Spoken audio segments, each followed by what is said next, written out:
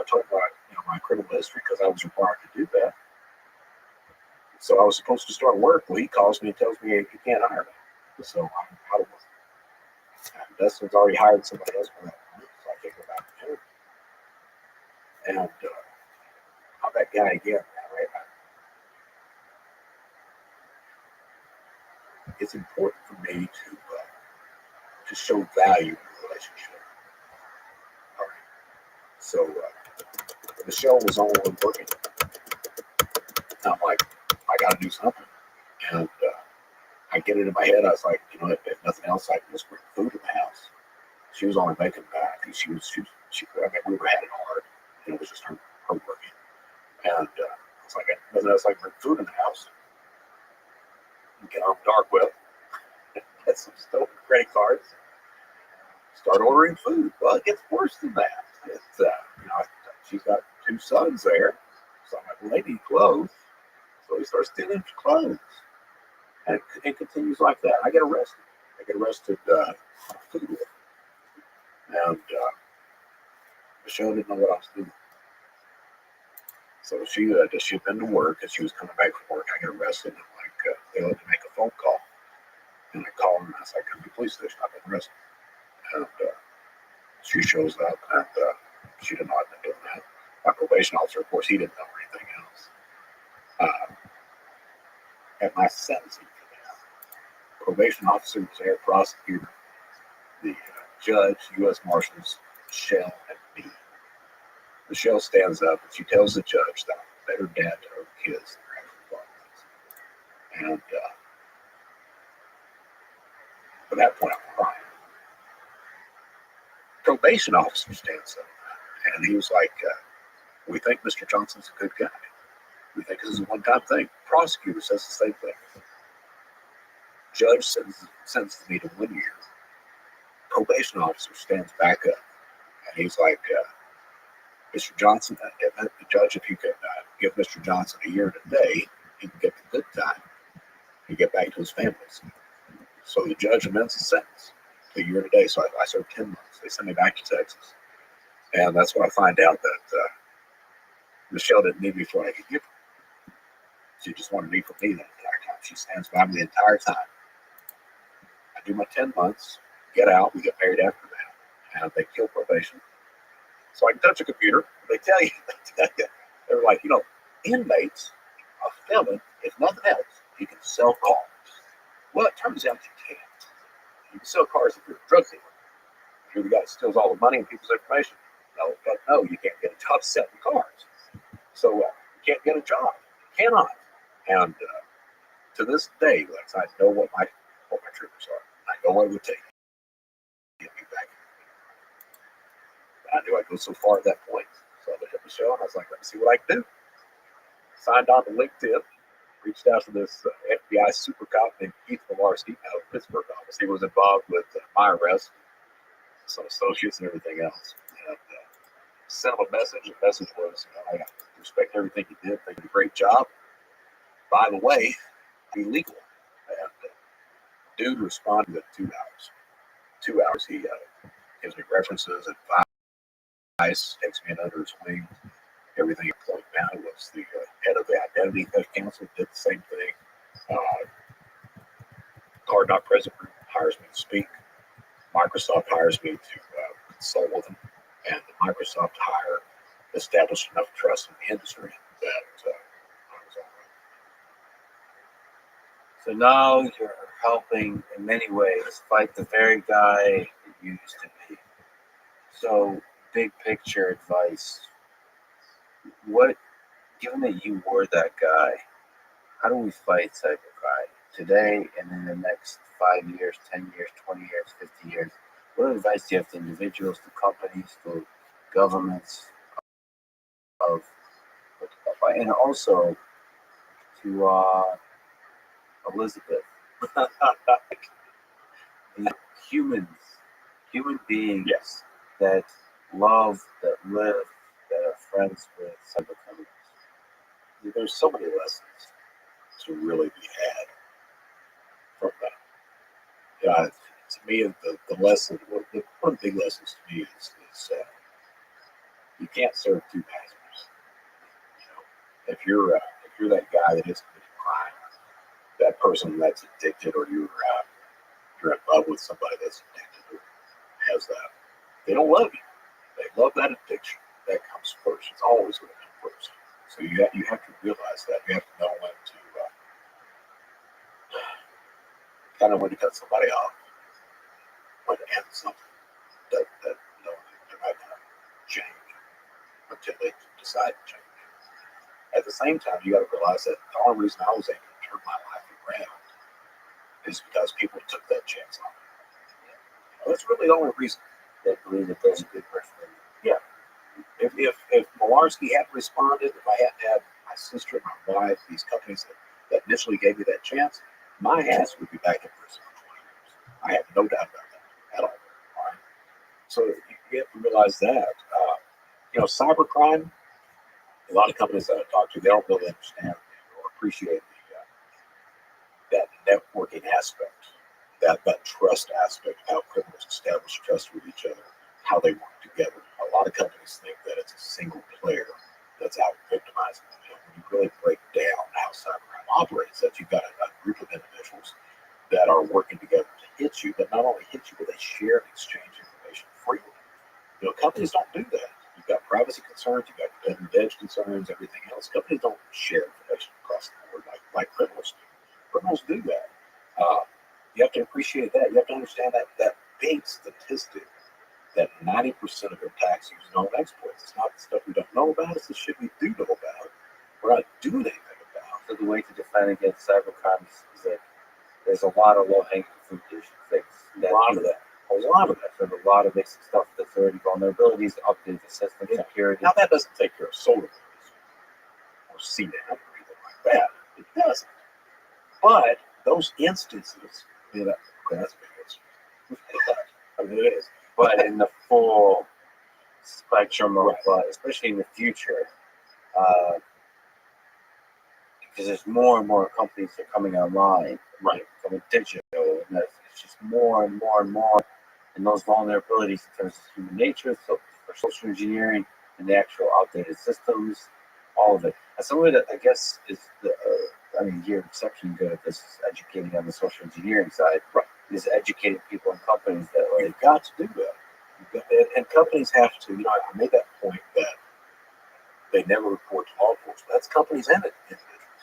I've worked with Fortune 50 companies that will not press charges. Instead, they'll have that insider, that criminal sign an NDA, they'll pay them off, and we won't mention this shit anymore. You have to press charges. You have to report. You have to raise the awareness of everyone in your group. You have to be. It's that idea, and I've talked about that before, of understanding your place in that cybercrime spectrum. The way a criminal will victimize you depends on who you are and what you do as a person and as a business. So you have to understand that, design security around that. We've got 7,500 security companies out there. A whole lot of them are snake oil salesmen. A lot of them is going to tell you that we're the one-stop solution, but you're not. You're not. You're a tool, all right? And you may have a very good tool, but it's not the only tool that's needed to protect against the attacks that are out there. We have to be open and honest about that kind of stuff. So I guess defense is not just like one tool. It's a process of just like a diversity and just constantly educating people. Absolutely. So it's the social side. It's constantly, because there's so many probably attack vectors. It's the software that you have. If you look at it, that's that attack surface. You can't plug everything. It's too damn large to plug everything. But you can do the best job you can possibly do. But it takes a variety of tools to do that. All right. The idea, and Arcos is big about that. But the idea is to take the cost of fraud to the fraudsters so high that they basically try to make it a target. All right, that's the idea that you want. You want it to be not worth the criminal's time. What about white hat hacking? So like, hacking for good. So testing systems and then giving companies the vulnerabilities as you find them. I think it's outstanding. I do. I think pen testing, white hat stuff is outstanding. I truly do. I think that you have to it has to be tempered with what is reality as well, though. All right, we've got a whole industry of people who try to sell RFID wallets that I don't know if many RFID hackers out there on the criminal side, to be honest with Yeah, so some of it's just like a psychological safety blanket that's not actually providing any protection. By the way, you wrote on LinkedIn something about ID. What is that? Why is it a problem? I was going down a rabbit hole. I was wondering if you were going to mention that. They lost. I guess I was partially responsible for them losing. What was the contract with that? Oh, the IRS. The IRS. So what is? So IDme is an identity. Okay, backtrack. IDme is a marketing company that wants to say they're an identity verification company. I just want to bring this up to see you get angry. Okay. I'll tell you what my issue is. Yeah. My issue. It's a company that's used for authentication by the IRS. Well, IRS, Social Security Administration, VA, at one point 23 state unemployment offices, a few other services. So I guess the idea is that you would be able to unlock your account or authenticate yourself as a human being by using your face or something like that. So private information. They've got a tiered system. Yeah, verification. They've got a free system which is questionable when you submit an ID. It's been shown several bypasses. And I don't want to talk about the security horribly bad because I want to be honest, there are bypasses for a lot of security systems out there. Right. All right. The issue that I have with IDB is that their policies are somewhat questionable. I don't care if you're a private company that has those policies in place, but if you're a government agency and you as a citizen are entitled to a benefit or a service of that government agency, and then the government agency forces you to give up your complete identity profile to a private company. And then that private company uses that profile for marketing purposes to further profit, things like that. I have a huge issue with that. I don't care if you're a private company that does that. I just don't think that citizens need to be forced into doing that in order to get a benefit or service that they're entitled to. So that's my big issue. So given how much we talked about the value of identity, you don't think that should be handed over? Like, no. Who would have thought that Brett Johnson made a privacy advocate? But here I am. It's just people don't understand or appreciate the value of who they are. And certainly you've got a host of companies. IDme is only one, but you've got some of these companies that say, well, we strip out the PII, the individual, which is using the biometrics and precise their resident and things like that. That's identity. That is, you can still ping that one unique individual out of all using that information. Stripping out the PII, you can still ping who that individual is. So, having lived a life of crime for many years, I'm sure you've connected indirectly to a large number of very dangerous people. Directly and indirectly. Yeah. But the network indirectly is larger, right? Oh, yeah. Are you, and I apologize for this question, are you ever worried for your life, for your well-being? Like, having seen a world that's really dangerous in ways that operates in the shadows. Like I said, when we started Shadow Crew and started that initial cybercrime that world, violence wasn't there. It came in later. Now violence is inherent in the system.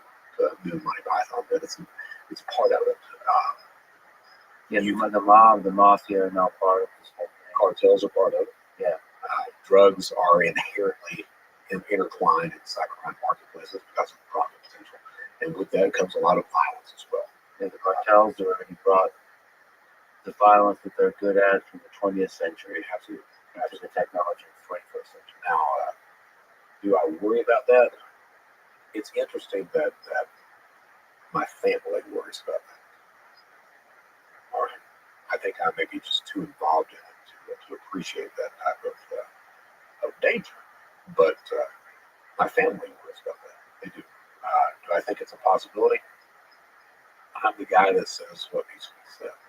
I've built my trust in this industry by not being scared of calling out companies and individuals, and not being scared of targeting criminals or criminal groups. Your honesty as a human being, emotionally and intellectually, is really refreshing. It's a gift. I mean, thank you for doing that. Is there a advice you could give to young people today about life? You broke many rules, all the rules. Some rules should be broken. If you look at somebody young today in high school and college, thinking how they can break the rules legally and live a life that's something they could be really proud of, what would you say? The biggest lesson I've learned, you want your life to be one where you're helping people and not hurting people. And that really hit me the first time I walked into Quantico. So you see the brightest minds in the United States who give up a lot of money, opportunities, a lot of money, because they believe in helping people. Where I spent a career just hurting and harming individuals, that's a healthy lesson. And I'm glad I'm there. But I would tell people out there, it's fine to want money. It's fine to do that. It's fine to test systems. It's fine to circumvent the rules and not break the law. It's fine to do all that. I like doing that, all right? But if you've got the mindset, you can just adhere to the mindset of helping people and not hurting people, I think you'll be all right at the end of the day. What gives you, again, given the dark, given all the dangers out there, what gives you hope about the future? Looking into 5, 10 years, 50 years, I mean, hope for human civilization. If we do all right, if we make it out of this century, what do you think would be the reason? Well, that's a damn good question. I mean, we got a lot of bad stuff going on. We got a lot of reasons.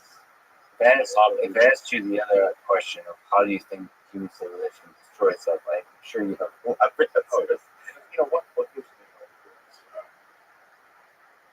you see people working together. The COVID's have been a little bit different because I think too many people wanted to play politics with it. That's been the heartbreaking thing about COVID is it's in many ways pull people apart. I mean, because a virus involves being afraid of each other. Because I mean, that was a scary thing. People talk about pandemics in that way, that you're afraid of other humans. That is the most terrifying thing. It's not the destructive nature of what it does to your body. It's just that it pulls people apart, and then you realize how fundamental that human connection is to humans. Absolutely. But we, as human beings, we do, when things really get bad, we do tend to respond and group together. We do that. And There's injustice. yeah, We see it. We rise up. I wake up in the morning and I watch Fox News and CNN so I can be pissed off at everything. All right. The division, the outrage, they're really feeding. They want you to be angry. Yeah, that's what causes me despair when I think that these things. Elizabeth was very good. She taught me one hell of a lesson, guys. Before I met her, I was in News Beyond all the time, a couple channels of it, and she was the woman who didn't watch the news at all. And I didn't understand that back then, but now I do. And I'm like, it's pretty smart, I mean, listen to that bullshit as this. That's why I love reading history books. I just I feel like that's the right perspective I take on modern times. How will this time be written about in the history books? Yeah, and react to that. The daily ups and downs of the outrages, which is getting worse and worse in terms of how quick the turnaround is in terms of the news. I'll tell you what, I'm sitting here. I appreciate you talking. I do, because I'm talking about their relationship and everything. It's really this kind of realization for me on a lot of things. So I really appreciate you asking those questions and everything. we'd be able to talk about that. I love it that you value. First of all, you're self-aware how important love is in your life. It can make you do some of the best and some of the worst things in this world, and it's good to think about that. It's good to think about that. That is what makes us human, is that connection and that love for each other. Um, what do you think is the meaning of life? It's a big, ridiculous question. Why the hell? What are we all here for? I don't think that's ridiculous. Man. To me, that meaning of life is finding out that lesson that we need to help each other. If you asked about security, how do you say that? But, everybody's worried about themselves. The way you solve that security problem is it takes everybody looking out for everyone else. That's how you solve that problem. And however you take, whatever journey you take to discovering that point. Yeah. I mean, with me, I've been asked a few times, do you regret anything or do you change anything? Mm-hmm. I've done a shitload of despicable things in my life. But I'm at a point in my life where I like who I am. And I know that I'm doing exactly what I'm supposed to be doing in my life. So would I change anything? As bad as a lot of that shit has been, I would. It made you who you are. Yeah. The whole of it. I mean, that's trite to say that, but it's true. That's the weird thing. It's true. Yeah. So, yeah. Also, you mentioned that you're thinking of launching a show. What's it going to be called? Because you've done a couple of podcasts. You're incredibly good at these. So good at this. I've done a couple. I'm on a lot of podcasts and everything like that. I had the broadcast with a friend of mine, Teresa, and that ended because of the difference of opinion. Depending on who you asked, one of us was an asshole. Yes. It abandoned me. Yeah. But then I did the Anglerfish podcast, which that was, I got to be honest with you, Lex, it was completely directionless. And it was Brett Johnson getting lazy. So I ended that. The Brett Johnson show is launching. That's the new one. That's the new one. And, what do you think of doing with it? Making a difference for one thing. But it's going to be talking about cybercrime security, helping people. Interviews. A lot of it's going to be solo. Now, I'm calling it the Brett Johnson show. I mean, because it's going to handle crime, talk to criminals and how they turn their lives around to degree as well. But there's some shit I want to bitch about too. Yeah. So figure I can tell you're good at this. I'm a fan already. I'm going to listen. I'm subscribe. You should too. You're launching it soon. Next week. Brett, you're an incredible human being. The honesty, the love, I could just see how much of yourself you put out there. One of the best public speakers I've ever heard. Definitely should be in a Scorsese show about cybercrime. 100%, I can tell you're a good actor. It makes perfect sense. Anyway, I'm deeply honored you spent your time with me today. I am too. It was amazing. Thanks for listening to this conversation with Brett Johnson. To support this podcast, please check out our sponsors in the description. And now, I'm going to leave you with some words from George R.R. Martin from A Clash of Kings. A good act does not wash out the bad, nor a bad act the good. Each should have its own reward. Thank you for listening. I hope to see you next time.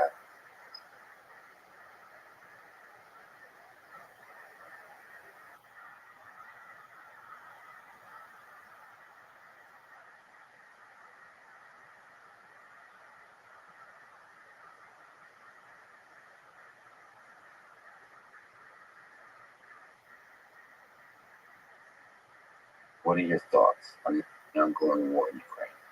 How do you analyze it within your framework about war? How far would they go to hang on to power when push came to shove?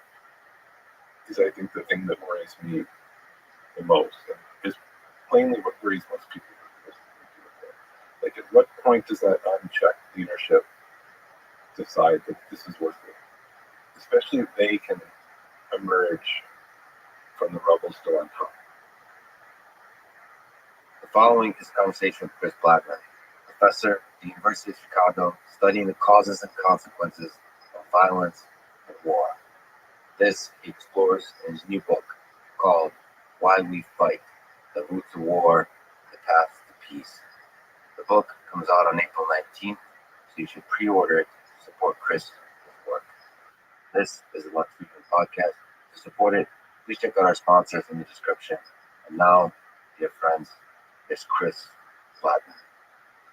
In your new book titled Why We Fight, The Roots of War and Paths for Peace, you write, quote, "Let me be clear what I mean when I say war.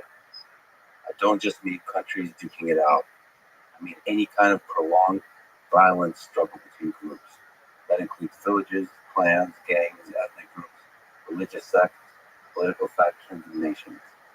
Wildly different as these may be, their origin common. We'll see for the Northern Irish zealots, Colombian cartels, European tyrants, Liberian rebels, Greek oligarchs, Chicago gangs, Indian mobs, Rwandan genocidaires, and whatever, thank you to you.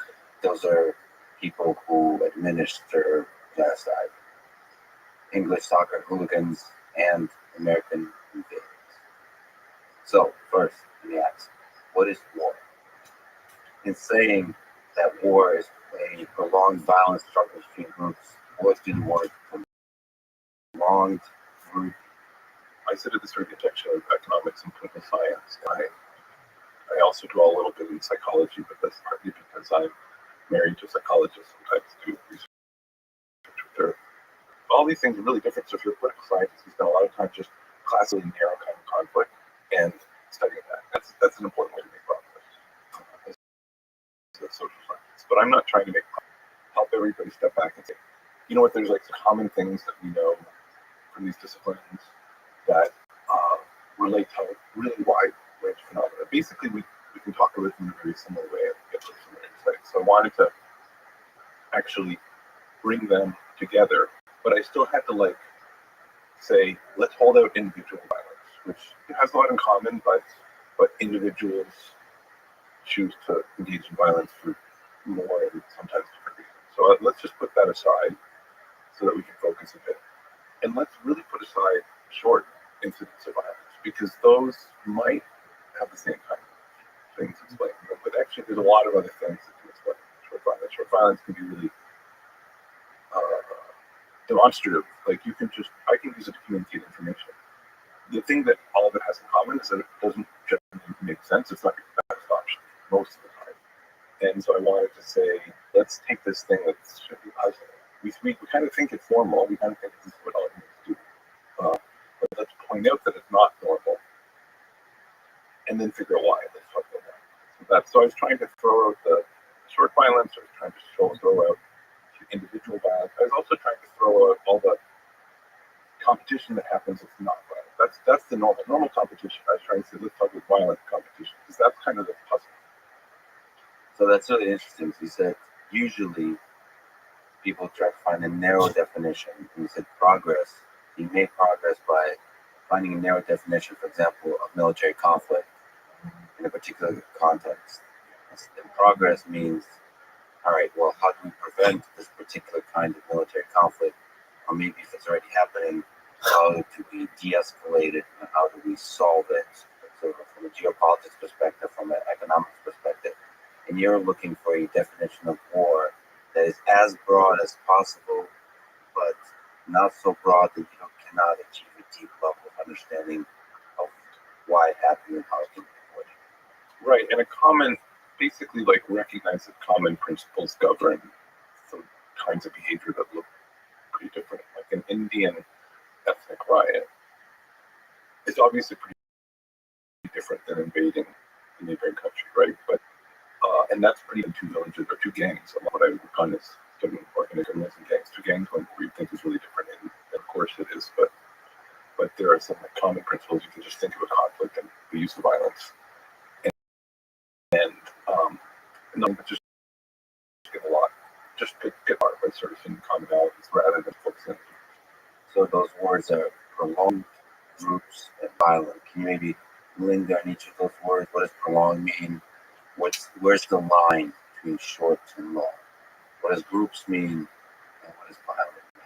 So let me, I have a friend who, someone who's become a friend through the process of my work and writing this book also, who was 20, 30 years ago was a gang leader in Chicago, this guy named Napoleon English or Nap.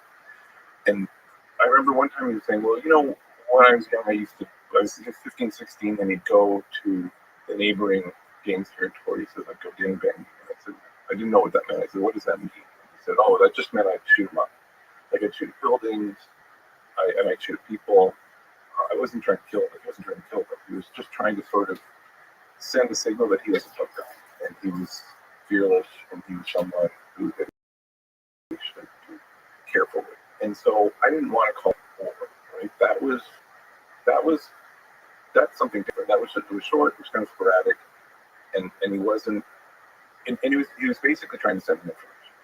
And this is what countries do all the time, right? We have military parades, and we might have border skirmishes, and I wanted to sort of, so is it what's short? Is a 3-month border skirmish a war? I mean, I don't try to get into those things. But I want to point out that like these long, grueling months and years of violence are like part of the problem and the puzzle.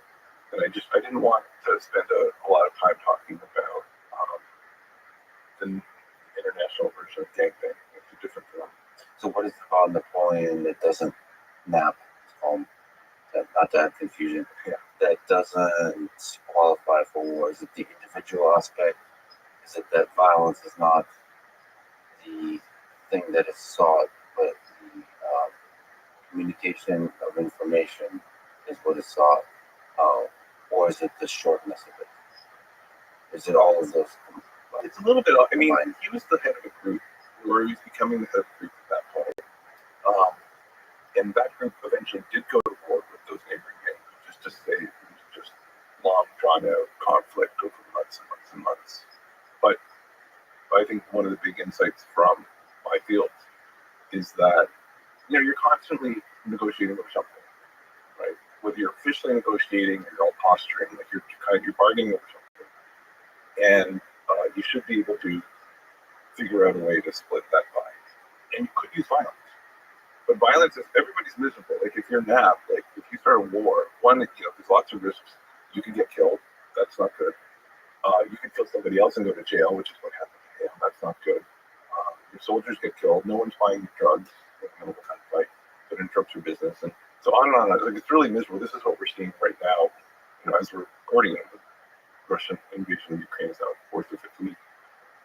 Everybody's, if it didn't dawn on them before, it's dawned on them now just how brutal, costly this is.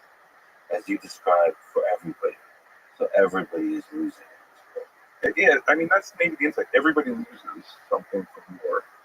And there was usually, not always, but the point is there was usually a way to get what you wanted or be better off without having to fight over. So there's this, fighting is just politics by the means. And it's just inefficient, costly, brutal, devastating. And so that's like the deep insight. And so I kind of wanted to say, so I guess like what's not war? Like I mean I don't try to belabor the definitions because some there's memes and memes of political science professor papers written on like what's war, what's not war. People disagree. I just wanted to say, where's the thing that we shouldn't be doing, or where's the violence that doesn't make sense? There's a whole bunch of other violence, including gangbanging, skirmishes, and things that might make sense, precisely because they're cheap ways of communicating, or they're not particularly costly. Where's the thing that's just so costly we should try to avoid it? Maybe like the better way of thinking. Nevertheless, definitions are interesting. So outside of the academic bickering, every time you try to define something, I'm a big fan of it. The process illuminates. The destination doesn't matter.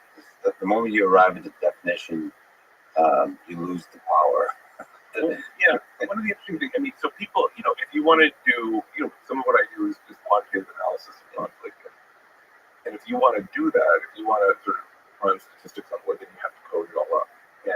And then lots of people have done that. There's 4 or 5 major data sets where people, or teams of people have over time said, we're going to code years of war between these groups or within a country. And what's interesting is how difficult these data sets will often agree. You have to make all of these. The decision gets really complicated. Like when does the war begin, right? Does it begin when a certain number of people have been killed? Did it begin? What if there's like lots of skirmishing and sort of like little terror attacks or a couple bombs off, and then eventually turns into war? Do we call that? Do we backdate it to like when the first act of violence started? And then what do we do with all the times when there was like that low scale, low intensity violence, the bombs off? And do we call those wars, but only, or maybe only if they eventually get worse? So it actually is really tricky. And the defense on the offensive aspect. So everybody, Hitler in World War II, it seems like he never attacked anybody. He's always defending against the unjust attack of everybody else as he's taken over the world. So that's like information propaganda that every side is trying to communicate to the world. So you can't listen to necessarily information like self-report data. You have to kind of look past that somehow. Maybe look, especially in the modern world, as much as possible at the data. How many bombs dropped, how many people killed, the estimates and the number of troops moved from one location to another, and that kind of thing. And the other interesting thing is there's quantitative analysis of war. So, for example, I was looking at Just War Index, where people trying to put a number on what wars are seen as just and not. There's numbers behind it. It's great. So it's great because, again, as you do an extensive quantification of justice, you start to think what you still are thought that, for example, World War II is a just war and other wars are not. A lot of it is about intent and some of the other factors like that you look at, prolonged the degree of violence that is necessary versus not necessary, given the greater good, some measure of the greater good of people, all those kind of things. Then there's reasons for war, looking to free people or to stop a genocide versus conquering land, all those kinds of things, and people behind it. And a lot it's based on, what I'm trying to imagine is, suppose I wake up, or that is whatever suppose I think my God tells me to do something, or my God thinks that, or my moral sense thinks that something that another group is doing is repugnant. I'm curious, are they evaluating the validity of that claim, or just the idea that, well, you said it was repugnant, people believe that, therefore it's just? I think, not to be corrected on a lot of this, but I think this is always looking at wars after they happen. So and trying to take a global perspective from all, sort of a general survey of how people perceive. So you're not weighing disproportionately things that the people weigh. Yeah. I kind of ended up dodging that because, one is to just point out that wars, actually most wars aren't necessary, and so in the sense that there's another way to get what you want. And so on one level, there's no just war. Now, that's not true because, take an example like the U.S. invasion of Afghanistan. The United States has been attacked. There's a culpable agent, reliable evidence, who's Al-Qaeda. They're being sheltered in Afghanistan by the Taliban. And then the Taliban, this is a bit murky. It seems that there was an attempt to they can come over or else, and they said, no way.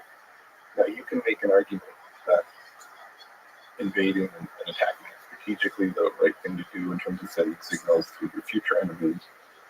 Or you just, if you think it's important to bring someone to justice, in this case Al-Qaeda, then maybe that's just war, or that's justification. But it hinges on the fact that the other side just didn't do the seemingly sensible thing, just say, okay. And so it was completely avoidable in one sense. But if you believe, and I think it's probably true, if you believe that for their own ideological and other reasons, the Mullah particularly Taliban in general, decided we're not going to do that, then now you've not left with very limited choice. And now, I didn't want to talk about, is that a just war, or is that what's justice or not? I just wanted to point out that like one side's intransigent, if that's even what happened. One side's intransigent sort of maybe compels you to basically eliminate all of the usual arguments that you could be satisfied with, and now you're left with really no other strategic option. I think that's a slight oversimplification, but I think that's like one way to describe it. So your book is fascinating, and your perspective on this is fascinating. I'll try to sort of play devil's advocate at times to try to get a clarity, but the thing that war is costly, truly costly for everybody. So that's what you mean when you say what you want from war, because you're going to, from a perspective, nobody wins, and so war is essentially a breakdown of reason, a breakdown of negotiation, of healthy communication, of healthy operation of the world. Some kind of, you list all kinds of ways in which it breaks down. There's also human beings in this mix, and there is ideas of justice. So, for example, I don't want to. My memory doesn't serve me well on which wars were seen as justice. Very, very few in the 20th century of the many that have been there. The wars that were seen as just, first of all, the most just war seen as World War II by far. It's actually the only one that goes above a threshold is seen as just. Everything is seen as unjust. It's less. It's like degrees of unjustness. And I think the ones that are seen as more just are the ones that are fast. That you have a very specific purpose, you communicate that purpose honestly with the global community, and you strike hard, fast, and you pull out. Sort of, it's as a rescue mission. It's almost like policing work. If there's somebody suffering, you go in and stop that suffering directly. That's it. I think World War II is seen in that way.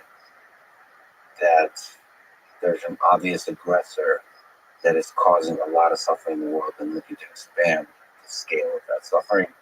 And so you strike, given the scale, you strike hard and as fast as possible to stop the expansion of the suffering.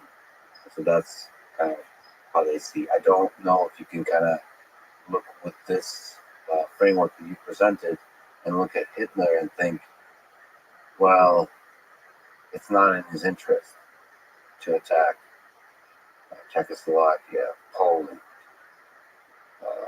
Britain, France, Russia, the Soviet Union, America, the United States of America. Same with Japan. What is it in their long-term interest? I don't know. So for me, who cares about alleviating human suffering in the world? Yes, it's not. It seems like almost no war is just, but it also seems somehow deeply human to fight. And I think your book makes the case. No, it's not. Can you try to like get at that? Because it seems that war, there is some that like drum of war seems to beat in all human hearts. Like it's in there somewhere. Maybe there's like a relic of the past, and to get rid of it, it's deeply. Okay, so I'm going to go to war, and obviously there's a lot of violence, and so we have to explain something, and some of that's going to be aspects of our human. So I guess what I wanted us to sort of start with it, I think it was just useful to sort of start and point out, actually, there's really, really, really, really strong incentives not to do it, because it's going to be really costly. And so all of these other human or strategic things, all these things, the circumstantial things that will eventually lead to war, have to be pretty powerful before we go there. And most of the time. Sorry to interrupt. And that's why you also describe very importantly that war in history is actually rare. We usually avoid it. Most people don't know about the U.S. invasion of Haiti in 1994. I mean, a lot of people know about it, but people just don't pay attention to it. History books and school kids are going to learn about the invasion of Afghanistan for decades and decades, and nobody is going to put this one in the history books, and it's because it didn't actually happen. Because before the troops could land, the person who'd taken power in a coup basically said, fine. There's this famous story where Colin Powell goes to Haiti, to this new dictator who's refused to let a democratic president take power, and tries to convince him to step down, or else he says no, and then he shows him a video, and it's basically troop planes and all these things taking off. And he's like, this is not 5, this is 2 hours. So, and basically, he basically gives up right there. So that's a powerful move. I think Powell might have been one of his teachers in a U.S. military college, because a lot of these military trained at some point. So there was some personal relationships between people in this government and stuff that they were trying to do. The point is, and that's like what should have happened. That makes sense, right? Like, yeah, maybe I could mount an insurgency, and yeah, I'm not going to bear a lot of the cost of war because I'm a dictator, and maybe he's human and he just wants to fight if he's angry or just in his mind, whatever he's doing. But at the end of the day, it's like, this does not make sense. And that's what happens most of the time. But we don't write so many books for it. And now some political scientists go with a count of all of the nations that could fight because they have some dispute right next to one another, or they look at the ethnic groups that could fight with one another because there's some tension and right next to one another. And then whatever, some numbers are like 900, 900,000 don't fight. Because they just find some other way. They don't like each other, but they just loathe in peace. Because that's what they do. And that's what we all do. We loathe in peace. And we loathe the Soviet Union and loathe peace for decades. India loathes Pakistan in peace. And 2 weeks into the Russian invasion of Ukraine, again, papers, most people didn't, I think know, India accidentally launched a cruise missile at Pakistan. And calm ensued. So they're like, yeah, we do not want to go to war. This will be bad. We'll be angry, but we'll accept your explanation that this was an accident. And so these things fly under the radar. And so we overrate how likely it is that you can fight. But then, of course, Russia did invade and didn't negotiate peace. And so the book is sort of about half the book is just sort of laying out. Well, actually, like, there's just different ways this breaks down. And some of them are human. Some of them are this. I actually don't think war beats in our heart. It does a little bit, but we're actually very cooperative. As a species, we're deeply cooperative. We're really, really good. But the thing we're okay at violence, and we're okay getting angry and vengeance. And we have principles that will sometimes lead us. But we're actually really, really, really good at cooperation. And so that's, again, I'm not trying to write some big optimistic book where everything's going to be great and we're all happy and we don't fight. It's more just to say, let's be like a doctor. As a doctor, we're going to focus on the sick, right? I know there's sick people, but I'm going to recognize that the normal state is health and that most people are healthy. And that's going to make me a better doctor. And I'm kind of saying the same thing. Let's be better doctors of politics in the world by recognizing that the normal state is health, and then we're going to identify like what are the diseases that are causing this. So yeah, the natural state of the human body with the immune system and all the different parts wants to be healthy and is really damn good at being healthy, but sometimes it breaks down. Let's understand how it breaks down. Yeah. 5 ways that you list that are the roots of war. Yeah, so I mean, they're kind of like buckets. So they're sort of things that rhyme, right? Because it's not all the same. There's like lots of reasons to go. There's this great line, there's a reason for every war and a war for every reason. And that's true. And it's kind of overwhelming, right? And it's overwhelming for a lot of people. It was overwhelming for me for a lot of time. And I think one of the gifts of social science is actually people have started to organize this for us. And I just tried to organize it that's like a tiny bit better. Buckets that rhyme. Buckets. Yeah, the terrible metaphor, right? Narrative metaphor. So the idea was that like that basic and stuff, like something overrides these things. And I guess I was saying there's 5 ways that they get overridden, and 3 are I call strategic. Like they're kind of logical. There's circumstances that and this is they're sort of very strategic. Is strategy is like this game theory. You could use those 2 things interchangeably, but game theory is sort of on the top of it. It's basically saying that there's times when this is like the optimal choice because of circumstances, and one of them is when the people who are deciding don't bear those costs. So, or maybe even have a private incentive that's if they're ignoring the cost, then maybe the costs of more are not so material. That's a contributing factor. Another is just there's uncertainty. We can talk about that, but there's just the absence of information means that actually there's circumstances where it's your best choice to attack. There's this thing that political economists call commitment problems, which are basically saying there's some big power shift that you can avoid by attacking now. So it's like a dynamic incentive. It's sort of saying, well, in order to keep something from happening in the future, I can attack now structure of incentives. It actually makes sense for me, even though war is, in theory, really costly. Or it is really costly nonetheless. And then there's these sort of human things. One's a little bit like just war. One sort of thing is like ideologies or principles or things we value that weigh against those costs. Like exterminating the heretical idea or standing up for a principle. It'd be so valuable to me that I'm willing to use violence, even if it's costly. And there's nothing irrational about that. And then the fifth bucket is all of the irrationalities, all the passions, and all of the most important like misperceptions, the way we basically make wrong calculations about whether or not what's the right decision we get.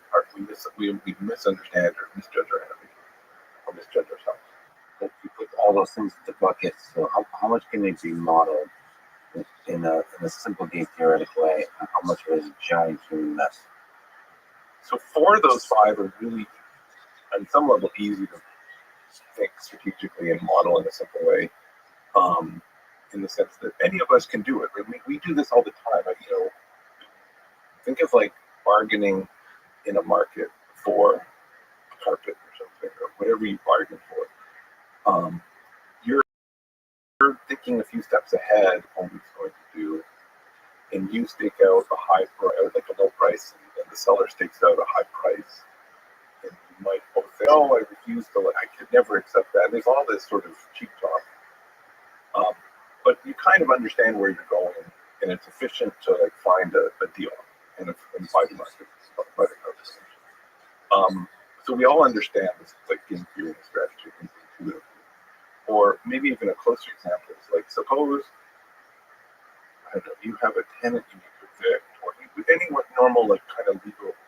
It's not yet a legal dispute, right? Like we just have a dispute with a neighbor or somebody else. Most of us don't have going to court.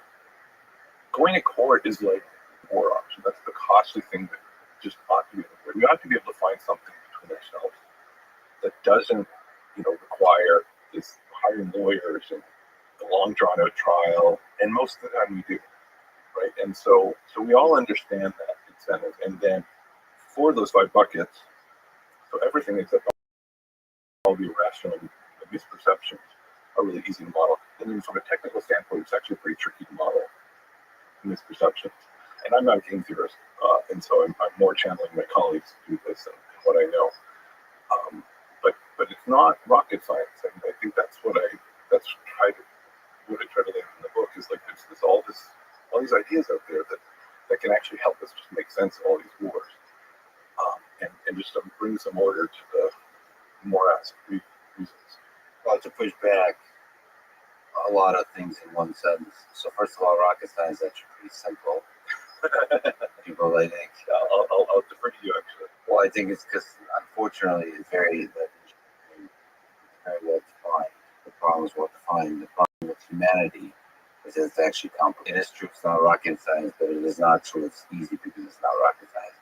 But the problem, the downside of game theory is not that it helps us make sense of the world.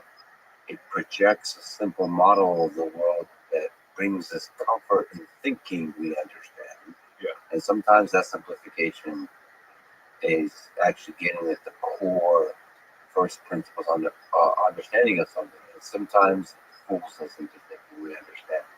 So for example, mutually assured destruction is a very simple model. People argue all the time whether that's actually a good model or not. But there's empirical fact that we're still alive as a human civilization. And also in the game theoretic sense, do we model individual leaders and relations? Do we the staff, the generals, Or do we also have to model the culture, the people, the suffering of the people, the economic frustration or the anger or the distrust?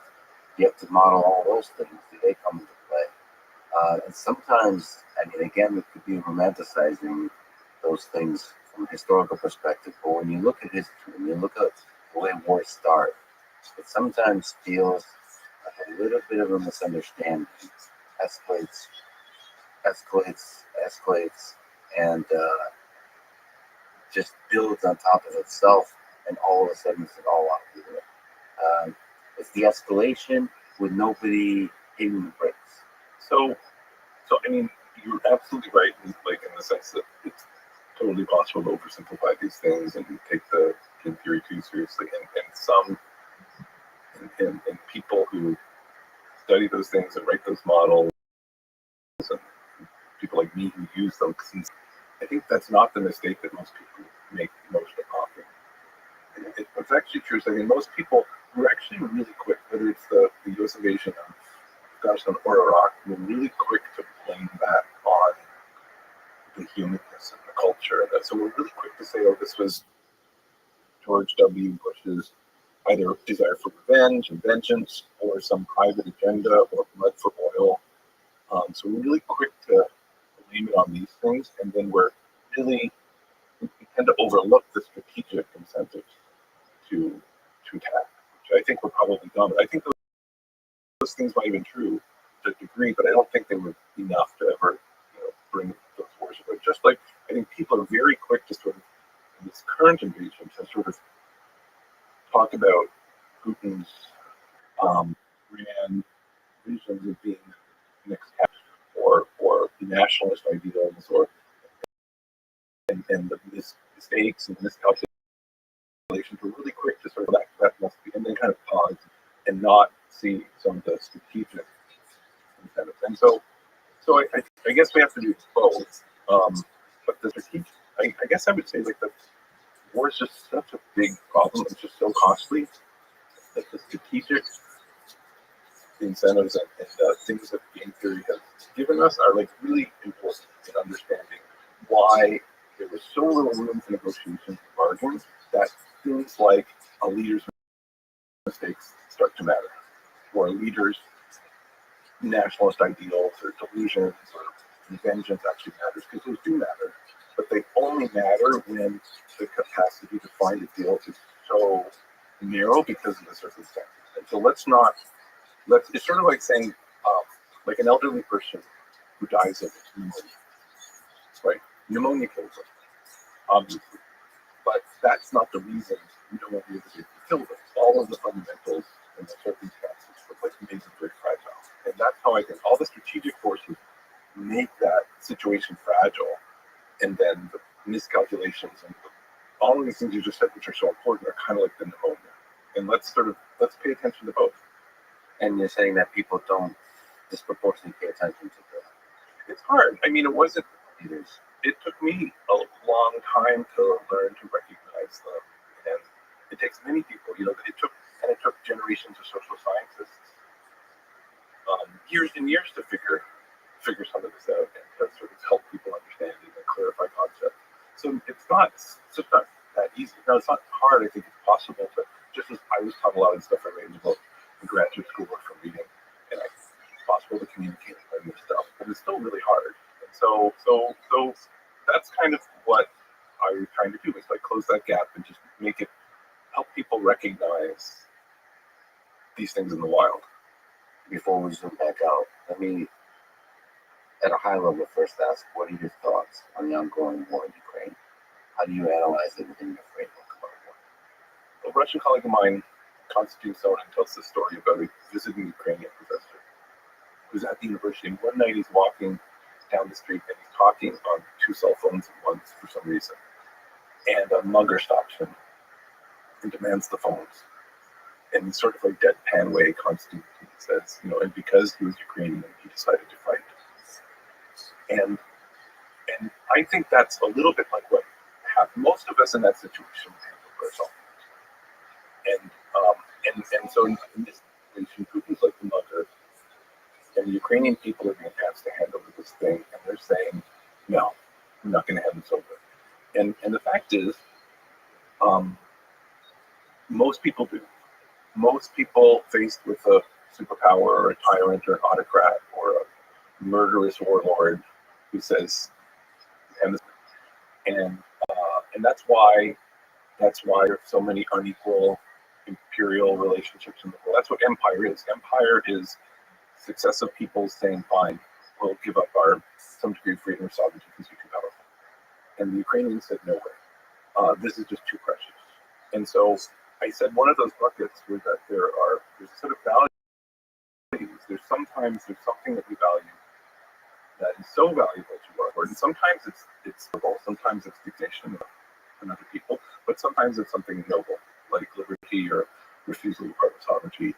And in those circumstances, people will decide, I will endure the costs. They probably, I think they knew what they were probably risking. And so to me, that's not to blame the Ukrainians any more than I would blame Americans for the American Revolution. It's actually a very similar story. You had a tyrannical, militarily superior, pretty non-democratic entity come and say, you're going to have partial sovereignty.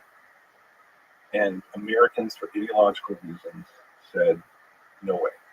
And that, people like Bernard Beale and other historians, that's like the dominant story of the American Revolution. It was an ideological origins. That's what this idea of liberty. And so now there's lots of other reasons, I think, why this happened. But I think, for me, it starts with Ukrainians failing to make that sensible, quote unquote, rational deal that says we should relinquish some of our sovereignty because Russia is more powerful than we are. So there's a very clinical look at the war, meaning there is a man and a country, Vladimir Putin, that makes a claim on a land, builds up troops, and invades. Yeah. The way to avoid suffering there, and the way to avoid death, and the way to avoid war is to back down and basically let there's a list of interests he provides, and you go along with that. That's when the goal is to avoid war. Let's do some other calculus. Let's think about Britain. So France fought Hitler, did not fight very hard. Portugal, there's a lot of stories of countries like this. And there is Winston motherfucking Churchill. He's one of the rare humans in history who had that in the beaches. It made no sense. Hitler did not say he's going to destroy Britain. He seemed to show respect for Britain. He wanted to keep the British Empire. It made total sense. And it was obvious that Britain was going to lose if Hitler goes all in. It seemed like he was going to. And yet Winston Churchill said a big F you. Yeah. Similar thing, Zelensky and the Ukrainian people said F you in the same kind of way. So I think we're saying the same things. I'm being more clinical about it. Well, I'm trying to understand, and we won't know this, but which path minimizes human suffering in the long term? Well, on the eve of the war, Ukraine was poorer in proportion terms than it was in 1990. The economy is just completely stagnated. In Russia, meanwhile, like many other parts of the region, we boomed to a degree, and certainly because of oil and gas, but also for a variety of other reasons. And Putin's consolidated political control, and from a very cold-blooded and calculated point of view, I think one way Putin and Russia could look at this is this: look, we were temporarily weak after the fall of the Iron Curtain, and the rest in the West basically took advantage of that. Like, bravo, you pulled it off. You basically crept democracy and capitalism, all these things right up to our border. And now we have regained some of our strength. We've consolidated political control. We've held our people. We have a strong economy, and we somehow got Germany and other European nations to give up energy independence and actually just, we've got an enormous amount of leverage over you, and now we want to roll back some of your success because we're powerful enough to demand it. And you've been taking advantage of the situation. This may be a fair, impartial analysis. And in the West, but more specifically Ukraine, said that that's a price too high, which I totally respect.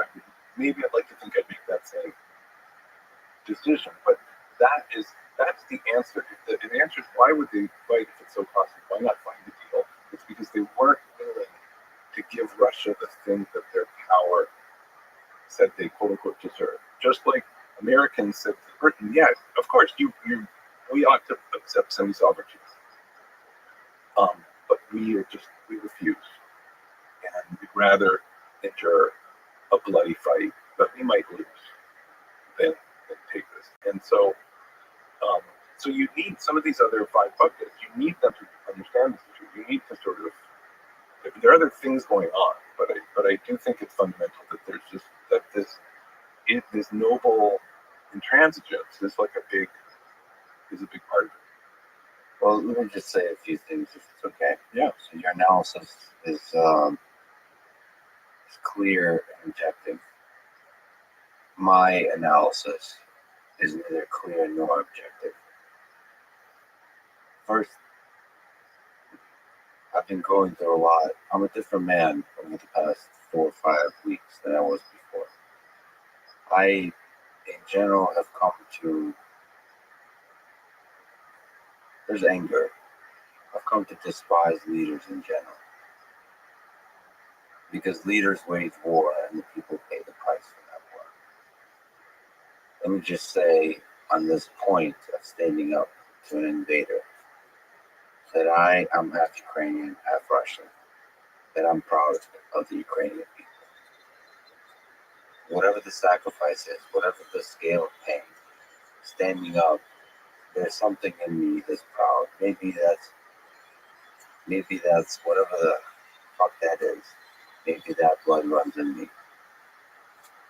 I love the Ukrainian people, I love the Russian people.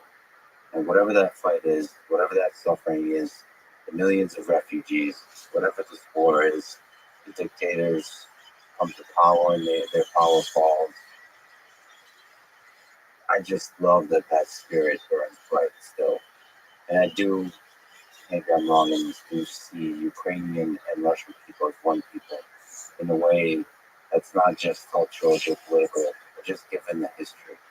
I think about the same kind of fighting when Hitler, with all of his forces, chose to invade the Soviet Union, Operation Barbarossa. He went in that Russian winter, and a lot of people, and that pisses me off, because if you know your history, it's not the winter that stopped Hitler, it's the Red Army, it's the people that refused to back down. They fought proudly. That pride, that's something. That's the human spirit. That's in war. War is hell, but it really pushes people to stand for the things they believe in. It's the William Wallace speech from Braveheart. I think about this a lot. That does not fit into the framework. No. I disagree. I think it totally fits in, and it's this. There's nothing irrational about what we believe, especially those principles which we hold the most dear. Right?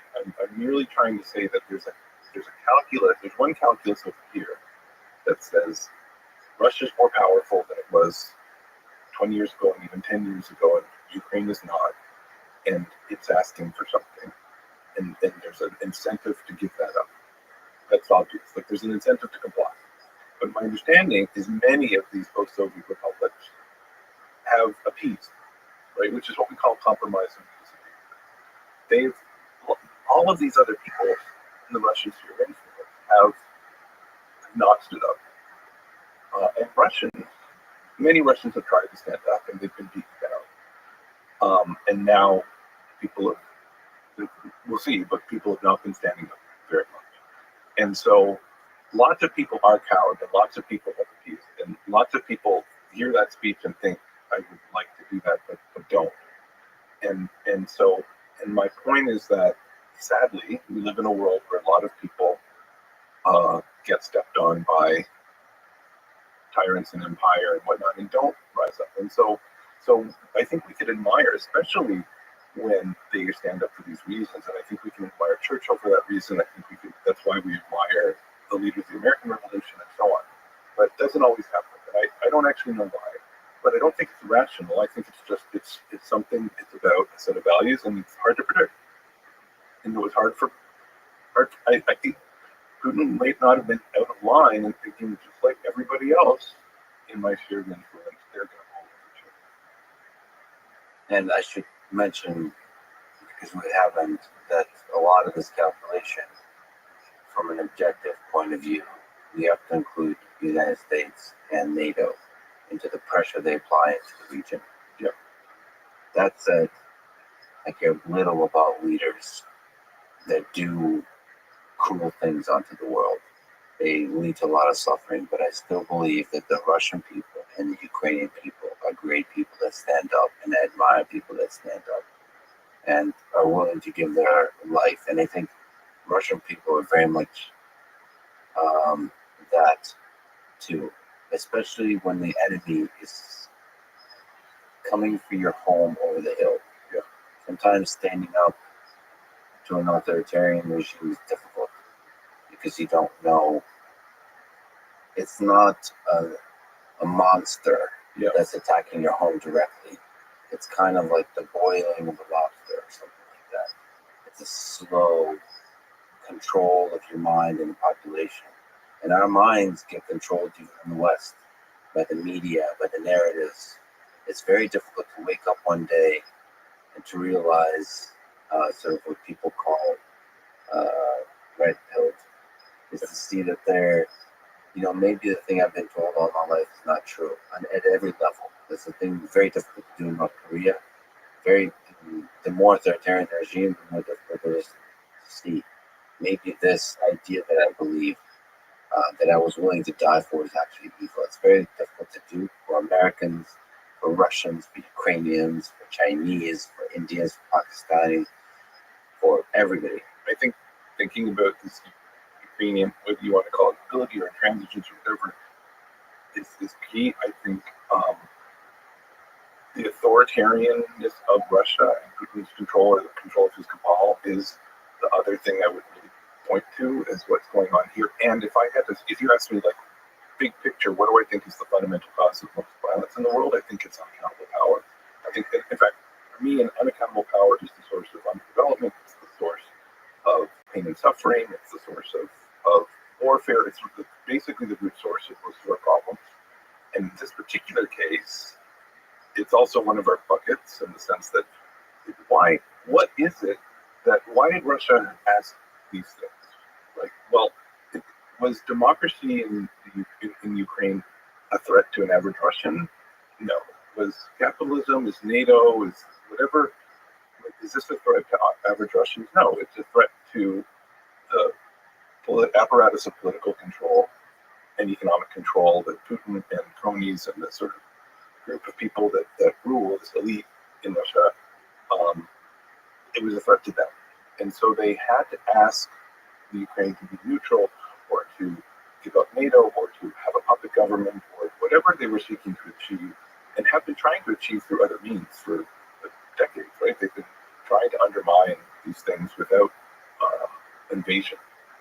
And they've been doing that because it threatens their interests. And that's like one of these other logics of war. It's not just that there's something that I value so much and willing to endure the cost. It's that there are people, not only does this oligarchy or whatever elite group that you want to talk about in Russia, first of all, they're not bearing something, they're bearing some cost of war, right? And they're certainly bearing cost of sanctions. But they don't bear all the cost of war, obviously. And so they're quick to use it. But more importantly, like, in some sense, I think there's a strong argument, political incentive to invade, or at least to ask Ukraine this sort of impossible to give up thing, and then invade despite Ukrainian nobility and transigence because they were threatened. And so that's extremely important, I think.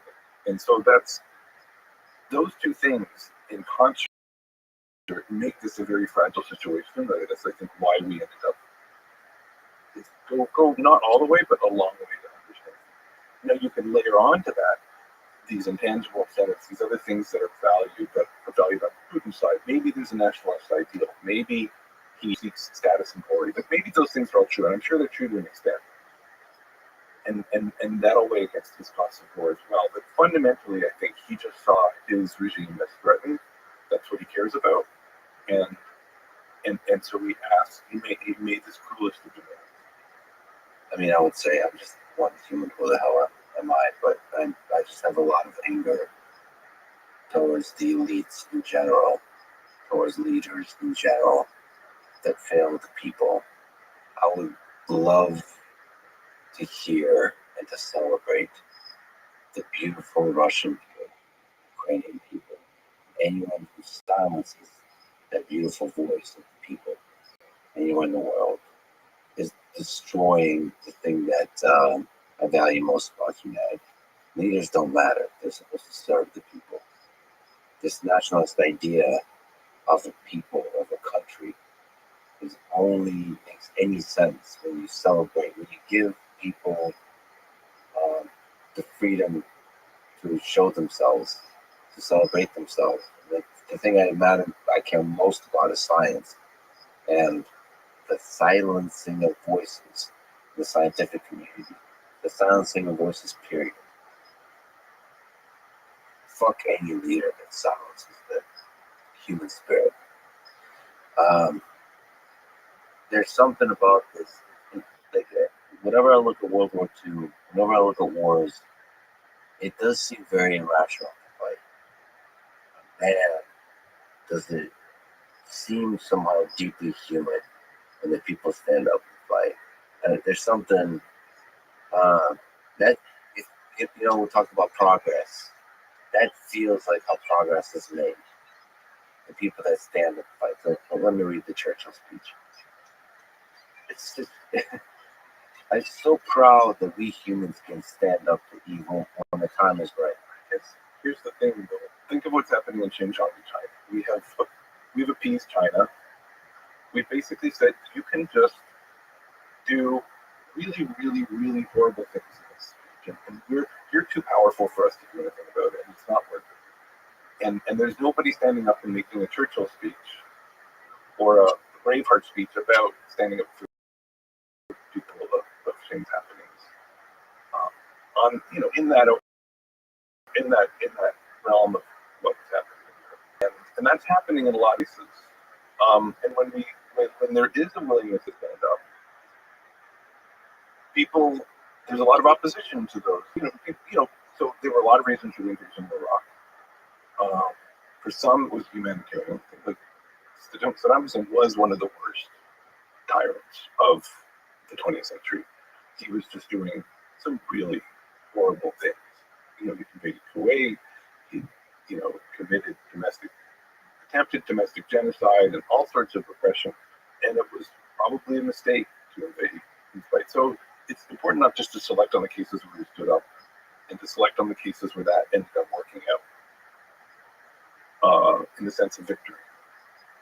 Right? It's important to sort of try to not judge, but just try to understand these things in the context of all the times we didn't give that speech, or when we did, and then it just went sideways.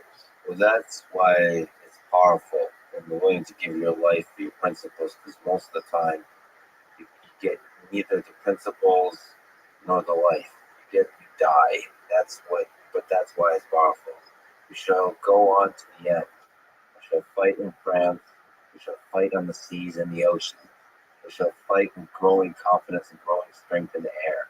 We shall defend our island, whatever the cost may be. We shall fight on the beaches. We shall fight on the landing grounds. We shall fight in the fields and in the streets. We shall fight in the hills. We shall never surrender. This is before Hitler had any major loss to anybody. That was a terrifying armada coming our way.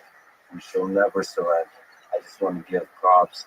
I want to give my respect as a human being to Churchill, to the British people for standing up, to the Ukrainian people for standing up, and and to the Russian people. These are great people that throughout history have stood up to evil. Let me ask you this, because you quote Sun Tzu in The Art of War. There's no instance of a country having benefited from prolonged warfare. This is the main thesis. Can we just linger on this? Since leaders wage war and people pay the price, when we say that there's no reason to do prolonged war, is it possible to have a reason for the leaders if they disregard the price? If they have a different objective function or utility function that measures the price that's paid for war, is that one explanation of why war happens? Is the leaders just have a different calculus than other humans? I mean, I think this links us back to what we're talking about earlier. So in some sense, just war is saying that in spite of the cost, that our enemy has done something, our opponent has refused to compromise on something that we find essential, and is demanding that we compromise in a way that's completely repugnant, and therefore going to go to war despite these material costs and these human costs. So that and then that principle that we go to war on is liberty and sovereignty. I think we can understand and sympathize with, and maybe that's just a universe. Maybe that's the greatest cause of just war. But other people make that could go to war for something considerably less, a principle that's considerably less noble, right? Which is what Hitler was doing. That's an explanation. So that's a whole class of explanations that help us understand that the compromise that was on the table, given the relative balance of power, was just repugnant, at least to one side. There's something there. And then you get to the leaders. Well, what happens when what the leaders want? What happens when the leaders are detached from the interest of their groups, which has been true for basically most of human history. There's a narrow slice of societies in the big scheme of things that have been accountable to the people. A lot of them exist today. Where to some degree they're channeling the interests of their group. Right. So the Ukrainian politicians didn't concede to these cruel Russian demands, because even if they had, it would be political suicide. It seemed, or it seems that the Ukrainians would have just rejected this. So they were in some sense channeling the values of the broader population. Even if they, I don't know what, and if they didn't share those principles, they self-interestedly followed them. Probably they shared them, but I'm just saying that even if they didn't, they wouldn't come. We usually get the reverse, which is where the leaders are not accountable. And now they have some value, which could be glory. And this is the story of the kings, and to some lesser extent, the queens of Europe, for hundreds of years. It was basically a contest, and war was the sport of kings. And to some extent, they were just seeking status through violent competition. And they paid a big price out of the royal purse, but they didn't bear much to the suffering. And so they were too quick to go to war. And so I think that detachment of leaders, combined with, you mingle it with that one bucket, that uncheckedness, and you mingle that with the fact that leaders might have one of these values, noble or otherwise, that carry them to war, combined to explain a good number of conflicts as well. And that's a good illustration of why I think autocracy and unaccountable power is. I could make that story for all of those things. They're all more susceptible to these things, to all five of these things, when leaders are not accountable to the people and the group. And that's what makes it like the meta cause of conflict in all of human history, and sadly today. Does the will to power play into this, the desire for power? That's a human thing again in the calculation. Shall we put that in the misperceptions bucket? Or is misperceptions essentially about interaction between humans, and power is more about the thing you feel in your heart when you're alone as a leader?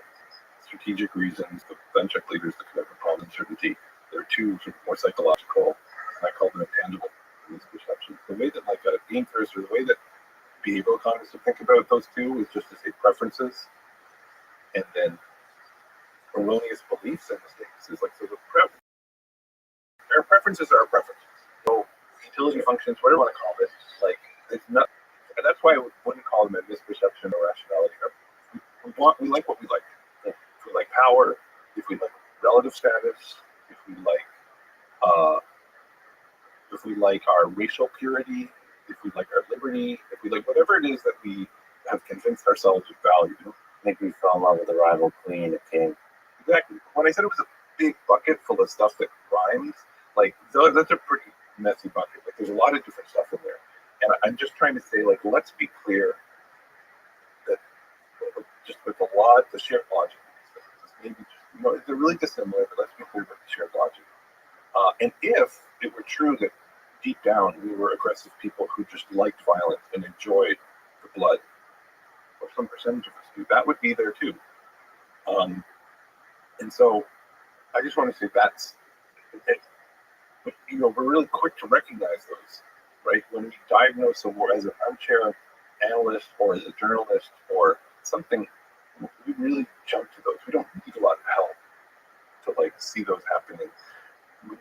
So we probably put a little bit too much emphasis on them. It's maybe the only thing that I would caution, because the others are more subtle, and they're often there and contribute.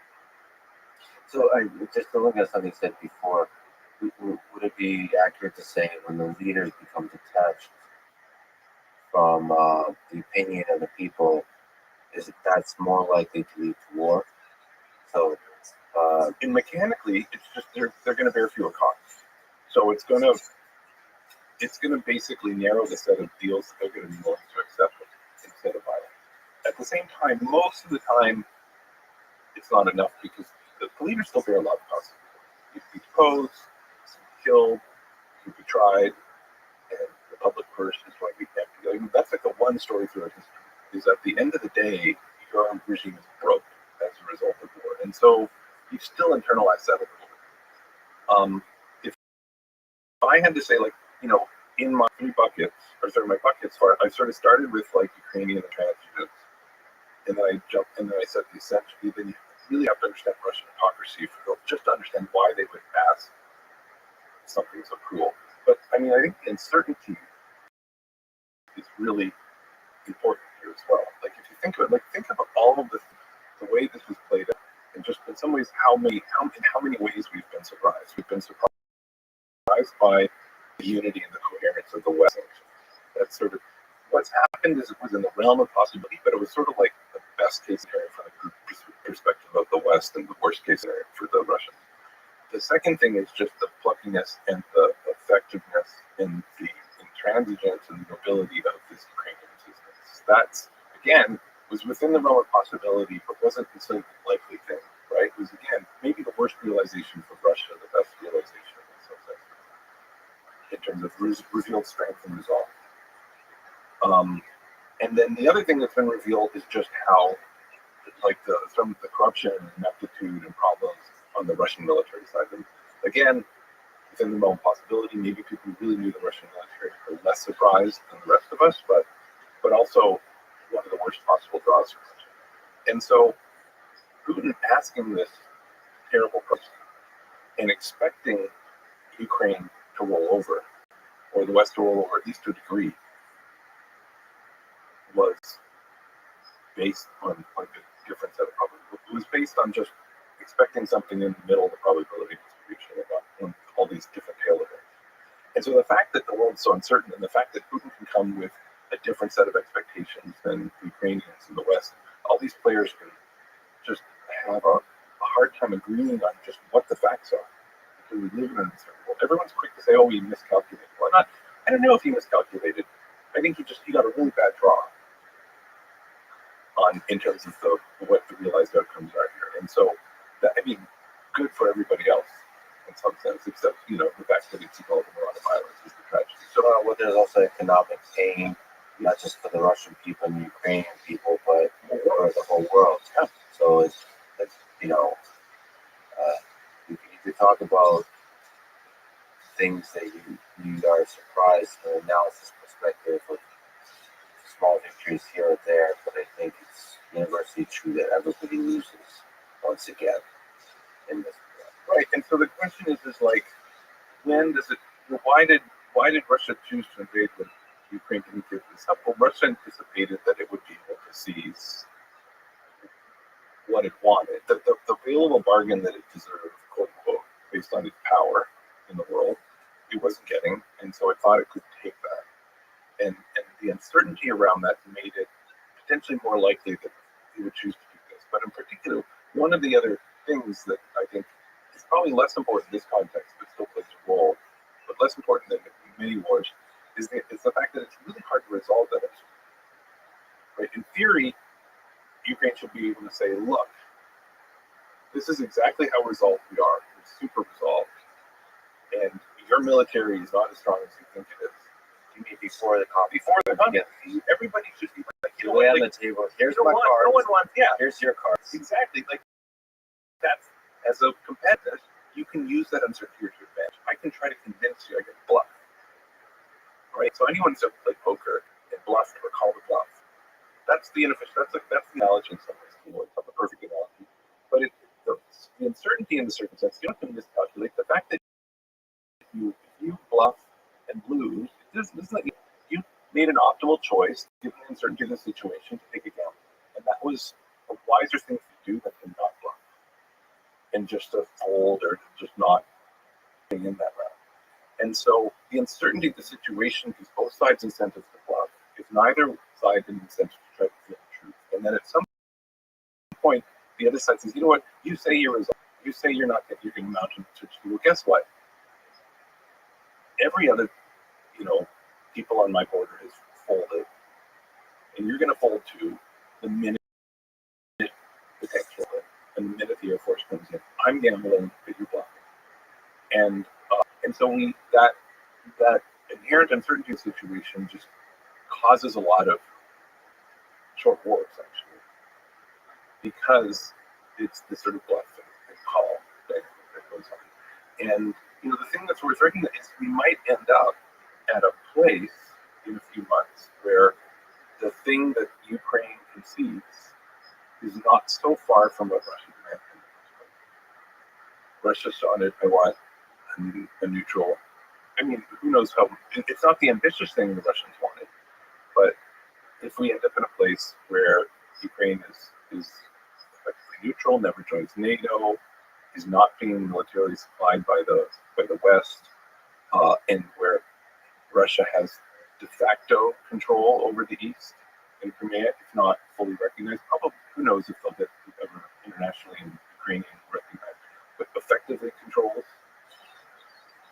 Russia will have accomplished what it asked for in the first place, and both parties had to get there through violence rather than through negotiation. And you wouldn't need misperceptions and mistakes, and you wouldn't need Putin's delusions of glory or whatever to get there. You just need the ingredients like given so far, which is like an unwillingness to do that without fighting on the part of the Ukrainians, an autocratic Russia who would make those demands because it's in their self-interest, and the uncertainty leading them to fight. And that sadly is like the best case. This feels like the best case scenario right now, which is the war is just 5 months and not 5 years. Given the current situation. Given the current situation. Because the suffering has already happened. The lost homes, people moving, having to see their home in rubble, millions of people, refugees having to escape the country. And hate flourishes versus the common humanity, as it does with war. And on top of all of that, if we talk from a geopolitical perspective, the warmongers all over the world are sort of they now got narratives, and they got whatever narratives. You go shopping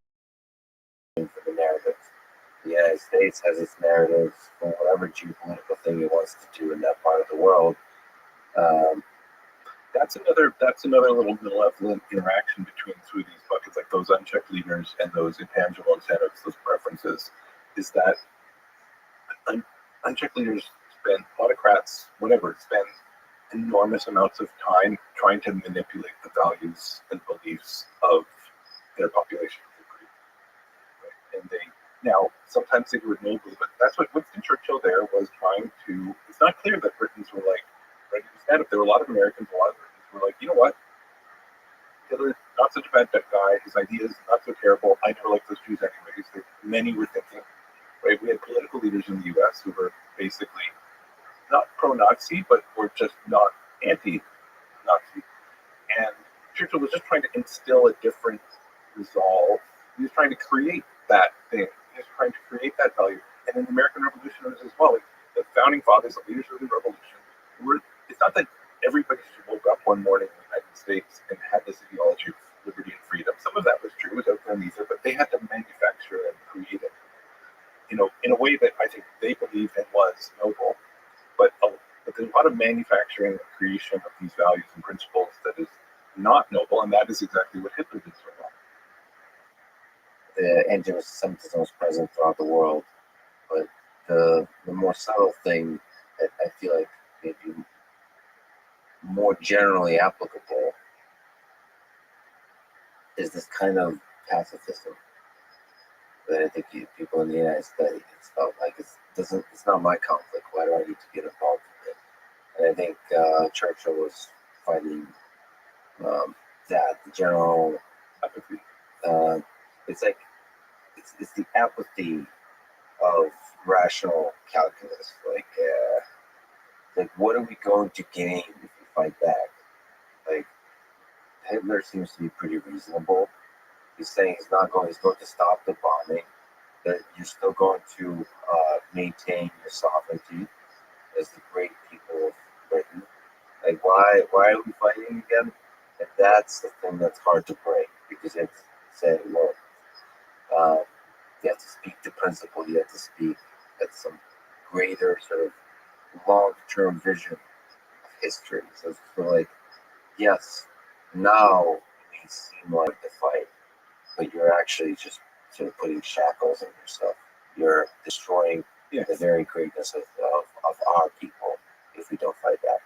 And to think about this with the current case with Russia, I mean, some people look at Putin's speeches and papers he's written on Ukraine historically being a part of Russia and trying to deny basically create all these nationalist narratives, and they think, well, Putin really believes this. Putin really believes this, and that's why he's invading. That might also be true, contribute to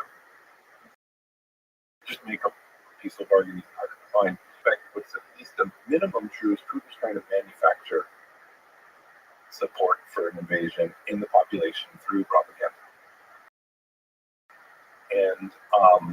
And so he's doing, on some level, the same thing that Winston Churchill was doing in mechanical terms, which is to try to manipulate people's preferences, but doing it in a sinister, malevolent, evil, self-serving way because it's really in his interest. Whereas this was anything but, right? In the Churchill example, The dark human thing is like there's moments in World War II where Hitler's propaganda, he began to believe his own propaganda. It's like, I think he probably always believed. I think he was a sincere believer. well, no. There's a lot of places in where there was uncertainty, and they decided to do propaganda, and that propaganda resolved the uncertainty in his own mind. Like, so for example, he believed until very late that America is a weakling militarily as an economic power, which is the spirit of the people. And like that was part of the propaganda they're producing. And because of that propaganda, when he became the head of the army, he was making military actions. He like nonchalantly started war with America, with the United States of America, where he didn't need to at all. He could have avoided that completely, but he thought, whatever, they're easy. So that's I think that propaganda first, belief second, and I think as a as a human being, as a dictator, when you start to believe the lies with which you're controlling the populace, you're not able to, you become detached from this person that's able to resolve in a very human way the conflict. And when I said the meta, the big common factor that causes war over and over again is unaccountable power. It's not just because it's mechanically, like one of my 5 explanations is saying, well, if you're unaccountable, you don't bear the cost of war, you might have private incentives. So yes, bargains are hard to find, but it leads to all these nasty interactions. So earlier I said there's this interaction between the values and the unchecked leaders, because those idiosyncratic values of your leader become more important when they're unchecked. But the uncertainty point you just made is like a deep point. It's to say actually that like the fundamental problem that all autocrats have is an information problem, because nobody wants to give them the right information, and they have very few ways to aggregate information if they're not popular, right?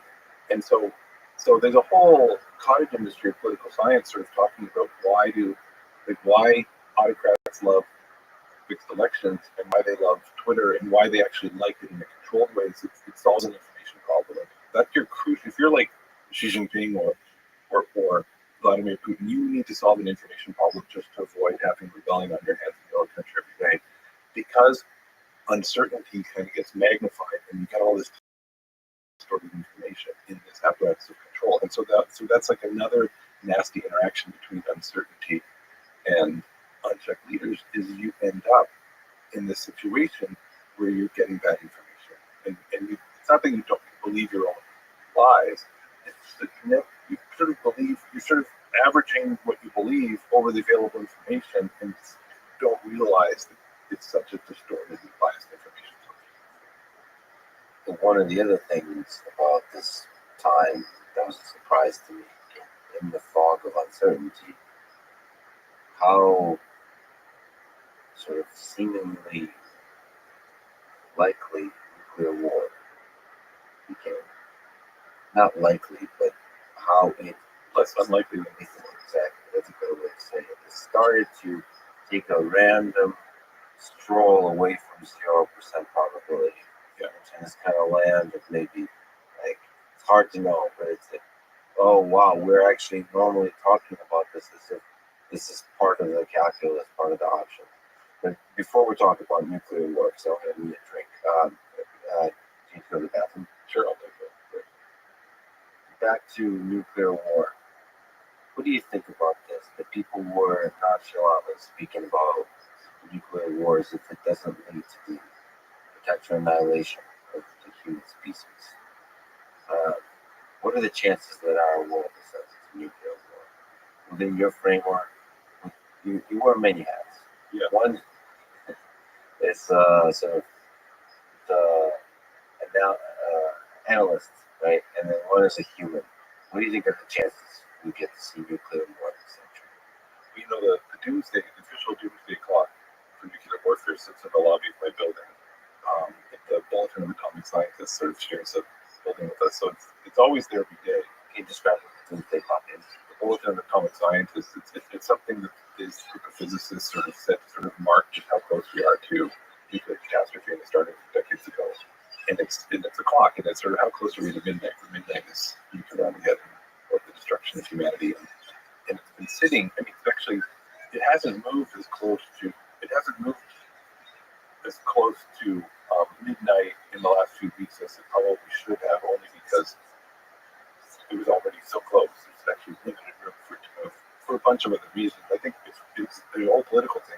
It's really hard. It's really easy to move it closer, and it's really hard if you're the person in charge of that clock to move it away, because that's always very controversial. So it always sits there, but it forces you to think about it a little bit every day. And I was nonchalant about it until recently, in a way that many other people were. I still think the risk is very low, but kind of for the reasons we talked, just so unimaginably cautiously that nobody wants to go there. So it's like the extreme version of my whole argument, is why we most of the time don't fight, is because it's just so damn costly. And so that's the incentive not to use this, and that's the incentive to use it in a very restrained way. But that's not a lot of. But because we do go to war, and there's all these things that interfere with it, including miscalculation and all these human foibles, and several of those nuclear powers are not accountable leaders. I think we have to be a lot more worried than many of us were very recently. I pointed out earlier, like the whole reason we're in this mess is because all these people who have this private interest in like having Ukraine give up its freedom is Russian cabal and elite that gets their power and is preserved only and is threatened by Ukrainian democracy. How far would they go to hang on to power when push came to shove? Is I think the thing that worries me the most, and is plainly what worries most people. Like, at what point does that unchecked leadership decide that this is worth it? Especially if they can emerge from the rubble still on top. I don't know. So, and I don't know that any of us have really fully thought through all of that calculus and what's going on. Very recently, around the anniversary of January 6th, there were a lot of questions about what's the United States going to have another civil war. On the one hand, I think it's almost unimaginable. Sort of like, in the same way I think that nuclear war, complete Armageddon, is unimaginable. But I remember something that, when both of those questions get asked, I remember something I was in the audience listening to some great economists speak about the 20 years ago, about the risk of an Argentina-style financial meltdown of the United States. Like, what's the total financial collapse? And they said, you know what, the risk is vanishingly small, but that's terrifying because until recently, the answer is zero. And so the fact that it's not zero should deeply, deeply scare us all. And we should devote a lot of energy to making it zero again. And that's how I feel about the risk of a civil war in the U.S. And that's how I feel about the risk of nuclear war. It's higher than it used to be, and that should terrify us. To me, what terrifies me is that all this kind of stuff seems to happen like overnight, like super quick, and it escalates super quick when it happens. So it's not like, I don't know what I imagine, but it just happens. Like, if a nuclear war happened, it would be something like a plane, like in this case with Ukraine, a NATO plane shut down over some piece of land by the Russian forces, or so the narrative would go. But it doesn't even matter what's true or not, and then it just sparked the first moment of escalation, and then it just goes. Well, I think that happens sometimes. I mean, again, it's this thing that, what social scientists call selection on an independent variable. Like, there's all these times when that didn't happen, when it stopped, when it escalated one step, and then people would pause, or it escalated two steps, and people said, whoa, whoa, whoa, whoa. And so we remember the times when they went boom, boom, boom, boom, boom, boom, boom, and then the really terrible thing happened. But that, fortunately, that's not, I start off the book with an example of a gaming war that didn't happen in Medellin, Colombia, which is, that's how my day job is actually studying conflict and gangs and violence and of these other kinds of groups, also very sinister. Most of the time, they don't fight, and that escalation doesn't happen. So the escalation does happen quickly sometimes, except when it doesn't. Which we remember the ones when it does. It's really important to think about all that. Like, I think Elon Musk I was sort of like talking about the horrors of war and so on. And then he said, well, like most of human history, because I think I said like most of human history had been defined by these horrible wars. He's like, no, most of human history is just peaceful, like like war. Yeah. We kind of remember the wars, but most of human history is, is light. Yeah, most of the competition between nations was like blood. I would say bloodthirsty without drinking that blood, in the sense that it was intense, it was loathsome, and so a lot of the rivalry and a lot of the competition, which is also problematic in its own ways, is not violent. And most of human history is about the oppression of the majority by a few. And there are moments when they rise up in revolt, and there's a revolution, we remember those, but most of the time they don't. And the story of political change and transformation and freedom is there's a few revolutions that are violent, but most of it is actually revolutions without that kind of violent upheaval. Most of it is just the peaceful concession of power by elites to a wider group of people in response to their increased economic bargaining power, their threat that they're going to march. So even if we want to understand something like the March of Freedom over human history, I think we can draw the same insight that actually we don't. Most of the time we don't fight. We actually concede power. No, you don't. The elite doesn't sort of give power to the masses right away. They just co-opt the few merchants who could threaten the whole thing and bring them into the circle. And then the circle gets a little bit wider and a little bit wider until the circle is otherwise, maybe not ever, but encompasses most, if not all. And that's like a hopeful and optimistic trend. Yeah, if you look at the plot, if you guys pull it up of the wars throughout history, the rate of wars throughout history just seems to be decreasing significantly with a few spikes, and the sort of the expansion. It's like half the world is under authoritarian regimes. That's been shrinking and shrinking. Growing up gangs. Stephen Pinker's one famous scholar who brings up this hypothesis. I mean, there's sort of two ways. There's actually two separate kinds of violence. That one where I think he's completely right, and one where I think we're not sure, or maybe not. But where he's completely right, sort of interpersonal violence, homicides, everyday violence has been going down, but just unambiguously. And it's mostly because we've created cultures and states and things that control that violence. Now, the warfare between groups, is that less frequent? Well, it's not clear that he's right, that there's fewer wars. You might say that wars are more rare because costly, because their weapons are so brutal. The war go up. As the cost of war go up, part that gives us the same amount of half-life. And but then really you have to reduce. So is Pinker right? I hope he's right, but I don't think that officially that term is there. That we might same kind of levels of intergroup violence because maybe those five fundamental things of war have not fundamentally changed, and thus maybe it's given us a more peaceful world now than a couple of years. That's something to think about. So obviously looking at his hypothesis, looking at his data, others like him. But notice one thing, which is on pushback he gets, that there is a general point he made, which is like we overemphasize the anecdotal, and don't look objectively at the aggregate data as much. There's a general cynicism about the world. I don't even think cynicism. It's almost like cynicism born or something like that, where people just get, for some reason, a little bit excited to talk about the destruction of human civilization in a weird way. Like, they don't really mean it.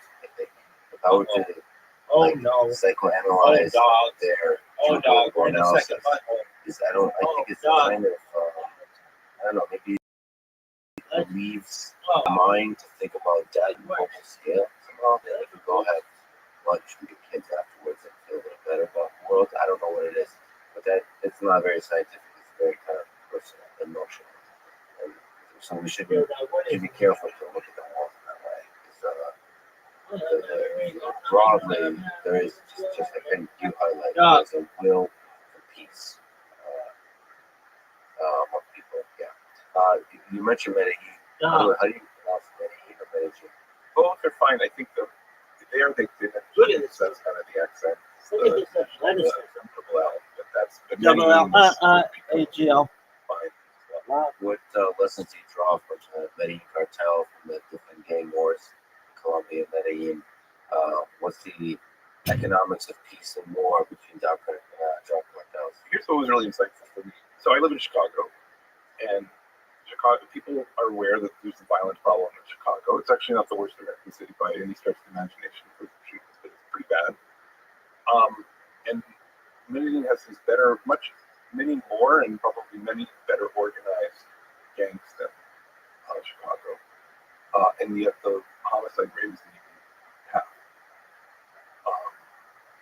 And now, I mean, there have been moments when these gangs go to war in the last 30 years when communities become the most violent place on the planet. But for the most part, right now, they're peaceful. And so what's going on there?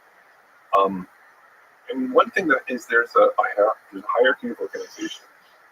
So that above these reasonably well organized neighborhood gangs, there's a set of more shadowy organizations that have different names. Some people call them razones, some people would call them bandas criminales, criminal bands. You might just call them mafias.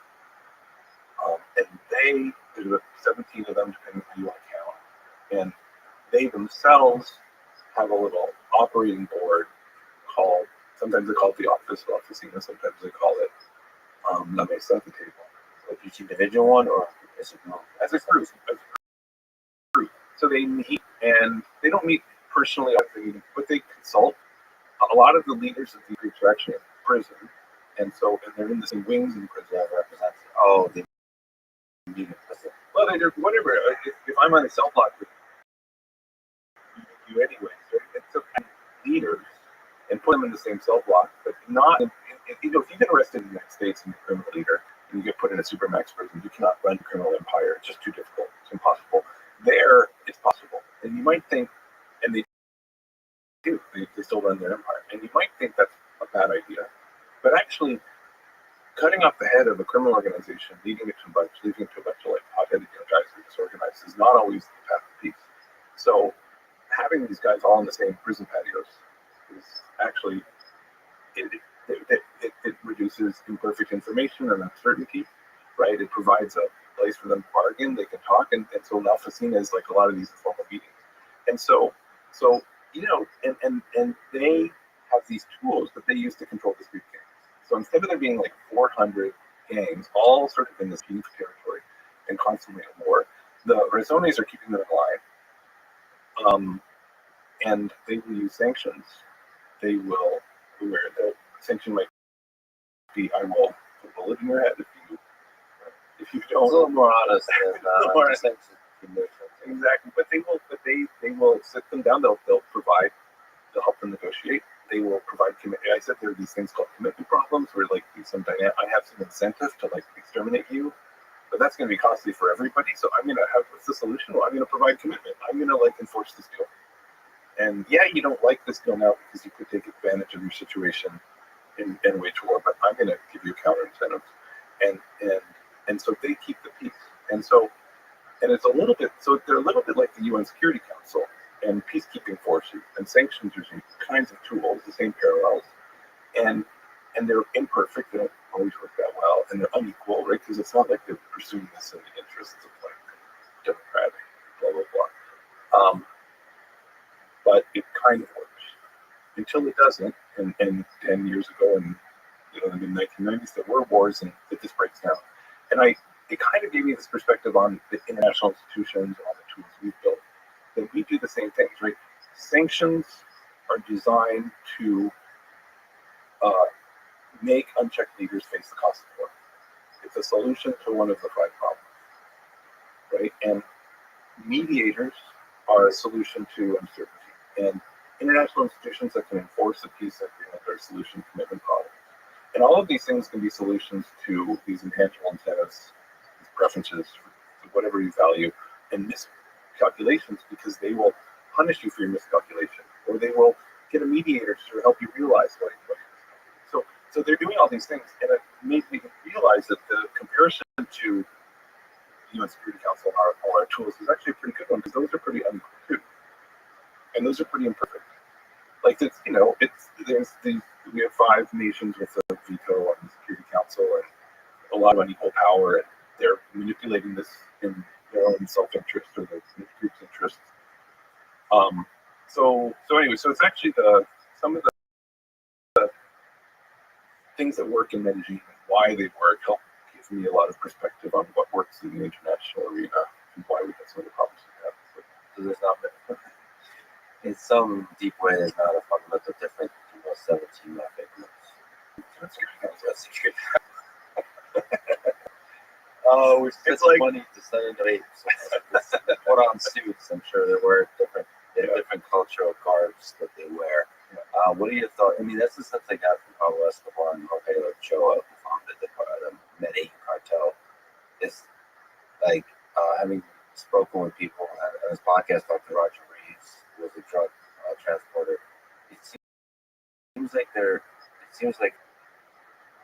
I don't know the right term, but it was very kind of professional, calm.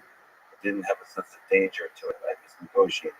So like the danger is always on the table as a threat, as part of the calculation, but you're using that threat in order to de-escalate, in order to everybody is interested in peace. So something that happened last year, we were a little bit able to watch in real time because we had a few contacts. We've been meeting and talking to a lot of leaders in prison and outside prison. Many of them will talk to us. And so the homicide rate, I mentioned homicide rate, mentioned maybe 2/3 or half of the Chicago level. It had been climbing. Some of these street level gangs were starting to fight. Maybe at sort of on some level, it seems that like maybe some of those leaders were like saying, well, we're actually not sure how strong these guys are. Let's let them fight just to test it out. Let's have these skirmishes, right? It wasn't prolonged warfare. It was like, let's just sort of feel out how strong everybody is, because then we'll be able to reinforce the drug corners and stuff accordingly. So they're kind of feeling each other out through fighting. And the homicide rates doubled and then it increased by the same amount again. And so it was approaching something that might get out of control, which wasn't in anybody's interest, wasn't in the government's interest, wasn't in their interest. And so then magically, all of these leaders in these patios, right, different prisons, they're spread out around a bunch of prisons. Everybody gets transferred to the prison at the same time, which means they all get to be in the same holding area for 3 days before they're all moved elsewhere. So the government had a role in this. And then somebody who's like a trusted mediator on the criminal side gets himself arrested, happens to be put in the same spot, and a week later, the homicide rate is 30% of what it was. It's back to its normal. Unfortunately, not zero, right? But it's back to where it was because it didn't make sense to have a war, and everybody, government, mafia leaders, everybody sort of like they figured out a way to sort of bargain their way to peace. Cancer is almost like a tangent, but you mentioned you got a chance potentially to talk to a few folks, some are in prison, some are not. Is it productive? Is it interesting? By way of advice, do you have ideas about talking to people who are actively criminals? Yeah. It really depends on the situation. So, like the first time I worked in a conflicted place was in northern Uganda. In maybe the last couple of years of a long-running war, so this would have been 2004, 2005. This is a small country. The north of the country had been engulfed. Think of it as like a 20-year low-level insurgent, a self-proclaimed messiah. Wasn't that popular, and no one joined as kids. And so I never could talk to people who come back. I never once, if I wanted to, and I was right that group, I never talked to anybody who was active there. That our group was quite rare. It wouldn't have been easier fix. And that's sometimes true. I'm starting to do some work in Mexico probably, and I'm not going to be talking to them. They'll kill people. You're not going to talk to them, kill people. Which people? So, I mean, journalists are routinely killed for knowing too much in Mexico. There's no compunctions about killing them, and there's no consequences. Who kills a journalist? It's not the main people that you spoke with. It's their lackeys or is it rival gangs? This is true of the Chicago gang. This is true of the Medellin gang. It's probably true of the Mexican gang. It's like you might have your group of 30 people. 1 or 2 of them might be shooters. Most people don't shoot. Most people don't like to do that. Or you don't even have any of those people in your group because you're trying to run a business. You don't have any shooters. You can just hire a killer when you need them on contract. And so if somebody's asking questions and you don't want them to ask questions, or you think they know too much in a way that threatens you, and it's cheap for you, and you have no personal compunctions, and you can contract out on them and they'll be killed. That doesn't happen in Colombia. It doesn't happen in Chicago. I don't know. There's lots of reasons for that. I can't say exactly why. I think it's like they know what will happen. Is that there'll be consequences. That the government will crack down and make them pay, and so they don't do it. And that's not what happened. They won't kill like a DA. They know that the U.S. has made it clear: you kill one of our agents, we will make you pay. And so they're very careful to minimize death of Americans. But you kill journalists and nobody comes after them, or is able to come after them. And so they realize they can get away with this, and that seems to be the equilibrium there. That's my initial sense but we spent a lot of time before we started talking to criminals. I spent a year trying to figure out what was safe before we acted, and failing. There's lots of safe things to do. It's also really people in these organizations. We failed 40 times before we figured out a way to actually access people. There's a working time if you figure out it's not never to be safe. It's to be you have to make it with some low level of risk. Like what's the benefit as a researcher, as a scholar of humans? Yeah. So I actually don't think. Let's compare it to something. Okay, I'm in Austin for the first time, and I'm walking around, and there's all these people buzzing around on these scooters without helmets. You need to definitely interview them and say what the hell is wrong with you. So nothing I have ever done in my entire career is as risky as that. That's a nice way to compare journalism to war zone. Scooters. There's journalism in some war zones. I worked in northern Uganda, and I worked in Liberia, and I worked in Medellin, and I'm starting to work in Mexico. And both those particular places, and then the things I did in those places, where I spent a lot of time making sure that what I was doing was not unduly risky. Todd, could you pull up a picture of a person on a scooter in Austin so we can just compare this absurd situation? I doubt it's the riskiest thing because now we have to look at the data. I understand the point you're making, but wow. So I'm not trying to say this, German. I think there's like a calculated risk, and I think you become good at you work at becoming good at being able to assess these risks and know who can help you assess these. I think there's another aspect to when you're riding a scooter. Once you're done with the scooter, the rest of it disappears. There's something that's lingering when you have to look over your shoulder, but that's for the rest of your life as you keep up with these conversations. Yeah, I've chosen, but I've also advised my students, and I wouldn't go and do this with that group that would think I did too much, and therefore some people do that. Some journalists, I think, are very brave to take risks and do that, and it's good for them, and I'm happy they do that. I don't personally do that. So these guys are very. They're managing the business. They're selling local drugs, and they are laundering money for the big cartels, and they are shaking down businesses for money or selling services in some cases, and they make a lot of money. It's a business, and they're in prison, so they can talk about most of what they want to talk about because there's no double jeopardy. They've been incarcerated for it, and you're just talking shop, and they're just so it's worth it. I think because the risk is very low. But if you actually want to weaken these organizations, then they're extremely powerful. They're extremely facet of life in a lot of cities in America, including some American cities. If you want to understand how to weaken these groups over time, you have to understand how their business works. And imagine you were made like whatever the oil czar of finance. Right? You're the regulator for oil and energy, for finance, and you get in the job, and someone says, and then you're like, well, how many firms are there? What do they sell? What are the prices? And everyone's like, well, we don't really know. You would not be very good regulator, right?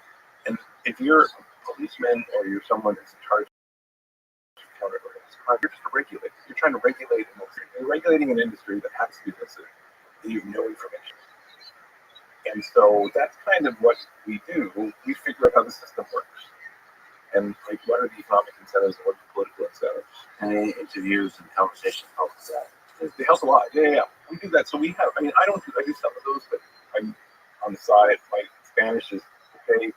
It's not great, and And have a it's translator usually if you ever go directly. well, if only because I can't understand and speak French. Like I'm just totally hopeless. Nor could many people who speak Spanish or the second language. It's totally you have a person talk to these guys and they're speaking in the local dialect. And it's tough. But more importantly, like I just don't need to be there. That's not my. I'm a quantitative scholar. I'm the guy who collects the data. So we have people. We have people on our team and colleagues and employees who are doing full-time interviews. So and then I just sometimes go with them. So What about if you mentioned Uganda? yeah, Yeah, Joseph Kony, the Ugandan warlord. I mean, I think here he kidnapped 591 children in 3 years to 2000. probably they must have kidnapped. I haven't used it. They probably kidnapped for at least a short time, like a few hours per day, more than 50,000 kids. As a terror tactic. A little bit. I mean, most of those people they just let go after they carried goods. They tried to hold on to thousands. The short story.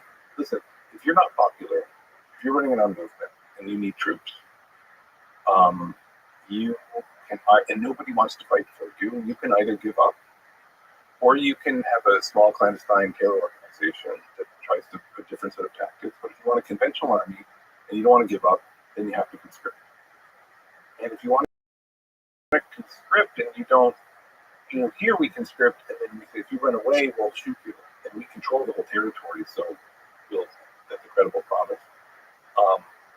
If you're a small insurgency organization, people can run away, and then you can't promise to shoot them very easily because you don't control all the territory.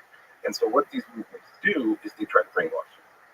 And I think what they figured out after years of abducting children, you're talking about evil, they figured out that, we have to maybe I don't know, let's say maybe 1 in 100 will buy the rhetoric. So we just have to conscript or adopt a large number of people, and then some small number of them will not run away.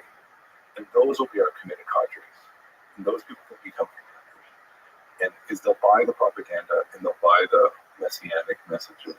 But because most people wise up, we have, especially as they get older, you just have to abduct vast numbers of kids and have a committed cadre. And so it has the other benefit of sort of being terrifying for the population, being a weapon in itself.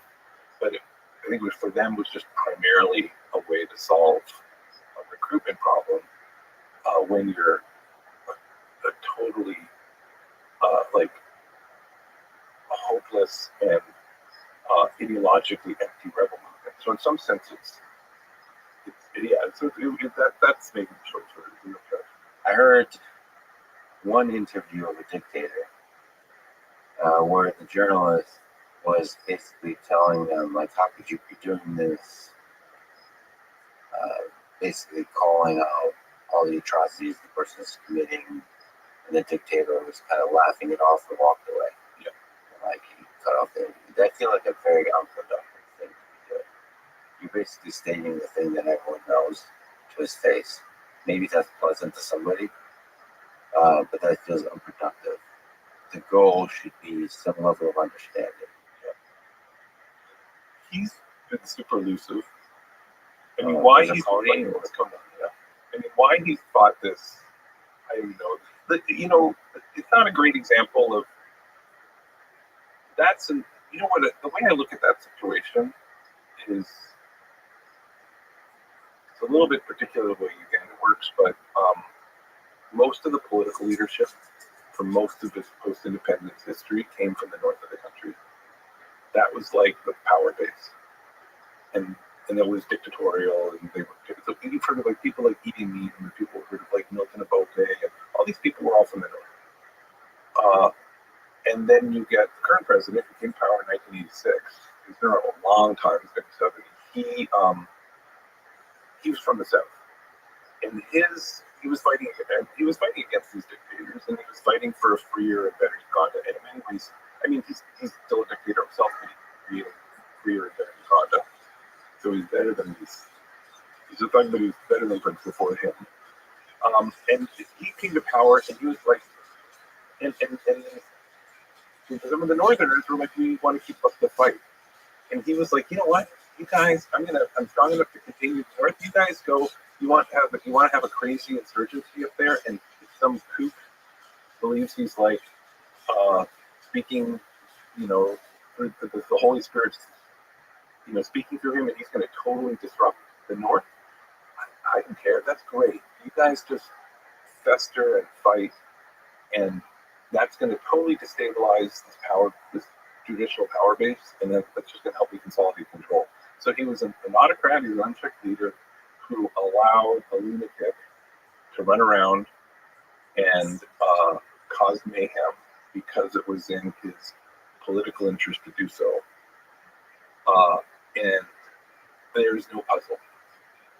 It's in some ways it's that simple. There's little to understand. Yeah, it took me a lot. Well, you know what? It's not so easy. In the middle of it, I didn't understand that. I don't think a lot of people did. And I'm not. I think I could persuade most people who study or work here now to see it that way. I think that would make sense to people, but it didn't make sense in the moment. In the moment this is happening, it's terrible, and you kind of you don't realize how avoidable it was. That basically it was the absence of effective police actions that kept the lunatic from being contained. And that lunatic would never, he's not. That's good for the movement, right? It could have been shut down, and there was just never any political will to shut it down. The opposite. That's what I meant. That unchecked leader. Not only do you not pay the cost, but you might have a private incentive as an autocrat to see that violence happen. And in this case, it was just keeping the troublesome part of the country busy. If it's okay to look at a few other wars, so we talked about drug wars in Medellin. Are there other wars that stand out to you as full of lessons? You can jump around a little bit. Maybe if you can return briefly at World War II. From your framework, if World War II had been avoided, this is one of the most traumatic wars, global wars. I mean, one obvious driver of that war was the things that Hitler valued, and it was able to use his autocratic power to either convince other people or to suppress them. And so some people stop there and say that, and then in the West, basically, and then of course they were able to, because they were such an economic and political powerhouse, they were able to sort of make demands on the rest of Europe that you can kind of see the full, letting Nazis march into Denmark without a fight, or France folding very quickly. You can kind of see as an appeasement or an acknowledgement of their superiority and ability to bargain without much of a fight. And then you can see the Western response as a principled stand. I think there's a lot of truth to that. In terms of the strategic forces, a lot of political scientists see a version of a commitment problem, basically where Germany says, you know what, we're strong now, we're temporarily strong, we're not going to be this strong forever. If we can get this terrible bargain and get everyone to capitulate through violence, if we strike now, and then solidify our power, and keep these, in World War I, it was prevent the rise of Russia, and prevent the strengthening of Russian alliance. And we have an incentive right now, and there's a window of opportunity that's closed, that they thought was closing. I don't know that story is as persuasive in World War II. I think there was an element of the closing window. Well, they kept talking about a closing window. Yeah, they really thought there was a closing window. I think the nature of that window is different in that there was kind of pacifism, and it seems like if war broke out, most nations in the vicinity would not be ready. You could buy the people, the leaders, they're in power. They weren't ready, so the timing is really right now. I wonder how often that is the case with leaders in war. It feels like the timing is now. The other commitment problem, the other shift that was happening that he wanted to avert, that is kind of wrapped up with his ideology, is this idea of a cultural and a democratic window of opportunity. That if he wanted, if conditional on having these views of Germanic people and a pure race, and that now is you have to strike now before any opportunity to sort of establish that was possible. I think that's one. It's an incentive that requires his ideology as well. How do so to avoid it? Yeah. Within this framework, would you say is there uh, that you kind of provide an explanation, but is there a way to avoid it? Is violence the way to avoid it? Because people kind of tried rational, peaceful kind of usual negotiation, and that led to this war. Is that unique to this particular war? Let's say World War One or World War Two. So there's an extra pressure from Germany on both wars to act. Okay, so we've highlighted that. Is there a way to alleviate that extra pressure to act? Let me use World War One as an example. Suppose, as many German generals said at that time, we have a window of opportunity before Russia, where we might not win a war with Russia. So the probability that we can win a war is going to change a lot in the next decade, maybe in the next few years. And so if we are in a much better bargaining position now, both to not use violence, but if necessary, use violence. Because otherwise, Russia's going to be extremely powerful in the future, and they'll be able to use that power to change the bargain for us, and to keep us down. And the thing is in principle, Russia could say, look, we don't want to get invaded right now. We know you could invade us. We know what we saw in the future. We promise to not wield and abuse or just merely to sort of take what we can get in the future when we're strong. We're going to restrain ourselves in the future. Or we're going to hand over something that makes us powerful, because that's the bargain that would make us all better off. And the reason political economists call it a commitment problem is because that's a commitment that would solve the problem. And they can't make that commitment because there's nobody who will hold them accountable. So any international legal architecture, any set of enforceable agreements, any UN Security Council, any world government, anything that would help you make that commitment is a solution. All right, if that's the problem. And so that's why, in Beijing, the La Oficina can do that. They can say, listen, yes, combo that's strong today is going to be weak tomorrow. You have an incentive to eliminate this combo over here, but because they're going to be strong. But guess what? You're not going to do that. And we're going to make sure, we're going to promise that when these guys do get strong, we're going to restrain what they can do. Right? Most of our constitutions in most stable countries have done precisely that, right? There's a lot of complaining right now in the United States about the way that the Constitution has apportioned power between states. That was a deal. That was a commitment. The Constitution in the United States was a deal made to a bunch of states that knew they were going to be weak in the future because of economic and demographic trends, or guess they might be. And it said, listen, you cooperate, and we'll commit not to basically ignore your interests over the long run. And now, 250 years later, we're still honoring those commitments. It was part of the deal that meant that there actually would be a union. And so we do this all the time. So Constitution is a good example of how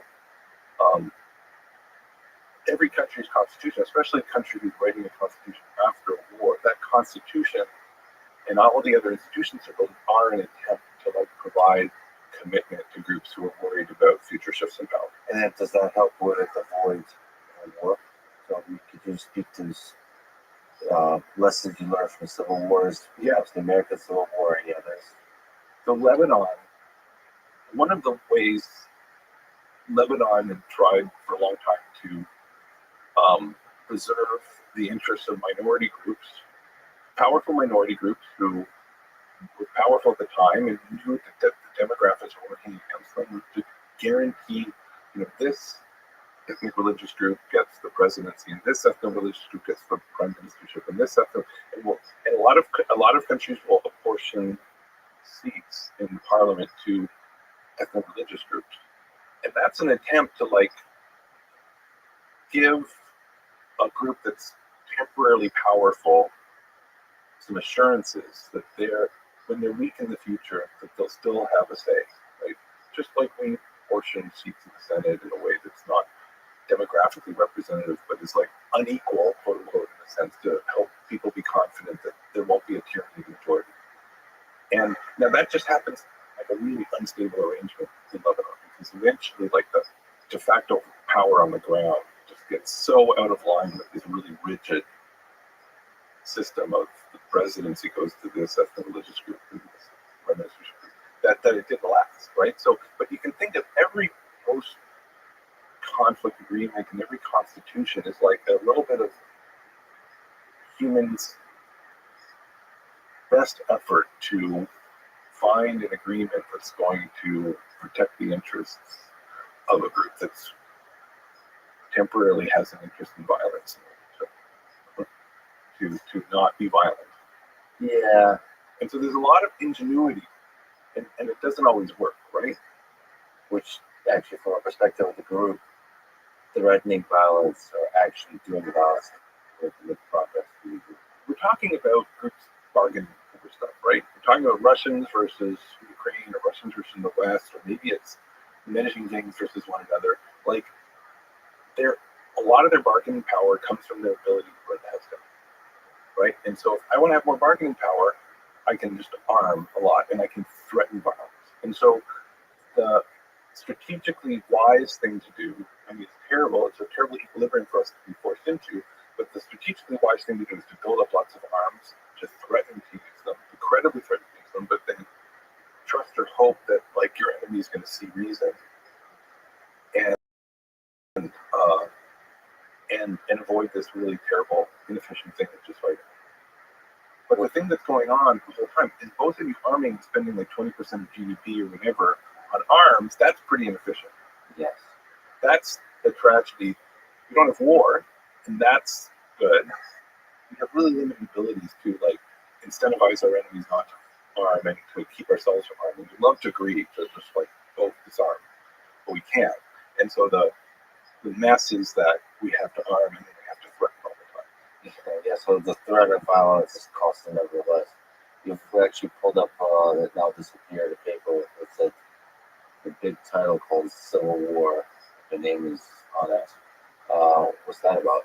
Well, that was, I mean, when I was finishing graduate school, and this paper with my advisor at Ted Miguel at Berkeley. Most nations, the paper opens, have experienced an internal armed conflict since 1960. Yet while they were you still in grad school on this or no? Maybe last year or just graduated. But Yeah, I wish I was in a discipline that wrote papers like this. This is pretty badass. Yet while civil war is central to many nations' development, it has stood at the periphery of economic research and teaching, so on and so forth. And this is looking at civil war broadly throughout history, or is it just particular civil wars? we were mostly looking at like the late 20th century. I mean, I was trained as a called development economist, which is somebody who studies why some places are poor and why some countries are rich. And I, like a number of people around that time, stumbled into violence. I mean, people have been studying the wealth of poverty nations basically since the invention of economics. But there was a big blind spot for violence. Now there isn't anymore. It's like a flourishing area of study, but in economics. But at the time it wasn't. And so there were people like me and Ted who were sort of part political scientists, because political scientists obviously have been studying this for a long time, who started bringing economic tools and expertise and like partnerships with political scientists and adding to it. And so we wrote this. So after like people have been doing this for 5 or 10 years in our field, we wrote a review article telling economists like what was going on. And so this was like a summary for economists. So the book in some ways is a lot in the same spirit of this article. This article, I mean, it's designed to be not written as like a boring laundry list of studies, which is what that's the purpose of this article is. It was for graduate students and professors who want to think about what to work on and what we knew. This book is like now trying to like not just say what economists are doing, but sort of say what economists, political scientists, psychologists, sociologists, anthropologists, like how do we bring some sense to this big project, and policymakers, like what do we know and what do we know about buildings, even, because if you don't know what the reason for wars are, you're probably not going to design the right cure.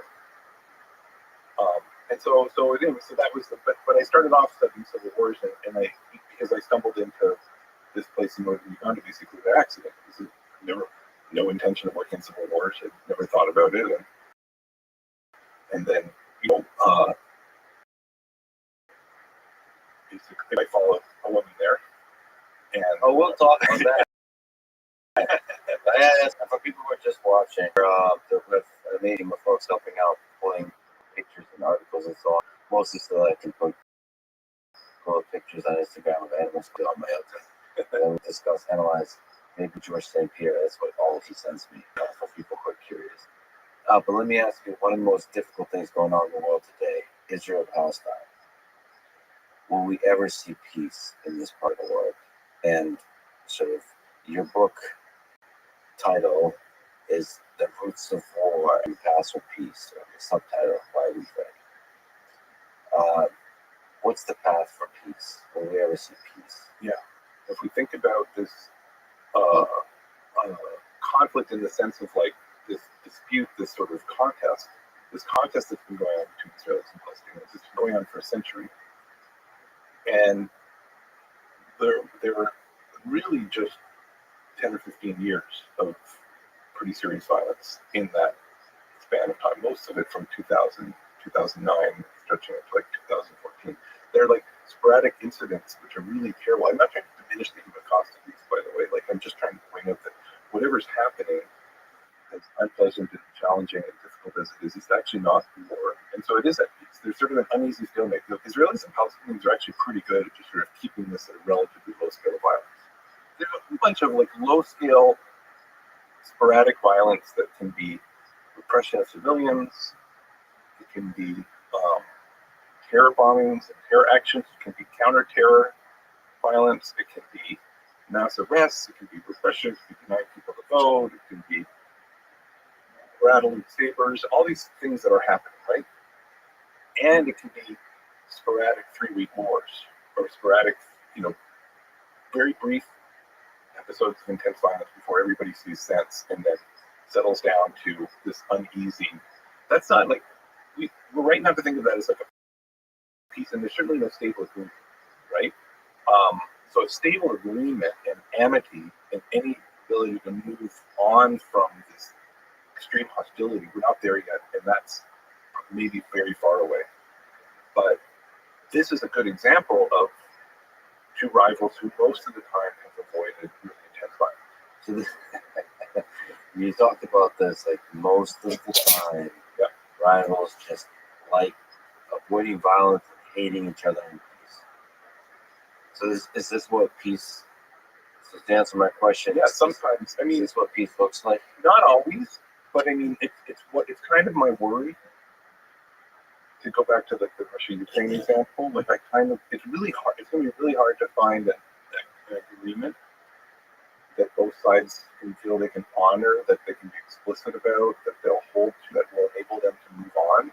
Yeah, it feels like the first step in a long journey towards the greatness for nations and a peaceful time, Yeah. flourishing, that kind of thing. I mean, you can think of like what what's going on in Israel, Palestine. There's a scene. Both of them are exhausted from the violence that's occurred. Neither one of them is quite willing to, for various reasons, to call. And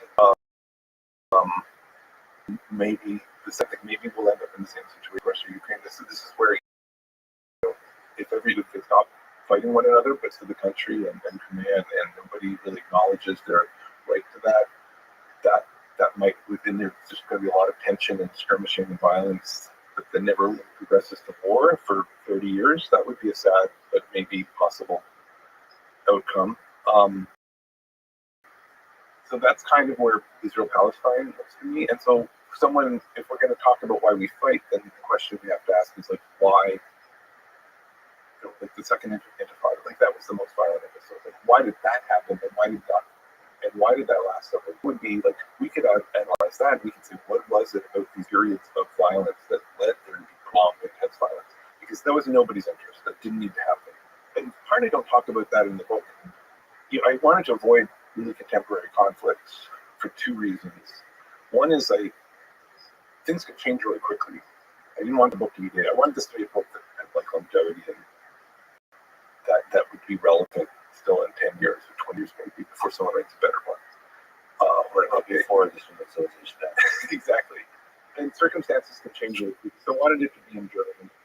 meant partly just avoiding changing things and avoiding these controversial ones. But of course, I think about them, and so like a lot of my time, I decided actually last year to teach a class where I take all these contemporary conflicts I wasn't working on the book and where I wasn't really an expert, whether it's India, Pakistan, China, Taiwan, Israel, Palestine, Mexican cartel state drug wars, and a few others, and then teach a class on them with students. And we work through it. We read the book, and then we say, all right, none of us are experts. How do we make sense of these questions? And we focus in the Israel-Palestine case of mostly trying to understand why it got so violent. And we spend a little bit of time on what the prospects are for something that's more enduring. It's hard to know that stuff now. I mean, it's easier to do the full analysis when it's over. Look at that when it's over. Well, Israel is in like a tough place. They have this attachment to being part of the West. They have this attachment to liberal ideals. They have an attachment to democracy, and they have an attachment to a Jewish state. And those things are not so easily compatible, because to recognize the rights of non-Jewish citizens, right, or to create or to have a one-state solution to the current conflict undermines the long-term ability to have a Jewish state. And to do anything else than to deny that denies their liberal democratic ideal. And that's a really hard contest of priorities to sort out. Yes, now, of course, everything you said probably has multiple perspectives on it from other people that would phrase all the same things but using different words. Yeah. Well, I try to analyze these things in like a dispassionate way. But unfortunately, just having enough conversations, even your dispassionate description would be seen as one that's already picked a side. And I'll say this because there's holding ideals. I'll give you another example. The United States also has ideals of freedom and other like human rights. So it has those ideals, and it also sees itself as a superpower and as a deployer of those ideas. And so the kind of actions from the perspective of a lot of people in that world, from children, they get to see drones drop bombs on their house where their father and mother are dead. They have a very different view of this. Well, you're beginning to see why I decided I wanted to write about those things and think about those things, but I wanted this book to do something different, and I didn't want it to fall on my on a personal level, because I think I'm kind of a liberal democratic person at heart. My sympathies in that sense lie in many ways with Palestinians, despite the way I'm just the fact that they're not represented, and they and they got a very raw politic kind of deal. Like most people in history have gotten this raw politic kind of deal in their past, right? Where somebody took somewhere in history. Yeah, that's it. History's just full of raw deals For regular people. right? And both sides are, in a principled way, refusing to make a compromise. And that's not like a both sides are right kind of argument. I'm just sort of saying, it's a factual statement that like neither one wants to compromise on certain principles, and they both can construct and in some ways have very reasonable, but I want to have self-justifications for those principles, and that's why I'm not very hopeful. Is that I don't see a way for them to resolve those things. Speaking of compromise and war, let me ask you about one last one, which may be in the future. China and the United States. Yeah. How do we avoid an all-out hot war, this other superpower, in the next decade, 50 years, 100 years? Because sometimes when it's quiet at night, I can hear in the long distance the drums of war beating.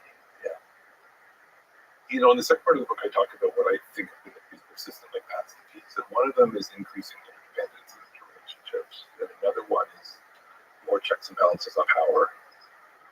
I think there's more, but those are some two fundamental to it, because I think those two things reduce incentives for war in two ways. One is, like, remember when we were talking about this really simple strategic game where whether I'm Russia and Ukraine or whatever, any two rivals, I want more of the pie than you get, and the costs of war are deterrents, but only the costs of war that I feel, right? I don't care. I do not care about the cost of war to your side, my rival side. I'm not even thinking of that. That's just worth zero to me. I just don't care in that simple game. Now, in reality, many groups do care about the well-being of the other group, at least a little, right? We're, in some sense, to the degree if our interests are intertwined, like our economies are intertwined, that's not a surefire. How are you? Well, I didn't want to fucking talk to you anyway. You're the last person on earth I would want to talk with you.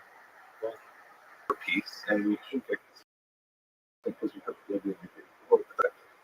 And if we're so entwined because we have great social relationships and linkages and family or intermarriage or whatever, all these things will help. And if we're ideologically intertwined and we share notions of, or maybe we just share a common notion of humanity.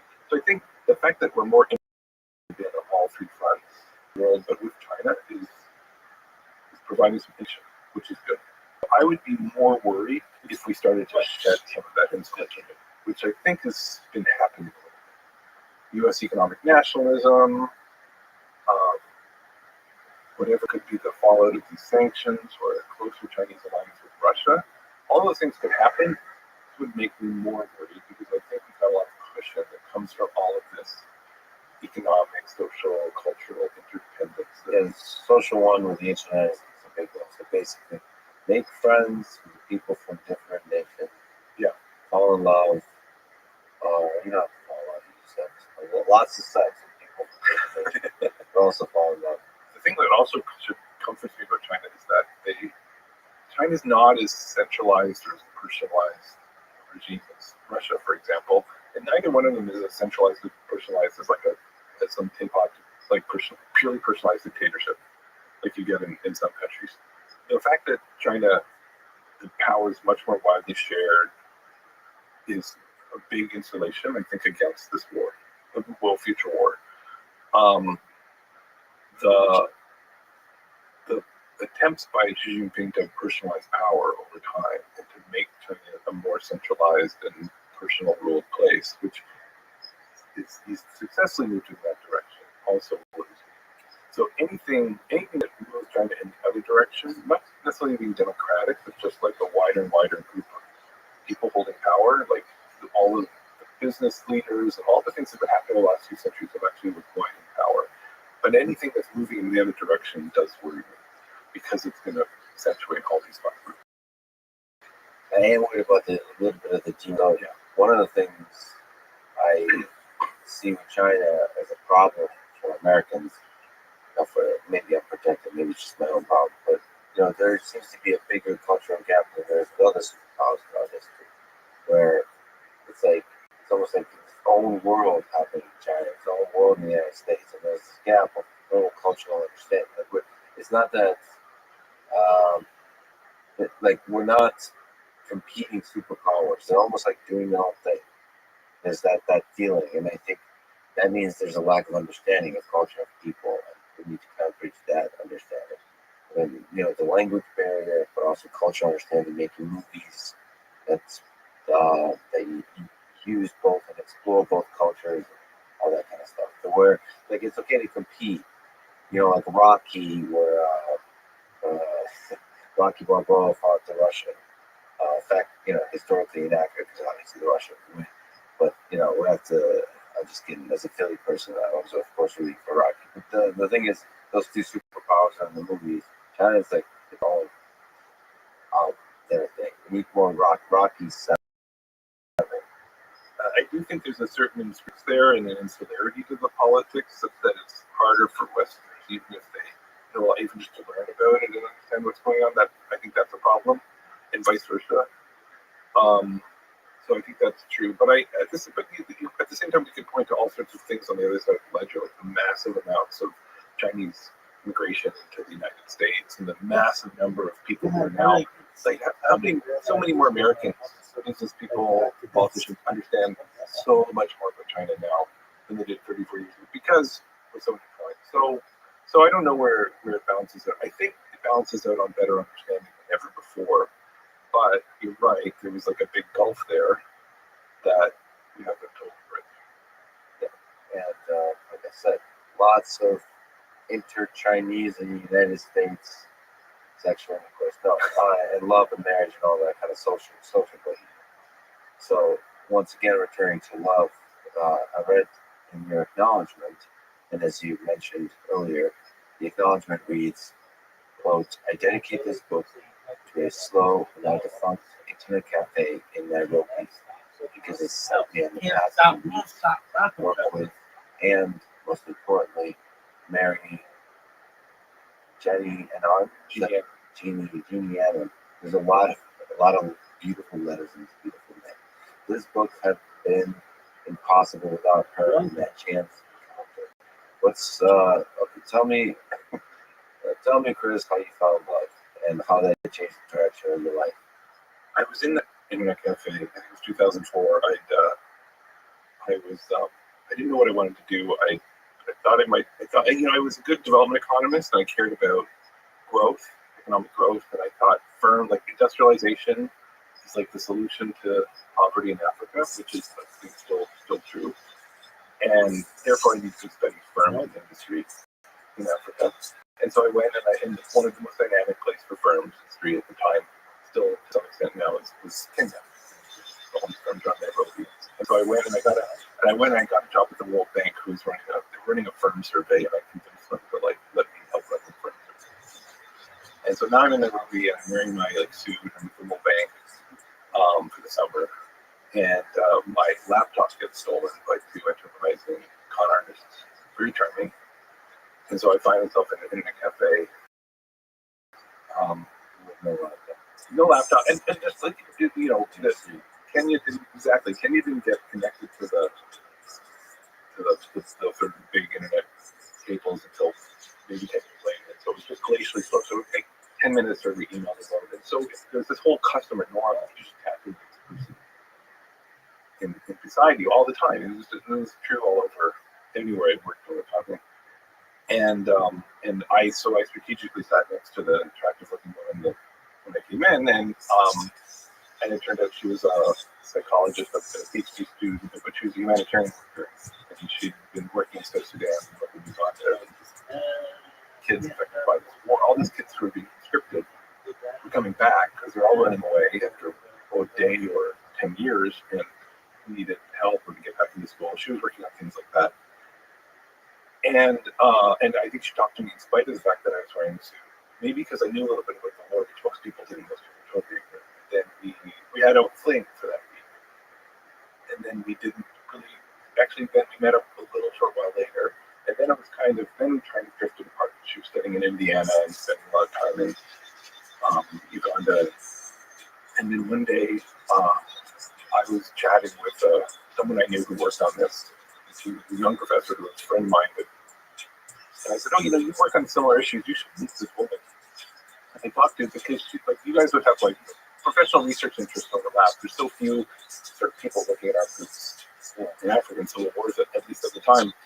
And he said, wow, that's a fascinating research question. And I walked out of the building and I thought, it's a fascinating research question. And I phoned Jeannie and I said, remember me and tell me more. But I was just talking to someone who was just talking more.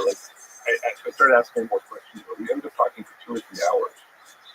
And over the course of those 3 hours, we hatched a very ambitious, kind of crazy, and plan.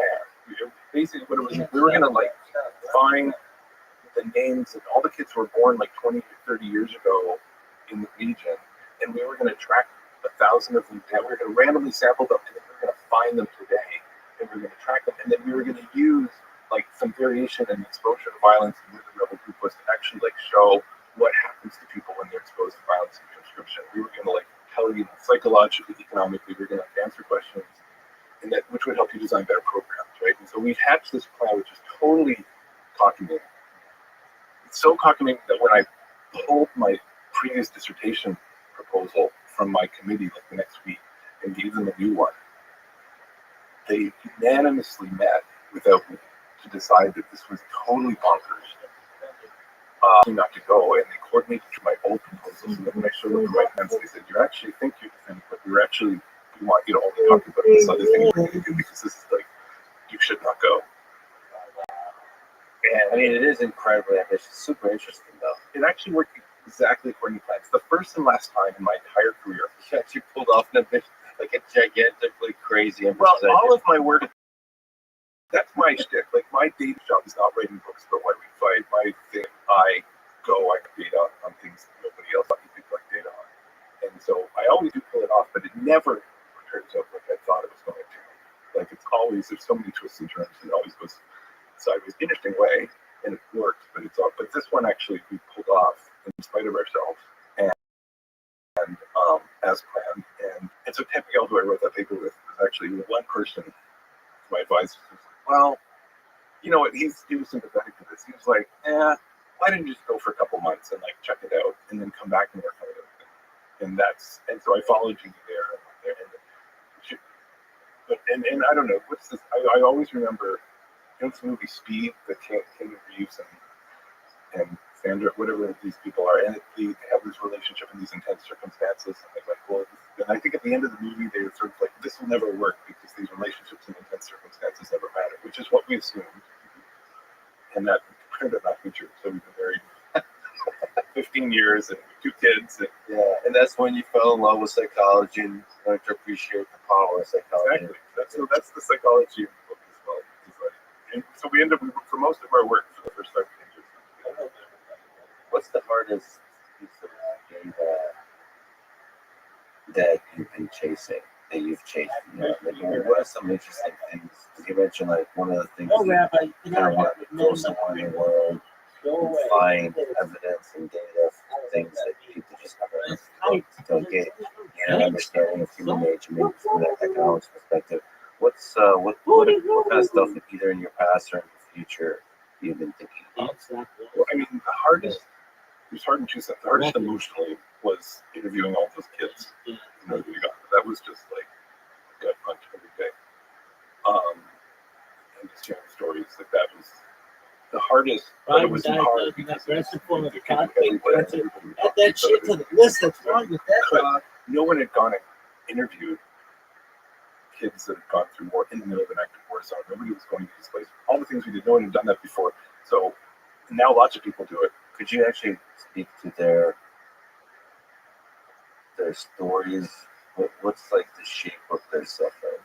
What were common themes? How did those stories change you? I remember I said you like your dispassionate self and your passionate self. I think I had to learn to create the dispassionate self. I mean, we all have that capacity when we realize something that's far away and happens to be different than us, but you have to. I think I discovered and developed an ability to like put those aside in order to be able to study this. So you get maybe harder in a way that you have to be guard against. So you have to try to remember what you're doing on. It's really vulnerable. Like if I want to conscript you and I don't want you to run away, then I want to make you think you can never go back to your village. And the best way for me to do that is to force you to do something really, really, really horrible that you almost incredibly believe you could never really go back. And it might be like, and then you look flat.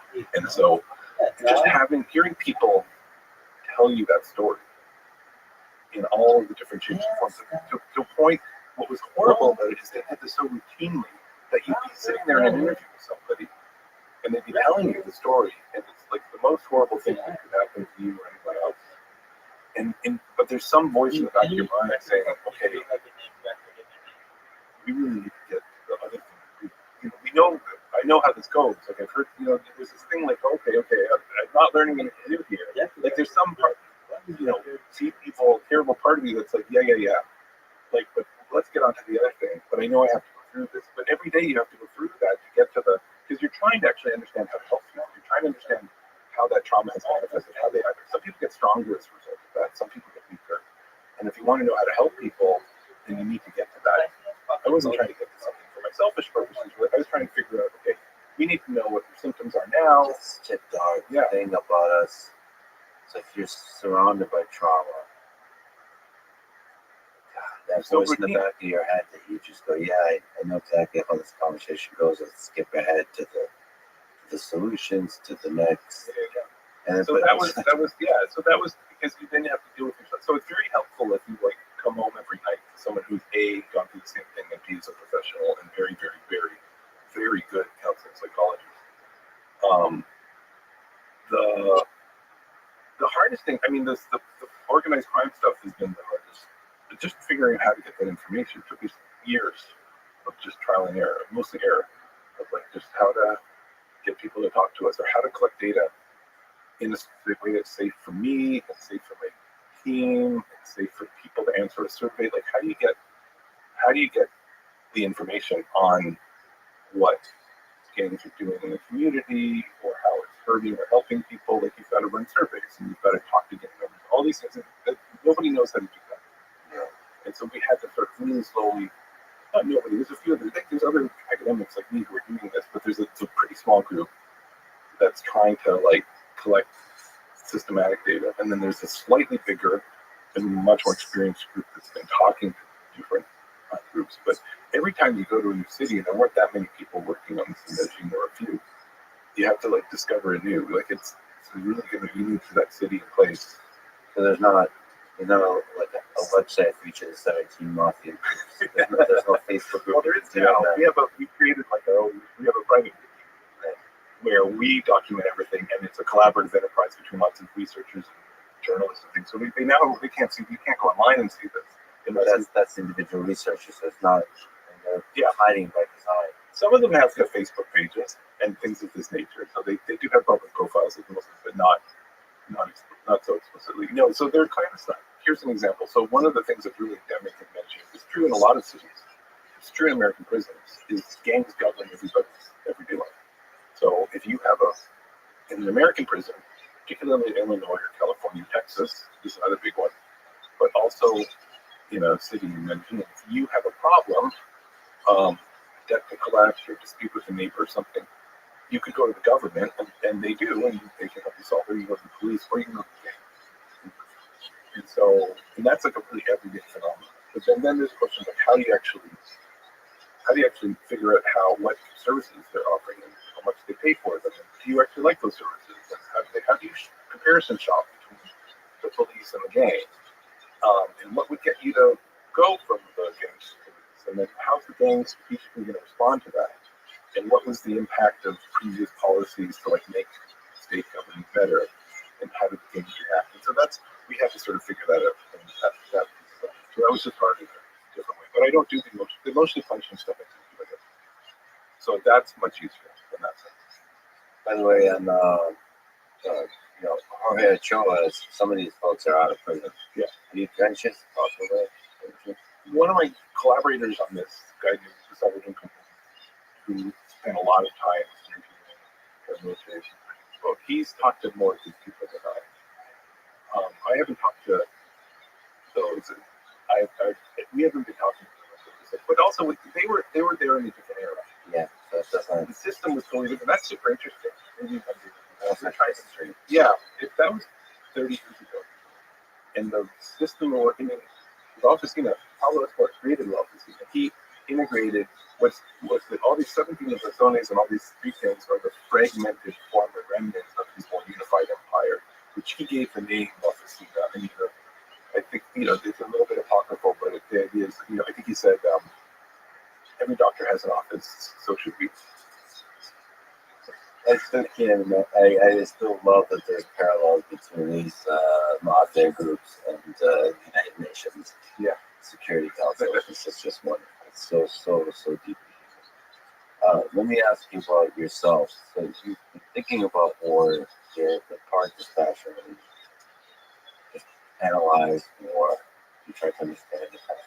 For you as a single individual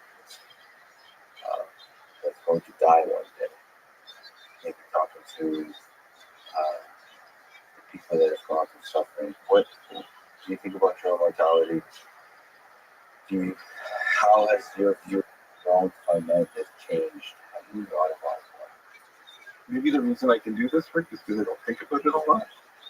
your own mortality or even like mortality. Yeah, I have to think about death a lot. So, but there's a way to think about that, like numbers in the calculation when you do geopolitical negotiations, and then there's like a dying child or a dying mother. I guess I know I'm in a place where there's risk, and so I think a lot about minimizing any risk. So that I think about mortality enough that I just, because I'm kind of an anxious person, so like I'm kind of a worrywart, like in a way, and so I'm really obsessive about making sure anything that I do is low risk. You know, So that gives you something to focus on, a number of the risk you try to minimize. Still the existential dread. Your risk minimization doesn't matter. I've never been in a life-threatening situation. And that's somebody who, when you sound like that's Alex Honnold that does the free climbing. He doesn't see that as that sounds exactly the same. Because you just said, I've never done anything as dangerous as those people Right. So I actually been a rock climber for like 25 years with a long break in between. But I'm the same way. You know, actually rock climbing is an extremely safe sport if you're very careful. But free climbing is the opposite of that. But I mean, like, if you're like, you've got a rope that's attached to you that goes up and like attached to 18 trees and comes back down, you're fine. Like, you wear a helmet, you're good. You're totally fine. Yeah, but this is super safe too. No free climbing. No. We're watching free climbing now. I mean, because you're only going to put your hands and feet on sturdy rock, and then you know the path. And, no. Totally. I know some people. I have some friends in college. I've known people who do some of these totally wacky sports and at big price. So totally. I think. So even in that, by the way, I can't even watch those movies because those freak me out too much because it's just too risky. Like I can't. I don't even. So those things, I've never watched like free solo or anything. There's just too much. Still not as dangerous as riding a scooter. Totally not gonna let that go. But even in that risk minimization, the work that you do versus the sort of philosophical existentialist view of your own mortality, this thing just ends. Like, what the hell's that about? Yeah, I have this amazing capacity not to think about it. It's like just be a self-defense mechanism. My father-in-law, Jean's father, is an evangelical pastor, actually. He's now retired, but and this we would talk about when we were getting married. They were terribly thrilled that she was marrying a agnostic or atheist or something. We can love each other very much. It's fine now, but I only started discussing this and some of that because that was one of his questions for me. Like, well, how can you possibly believe there's nothing afterwards? Because that's just like too horrible to imagine. And we really never saw eye to eye on this. And my view was like, listen, like, I can't convince myself. I believe it. Like, I can't convince myself otherwise. Anything else is completely implausible to me. And for some reason, I can't understand. I'm at peace with that. Like, it's never bothered me that one day it's over. And I understand the fact that people have angst about that and that they would seek answers makes total sense to me. And I can't explain why that doesn't convince me and doesn't bother me. But and yet you are at peace. Yeah, maybe if I was worried, but if I was more worried about it, maybe I wouldn't be able to do it. I don't know. But then again, I don't take the risk. I still like, I don't know. But I minimize all sorts of risks. I'm like I minimize. I try to optimize like groceries in the fridge too. Like, I mean, I put There's economist way to live, I would say. That's probably why you've been. That might be true. That might be. There's some selection in economics of these cold calculations. Chicken or the egg. Do you have advice to young people that want to do as ambitious, as crazy, as amazing of what as you have done in life? So somebody who's in high school and in college, either career advice on what to choose, how to execute on it, or just life advice, how to meet some random stranger, or maybe a dating advice. How to that part's easy. You have to fly coach. and go to the internet cafes. You can't all the development workers that I know that fly business class and whatever means something. No, I actually spend a lot of time writing advice on my blog. I've got like pages and pages of advice, and one of the reasons is because I never got that. Like when I grew up, I went to like a really good state school in Canada called Waterloo. I loved it, but people didn't go on the trajectory that I went on from there. And I had some good advisors there, but I never got the kind of advice I needed to like pursue this career. So it's very concentrated in elite colleges, I think, sometimes in the high schools. So I tried to democratize that. That was one reason I started the blog. But a lot of that's really particular because every week, like I have students coming in my office wanting to know how to do international development work, and I just spend a lot of time giving them advice, and that's what a lot of the posts are about. They have very specific questions, like what is it, the country by country kind of specific questions. Well, the thing that they're all trying to do that I think is the way, I don't have to give them a really basic piece of advice because they're already doing it. Like they're trying to find a vocation.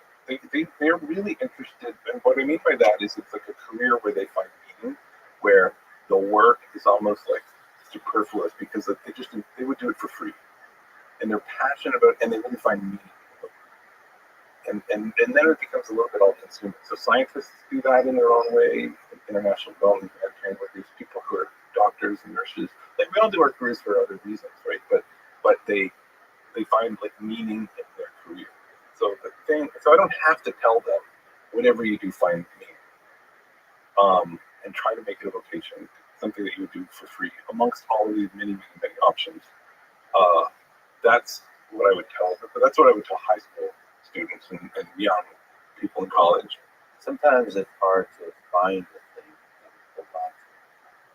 Well, that's the other thing. It took me a long time. So I actually started off as an accountant. I was an accountant at Deloitte & Touche for a few years. So I did not. Did you wake up in the morning excited to be alive? I was miserable. I found it by accident, which is another different story. But I landed in this job and a degree where I studied accounting. I was miserable. I was totally miserable, and I hated it. And I was becoming a miserable person. And so I eventually just quit, and I did something. But I was still, But then I was working in the private sector, and I actually just need trial. I actually had to try on like 3 or 4 or 5 careers before I found like this mixture of academia and activism and research and international development. And so, did you know that this was love when you found this kind of international development? That this was academic context too. The key lesson was just trial and error, which we all have to do until it feels right. It's okay. All right. Step 1 is trial and error, but until it feels right, it's like it often feels right but not perfect. Yeah, that's true. Right enough. I mean, I was really intellectually engaged. Like I just loved learning about it. I wanted to read more. Like in some sense, like I was an accountant, but I was reading about like world history and international development in poor countries in my spare time. Right. And so it was like this hobby, and I was like, wait a second, I could actually do that.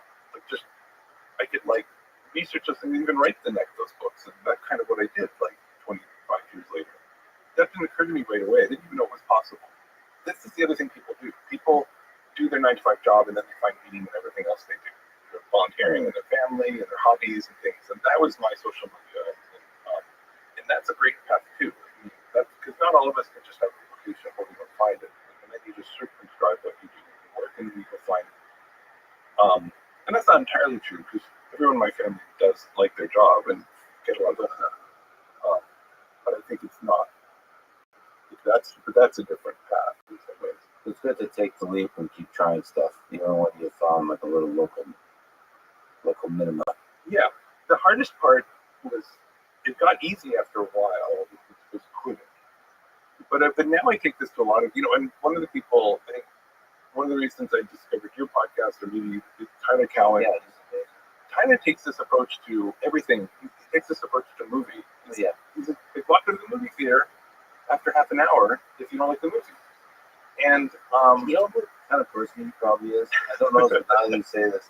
He's probably somebody that goes to a restaurant. If the meals is not good, I can see him just walking away, like paying for it and just walking away. Yeah.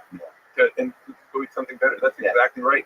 And I thought that was kind of crazy. I was the person, I would never just put a book down halfway. And I would never stop watching. But then I convinced my wife. We lived in New York when we were single initially, and started filming when we were childless, and we lived in New York, there's all this theater and stuff. And I just, let's go to more plays, but let's just walk out after the first act if we don't like it. And she thought that was a bit crazy. And I said, no, here's the logic. Here's what Travis says. And then we started doing it, and it was so freeing and glorious. We just we take so many more chances on things. And we would, and if we didn't like it, we were walking out stuff all the time. And so I think I did that. And they're realizing that's how I just kept quitting my jobs and trying to find something else at like some risk. That's how war started. You need the commitment. Otherwise, no. That's a different kind of commitment problem. Different commitment problem. I'm sure there's a balance, because I mean the same thing. There's some value to sticking it out. Some of the maybe don't leave after the first act is the good stuff, right? Yeah, that's a good point. I mean, balance.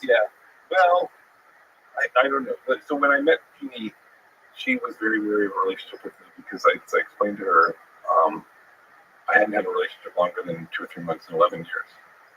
And so she thought this person's not serious. And what I said to her, she tells the story. So she says, I didn't believe that. I just, after 2 or 3 months, you have good sense. But with it's going somewhere. And I would just decide if it was over. So, and I'd walk away. So I took this approach to dating. Like, as soon as I thought it wasn't going to go somewhere. And then I decided with her that this was it. This was going to work. And then and she didn't believe me. Now she believes me. Finally got to do it. Okay, so this is an incredible conversation. The work is so fascinating, just in this big picture way, looking at human conflict and how we can achieve peace, especially in this time of the Ukraine war. I really, really, really appreciate you calmly speak to me about some of these difficult ideas, explain them, use the balance, and have this amazing conversation. Thank you so much. Thanks for listening to this conversation with Chris Black. To support this podcast, please check out our sponsors in the description. And now, let me leave you with some well-known, simple words from Albert Einstein. I know not with what weapons World War III will be fought, but World War IV will be fought with sticks and stones. Thank you for listening, and hope to see you next time.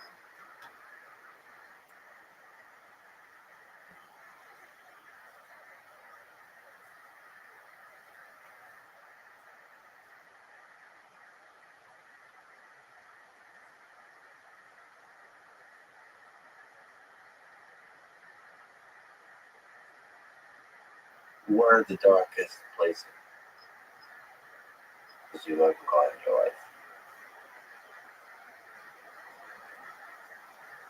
The following is a conversation with Carl Dyseroff, professor of bioengineering, psychiatry, and behavioral sciences at Stanford University. He's one of the greatest living psychiatrists and neuroscientists in the world. He's also just a fascinating human being. We discuss both the darkest and the most beautiful places that the human mind can take us. He explores this in his book called Projections, The Story of Human Emotions. I highly recommend it. It's written masterfully. This is the Lex Friedman Podcast. To support it, please check out our sponsors in the description. And now, dear friends, here's Carl Dyseroff.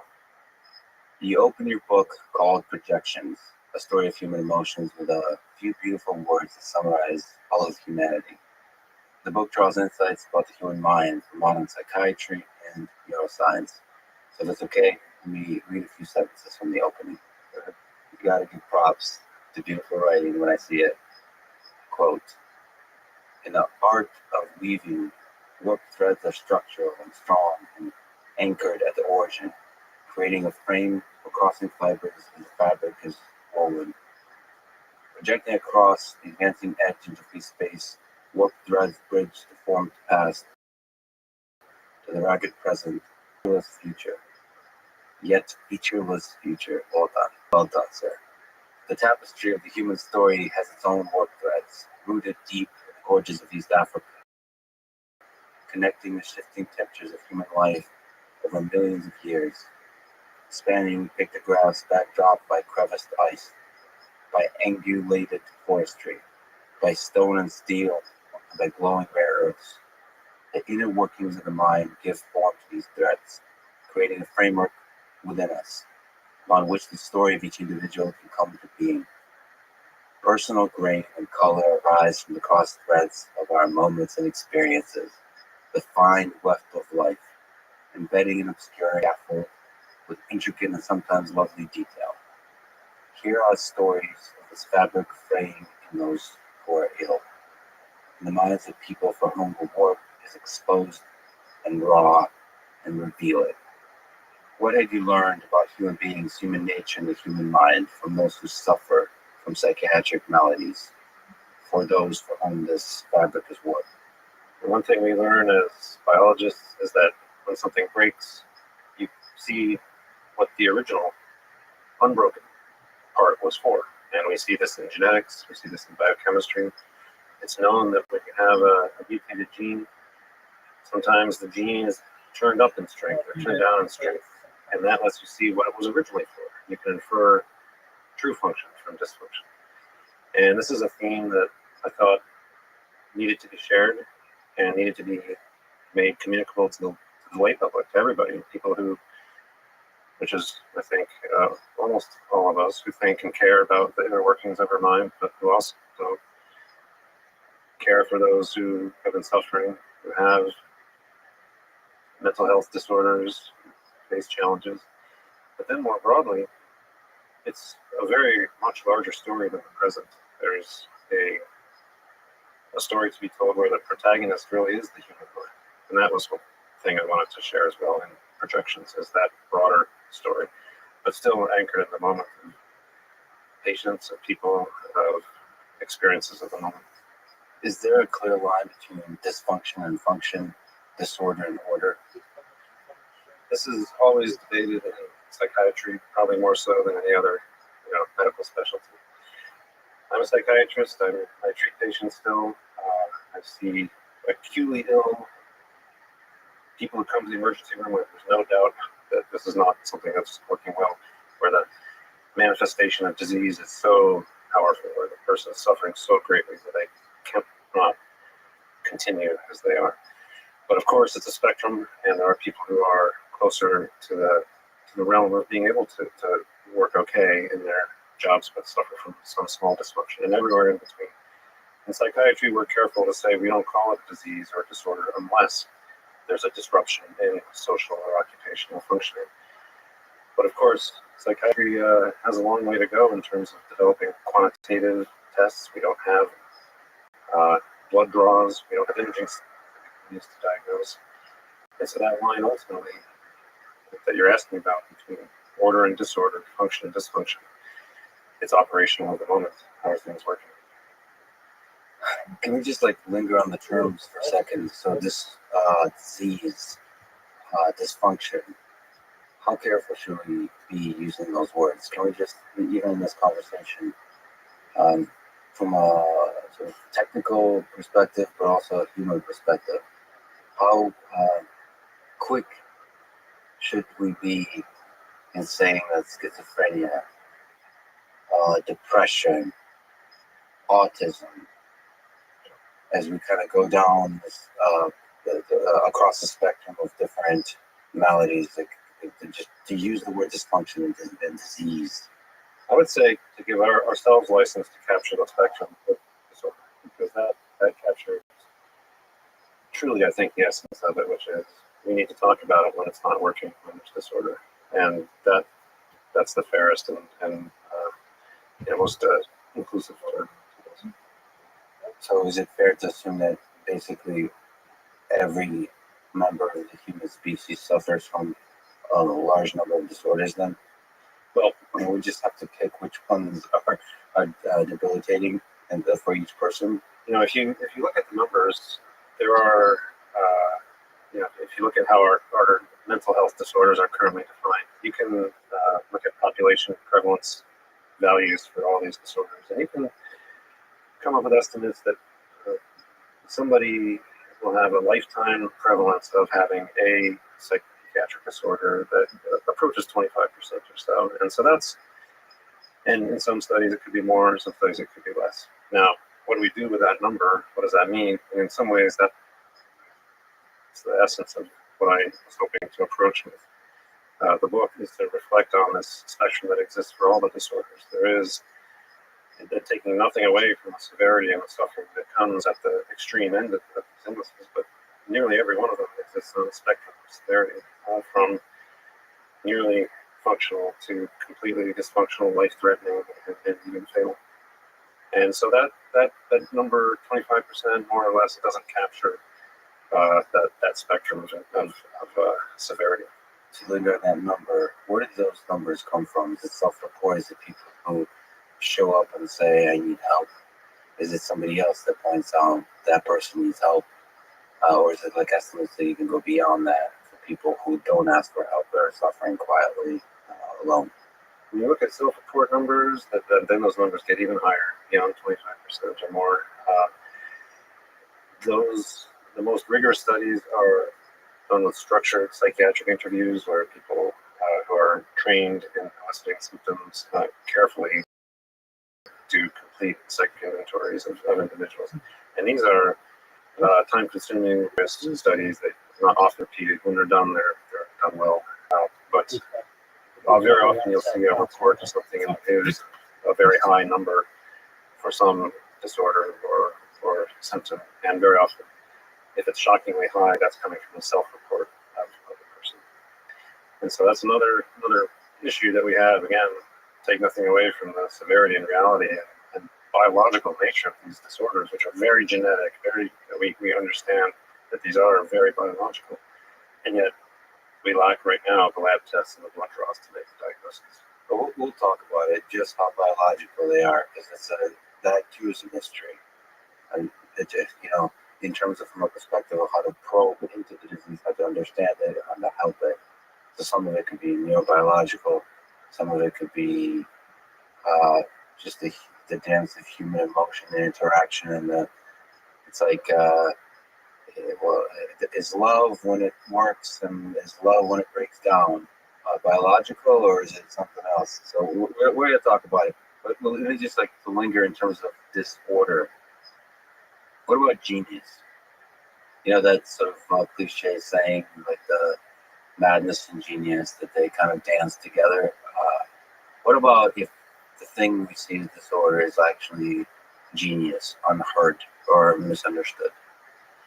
Well, here again, the numbers help us, and here's where being rigorous and quantitative actually really helps. If you look at disorders like autism and bipolar disorder and eating disorders, anorexia nervosa, for example, these, particularly bipolar and anorexia, these can be fatal. They can cause immense suffering, but they are heavily genetic, all three of these. And what's very interesting is each one of these three is actually correlated positively with measures of intelligence, of educational attainment, and even of income. And so you look at this, severe disorders in many cases causing quite immense morbidity and mortality, and yet they are positively correlated at the population level with positive things. Can you say the three again? Autism, anorexia, and bipolar disorder. Bipolar. What's that book? I forgot the book name, but is intelligence a burden? Well, people can get into trouble when they think they're smarter than they are. I won't say that. I don't know. Sometimes, like in the deepest meaning of that statement, I think ignorance is bliss. I'm a big fan of Prince Mishkin from The Idiot and Alyosha from Brother Karamazov. Optimism can be seen as naivety and dumbness, but I think it's a kind of deep intelligence. Maybe inability to reason sort of about the mechanics of the world, but instead kind of feel the world. It seems like that's one of the paths to happiness. There is how much you think versus how much you feel. This comes up all the time. In medicine, we encounter this all the time. When you're day after day, you encounter the abyss of suffering for patients. How much do you let yourself, or how much do you make abstract and objective and try to make it clinical? And that range, how you're able to move yourself on that spectrum, is very important for survival. And the way you protect yourself and your feelings turns out to be very important. You quote Finnegan's Wake. Mad props for that. James Joyce book. We got class in James Joyce in college. I think I read parts of Finnegan's Wake. I might have been on drugs of some kind, or I somehow got an A in that class, which probably refers to some kind of curve where nobody understood anything. The only thing I understood and really enjoyed is his short stories, and then Ulysses. I kind of, I think, read a few cliff notes that kind of got to the point, and then Finnegan's Wake was just a hopeless person. It's for people who haven't looked at it, maybe you can elucidate to me better, but I felt like I was reading things, words, and the words made sense, like standing next to each other. But when you kind of read for a while, you realize you didn't actually understand anything that was said. Right. But did you have a feeling? That's one thing I found interesting about Finnegan's Wake. I never fully understood it, but the words caused feelings in me, which I found fascinating. And sometimes I couldn't predict it from the semantic, black and white context of what I was seeing in front of me on the page. But the rhythm or the melody would make me feel certain ways, and that was what I always was intrigued by with Joyce. Of course, that was his. He existed on a spectrum too, and he wrote, as you say, more accessible works. I learned a lot about Irish history from Portrait of the Artist as a Young Man, and it was just he could be as objective as he wanted to be, but then when he let himself loose, he was in this realm where words had their own purpose separate from semantic meaning from their dry dictionary definition. There's a funny story that was told. Doesn't matter if it's true or not, but they said that James Joyce, when he was young, when he was in his teen years, would go around to the bar and drinking and so on, and telling everybody that he's going to be one of, if not the greatest writers of the 20th century. And he turned out to be that. So that I always think about that little story that somebody told me, because I have a lot of people come up to me, including myself. I'm a bit of a dreamer. You get into certain movies where you say, I'm going to be the greatest anything ever. You get like people tell you this, especially young people, and it kind of it makes me feel all kinds of ways. But that story reminds me that like you just might be the greatest writers of the 21st century, for example. If somebody were to tell me that, and like don't immediately disregard that, because one of the people that say that, that's almost like a pre-condition. That's like a requirement, just to believe in yourself. Maybe it's not a full requirement, but it's an interesting story. Well, I think when someone tells you that, then it creates one sees an opportunity, and then it would be a tragedy if the opportunity were captured, right? And so then that creates some impetus, some motivation to do something good. I think the mind, it's like I guess that's what like books like or books or whatever, I don't even know if the book The Secret plugs into. They kind of make a whole industry out of it, but there is something about the mind believing something, making it a reality. It is just time and time again with Steve Jobs. Your belief in yourself, your belief in an idea, sort of embracing the me versus the world, embracing the madness of this idea, making it a life pursuit, somehow morphs reality around for some tiny fraction of the population. For everybody else, you descend into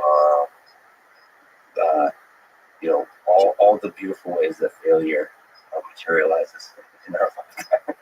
Well, that you mentioned love earlier. I mean, that's a great example of how belief in something makes it real, right? It's not reasonable on the face of it, but because you believe it's reasonable, then it actually does become reasonable, and then it is real. So it's a good example. That doesn't happen. I'm also in a bioengineering department. We don't imagine that a bridge is soundly built, and then it is soundly built. But that's something that doesn't come up in too many realms of human existence. But love is one of them, and have the ability to have a fixed idea to say it's true, and it is true. A bridge is a kind of manifestation of love, so maybe it does work a little bit, but it can break down like Chernobyl. That can't just say it's safe. You have to also prove it's safe. But on Finnegan's Wake, I think, maybe correct me if I'm wrong, you're using kind of Finnegan's Wake to give one perspective on what happened, of what's going on in the mind. how much of that is that we're simply unable to communicate with the person on the other side of their mind? Like there's almost like a little person inside the brain, and they have some circuitry that's used to communicate emotion, communicate ideas to the outside world. And there's something about that circuitry that makes it difficult to communicate with the little person on the other side. So if you look at what shows up in schizophrenia, there's many cases the what we call thought disorders, what we call the individual speech symptoms of schizophrenia. Finnegan's Wake is loaded, and it's just full of them. We talk about clang associations in schizophrenia, where the word that is said is echoes in some way the previous word. We call that a clang association because there's no other reason than a similarity of sound, like a clang of a garage door being hit, and it has and sometimes it's not even a word. We call that a neologism, a new word being created, and of course, Finnegan's Wake is full of that. And then we also, in schizophrenia, there's what we call loose associations or tangential thought processes. Of course, full of that, where things just go off in directions that are not linear or logical. And you can't read Finnegan's Wake, I think, without, certainly as a psychiatrist, you can't read it without thinking about schizophrenia. And then when we look at the families of people with schizophrenia, and Joyce was no exception, there very often are people within the family who are on the spectrum. Some have it, some are able to see it from a distance, from a safe distance. There's an association between schizophrenia and what we call schizotypal personality disorder, where people are not quite in this severe state of schizophrenia, but have some magical thinking, have some unusual thought patterns. Very often those are family members of people with schizophrenia. So this points to this, again, to this idea that there is a range, even along this very severe, very genetic biological illness, that human beings dwell in different spots along that spectrum. I should mention that my friend Sergey pulling up stuff, young Sergey or old Sergey, I don't know what to call you, but there's yeah, I actually saw pictures of this from, I think it was on Instagram or something. These are early Jurassic things, and it's so beautiful to see. For people who are just listening, there's just random paragraphs and writing all over the page and stuff crossed out. And it's great to see that Joyce herself was thinking in this kind of way as you putting it together. How much do you think he was thinking about schizophrenia, the schizophrenic mind? I think a lot. I think, it's known that his daughter suffered from schizophrenia, and this is what's depicted here on the page is something that I'm sure he either felt himself in some level, was able to access this nonlinearity of processing, or had seen enough in the family that he knew what it was, and was able to reflect it down in black and white on paper. So it was what he was able to do was quite authentic in that sense. Of course, I don't want to pigeonhole him. He was doing much more than that. It was much more than talking about altered human thought processes and thought disorders. But that was an aspect that he was so good at representing that it had to be intentional to some extent. A tiny tangent. What does your own writing look like for this book? Because it's extremely well written. How many edits? Did you just drink some whiskey and like I'm imagining Hemingway style? It's a very different. The writing is very different. It's really, really well written. It's just like I was reading it. It makes you realize, because I was expecting sort of a science kind of, which it is like elucidating something about the human mind kind of thing. But you could also probably write really strong like novels. So maybe that's in the future. But anyway, how many edits? What's your style? Does it look like that? Is it more structured, organized? Unfortunately, I use a laptop, so I don't have this sort of beautiful record. Typewriter. Whiskey. I did explore which was their particular altered state that would help me to be most creative, and I found I actually did the best while sober, but slightly disinhibited in the late hours of the night or early morning. Yeah, particularly late hours of the night. I have a friend who would tell me that she thought that very early in the morning her inner critic was still asleep and she could write more effectively before her inner critic woke up. And I actually found that outstanding advice for me. That I often found that I was looser and could write more in the morning. But the other interesting thing is each chapter, each story is about a different human being, a different class of psychiatric disorder. That's what each story, each chapter is anchored in.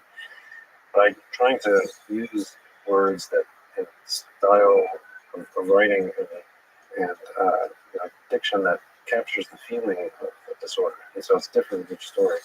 In the story about mania, which is a very expansive, exuberant, at least briefly uplifting state where the words come out in a torrent and the complex and pressured and elaborate. I try to capture that feeling with the words used in that chapter. And then in the schizophrenia or psychosis chapter, where things slowly fragment over time and become looser and separated, I tried to capture that in the writing too. So for each, it wasn't as if there was a single mode I could be in for the whole book. For each chapter, I had to put myself into a different mode to capture that inner feeling of the disorder. When you put yourself in that mode, does that change you? Yeah, I couldn't turn it on and off right away. I had to, first I would start by thinking about the person, or the people, one or two people based on real patients and the stories that are put forth. The symptom descriptions are real, they're from the patients, of course. All details change to protect privacy, but the actual symptom descriptions are real. And I would sit with them and really try to inhabit the space of the mind of that person that I knew. And that reminiscence is it takes some time. I need to be quiet, I need to be still. That's another reason why the note is good. Sergey posted that drowsiness gives creativity a boost, according to Andrew Huberman. Thank you, Andrew. It's not wrong. It's not wrong. Why projections? Is it, I mean, instead of putting words into your mouth, because I can imagine, well, I mean, to me, I will start putting words in your mouth, despite what I just said. So, I mean, is it for me, projections, working on neural networks, for example, from the artificial neural networks, from a machine learning perspective, it's often, that's exactly what you're doing. You have an incredibly complex thing and you're trying to find simple representations in order for you to make sense of it. So I was kind of thinking about it in that way, which is like this incredibly complex neuronal network that is kind of projecting itself onto the world through this low bandwidth expression of emotion and speech and all that kind of stuff. And the way we only have that window into so eyes and speech and so on. So that in that way, when there's any kind of disorder, we get to only see that disorder through that narrow window, the complexity of its origins. The word projections definitely serves that purpose here, but it's got a few other really appropriate other connotations as well. So the first thing is a projection in terms of neuroscience is this long-range connection that goes from one part of the brain to another. And so it's what binds two parts of our brain together. There are projections, long-range connections, as axons. These are the outgoing threads that connect one part of the brain to another part. There's a projection, for example, auditory cortex, where we hear things, to reward centers where we can feel where feelings of pleasure and reward are initiated. And it's been shown that if you have reduced connectivity along that dimension, you are less able to enjoy music. And so these connections, these projections matter. They define how effectively two parts of the brain can engage with each other and join together to form a joint representation of something. So that's one meaning. It's pure neuroscience. The word projection is used all the time. And it happens to be something that optogenetics, a technique that maybe we'll talk about a little later, that works particularly well. If we can use light to turn on or off the activity along these projections for one spot of the brain to another. And this is particularly referring to the long-range connections. It's particularly straightforward along these long-range projections that connect different parts of the brain, but it works over shorter range too. But then there's this other meaning of projections which you were bringing up, which is very relevant, which is at some point you can reduce something from one level of dimensionality to another, and you can project down into a lower dimensional space, for example. And then finally there's a psychiatric term projections, which comes up all the time, which is we very often will look at our internal states, and to understand somebody else, we'll project them onto somebody else. We'll try to understand someone else's behavior and make sense of it by projecting our own inner feelings, our own sort of narrative onto them, and use that as a way to help us understand them better. And we'll do the reverse too. We'll take things we see in the outside world and we'll bring them into ourselves and see how well they map and what they like. That's called introjection. So projections turns out to be a really rich word. And finally, of course, there's the very common sense of it as a projector that illuminates by conveying information across space with the light. So for English language, perfect word to use for this book. So what's funny is there are a lot of international translations now, and all those rich connotations aren't captured in other languages. And so for some translations, connections is used instead of projections. In fact, even in England, the British version is connections instead of projections, because apparently projections doesn't have the full connotation I was told. You have to sacrifice some of the rich ambiguity of meaning of the connections. That's interesting. They connect. Words are so interesting. That's what I mean. I love language and how much is lost in translation. I'm very fortunate enough to be able to speak. I'm not good at languages. I was just, I guess, forced to, by life circumstance, to learn two languages, Russian and English. And it's just so interesting to watch how much of culture, how much of people, how much of history is lost in translation. The poetry, the music, the history, the pain, the way the scientists actually express themselves, which is funny. It's so sad to see how much brilliant work that was written in Russian. There's a whole culture of science in the Soviet Union that is not lost. It makes me wonder, in the modern day, how much incredible science is going on in China that is lost in translation. And that makes me very sad, because I'll never learn Chinese in the same way that I've learned English and Russian. Maybe whenever I say stuff like that, people are like, well, there's still time. That's actually fair. That I think the 21st century, both China and US will have very important roles in scientific development, and we should actually bridge the gap through language. And that doesn't just mean convincing Chinese to speak English. That means also learning Chinese. But we need these bridge people who can do both. Nabokov, for example, writing in English beautifully. One of my favorite poets, Borges, who I mentioned earlier, he wrote both in English and in Spanish. I think, beautifully in both. We need those people who can serve as bridges across cultures and really can do both. You mentioned Borges, so you opened your book with a few lines from a poem by Jorge Luis Borges, a love poem. I'm going to read parts of it because it's a damn good poem. It's called Two English Poems. I mean, I'd like to understand why you used it and the specific parts you used, which is interesting. But then when I read the full thing, I think you used it as a sort of beautiful description of what it means to delve deep into understanding, offering yourself to the task of understanding another human being. But if you look at the full context of the poem, it's also a damn good description of being hit by love and overtaken by it, and trying to figure out how to make sense of the world now that you've been stricken by it. It says a bunch of things about chatting significantly with friends and all those kinds of things, and then the poem reads, "The big wave brought you."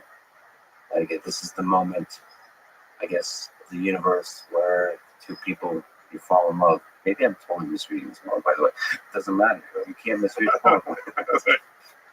So it goes on. Words, any words, your laughter, and you so lazily and incessantly beautiful. We talked, and you have forgotten the words. The shattering dawn finds me in a deserted street of my city. Your profile turned away. The sounds that go to make your name. The lilt of your laughter. These are the illustrious toys you have left me. So these little memories of these peculiar little details he remembers. Those are the illustrious toys. I apologize to mix my own words with the poem, but you should definitely read it. I turn them over in the dawn. I lose them. I find them. I tell them to the few stray dogs and to the few stray stars of the dawn. Your dark, rich life. I must get at you somehow. I put away those illustrious toys they have left me.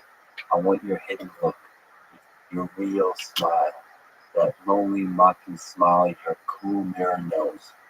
I want your hidden look, your real smile. This is the first part of the poem, and then it goes on, which is some of the part, like the friends. Second part is, what can I hold you with? I offer you lean streets, desperate sunsets, the moon of the jagged suburbs. I offer you the bitterness of a man who has looked long and long at a lonely moon. I offer you my ancestors, my dead men, the ghosts that living men have honored in bronze. My father's father killed in the frontier of Buenos Aires, 2 bullets through his lungs, and so on, so on. I offer you whatever insights my books may hold, whatever manliness to humor my life. I offer you the loyalty of a man who has never been loyal. I offer you that kernel of myself that I've saved somehow, the central heart that deals not in words, traffics, not with dreams, and is untouched by time, my joy, and adversities. And I think this is what the part they include in the book. I offer you the memory of a yellow rose seen at sunset, years before you were born. Damn, that's a good line. Okay. I offer you explanations of yourself, theories about yourself, authentic and surprising views of yourself. I can give you my loneliness, my darkness, the hunger of my heart. I'm trying to bribe you with uncertainty, with danger, with defeat. That is a man who's in love and longing. I'm taking, but I just want to go back to maybe say why you want that poem, but also your dark, rich life. I must get at you somehow. I put away those illustrious toys that have left me. I want your hidden look, your real smile, that lonely, mocking smile, your cool mirror note. But sometimes I meet a stranger, and it's like a double take. It's like, who are you? Have we met before somewhere? Who's that person behind there? And I want to get at that, whatever that is. And of course, maybe that's what love is, because maybe that's the whole pursuit, like a lifelong pursuit of getting at that person. Maybe that's what that is, and like that insatiable sort of curiosity to keep getting at that. Well, who's that person in your private life? Yeah. So that's absolutely, I think that was a beautiful description of what you just said. When there's that first moment, and then you want to dive deeper. You want to know what the hidden mysteries are. In a way, it's a love poem. As a scientist, though, it's a bit of how a scientist can love science, and that wanting to dive deeper it's almost like, again, where could be a love affair with investigating the human mind. And that was one reason it spoke to me also. Again, thinking about the broader sweep of where the human mind came from, the steps it took to get to where it is today, what was given up along the way, what compromises were made. And here's where the darkness of the film starts to come in a little bit too. It doesn't shy away from the negativity, from confusion, from the danger. And then at the very end, the Fortes is offering up scenes from his life, parts of himself. And this is how we connect with people. We offer up parts of ourselves. Just here it is. And then we see how well does that map onto what you have. And it's that offering up that I like. And not the good stuff. But not only the good stuff. The yellow rose is nice, but he's offering up the bad stuff too. And that to me was important for the book, because I'm offering up hard stuff too. In fact, a lot of it. And also hard stuff from within me, from my own personal side too. And there's a lot of vulnerability that comes with that, but that comes with love, that comes with writing. You have to be open, you have to be vulnerable. And so I thought that reflected what I was trying to do, and I thought it was as an epigraph, it kind of made it clear how vulnerable I was in taking this step, but also what could come out of it. And also in a meta way, because I was not familiar with this poem, it it made me curious of the poem itself, pull at that thread of finding out more. So you picked a very particular part that kind of made you want to pull at that thread and see where did these few lines come from? Because I read it as a curiosity of a scientist, those lines alone, and also as a desperate human being searching, like offering himself for an understanding or connection with another human being. And then I wasn't sure if it's a love poem or not, or if it's desperation, or if it's curiosity, whatever it is. And then you see the love poem. I mean, I don't know. That's gonna stick with me for a while. Your dark, rich life, and then a few lines in here are just. I mean, those are. I'm gonna just use them as pickup lines as far as. I offer you the memory of the yellow rose seen at sunset years before you were born. Now that's a pickup line I never heard, if I ever heard one. Sorry. But this is universal. You know, you see it in so many forms of art. You know, like we're in Texas now. You see this in country and western songs. It's often a list of things. Like, here's how I describe myself. There's this and there's that and there's the other thing. And here you are. These things matter to me, and I hope they matter to you too. It's a pretty universal form, but he did it in this very artful and very vulnerable way. It was both beautiful, and you could feel the hurt coming from it too. And that was the point. The dark stuff too. I offer you my ancestors, my dead men, the ghosts that living men have honored in bronze. Talking about 2 bullets through his lungs, bearded and dead, wrapped by his soldiers in the hide of a cow. My mother's grandfather, just 24, heading a charge of 300 men in Peru, now ghosts on vanished horses. So all of it, the whole history of it. Since it is a love poem, what do you think about love, Carl? What's the role of love in the human condition? We'll talk about the dark stuff, but maybe love is the dark stuff too. I mean, it's the most powerful connection we can form, and that's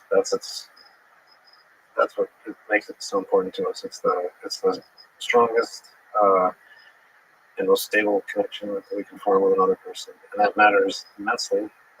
It matters for the human family to have evolved to be something that could survive against the odds that we've faced over the years. That unreasonable bond that becomes reasonable by virtue of its own existence, and of course that joy, the wild, raw joy of love, is not a bad thing.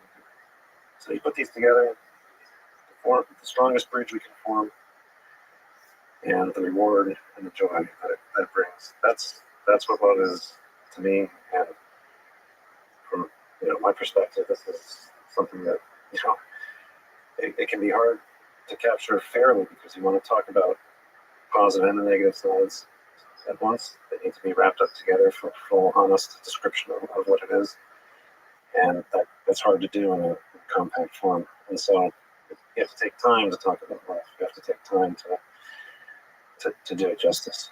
It takes a book, or at least a poem, or several thousand of them. I don't know. So could you pull up? There's a video I saw. Yeah, like right here. So can you pause for a second? So there's March of the Penguins. So you always see like penguins huddling together against. I mean, I'm sorry if it's just metaphors and everything, but them huddling together against the harshness of the conditions around them. That's very kind of. That's like a metaphor for life, like finding this connection. That's kind of what love is. It's like it allows you to forget whatever the absurdity, whatever the suffering of life is. Together, you get to like huddle for one, and that's why I love just the honesty and the intensity of like penguins, just in the middle of like the cold. And then this video I saw, a lonely. This is misinformation. So the name of the video is "Lonely Deranged Penguin." I don't know if he's deranged. So if you play it, so he left his pack, and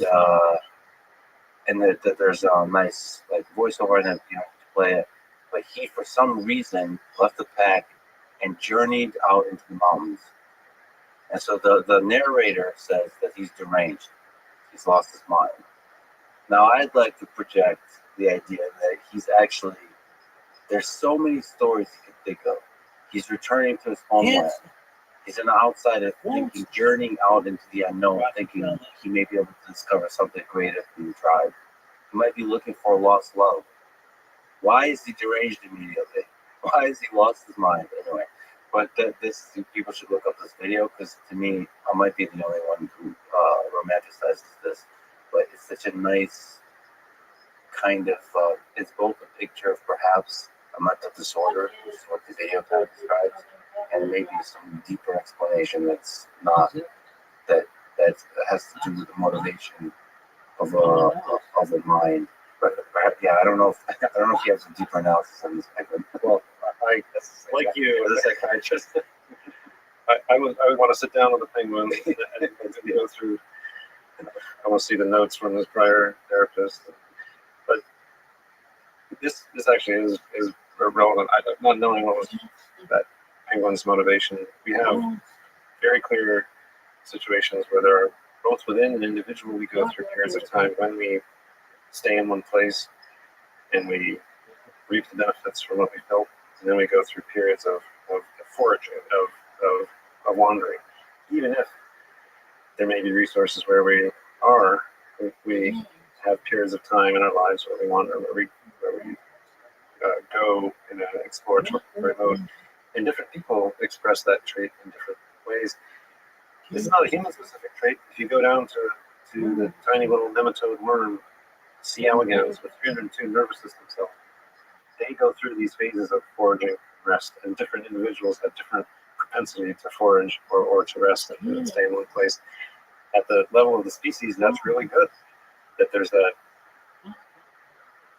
diversity in their willingness to forage. Some stay where they are, the species is somewhat on a firm footing then, but some carry a burden, a risk for themselves, but it's good for the species that they're explorers and they will venture out. The migration patterns that different species blunder into that turn out to be really good, they weren't logically derived.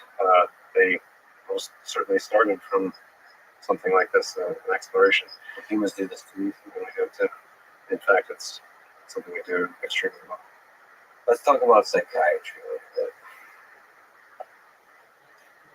So my book, you're a rock star. First of all, for people who don't know, what, aside from sort of the neurological view of the brain and neuroscience view of the brain, you're also one of the great psychiatrists of our time.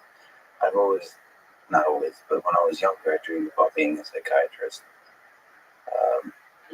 So it's like getting to meet your heroes, and also getting to meet the people who the best at the top of the world, the things you failed to pursue. So there's I'm getting a free therapy session on top of that. Okay, so what big picture? What is the practice, the goal, the hope of modern psychiatry? If you could try to describe the discipline as you see it, maybe historically throughout the 20th century, in contrasting to what it is today, or maybe if you want to describe what you hope psychiatry becomes or longs to become in the 21st century. Yeah. It's been an interesting journey. Psychiatry started out pretty firmly grounded in neurology, pathology. Some of the initial founders, effectively, of the field were very well grounded in microscopy, looking at cells, working with patients, particularly on the neurological side, and this certainly included Freud and some of his contemporaries. But they rapidly discovered that what they could work with at the level of cells and microscopy was so far from the realm of what they could get from a human being, and what they were getting from the human being was so much more interesting and was so mysterious and so unknown that many of them just said, we're going to inhabit this domain and we're going to work with the people with their words and understand what we can based on verbal communication, because that was the only tool that people really had. And that was a very important step for the field. I would say one of the interesting things that came from the early decades of psychiatry really was this distinction between the conscious and the unconscious mind, and paying particular attention to the unconscious mind is something that was worthy of consideration, that might be important in explaining people's actions, and that perhaps even insight into that was valuable in its own right. And out of that, psychoanalysis became a practice that was not always focused on cures or treatments, but was more focused on insight. What does it mean? How can we help people understand why they're feeling something or thinking something or dreaming something? And that insight, separate even from treatment, was an interesting thing. As long as one was honest about that and said, we're going for understanding, we're going for insight. Maybe it's just pause on that. Because if you look at the father of psychoanalysis, Sigmund Freud, what do you make of the ideas that he had? So you mentioned taking the unconscious, subconscious seriously. That's like step one. Like that there could be worlds we do not have direct access for. We probe at them through conversation, or is it too simplistic to call psychoanalysis conversation? That's not too simplistic, but that's right. And I think that was valuable. Where Freud ended up breaking from some of his contemporaries, he was very focused on this unconscious as being so tightly linked to libido, and really, from his perspective, you couldn't really separate the operation of the unconscious mind from these aspects, libidinous aspects, and that was one reason. Sexual related drives. Carl Jung, who was his contemporary, that's one factor that led to them separating. Was Carl Jung felt there was a lot more to the unconscious than this libidinous aspect of it. He saw it as a much more complete alternate representation of the conscious self, one that maybe reflected a whole range of different motivations and desires, and to properly treat it, one had to consider all of them rather than the ones that Freud would call Jung shit. Thank you for the high level of images that Sergey's pulling up for people who are just listening. To pull up as a quote from Sigmund Freud's meme, "Your mom," quote Freud. So the shadow encompasses everything, not just the desire to have sex with your mother or sex period. That's right. If you look at those two folks en masse, I mean, there's a kind of, it's almost like a technique of philosophical exploration of human mind, human motivations. It's not even like necessarily, it's also doubles as a methodology for helping people, but it's almost like it's a kind of philosophical method. Right.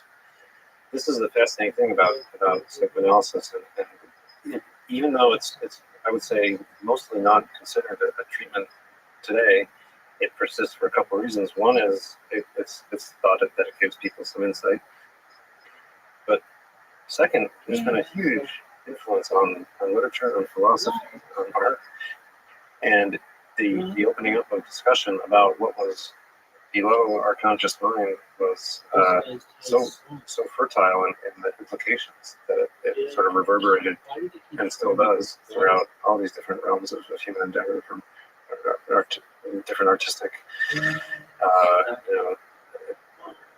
experiences that people have can be colored by this concept of the unconscious. Now, the other thing that was interesting is this distinction. What are the parts of the unconscious? And so there were these id and ego and superego subdivisions that Freud, for example, would talk about them, and the id was the primal drives that an infant would have, or that a very young child just wants and feeding, and later the sexual and libidinous aspects. And for Freud, the later happened very quickly. That's the controversial thing about him. I guess he thought like even children had sexual desires that they're like dealing with, contending with. Just the full thing. They wanted to eat, wanted to prove, wanted to have sex. Yeah, and he was extremely focused on that aspect. But then there was the superego, which brought on these later sort of moralistic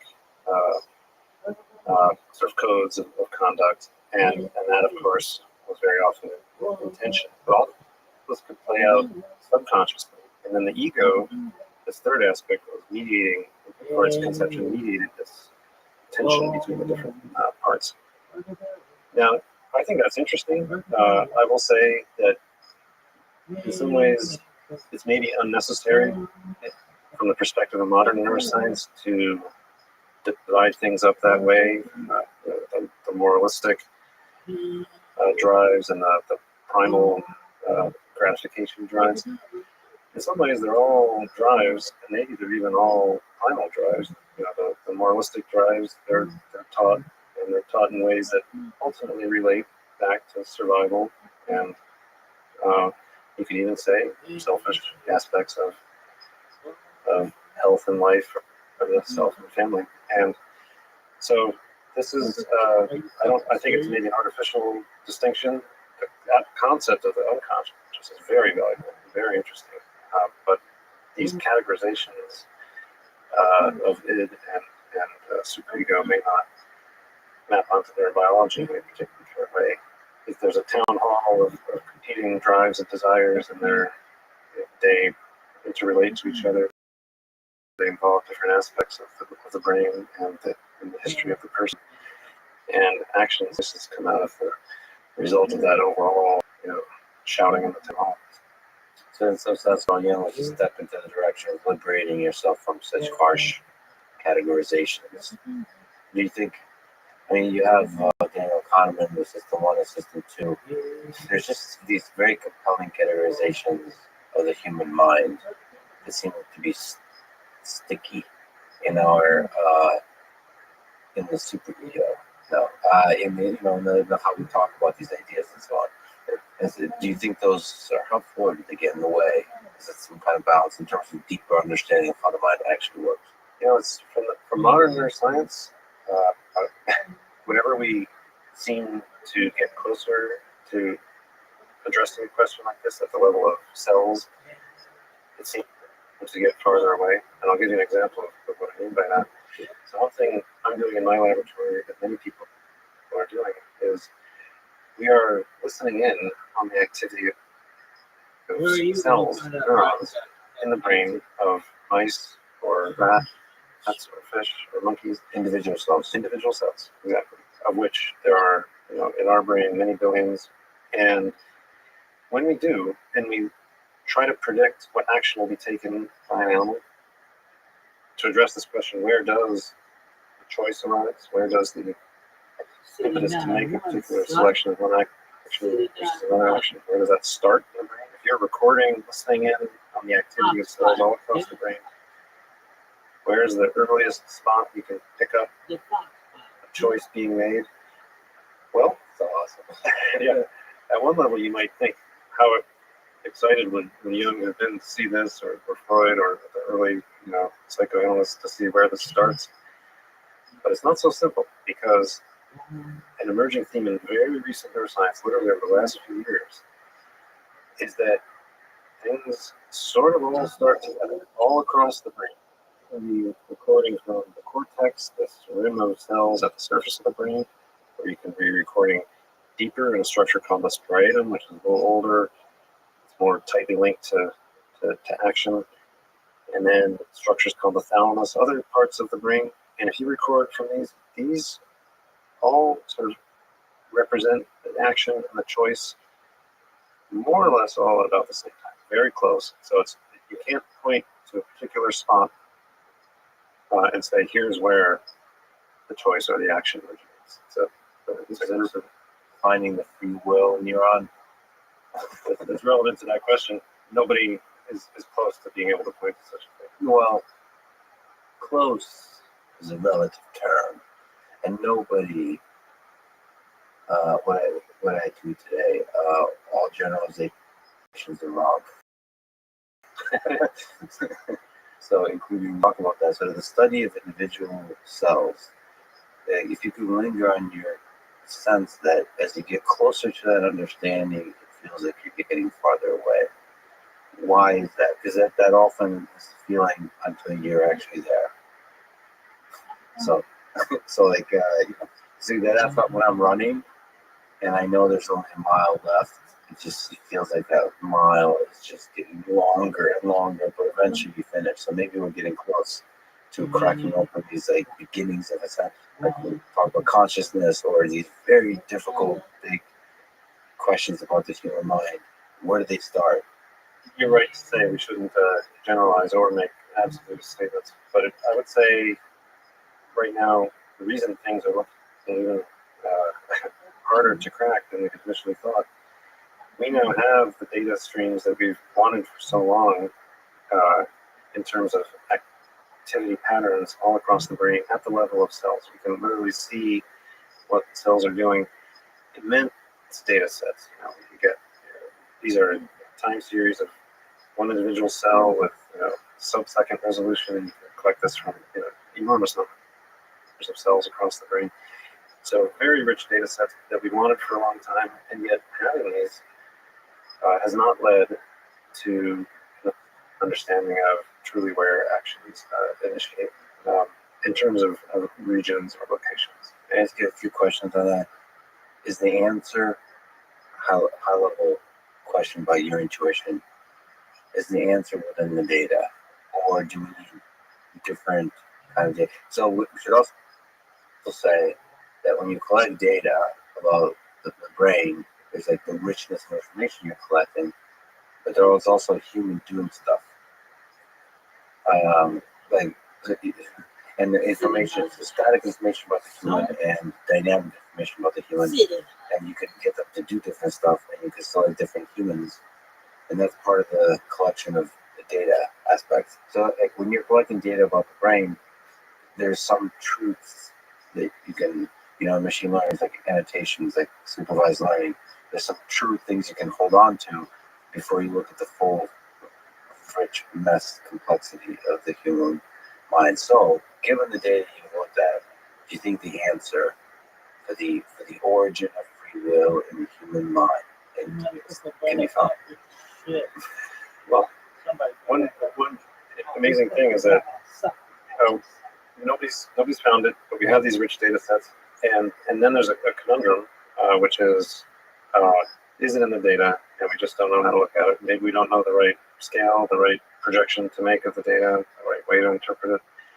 And here's where causal testing becomes very valuable, because then instead of just passively observing, well, here are the activity patterns, and then here's the choice made by the animal. As we've gotten more powerful at reaching in and causing things to happen, turning up or down the activity of certain types of cells or defined populations of cells and seeing how that actions, these causal perturbations have turned out to be very valuable.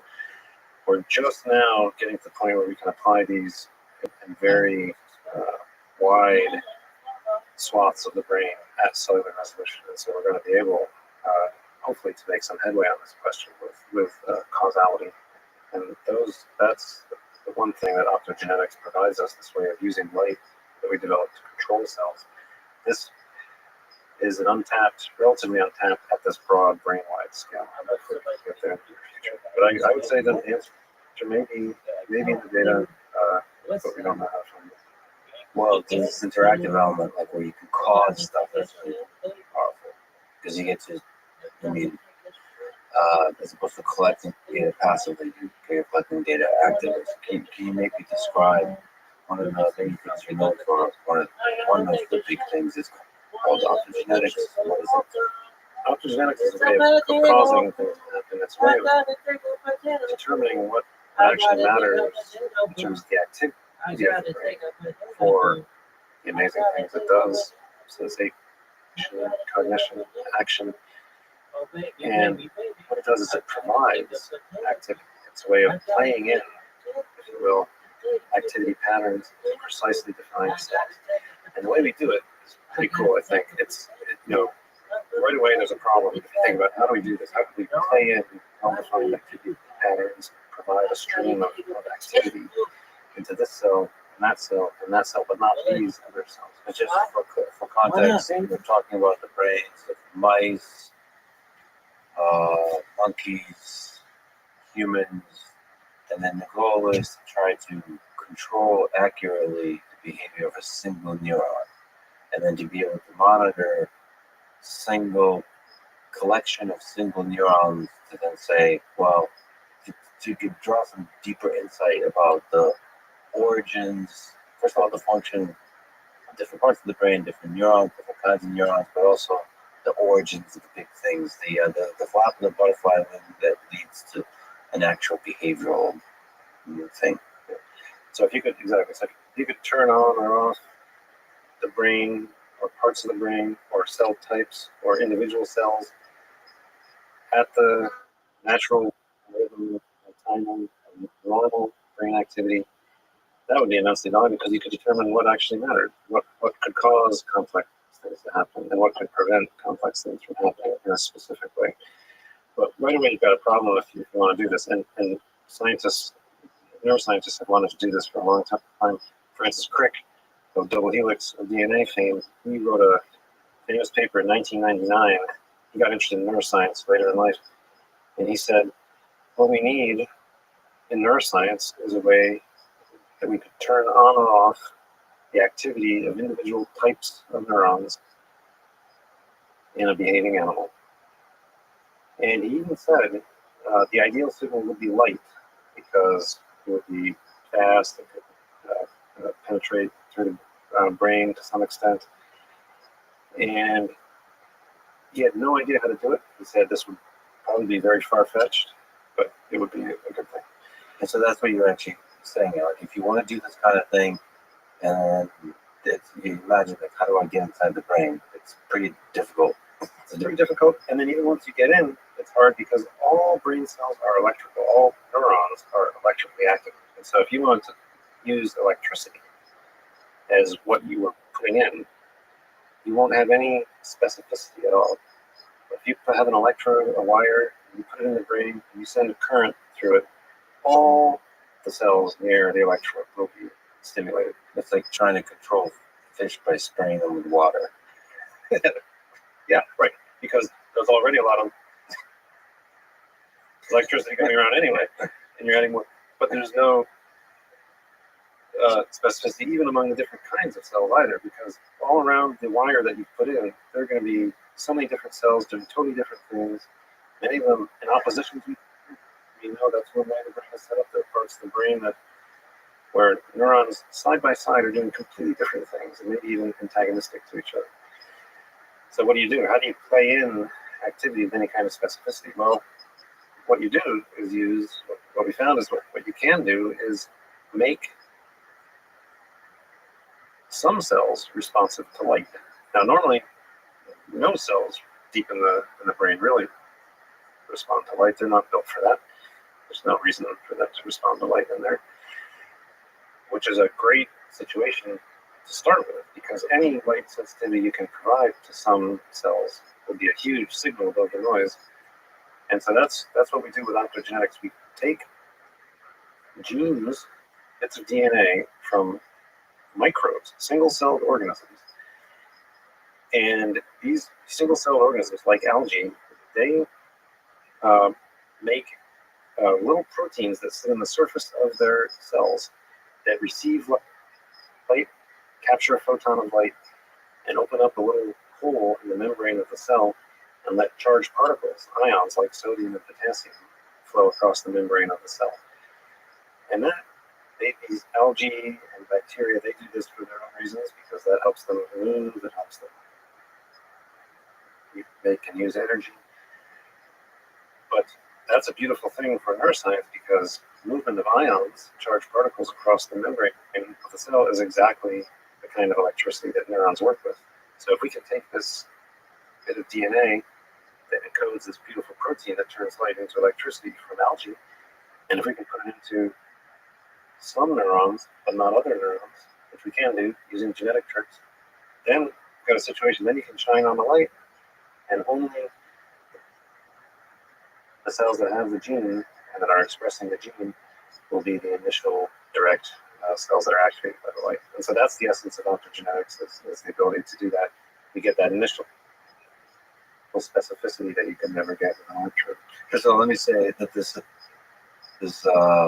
they recently got the Alaska Prize for this. This is a brilliant idea.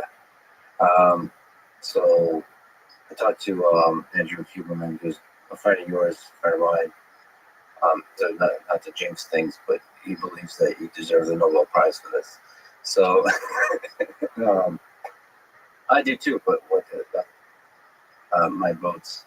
Anyway, the thing is, it doesn't matter. Prizes will be all forgotten. All of us will be forgotten. When the cool idea is a cool idea. It's a really powerful idea. It's actually the origins of it you might be interested in are very deep. There was a botanist in St. Petersburg, Andrei Fernensen, in 1866. He published a paper on these single-celled green algae. He was the botanist who first noticed that they moved in response to light. These are tiny single-celled algae that have flagella, so they swim through the water. And he noticed this. He was a botanist, and he published this. It was a paper. He wrote in German, but he published it in a French journal. He was doing it from St. Petersburg, so it was a very international effort. But you have to go back to 1866, and that I like to highlight how far back that discovery goes with respect to Andrei Fernensen. And this is it highlights the value of just pure basic science discovery. That always originates somewhere in the Eastern European bloc. But I don't think he expected the splicing of genetic material from the algae into the human brain. And one of the cool things we've been able to do now with modern methods is to really study these proteins. And so we've discovered some of these proteins. Other groups have as well. We've dived deep into their structure, just like the double helix structure of DNA was uncovered with X-ray crystallography. We used the same method, X-ray crystallography, to see how these beautiful little proteins work. We re-engineered them for all kinds of function. We can make them, instead of responding to blue light, we can make them respond to red light.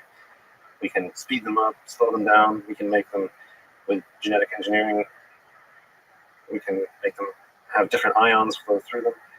And so it's this convergence, as you said, like the botanist in 1866 couldn't have predicted what we could do with this.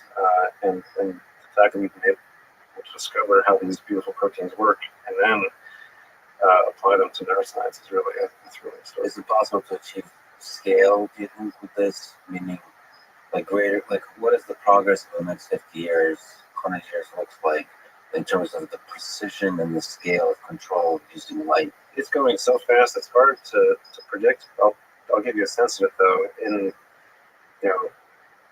first paper, we published in 2005, that was just culture neurons. By 2007, so that was in a dish. By 2007, we had it working with behaving mice. By 2009, we had it pretty general, so we had methods to really make it a versatile method, could be applied to essentially any cell. By 2012, we could get to single cell resolution. We used light guidance strategies to target individual cells in the brain of a living mouse. By 2019, we were able to control up to 20 to 50 individually specified single cells in the brain of a mouse, and in ways that specifically change its behavior, that could bias its decisions one way or the other. In fact, we could take a mouse and, without any visual stimulus at all, we could make it act as if it had seen a particular visual stimulus by playing in, using the single cell resolution optogenetics, a specific pattern of activity into 20 or 25 individually specified cells. That's 2019. To your question of scale, now in 2022, we're controlling hundreds of individually specified single cells over all the visual cortex of a mouse, all the part of the brain that is the initial direct target of the incoming information from the retina. Are you constrained to a specific types of cells currently? Like you mentioned, long range is easier. Is there constraints on which cells? Now there really isn't. Now that we have this individual cell guidance, we can target any individual kind of cell very reliably. And so now, to your question of scale, How far can it go? Well, things are moving quickly. It's hard to say. We can access individual cells across the entire brain now. If you look 10, 20 years in the future, I think we'll surprise ourselves. But the fact that we're already able to cause specific perceptions to happen and specific actions means we're essentially where we want to be. And now it's a matter of just more experiments, more discoveries. But the basic principles are clear now. The basic capability is there. Is there a pathway to doing the same for humans?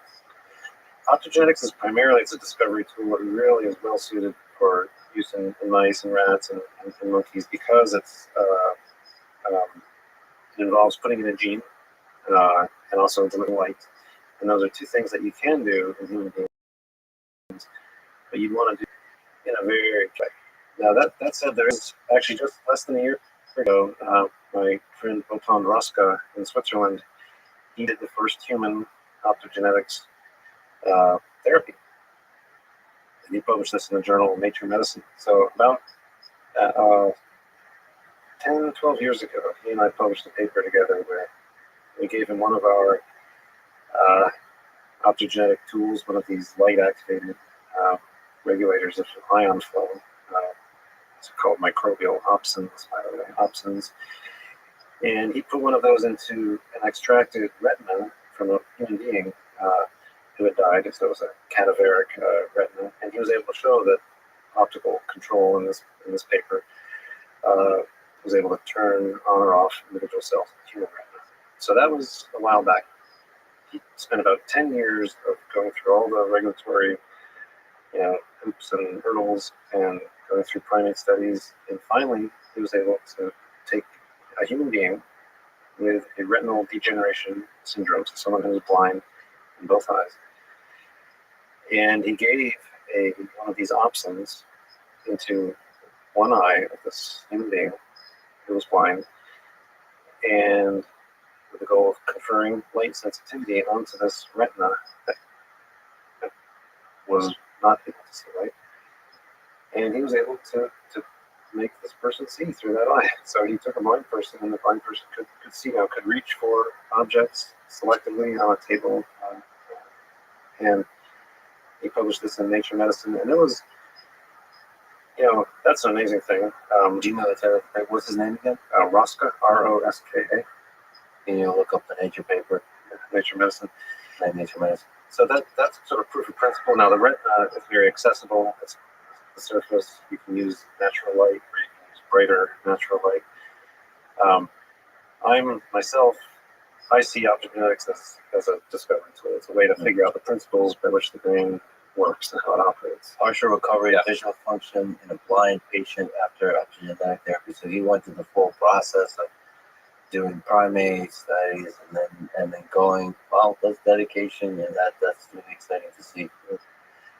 As beautiful as that is, and I'm glad he did all that work, there are so many other ways that optogenetics could help with therapies. Once you know the principles, then any kind of therapy can become more powerful. Once you know the causal cells in a symptom, like in lack of motivation or inability to enjoy things or altered sleep or altered energy, once you know the cells that are causal, then you can make medications that address those cells. You can address brain stimulation treatments that might address those cells. There's also diagnosis. Be a very effective, systematic way of diagnosing, or at least providing you rich data to some of these deep questions about schizophrenia, about bipolar, all of those kinds of things that the tools are low resolution currently for determining the degree to which you have a thing and whether you have a thing at all. Yeah, and exactly. And so the hope is, this is a great example of how you can cure, or you can provide some relief for a symptom of a person who has a serious degenerative disease.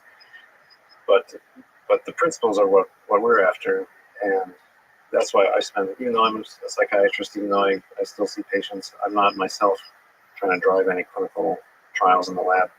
I'm trying to discover and then any kind of therapy could result from that.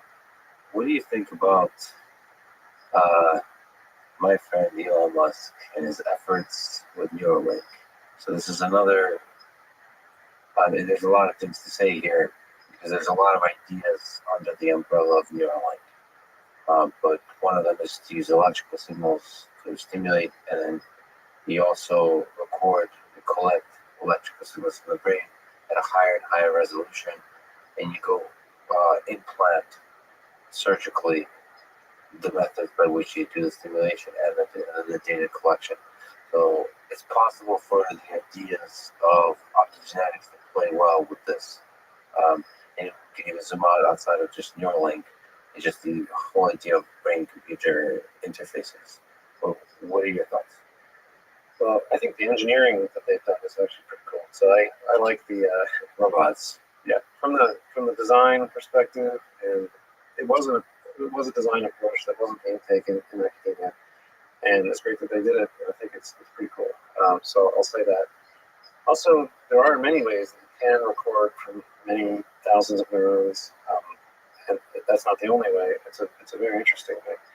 We and others are using brain penetrating electrodes that actually get quite deep. The whole structure of the brain is very interesting. There's the surface cortex, where it's the most recently emergent part of the brain in evolution. Mammals have it. Reptiles have something a little bit like it, but it's not really the full thing. This is a very recent thing. That's what we can access with some of these, like the Neuralink approach and with some of these short electrodes. This part of the brain, the cortex, is only a few millimeters thick. There's so much that's deep there. It's so important. There's the striatum, there's the thalamus. There are the parts of the brain that drive motivation, that drive hunger and thirst and social interaction, parenting,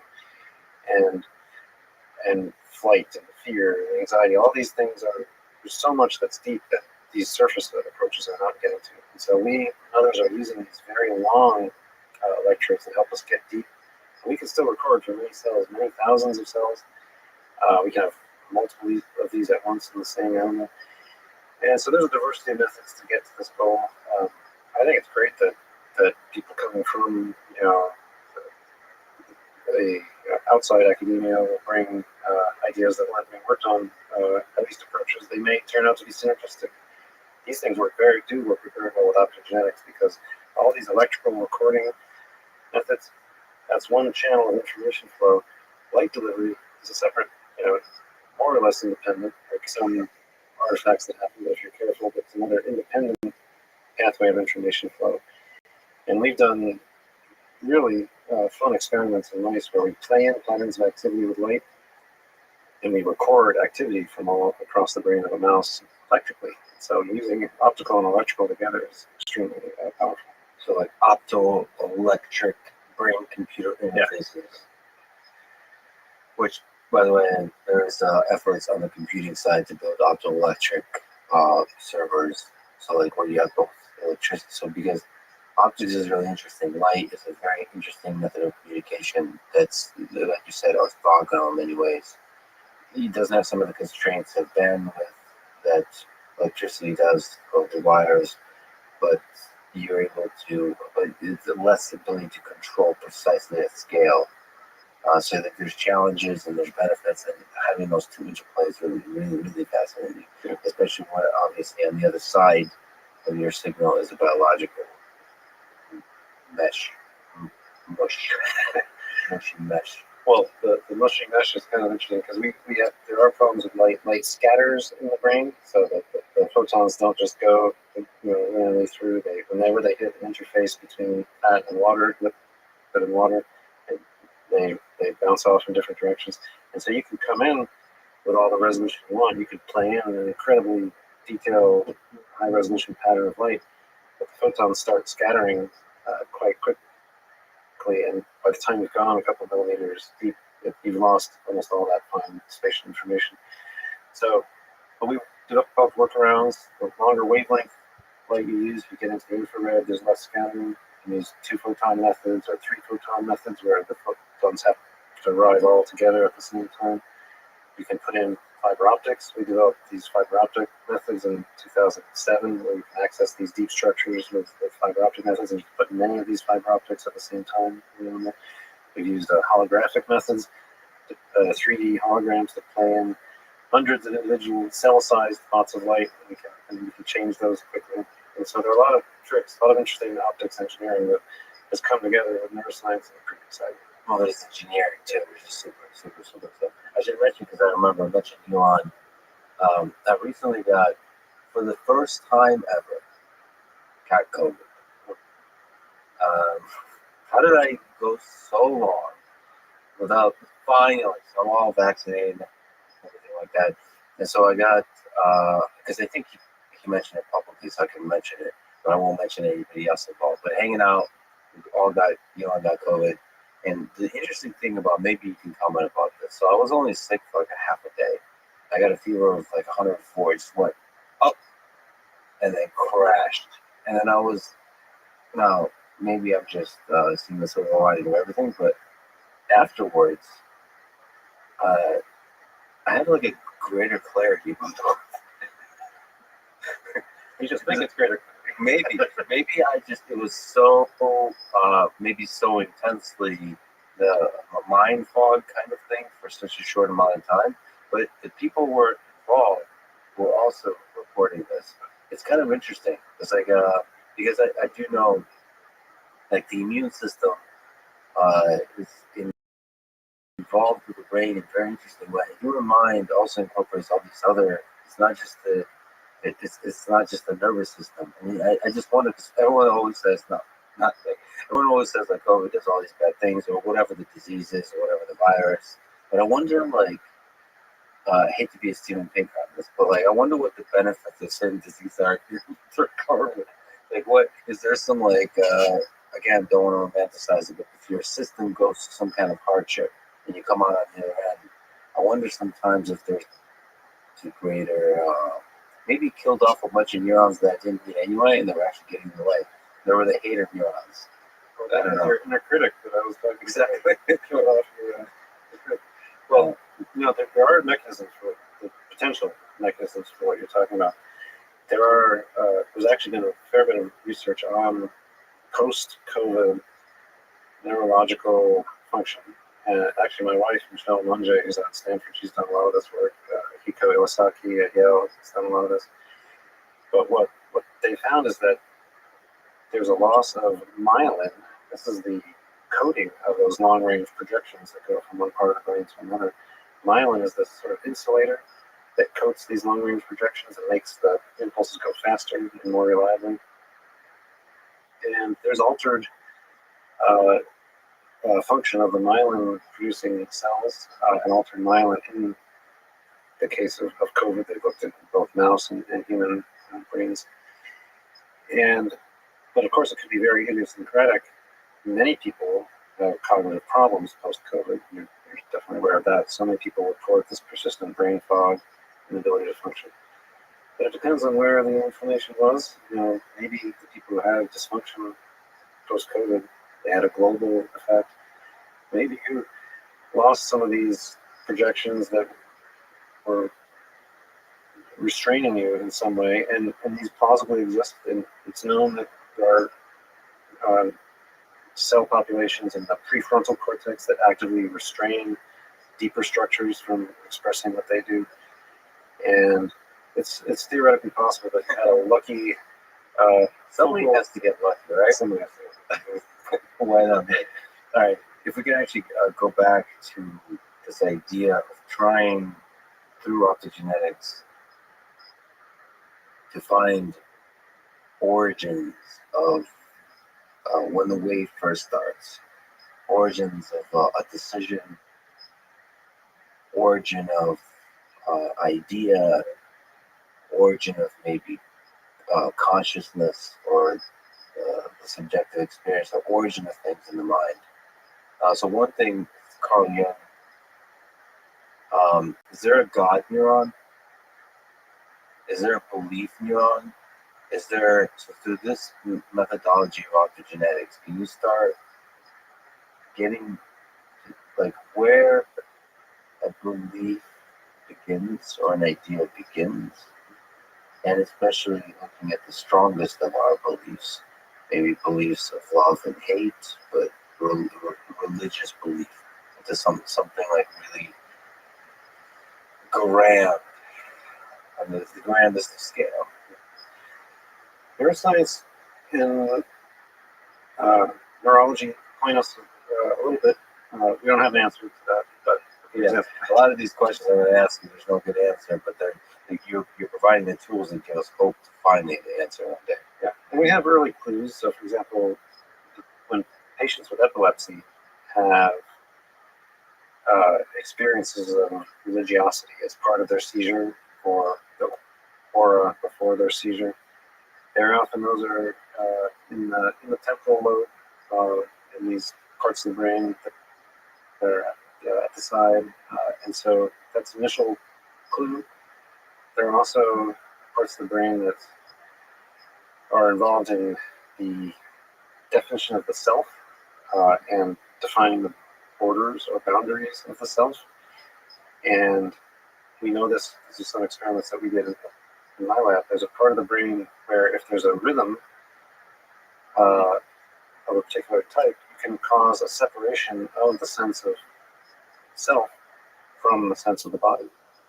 What's normally bound up and unitary, we normally think of ourselves and our body as pretty tightly bound up together. Those can be separated. Turns out we can't take that for granted. And there are certain conditions, certain patterns of activity in one part of the brain called the retroscleral cortex, where you can actually separate those two out. And so if you think about these very big questions, where are the origins of religiosity? How do we define the boundaries of who we are relative to others, to the world?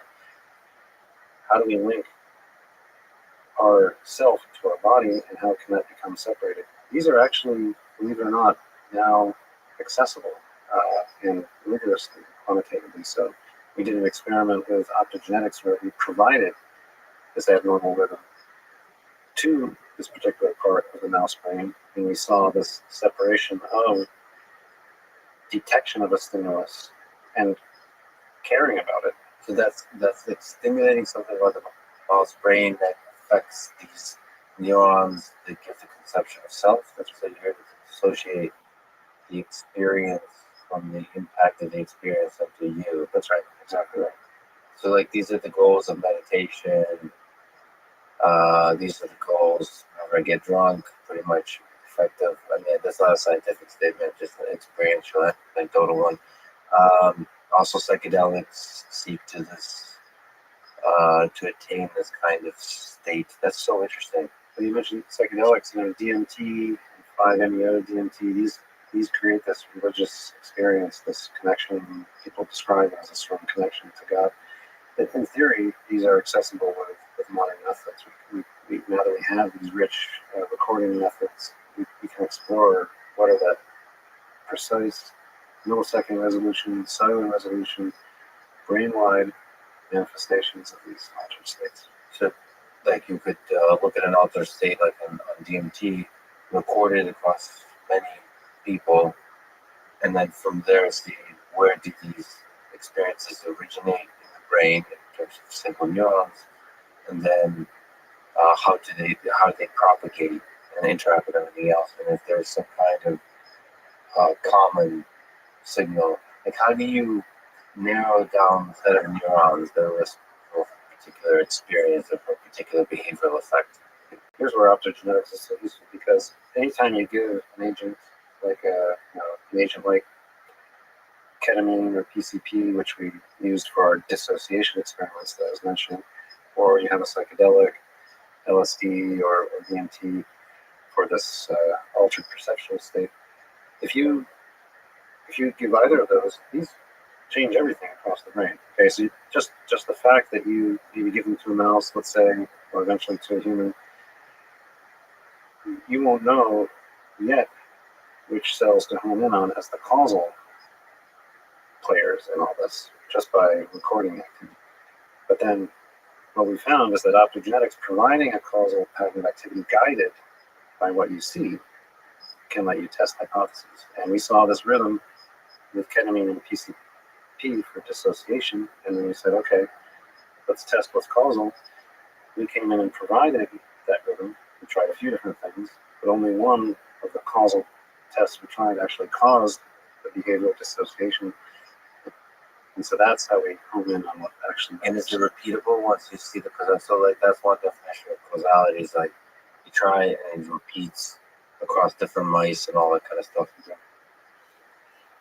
And so you could do that for DMT. You could do that for like the really fascinating mind expanding. Thank you, thank you for the me and for people just listening. This is again another disagreement between Freud and Carl Jung. Religion and spirituality. This is, I guess, the ring scene from Lord of the Rings. Religion and spirituality. Freud says cast it into the fire, destroy it. Carl Jung says no. So for people who don't know, Sergei is the Slavic lord of the meme. Thank you. I appreciate that. So what we're talking about, so there is, I mean, I think a connection between DMT and religious experiences or some of these psychedelics. Do you think it's possible to sort of stimulate religious experiences? And so religious experiences are one of the most deep kind of experiences.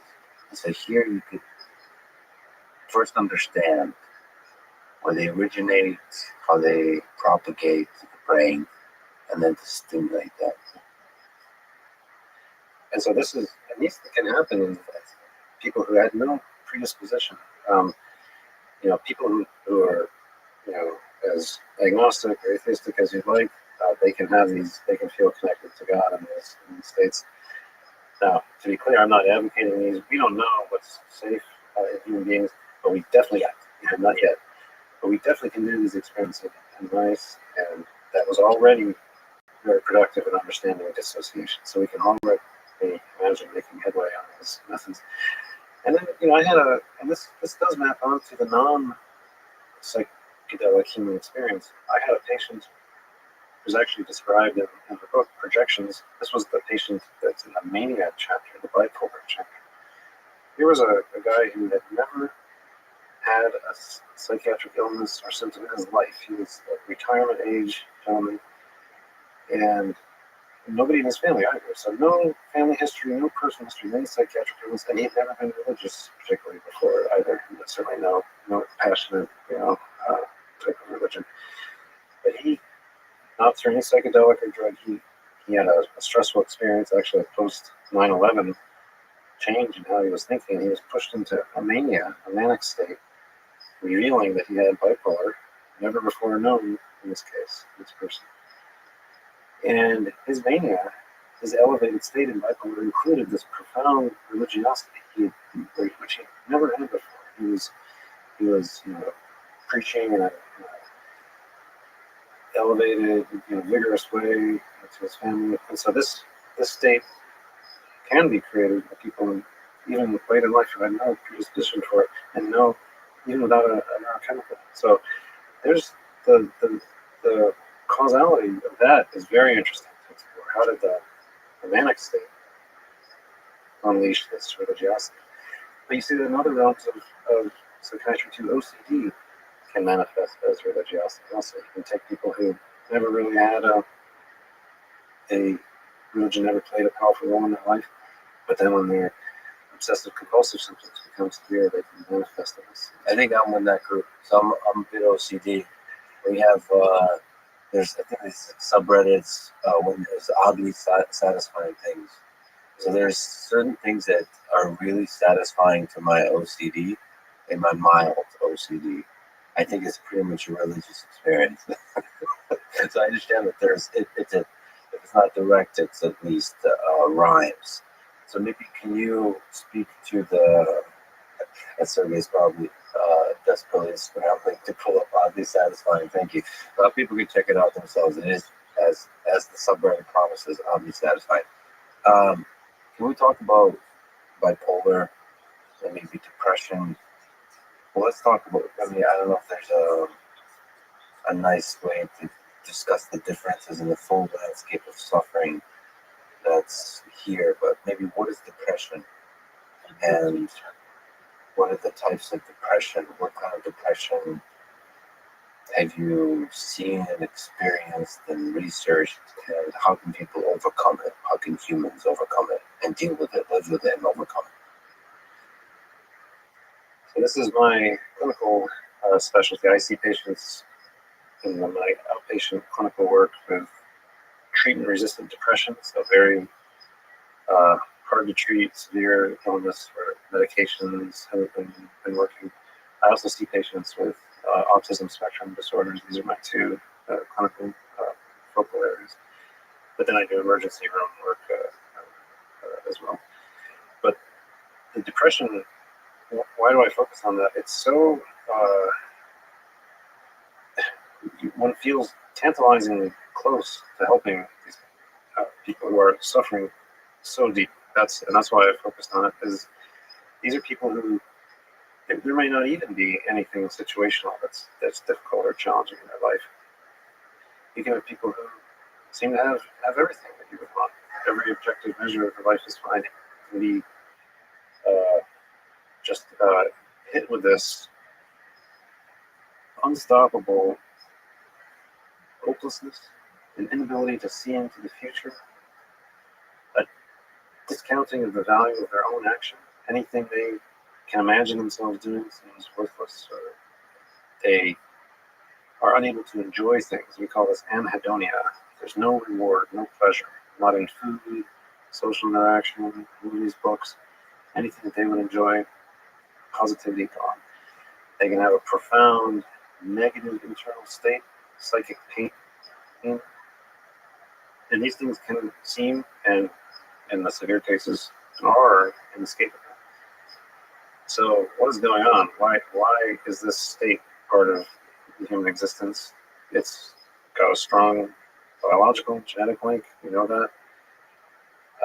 It's been linked to certain genes, certain regions of the chromosome. In twin studies, there's a clear genetic link. Doesn't explain everything. That's a big part of it. Genetics are a strong contributor. And although you can have depression without anything terrible going on in your life, symptoms can be made worse by stressors, by trauma. But at a very deep level, there's nothing we can measure in a person objectively, so there's not a known chemical, not a known structure that's different, not a known brain activity pattern that we can pick up with EEG. A lot of people are exploring this, but right now we have no objective measures. All we do is talk to people when we elicit these symptoms. We explore them, distinguish them from other possible causes, and then what do we do? Well, we have a range of treatments. We have medications that can help people, but not everybody. And if they don't work, then we can go to brain stimulation methods. We can do things even like electroconvulsive therapy, which is very effective, but that's sort of the final thing we go to in the end. And so we have treatments. They work for some people. They don't do everything we like. But here's the problem: is at a very deep level, we don't understand really what's going on in the brain. We don't have a physical interpretation of the problem. We have all these symptoms, but we can't yet point to a set of cells or a set of circuits or an activity pattern that is causing major depression, this disease state per se. Why do you think you can't yet, from an optogenetics perspective? Is it because there's so many possible causes? Is there so many things involved? So I think the answer is there are many things involved, and all these different symptoms that I've mentioned, those we can study and those we can fix, the individual symptoms. And we can do this in animals, to be clear. So in a mouse, for example, we can instantaneously and precisely turn up or down the motivation of an animal to overcome a challenge. We can turn up or down its ability to be motivated by, or we think experience reward from situations or actions. We can increase its apparent energy level, its drive to meet challenges. We can turn up or down social interaction. All these individual features of depression, individual symptoms, we now can point to exact projections and cells that are causal immediately. But we don't know is why all these different symptoms show up together in major depression in the human disease syndrome. And that's the mystery. It's sort of, in other fields of medicine, someone with congestive heart failure who comes into the clinic, they have very different symptoms. They have shortness of breath and they have swollen feet. Okay, couldn't be two more different across the body sets of symptoms. Neither one obviously related to the heart, but they're both happening because the heart is not working as a pump. Okay, and now, thankfully, in cardiology, we understand these disparate symptoms that seem totally unrelated can be completely understood because there's an altered pump action of the heart. That's what we are hoping for in psychiatry and in the study of depression or any disease. These different symptoms, the inability to enjoy things, the hopelessness.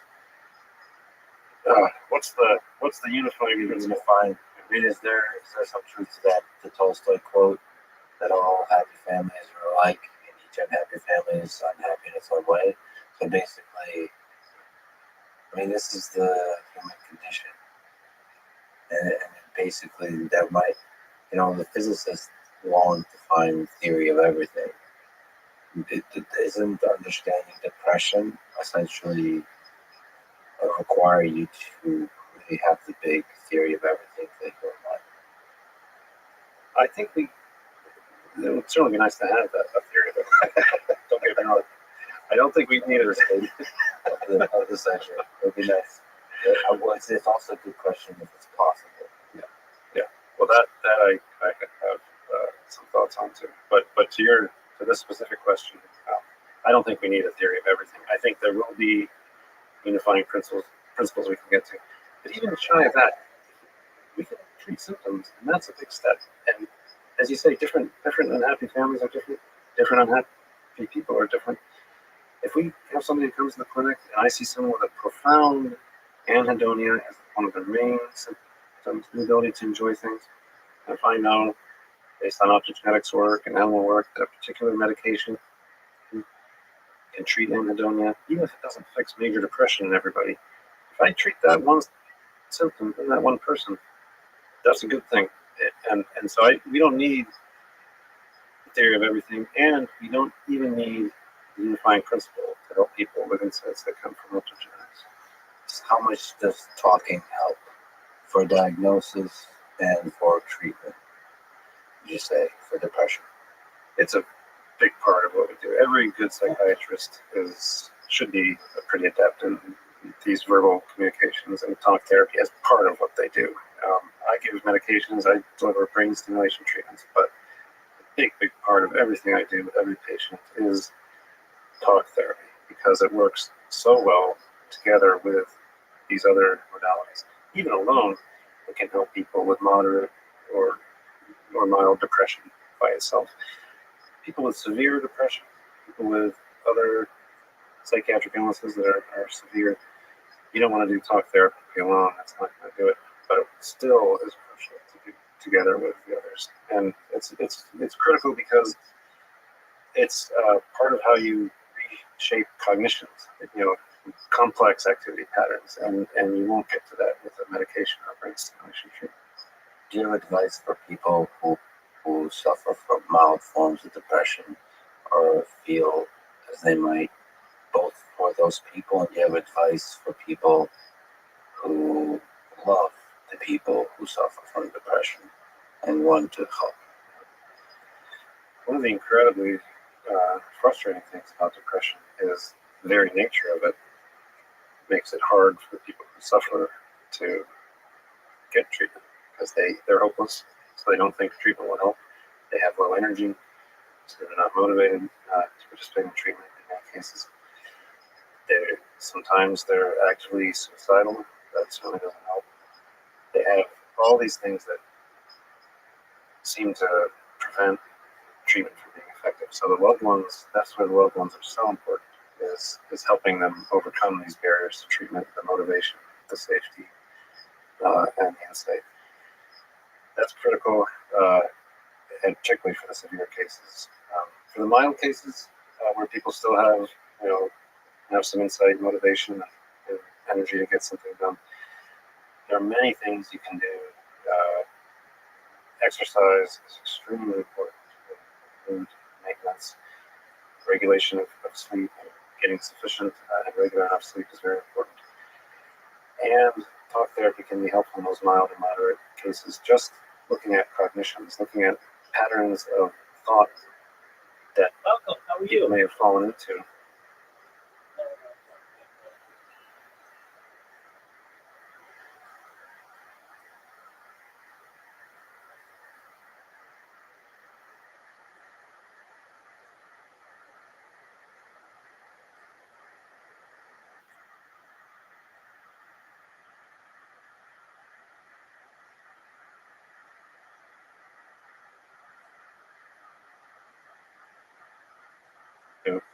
Where they catastrophize, where they spiral from small things into big things.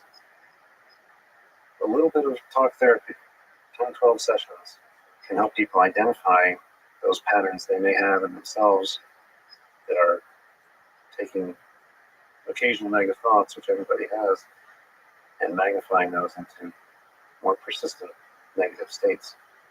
If you work at this, it's kind of like homework. This is what we call cognitive behavioral therapy. It's very structured, very organized. You work hard, requires insight and motivation. You have to be motivated. But if you are, then you can identify these triggers that send you down particular pathways and work to intercept them. And that is amazingly very effective in mild to moderate cases. So you basically have to train yourself to see the world as a collection of triggers. And you have to first understand, collect the data, basically see every experience as that creates a follow-on emotion or feeling.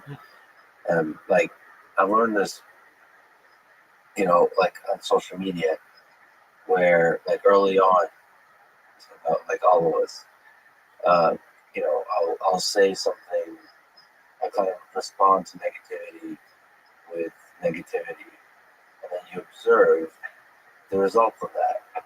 And then over time, you think, wait a minute, this thing that I've been doing where when somebody says you suck and you say, no, you suck, that never produces the result you thought it might. And so it might not want to just don't say you suck back. And I do this through a lot of things in life. I'm very fortunate to not suffer from depression, but first of all, I have had and have people in my life who do. And also, all of us have depression who don't suffer from depression and have depression out. It's always knocking on the door. Right. Yeah. And so you have mild, if you're very careless with the triggers all around you, then you're just, I think all of us have the capacity to really suffer from that kind of chemical or psychological or philosophical existential crisis. But then it raises the question, why are we built this way? It seems like it doesn't make sense, right? And here's where some of this thinking about where we came from as the human family is kind of interesting. It doesn't make sense that somewhere on that spectrum that it's good to detect that there's an array of adverse forces out there in the world right now at this moment, and to withdraw, to hunker down, to not fight, not strive, not try to meet the challenge, and outweigh these negative forces that are present out there. And that makes a lot of sense. And all animals that have been studied in one form or another show this. Even the worm that I mentioned earlier, C. elegans with 302 neurons, it can effectively give up in challenging situations. We've done the fish, tiny little transparent fish. You can give them a challenging situation and they will give up. But then if you stimulate a couple of very specific brain regions in particular ways you can motivate them to overcome the challenge. And if you inhibit those regions, they give up much more. What's good? How's father? How's fatherhood treating? That's great. What's new, son? You slinging dick still like it's going out of style?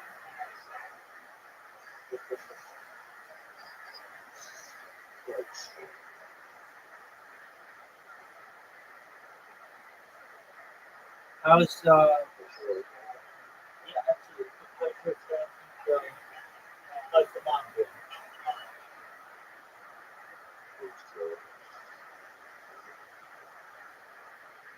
All right, so I see that you are snowboarding behind a snowmobile. Is that correct? That's what we're saying.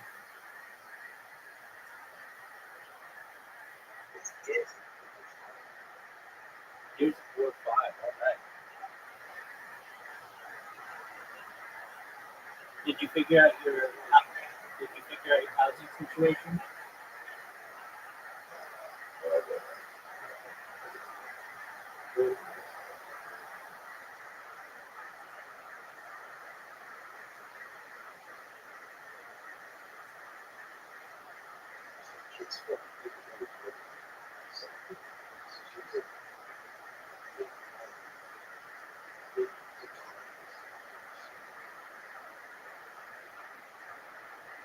Yeah, but like aren't you connected to that snowmobile?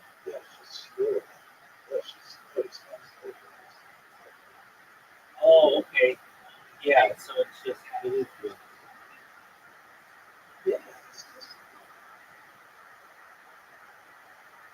All right, you gonna kill some motherfuckers right now? Shoot them.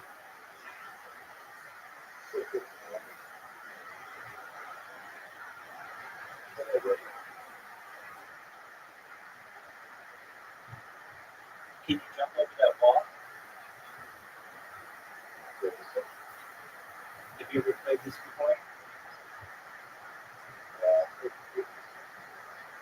So this is all good you. All right, you gonna shoot somebody? All right, let's see it.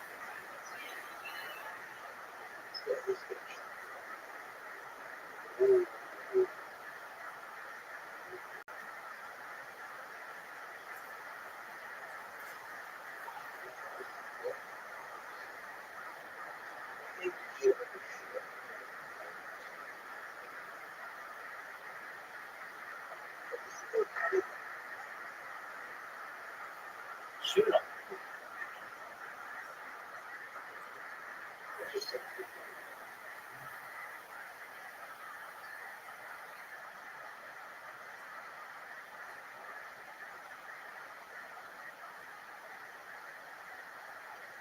Are you excited for Grand Theft Auto 6? Do you know that you have to wait 373 days?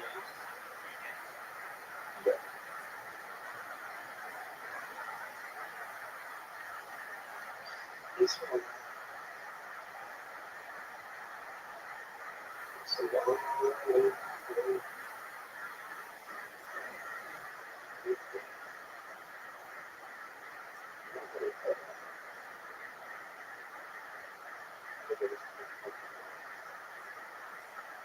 see it, but I don't see the music around it.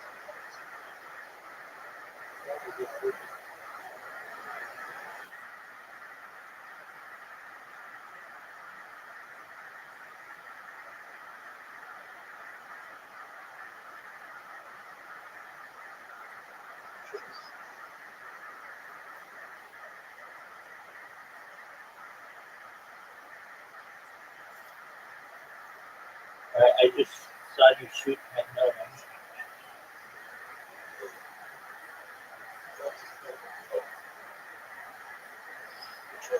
You have to restart. You have to do all that fucking behind that click again. All right.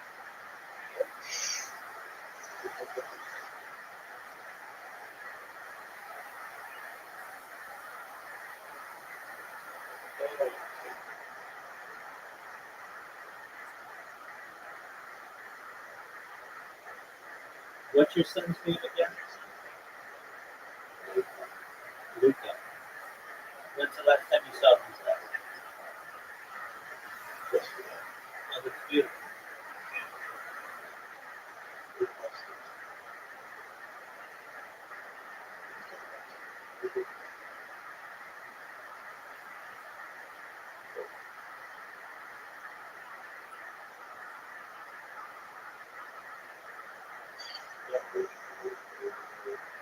And how's his mom? What's his mom's name?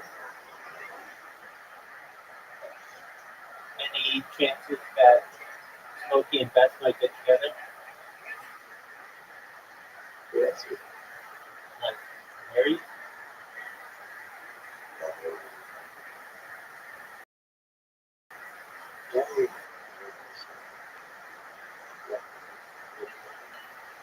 But you're in a relationship with her?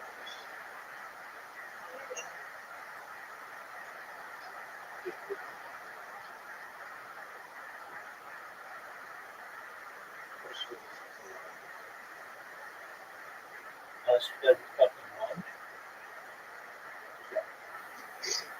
Like, complain?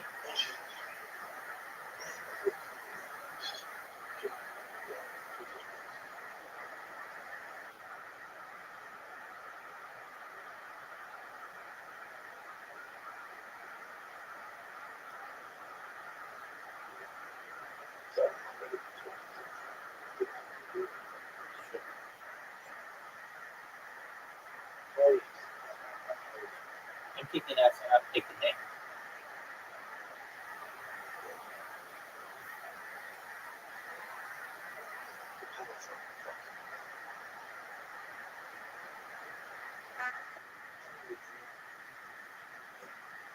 You're supposed to shoot it?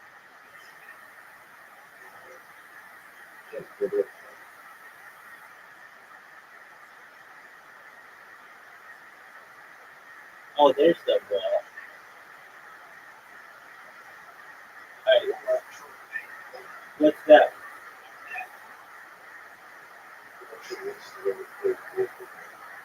Yeah. Like, hate me.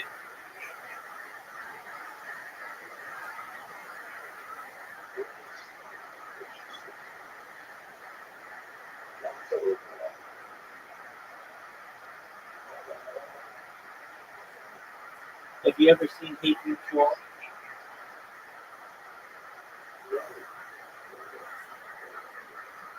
Dude, you don't know what Hadrian was? Hadrian was a Roman emperor who built a wall in Britain, and then in the last like 2,000 years, a lot of it's been used as like the stone and stuff to mark off farmers' borders. Yeah, he used it. He used the wall to fend off the Celts.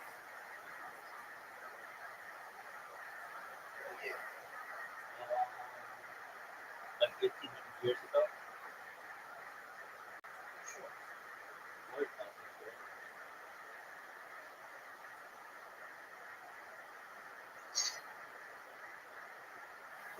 All right, so you're using that kind of thing.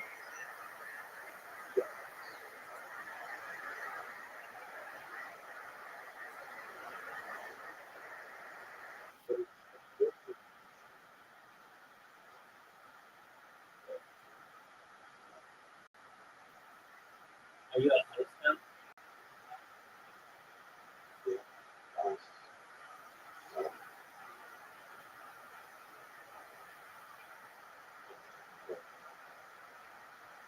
Oh, you just took fire.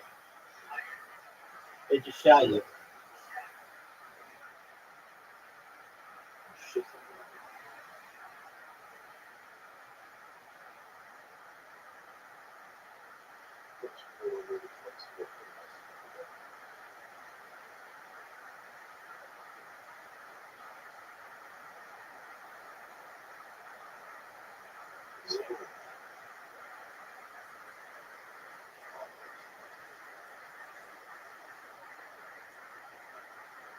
Arthur,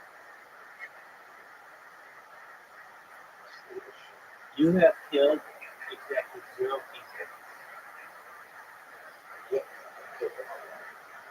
Yeah, well, thanks for streaming that up.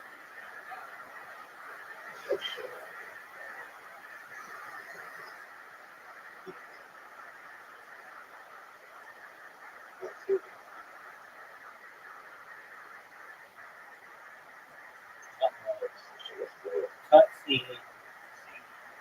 Autosave?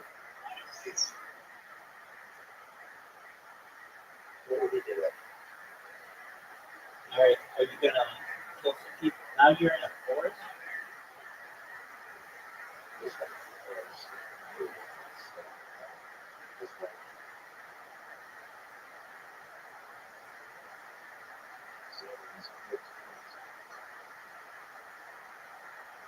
trying underneath a tree.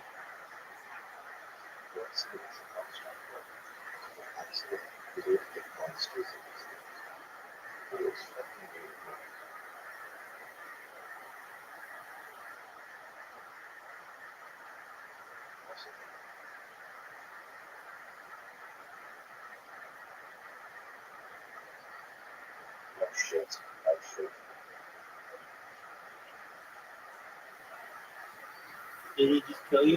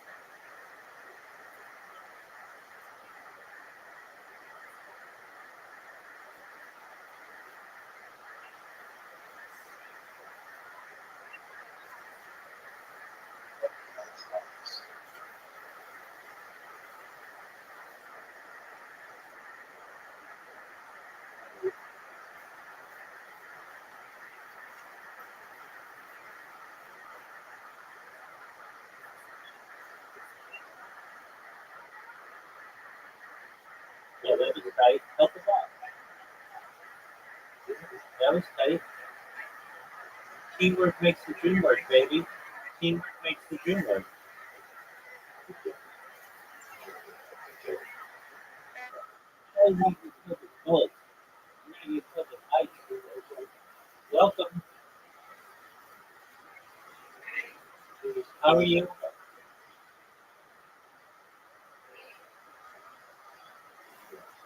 Yes, you did. How'd you find out about me? Right.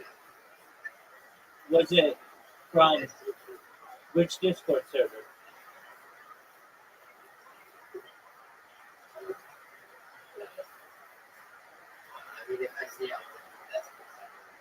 You joined me from Ego World.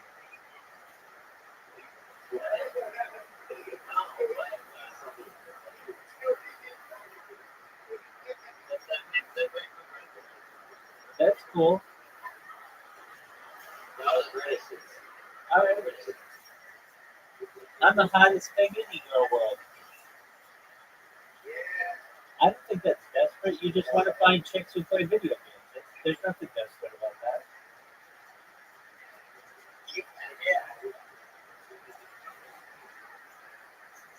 All right, well, watch my man Smokey here. He's playing Gears of War 5.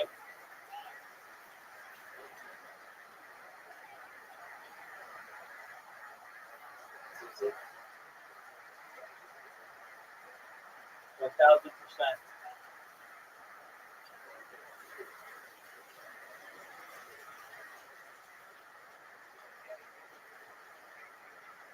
No, it's $25,000 for that.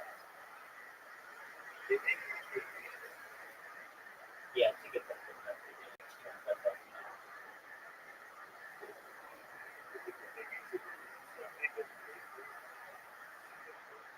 Good.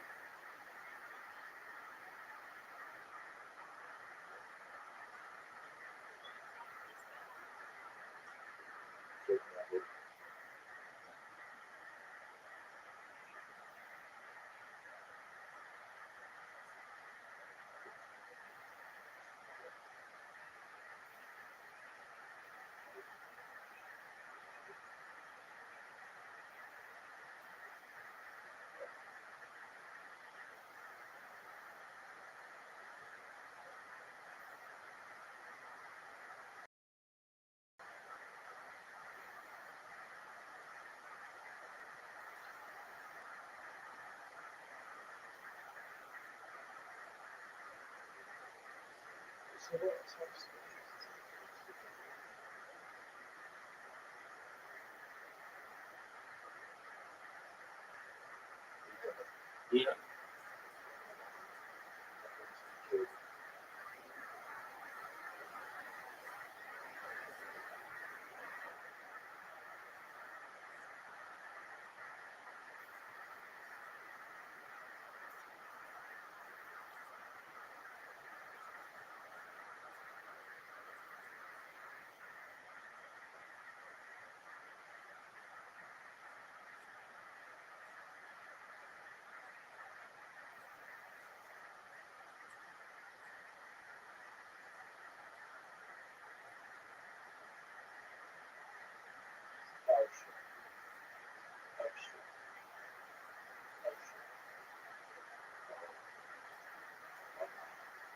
Yep, yeah.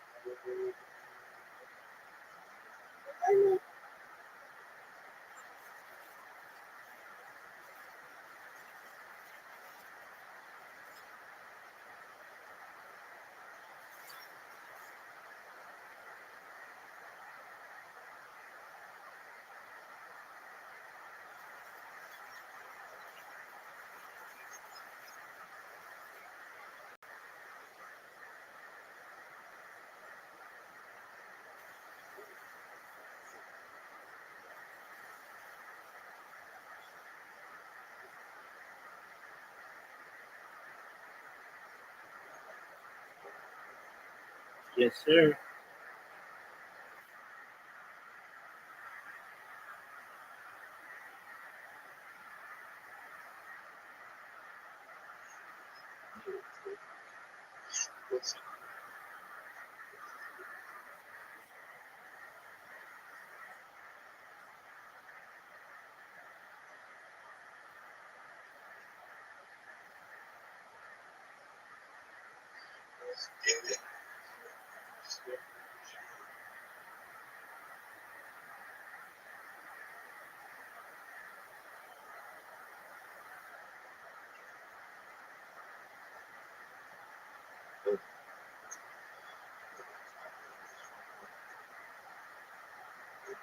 What is a pot noodle?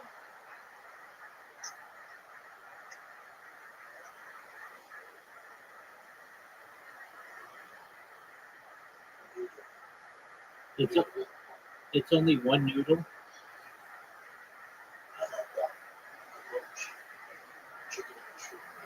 Is it like ramen?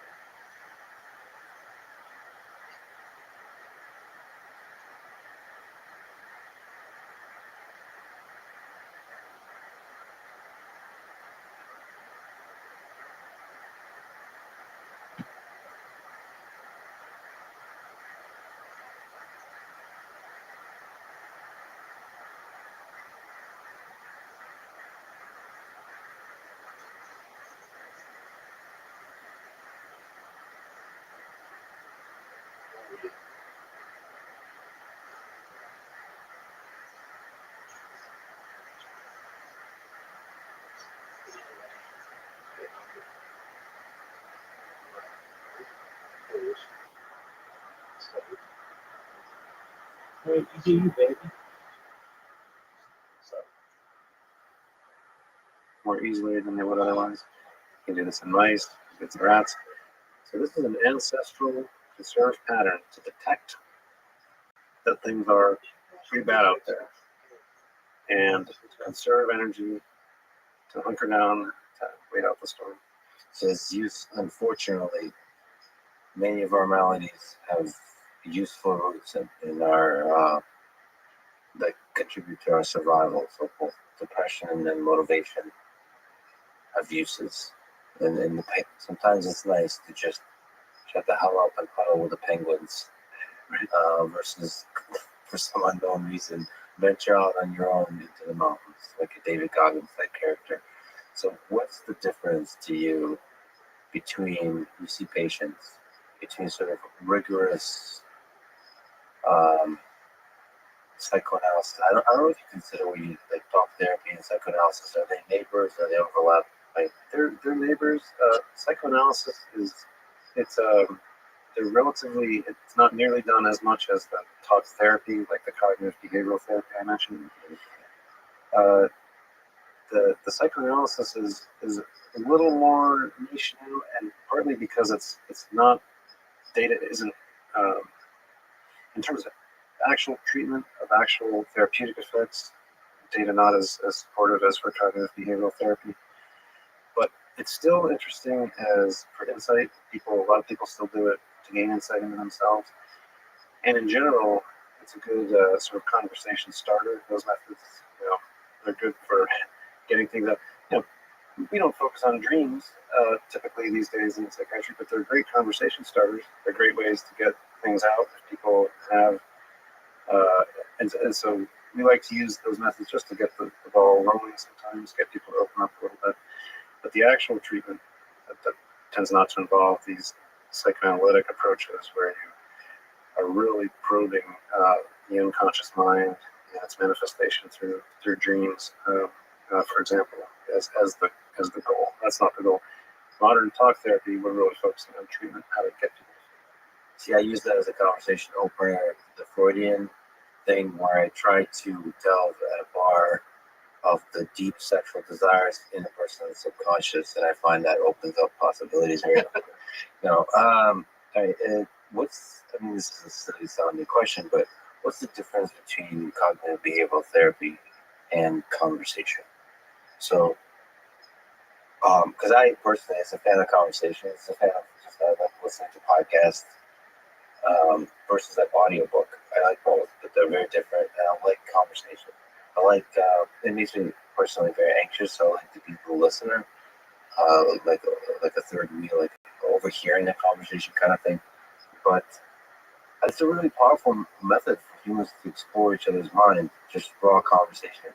So, do you think it can be more productive to be very systematic about it, or is conversation itself the art form of helping each other, understanding each other, and helping each other? There are forms of talk therapy that are essentially conversational, or they much more approach pure conversation. There's a befriending therapy. There's interpersonal therapy. These are approaches that are purely talk therapy, but they're not as structured as cognitive behavioral therapy. Cognitive behavioral therapy is there are manuals, there are guidelines. You can almost go through it in a very cookbooky way. There's homework that you get done. So it's in its fullest form, it's very different from these more conversational strategies. But what's interesting is sometimes people compare them, and so you'll see almost like randomized controlled studies comparing cognitive behavioral therapy with interpersonal therapy, for example. And they both can work. And actually, in some studies, they look comparable. So there's, to your point, conversation and insights that come from conversation, if done well, if done artfully, can be as powerful. This reminds me of Robin Williams, so I have to ask you several questions here on that. But one of my favorite movies is Good Will Hunting. I don't know if you've seen it with Robin Williams. So, as a psychiatrist yourself, can you do a deep analysis of this other famous psychiatrist, which is the movie character played by Robin Williams in Good Will Hunting? Is it just a caricature between a psychiatrist and patient relationship, or is there something to you that was moving about his ability to connect to this obviously struggling young kid? I think you've hit on the key thing there, which is the depth of the connection. If there's too powerful a connection, that can impair, because it can impair communication.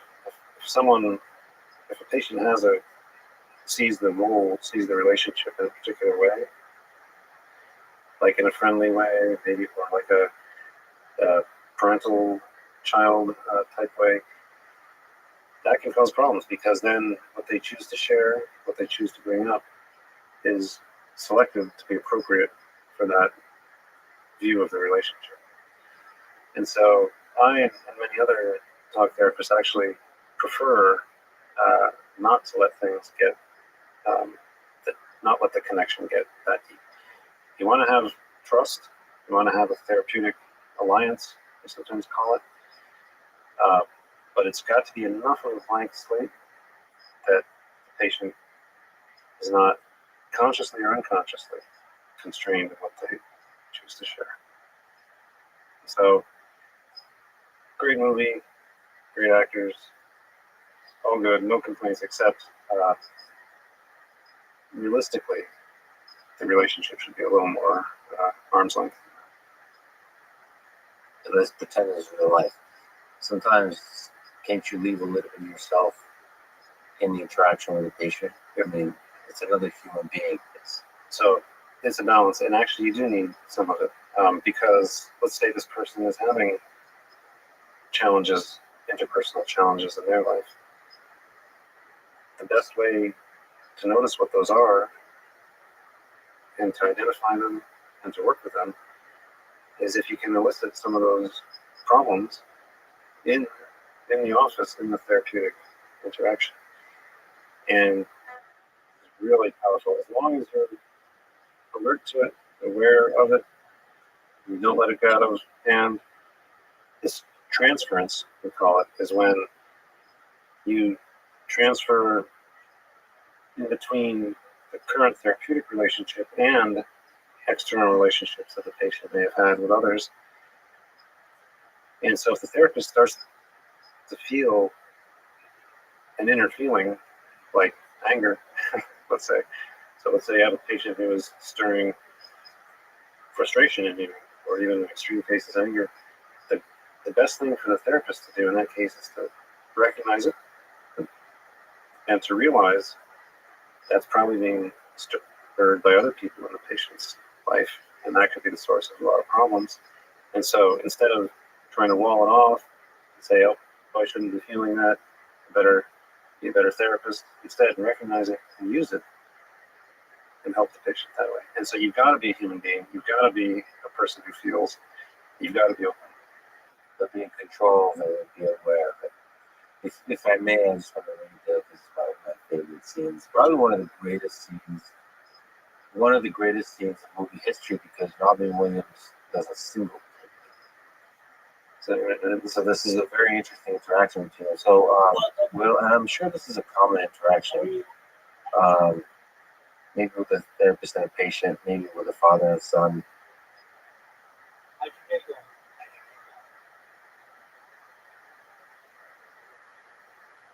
Happy birthday, my friend. How many is it? Amazing. What'd you do for your birthday?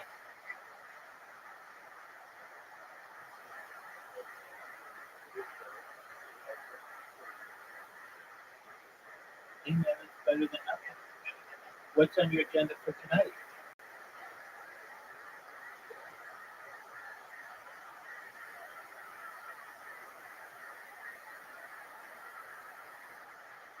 Very cool.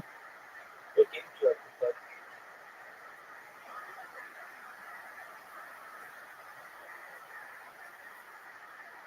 Excellent. Well, come on, feel free to stream it. We just have Smokey streaming Metal Gear Solid 5 in here, so feel free to stream whatever you want.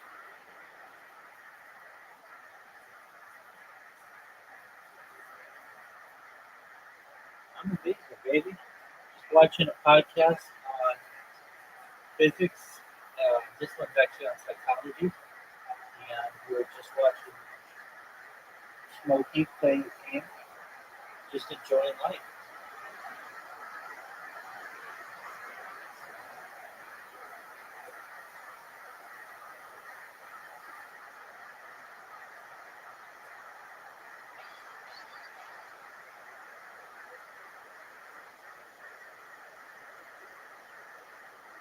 So thank you. I appreciate that.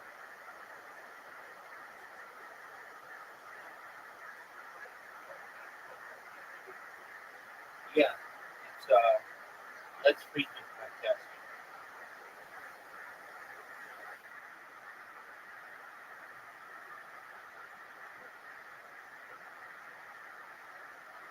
I think Lex Friedman podcast is very good. Talks about AI and physics, mathematics, computing, international relations. It talks about computing and AI and international relations and health. It's very good.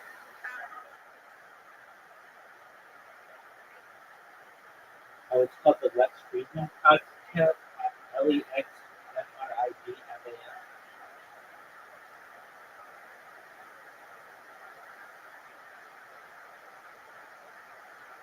Excellent. Well, I hope you had a wonderful birthday.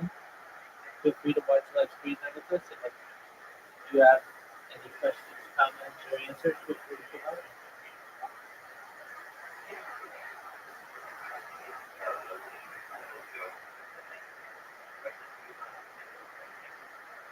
Right. Right. Catman, baby.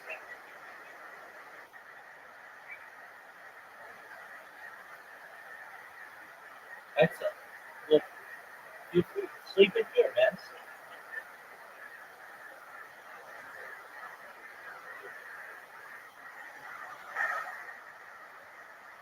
Sounds great. Well, happy birthday, my friend. You're welcome, Big Tom. Where Will, the young character, the young brilliant mathematician, and Sean is the therapist, the older therapist. Where Will looks at a painting that Sean painted as a deep critical analysis of the painting that basically, describes pretending as if he can understand another human being completely by just looking at their painting. And then Sean gives this whole speech that contrasts sort of raw intelligence and the wisdom of experience. And Sean says, single take. He says, "You've never been out of Boston, right?" And Will says, "No." All this in a sexy Boston accent, by the way. And then Sean gives this speech. "If I asked you about art, you'd probably give me the skinny and about every art book ever written. Michelangelo, you know a lot about him. Life's work, political aspirations, him and the Pope, sexual orientation, the whole works, right? But I bet you can't tell me what it smells like in a Sistine Chapel. You never actually stood there and looked up at that beautiful ceiling, seen that. If I asked you about women, you'll probably give me a syllabus of your personal favorites. You may have even been laid a few times. The language here is just beautiful. But you can't tell me what it feels like to wake up next to a woman and feel truly happy. You're a tough kid. If I asked you about war, you probably throw Shakespeare at me, right? Probably not, but let's say. Once more into the breach, dear friends. But you've never been near one. You've never held your best friend's head on your lap and watched him gasp his last breath, looking to you for help. If I asked you about love, you'd probably quote me a sonnet. But you've never looked at a woman and be truly vulnerable. Known someone who could love you with their eyes, feeling like God but an angel on earth just for you, who could rescue you from the depths of hell, and you wouldn't know what it's like to be her angel. To have that love for her, be there forever, through anything, through cancer. And you wouldn't know about sleeping, sitting up in a hospital room for 2 months, holding her hand because the doctors could see in your eyes the terms visiting hours don't apply to you. You don't know about real loss, because that only occurs when you love something more than you love yourself. I doubt you've ever dared to love anybody that much. I look at you, I don't see an intelligent, confident man. I see a cocky, scared, shitless kid. But you're a genius, Will. No one denies that. No one could possibly understand the depths of you. But you presume to know everything about me because you saw a painting of mine and you ripped my fucking life apart. You're an orphan, right? Do you think I know the first thing about how hard your life has been, how you feel, who you are, because I read Oliver Twist? Does that encapsulate you? Personally, I don't give a shit about all that, because you know what? I can't learn anything from you that I can't read in some fucking book. Unless you want to talk about you, who you are. And I'm fascinated. Amanda. But you don't want to do that, do you, sport? You're terrified, what you might say. You're moved, Chief. Well done, sir. I know it's a movie. It's interesting, right? So some of that conversation is at some intellectual level, too. It's not just emotional. It's something, it's a, I think the reason I kind of connect with that is that's a lot of work for a therapist. Like, to really understand other, because okay, I know this is fictional, but just, there's calculation happening. He deeply cares to say the words that the other person needs to hear, but also a little bit loses himself in the pride, but then catches himself again, switches from anger to connection. Yeah, a lot is brought up there. You're right. There has to be some emotion in the therapist to care enough to keep going, to keep probing, to open up as he's doing so. Right? He revealed a lot about himself, his own vulnerabilities, but that gave him authenticity. He had to open himself up so that the kid would see the authenticity and open himself up in return. So how do you do that as a psychiatrist or therapist? You have to be careful. You don't want to do too much, but opening up a little bit does help.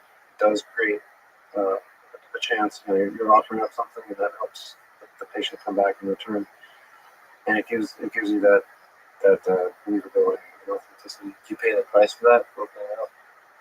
You can. You have a family, you have an incredibly difficult research. Like, you're doing a lot of things in your world, and it's a price you pay for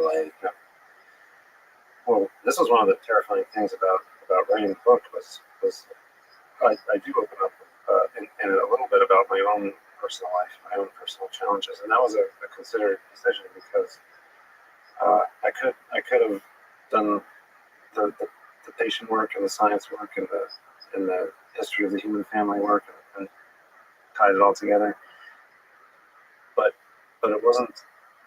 In an early draft, it was like that, but it wasn't real yet. It wasn't something that everybody could connect with. And I realized, look, if I'm going to do this, I've got to open up myself, and then people can connect with me and see what I really say. And so I did, and it was not something that I'd gone in planning to do. In retrospect, I learned a lot about myself. It was actually really, I think, a good thing that I did, but it was scary. Where are the darkest places you've ever gone in your life? I had things haven't always been easy personally or professionally.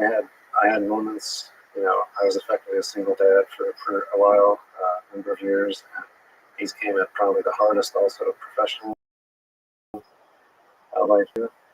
The absolute hardest days of late medical school, internship, taking call, getting up at 3 a.m., surgery, medicine, rounds, unforgiving environments, and then all the while, personal life, stripped down to the bare. And these were low moments, and then I was hit particularly hard by just experiences on the clinical ward, connecting to deeply with patients, like a child with a brain tumor, and feeling it too strongly. And those things, when you get down to those lowest of the low moments when everything is stripped away and there's only this raw core, well, yeah, that's pretty hard. That was probably the lowest moment. And you learn a lot about yourself in those moments. What's left, and then what are the roots out from there, and that can be powerful to see in yourself. Have you thought about killing yourself? I've not. Have you seen that thought in the distance? I am fortunate that has not come to my mind, and I have not seen it even at a distance. And in some ways, I've wondered if that's made me, am I a less, effective psychiatrist because of that? I've felt everything stripped away. I've been at the lowest of the low, and yet that There's still hope. There's a light of hope still at the end. I know, right? So you've never lost these moments that. What was I don't know why. I don't know why. There was no reason. You don't know why. There was the feel hope at that moment, honestly. So it was just a light without reason. What wisdom do you draw from that time? About, so first of all, you said something funny, which is I wonder if that is somehow not having thoughts of suicide limits your capacity to truly understand somebody who is having those thoughts. So how many demons must the psychiatrist have in order to be a good psychiatrist? This is a really interesting question. I think everybody knows, and I can say this, that psychiatrists can be a little unusual. We think about ourselves, right? We think about our brains. That may be one reason why we become psychiatrists. Is we think, oh, that's interesting going on in there. What's that about? So a little introspective, a little introverted, maybe, and that's what can make us good when we're good. But also that they select for people who have some unusual aspects, but you don't have to have all of them. There's a lot that can go wrong in the psychiatric realm. I think having some of it, but not all of it, is enough. You get to see how low things can get. You can get you get empathy from that, even if the symptoms are not the same. Just empathy for struggle, for suffering. Do you yourself have to practice observing triggers just as a human operating in this world? I've definitely those skills that have come from therapy. I felt that if I noticed that we've all been through experiences where we wonder, oh, I got really mad in that interaction. Why did I get that mad? Yeah, sure, maybe I could have been irritated, but man, why did I? And then thinking about it and realizing, okay, back up here, think about the broader context. Think about how that relates to prior events in my life. Okay, yeah, so this is a thing for me. When something of this class happens, then it triggers me. So going forward, I'm going to be aware of that. And I've definitely used that because it's you don't want to be out of control with those emotions. You want to identify them, you want to know where they come from, and you want to head them off as a civilized human being living on this earth, trying to get along with other people. You want to understand those methods. Let me return to Robin Williams for a second, and looking at Robin Williams, the actor, the human, and because you mentioned for depression, you can have everything going well, and I think there's just famous cases of just public figures, because a lot of people know them, where they suffer quietly, and it seems like from the outside perspective that they have everything going for them, that they're at the top of their career. And two people that come to mind are Robin Williams and Anthony Bourdain.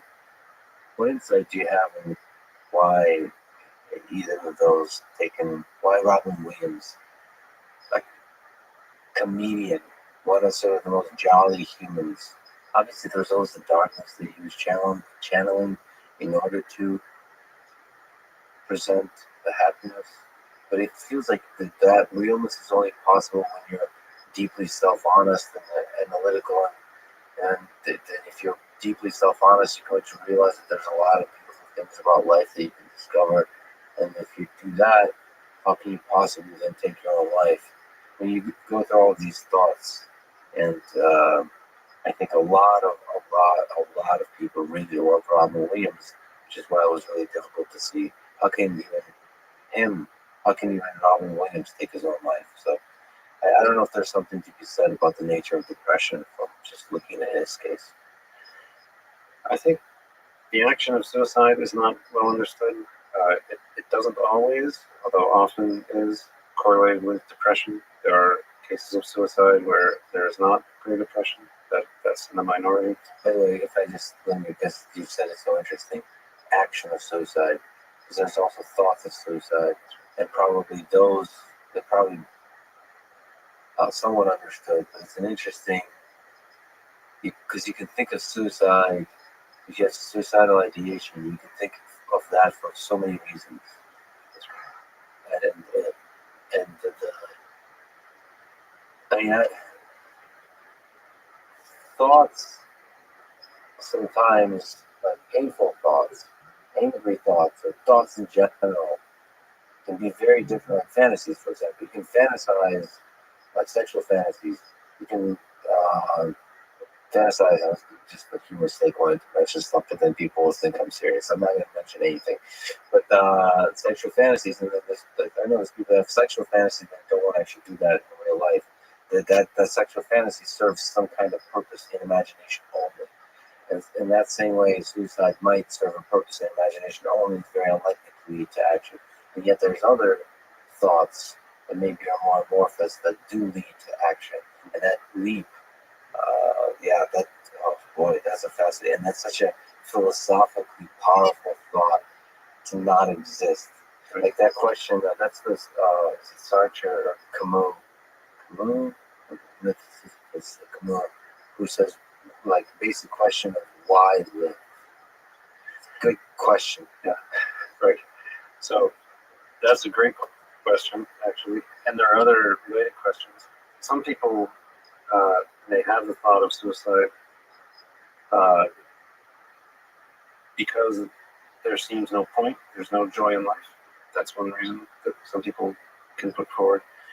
Sometimes it's not just the absence of joy, there's an active pain, an active psychic pain in some people. And that, the inescapability of that is enough to drive the thoughts of suicide. And then there are interpersonal and cultural reasons as well that can show up. But this act of ending of the self is, in all these cases, there's no real way to study this in animals. No other animal, as far as we know, that we can study, has this concept of, this is myself, this situation is not tolerable, therefore I will end the self. To our knowledge, this is not something that can be studied in other animals. So it remains this very poorly understood action. And in predicting it, so what do we do as psychiatrists? We have this challenge. People come to the emergency room, they say they're suicidal, or their friends say they're suicidal, or they've taken some action that didn't lead to death. What do we do? Well, there's a whole range of options. Was it a suicidal gesture in the sense of not intending death, or was the intent death? And if it was the intent was death, what were the reasons? Are the reasons transient? Are they gone now? What's the probability that it will be repeated? So we do all these things just to decide what sort of treatment should be carried out, but nowhere is there a deep understanding of the biology, cells, circuits, the activity patterns that underlie the action to end the self. It's this frustrating thing. It's so timely. It's so common. It shows up in veterans. It shows up in kids. It shows up in people at every stage of life.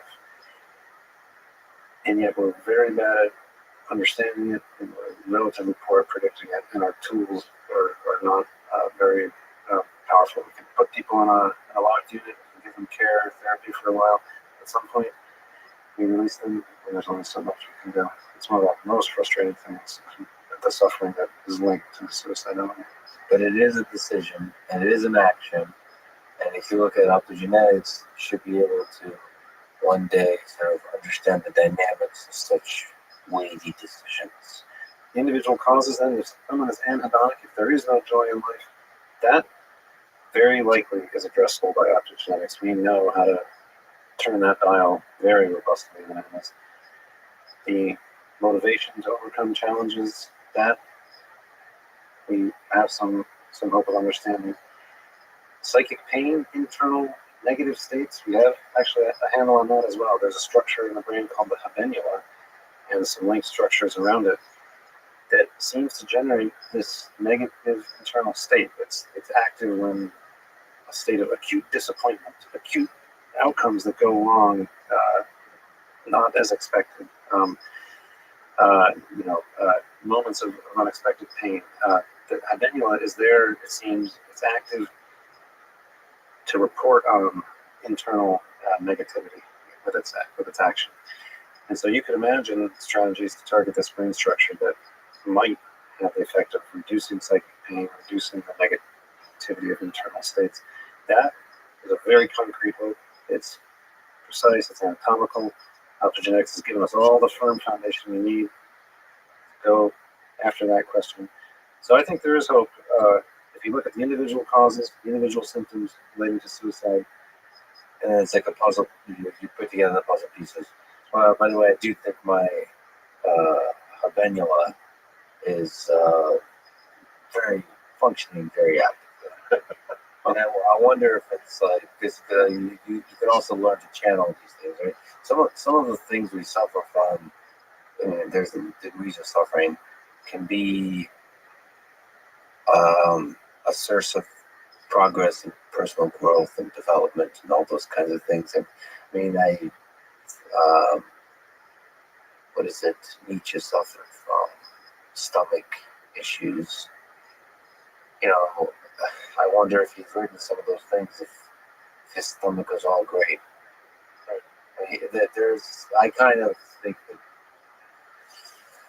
a difficult life in some form, you get to choose in some regard, and some you don't. The difficulties you have and the ones you do have, it's nice to use if possible. Sometimes it's nice to treat, sometimes it's nice to use. Well, the way you phrase it, I think you're using it. I could be wrong, but if you phrase it in this semi-humorous way about your habenula, it seems to me that you're using that to good effect. Now, but one never really knows what someone else's internal state is. As I look at you, I don't know what's going on, and it's possible that it's a much harder situation than that. So I actually worry about this a lot. So I'm extremely self-critical, like in the privacy of my own mind, which is an interesting thing when you get to meet the internet, and the internet will tell you suck. But for now, this is what I worry about. I'm very paying attention. But now it's really, I just have this like very negative voice. But that voice seems to be very useful for productivity. So I channel it. I just put it on the table and let that voice like talk to me. But I'm like monitoring that voice. Cause looking at Robin Williams, you get older, your brain changes, or like and then that voice can now all of a sudden grow. It's right, and then where you can't control it, so you have to be very careful with these kinds of things. You're very right about that. So my negativity, I have this. I never think I've done enough. Is sort of where my negativity comes from inside. I never think that I've met the potential of the moment. I haven't done. Haven't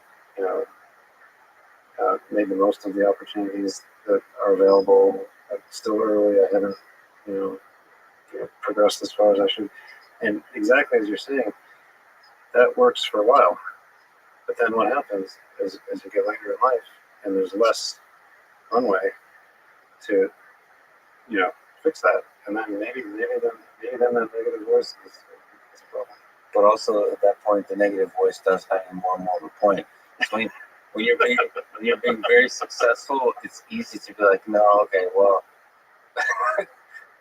like later in life, you're really literally just sitting there on a rocking chair doing nothing, and then it's or maybe any kind of tragedy happens, loss of a loved one, loss of a job, loss, or you get screwed over in some kind of way. I don't know. And then all of a sudden, the negative voice is just your negative voice for days and days and days. So I don't know. To go back to your example of Robin Williams, I don't know what was going on inside him. I don't know the nature of his internal state. Was it active psychic pain that May I mention, may I interrupt to just say that Sergey posted an examination of Robert Williams' brain tissue suggested that he suffered from, quote, diffuse LEWY, Lewy body dementia, LBD. That depression is a symptom of LBD, and it's not about psychology, it's rooted in neurology. This is words from him. Sergey, his brain was falling apart. Lewy body dementia? This is a very interesting neurological disorder where, among other things, there's neuron death. Indeed. So you've got frank neuron loss. It's not just a matter of some long-standing psychic pain, but you've got a progressive loss. And so clearly you've got a situation where he could have finally reached a point where the balance that he'd worked out between negativity and positivity was disrupted due to loss. The wrong cells died, the wrong projections were cut by the Lewy body dementia. Certainly dopamine neurons die in Lewy body dementia. Those are neurons that give rise to much of the feelings of reward and pleasure that we experience, among other goals. So clearly, in his case, there could have been a very concrete cellular neurological issue that was progressive and pushed him to that point. But what were you about to make a point about broader that if there's not a neurological degeneration? Yeah, so in his case, not knowing that, it could have been simply that, let's say he had an internal psychic pain state and he was in sort of a compensated mode for much of his life, able to generate enough joy from his comedy, his social interactions, but eventually later in life, those things drop away, the balance shifts. You get tired of fighting the pain for that long, and then so you've got this time-dependent non-stationarity that happens, and then the same symptom becomes no longer tolerable in the end. What is autism? What do we know about autism? Human beings exist on a spectrum of how social we can be, and this is pretty interesting actually scientifically, but also very important clinically. There are hypersocial states where people are almost too social. There are chromosomal deletion states where people have instant affinity and bonding and rich, deep, seeming connections with people, very verbal. On the other end, people with autism spectrum disorder are not able to keep up with social interactions, and it's a spectrum. Some have mild to moderate difficulties. They may have inability to understand what the next thing to do in a social situation is, but may have perfectly good language abilities. And as you progress further along the spectrum, that gets more and more severe, so they can't make eye contact because it's too overwhelming to think about what has to be done next if a person looks in a particular way. And then as you go farther, then language and social communication themselves break down, so there's no reciprocity, there's no shared enjoyment. And this gets very hard then as you get to this far end of the spectrum where there's really an absence of social cognition at all and social bonding. So why does this exist? What is it? It's very genetic. As I mentioned, it's one of the top 3 or 4 most biological, in the sense of most genetically determined of the psychiatric illnesses. It does have these interesting positive correlations, slight positive correlations with intelligence and education. And the reason for that is kind of interesting to think about. Is there something good about it? Just like, or at least part of the spectrum, is there something good about it? Just as we were talking about for depression, as you could say for mania, as you could say for schizophrenia. And here it's kind of interesting to think about the underlying science of what it means to be good at a social interaction. Someone who's very good at a social interaction is incredibly good at dealing with unpredictable information, is able to handle this torrent of information coming through, rapidly changing model of the other person and of the interaction, and their model of you, your model of them. With each word that changes, with each new bit of information that comes in through the conversation, each bit of body language, all this is rapidly changing. And some people are able to keep up with that fire hose information perfectly well. But that's a special brain state to be in. That's working with unpredictability. That's, you know, the only way that can be done is most likely by constantly running models of what the other person might be about to say. You can't stop and think, oh, what did that mean? What did that shift in eye contact mean? You know, what do they mean together? There has to be some advanced work going on where you're predicting what's going on if you're going to keep up with a rich and fast social interaction. Now, on the flip side, there are brain states that maybe don't have to work so fast, that are extremely important still. Dealing with something that's not moving or that's predictable, still complex, like mathematical proof or a very complex arrangement of geometrical shapes, a large number of individual non-moving things. There's possibly a way of being that's particularly good at dealing with these static, unmoving, or predictable situations, and less so with these rapidly changing social situations. And so the way I conceptualize autism is these are people whose brains are not so good with high bit rate, unpredictable information, but maybe quite good at, given enough time, given the grace to work with the system, to look at it from different angles, to take different perspectives with the confidence that it's not changing in between perspectives. That's a brain state that's valuable. It's something that is probably has contributed to a lot of the success in the human family, being able to design something, being able to consider all the different contributions to a static, predictable system. So autism, in a sense, is a spectrum that has identifiable characteristics about the way people deal with dynamic information.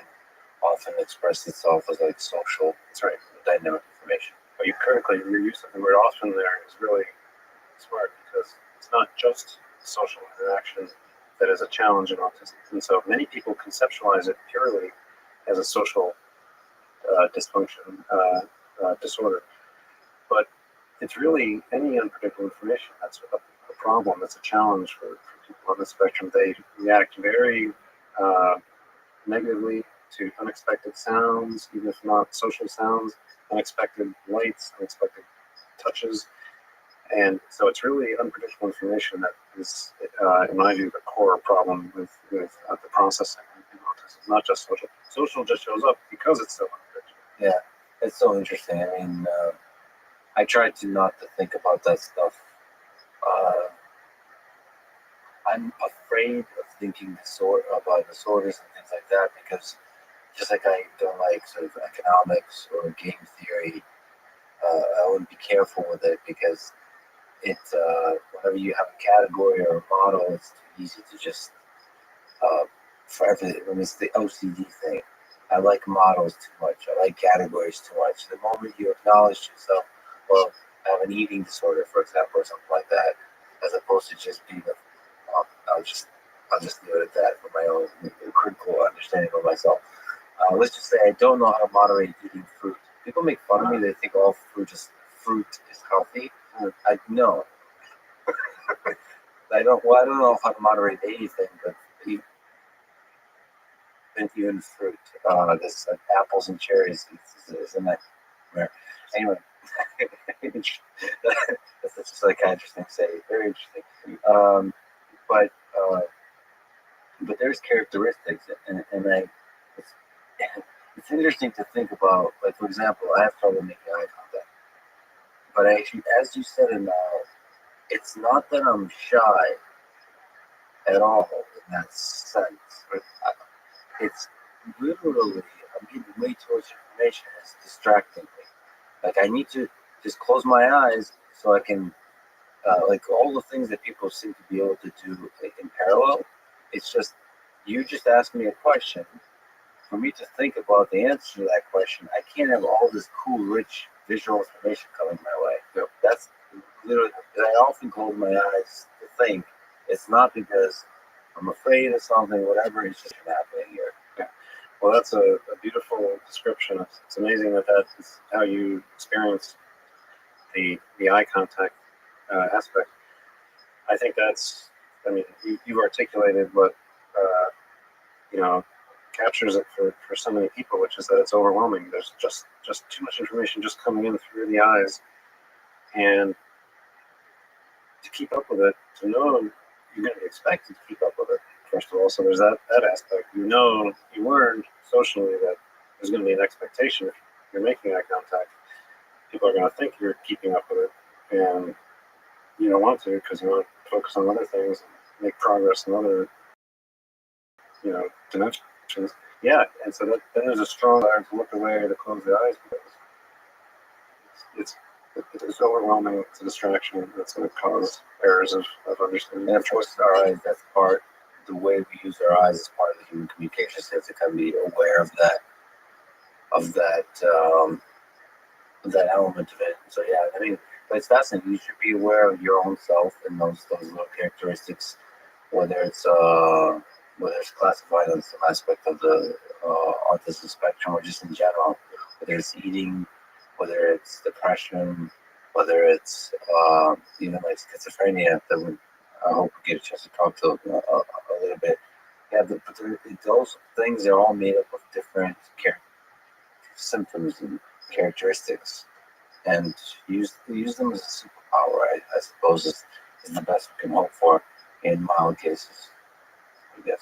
And I do think both brain states can't coexist at the same time. The way of dealing with something unpredictable and dealing with something predictable, those are different ways of being. Here's a huge opportunity for very creative model building and theoretical neuroscience, and linking that to these data streams we're getting across the brain that we talked about earlier, these immense data sets of activity across the brain.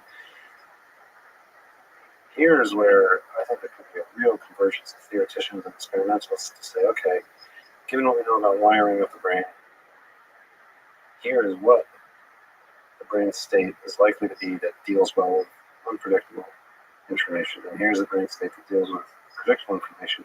Here's why they're incompatible, at least at the same time. Here's why you've got to be able to detect which state you should be in. Here's how you can switch between them. Here's the kind of cells that you would predict, almost like predicting the Higgs boson. Here's the kind of circuitry that I would predict should govern the switching, or might make one state too sticky, too hard to get out of. Right? Yeah. That is a huge opportunity for an interaction from theoretical and experimental side together. Like one state too sticky, the sort of measure the stickiness of the state, how to lessen the stickiness. Get some oil in the machine. Yes. Yeah. Well, we predict the kind of oil that would work well. What in your practice is treatment or advice for people on the autism spectrum? So right now, there's no medical treatment. There are behavioral treatments that are most effective early in life. They make sure people don't fall too far behind. If you're not interacting socially, you create this, vicious cycle where you fall farther and farther behind because you're not interacting. And these therapies, which are applied early in life, therapists work with the kids, train them to deal with these things that otherwise would be aversive to them, teach them how to predict things and interact, and that has a big effect. But it's behavioral therapy. There's no medicine that works. There are ways of reducing individual symptoms that sometimes come along with autism. Those do respond to medications. So you can, one thing very often, my patients with autism are very anxious because they live in a world that they have a really hard time predicting what's going to happen. So they find, and some of these are high functioning, Silicon Valley types who, they may make, great livings, but they're very unhappy because they're on the spectrum. They don't understand how social interactions really work. They're very anxiety provoking because they don't know what to say. They don't have any clue how anybody else knows what to say. They're constantly worried they're going to say something that's completely inappropriate, and so they're very anxious. And I can treat their anxiety. It doesn't touch autism per se, but I can help them with their anxiety. What I just talked about, eye contact. I am richly, with eyes closed and all those kinds of things, I'm richly experiencing the world.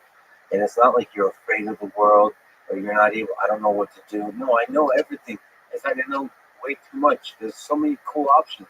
Like at any one moment, there's all this stuff happening. And it's all, and at any one moment, you can do anything you want. You can take off your clothes, you can punch that guy over there, you can run away, you can go in for a hug, you can say something profound and deep, or you can say something generic, or you can do so many things you can say. Right? And then it'll unravel in all these kinds of ways. In this moment, it can be completely life changing, or it can be mundane and meaningless. And all of those options are before you at any one moment. And so it's amazing and overwhelming if you're allowing yourself to think about it. Which whatever exactly. Like unfortunately with chess, you have a few set options. Two-dimensional constraints. There is unlimited possibilities and unlimited beautiful things happening all around you. I don't think there's a kind of sense that somehow you're limited in the places of in the way you can see the world and how you can interact with that world. I am overwhelmed by the lack of hope that all of us should be. Have you looked around? You can do whatever the hell you want. Nobody will remember you anyway. All of us will be dead one day. You can do anything. You can, I don't know. You can get naked and run around the city as long as you're not hurting anybody, and it doesn't matter. So Austin movie. Austin, yeah. Exactly. Seems like to do item for anybody living in Austin for sure. Yeah. But the spectrum is an interesting concept because that is, when I refer to the spectrum, I'm actually referring to it's a precise clinical term. But you're right, it's been co-opted more broadly, and it is widely used, and it can be an unfair categorization of someone who's socially and occupationally very healthy, and that is critical because we don't define a disorder unless there's social or occupational dysfunction. It doesn't matter what the symptoms are. I've had patients who are pleasantly hallucinating, so frankly psychotic, but it doesn't affect their life. So I don't give that person a diagnosis because there's not social or occupational dysfunction. Same with anything on this, any of the diverse symptoms of autism spectrum disorder. If someone has them, but they're successful socially and occupationally, we don't say that there's a disorder. But then you're right, the concept of the spectrum does become a useful, pigeonholing device, which is maybe not the best thing. Yeah, and the eye contact is an interesting one. I'm torn on it. I'm torn about the usefulness of eye contact because people kind of make fun of it, but let me just say one thing about eye contact and about life in general. It's okay to be weird. But like some people, when you have your eyes closed and there's that weird, what is happening to this creature? Like you see a weird creature on the side of the road. It's interesting. And you want to, the weird stuff, I'm going to go back to Robin Williams. That's the good stuff. Right? He has that whole speech about him and his wife and what he loves, all the little peculiarities, all the weird stuff. And that, let those flourish. Let them celebrate those in yourself, and not in some kind of woke way, but in some very human way. This is what makes us. It's the weirdness. Yeah. I'm 100% on board with that. I don't think people who are happy and who have people in their lives who are happy with them. These are, I think, let the weirdness flourish. Let the all the different ways members of the human family can be different. let's see them all. That's one of the joys of being alive is seeing all the ways we can be human. And I think about it all the time. Why do we have all these ways of being human? And even within one individual, you go through phases of life where you express different sides of your way of being, which is also a pretty fun opportunity. Phases where you're in one mode and phases in another mode, and let that, just let that flourish too. Let the ways that you can be you vary as well. I think that's important for people to explore. And I should like this if you can address the internet, but I would like to sort of ask the internet to celebrate the weirdness of people. Like that's it's the Robin Williams. People call these imperfections, but they're not. That's the good stuff. For any one individual person, find the weird stuff and celebrate it, as opposed to what the internet often does, which is find the weird stuff and criticize it. Because when you criticize the weird stuff, you're creating conformity, which is another human thing. But that conformity creates a boring world. You want the weird. You want the crazy. That's what fun is made of. That's the foundation of humor and all of the ways in which we deal with the suffering in the world and the injustices in the world. This huge variety. Yeah, I don't know. And that's what the depth of psychiatry is like. You want to acknowledge the weird, celebrate the weird, like step around it to find the particular aspects of weird that are debilitating. Like you said, they're somehow negatively affecting your ability to function in the world, as opposed to trying to shut it all down. Well, on that topic, I'd love to talk to you about schizophrenia. What is schizophrenia? From your research and general understanding, what is the full landscape of suffering and wisdom that schizophrenia explores? Schizophrenia is a state where there is a break from reality, and so this can show up as we call them the positive symptoms of schizophrenia. These include hallucinations, hearing something or seeing something that's not there, usually auditory hallucinations. Paranoia, you can have complex fears, delusions, which we call fixed false beliefs. People get an extremely unshakable but completely implausible idea about something, sometimes related to themselves, sometimes to the world. These we call the positive symptoms, break from reality as we know it. Then there are the negative symptoms that come with it. And these are progressive. These are flattening of emotion, as we call it. So starting to express less and less positive emotion, ending more in a neutral or flat state. Thought disorder, inability to work with complex patterns of planning or thinking. So you can't make plans. You have poor working memory. You can't keep track of where you were in a conversation, in a sequence of actions. So poor and impaired working with the thoughts of oneself, and then these positive symptoms of break from reality. Okay, now why do these come together? What's the neurobiology of it? Again, we don't know.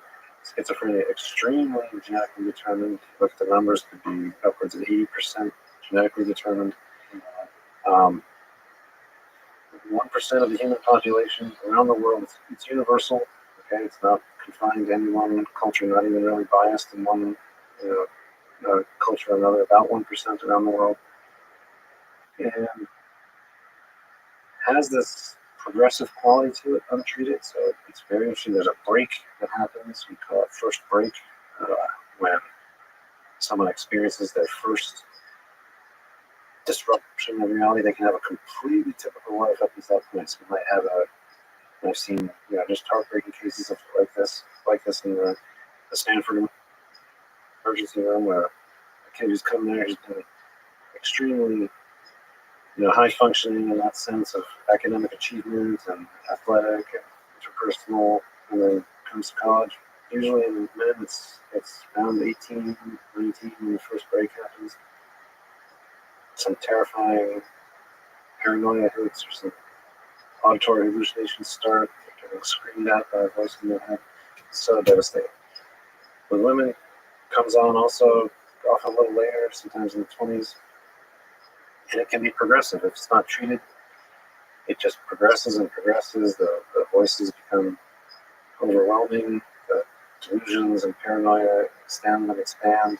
The negative symptoms particularly become more and more severe, so one can't even maintain thoughts in any sort of ordered fashion.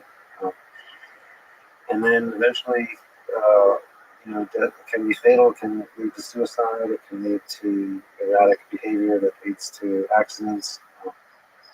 It can be treated. There are medications that help. Fortunately, they have side effects and they're not perfect. They have movement problems and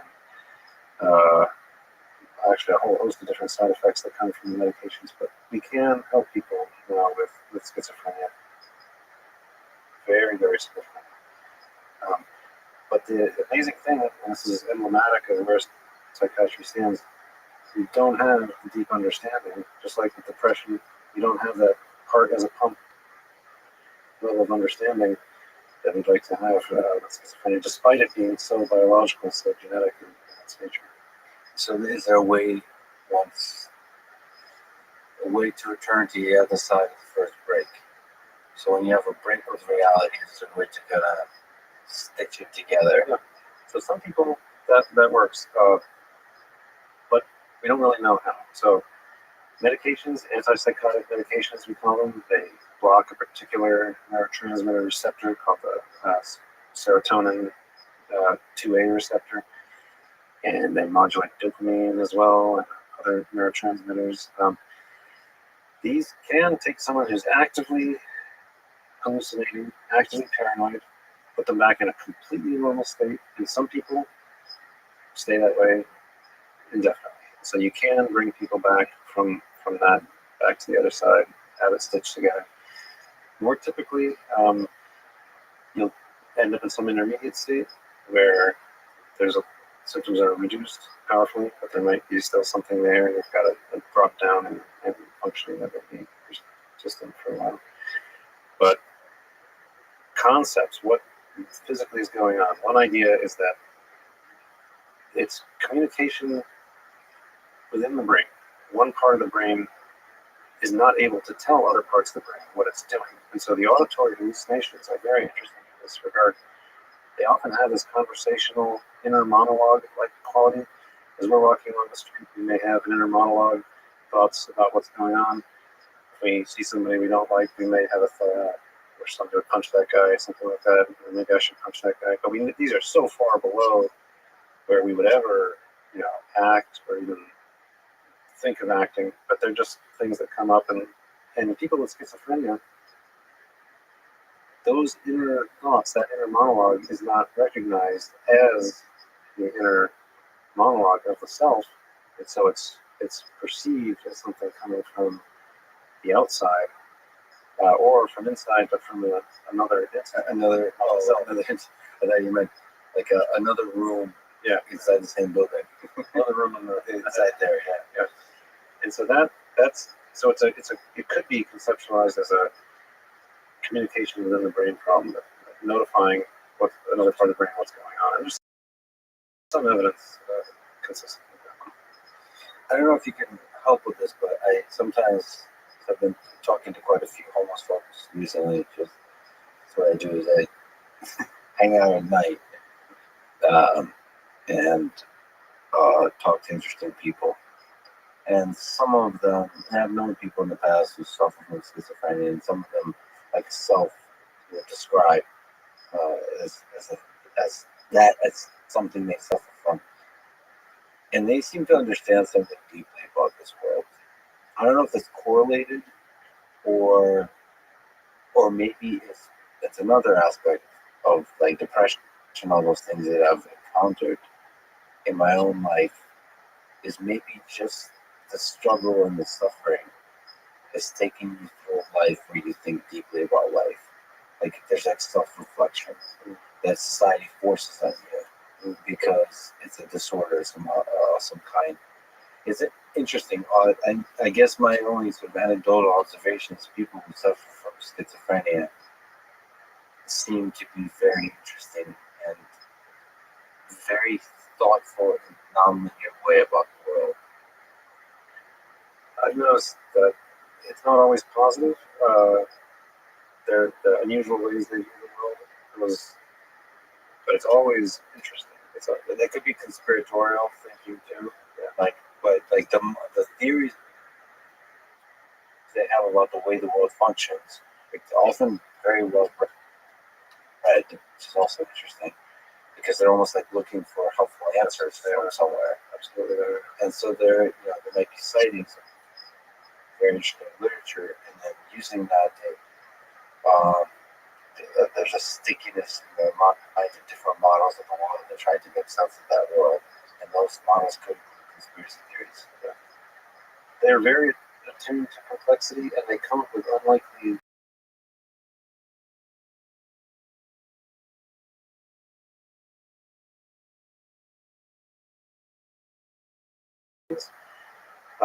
Which is one of the things that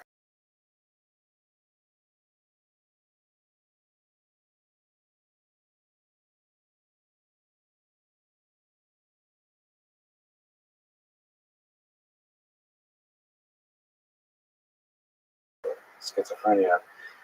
There was a patient named James Tilly Matthews who had this.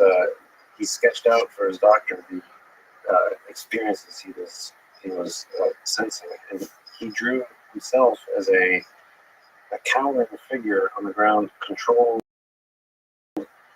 by a loom, a weaving device that is sending these long threads, projections across space from the loom to him, to his arms, and to his body, and controlling him from afar.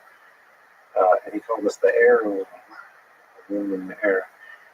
And it was such an evocative thing because this was the start of the Industrial Revolution, where really industrial strength, looms and weaving devices were really kind of the emblematic of the most complex, powerful technological achievements of the time. And so that was the explanation available to him to explain how his body was seemingly moved without his volition. And these days, of course, people with schizophrenia will have more technology appropriate interpretations. They'll have delusions of satellite or alien control or beamed information. Very, very common to have this delusion of a government agency, sending electromagnetic or radio frequency information to control their limbs. But it's the same thing. Whether it's a thread from an industrial revolution loom or RF radiation. It's the same thing, just adapted to the moment, trying to explain living in relationships. But unconstrained by sort of the thing that's socially acceptable, which is both refreshing and dangerous. Yes. I wrote down a question. Why do we cry? Are tears a window into some depths that we ourselves don't know? I almost want to make fun of myself for that question, but you do talk seriously about crying in the book. In fact, the whole first chapter really tussles with crying as why do we do it? What does it mean? Why is it involuntary?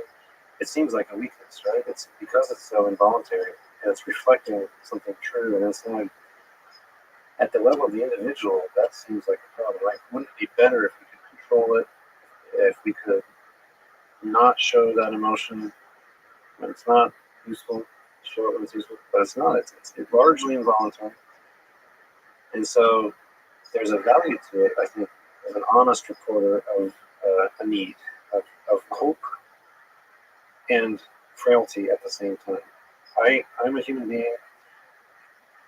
There's a frailty to myself or my situation where I need social help. I need help from my community. I have hope that that is possible, but I'm not enough for myself. I need that. That I think is what the social signal of crying is. Now, people study crying. It's an extreme. You can quantify the extent to which the presence of tears on a face triggers reactions in onlookers, and you can show the same face, presence or absence of tears, and show that to people under quantifiable and rigorous psychological conditions. And tears are much more powerful at stirring the desire to help in viewers than any other facial feature, which is pretty interesting. That it's the honest one that's also the most powerful, right? It kind of indicates there's a certain logic to our design as social beings, that we have an honest report.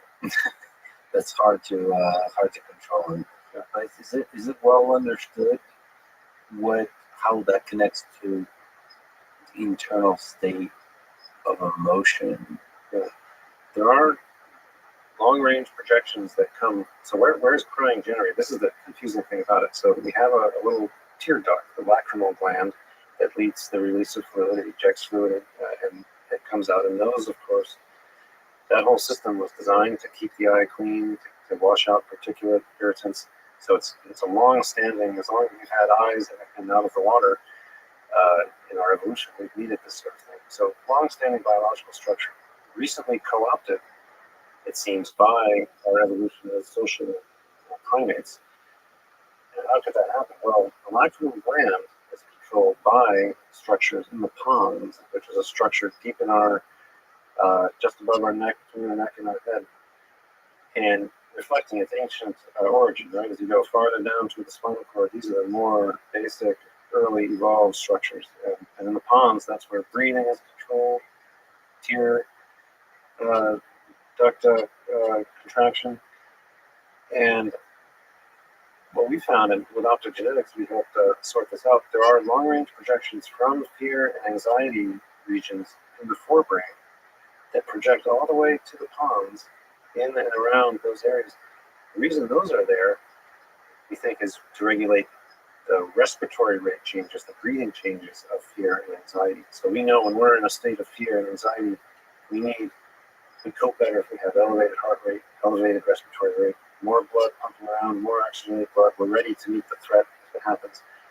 All those cells are down there in the pons too, right next to the lacrimal duct, the tear gland neurons. And so almost certainly this fear, anxiety-induced crying arose from a very slightly misdirected long-range projection that was there to regulate breathing, and a little twist, just a little misdirection, a little missing of one signpost to stop here and going on a little farther, getting to the lacrimal gland neurons gave us crying. And we just have that peculiar sort of structure, neuronal structure that resulted in that. That's what we're stuck with. Yeah. And then and ends up being, in terms of social interaction, one of the more important, authentic, voluntary displays of inner state. That's what social communication. Oh, yeah. Is there other stuff like that? I mean, yeah, I mean, the human face is fascinating as a display of emotion, as a display of truth and mind and all those kinds of things. I personally, I mean, we're all, I suppose, different sensors that are sensitive to certain aspects of the human face, but to me, it seems like the eyes are really important in communication or something. You know, I've talked to a few girls about like Botox and stuff like that, and it always bothers me when, I guess guys can do this too, but like when women speak negatively of, I guess you can call them wrinkles at the tips of an eye, but like to me, when you smile, when you wink, not wink, but like narrow the eyes, something's communicated, and that stuff is really useful. Like you would say, and when it's gone, something's missing. And a lot of little stuff, it feels like it's almost involuntary, I guess, but it's harder to describe as the presence or absence of tears. It's like something about this person, you can tell they're not bullshitting it. And so that was what made presumably that tier recruitment so powerful. Is it just landed in this very high value real estate for social communication. If it had gone to, there's a lot of neurons in the pons that control, movement of large, muscles, elsewhere. That would have been much less effective as a social signal than something around the eye. So it was, however that little misdirection happened, it landed in a great area for social communication. And because it was coming from the fear and anxiety circuits that regulate that necessary involuntary change in heart rate and respiratory rate, it also was involuntary, and it became valuable as a truth signal as social beings. So very interesting when you think about the origins of the human family, the origins of social structures, and our ability and need to call for help when there's hope, but need at the same time. What is consciousness? So you're actually using techniques. I mean, even putting psychiatrists, I just looking at optogenetics, you're trying to understand some of these deep aspects of the human mind. And maybe this is a good time to return to a question you mentioned you might have an opinion on, if there is such a thing as a theory of everything for the human mind. Because surely answering what is consciousness is, well, that's not sure. But it seems like it's a fundamental part of the human experience in the human mind, and solving that question will result in solving the bigger thing about the human mind. The flip side could be consciousness. It's just a few neurons that are generating some useful thing that make us. It's like the sense of self that you talked about in the mice. Maybe it's a subset of those cells that are just creating a richer sense of self, and that's it.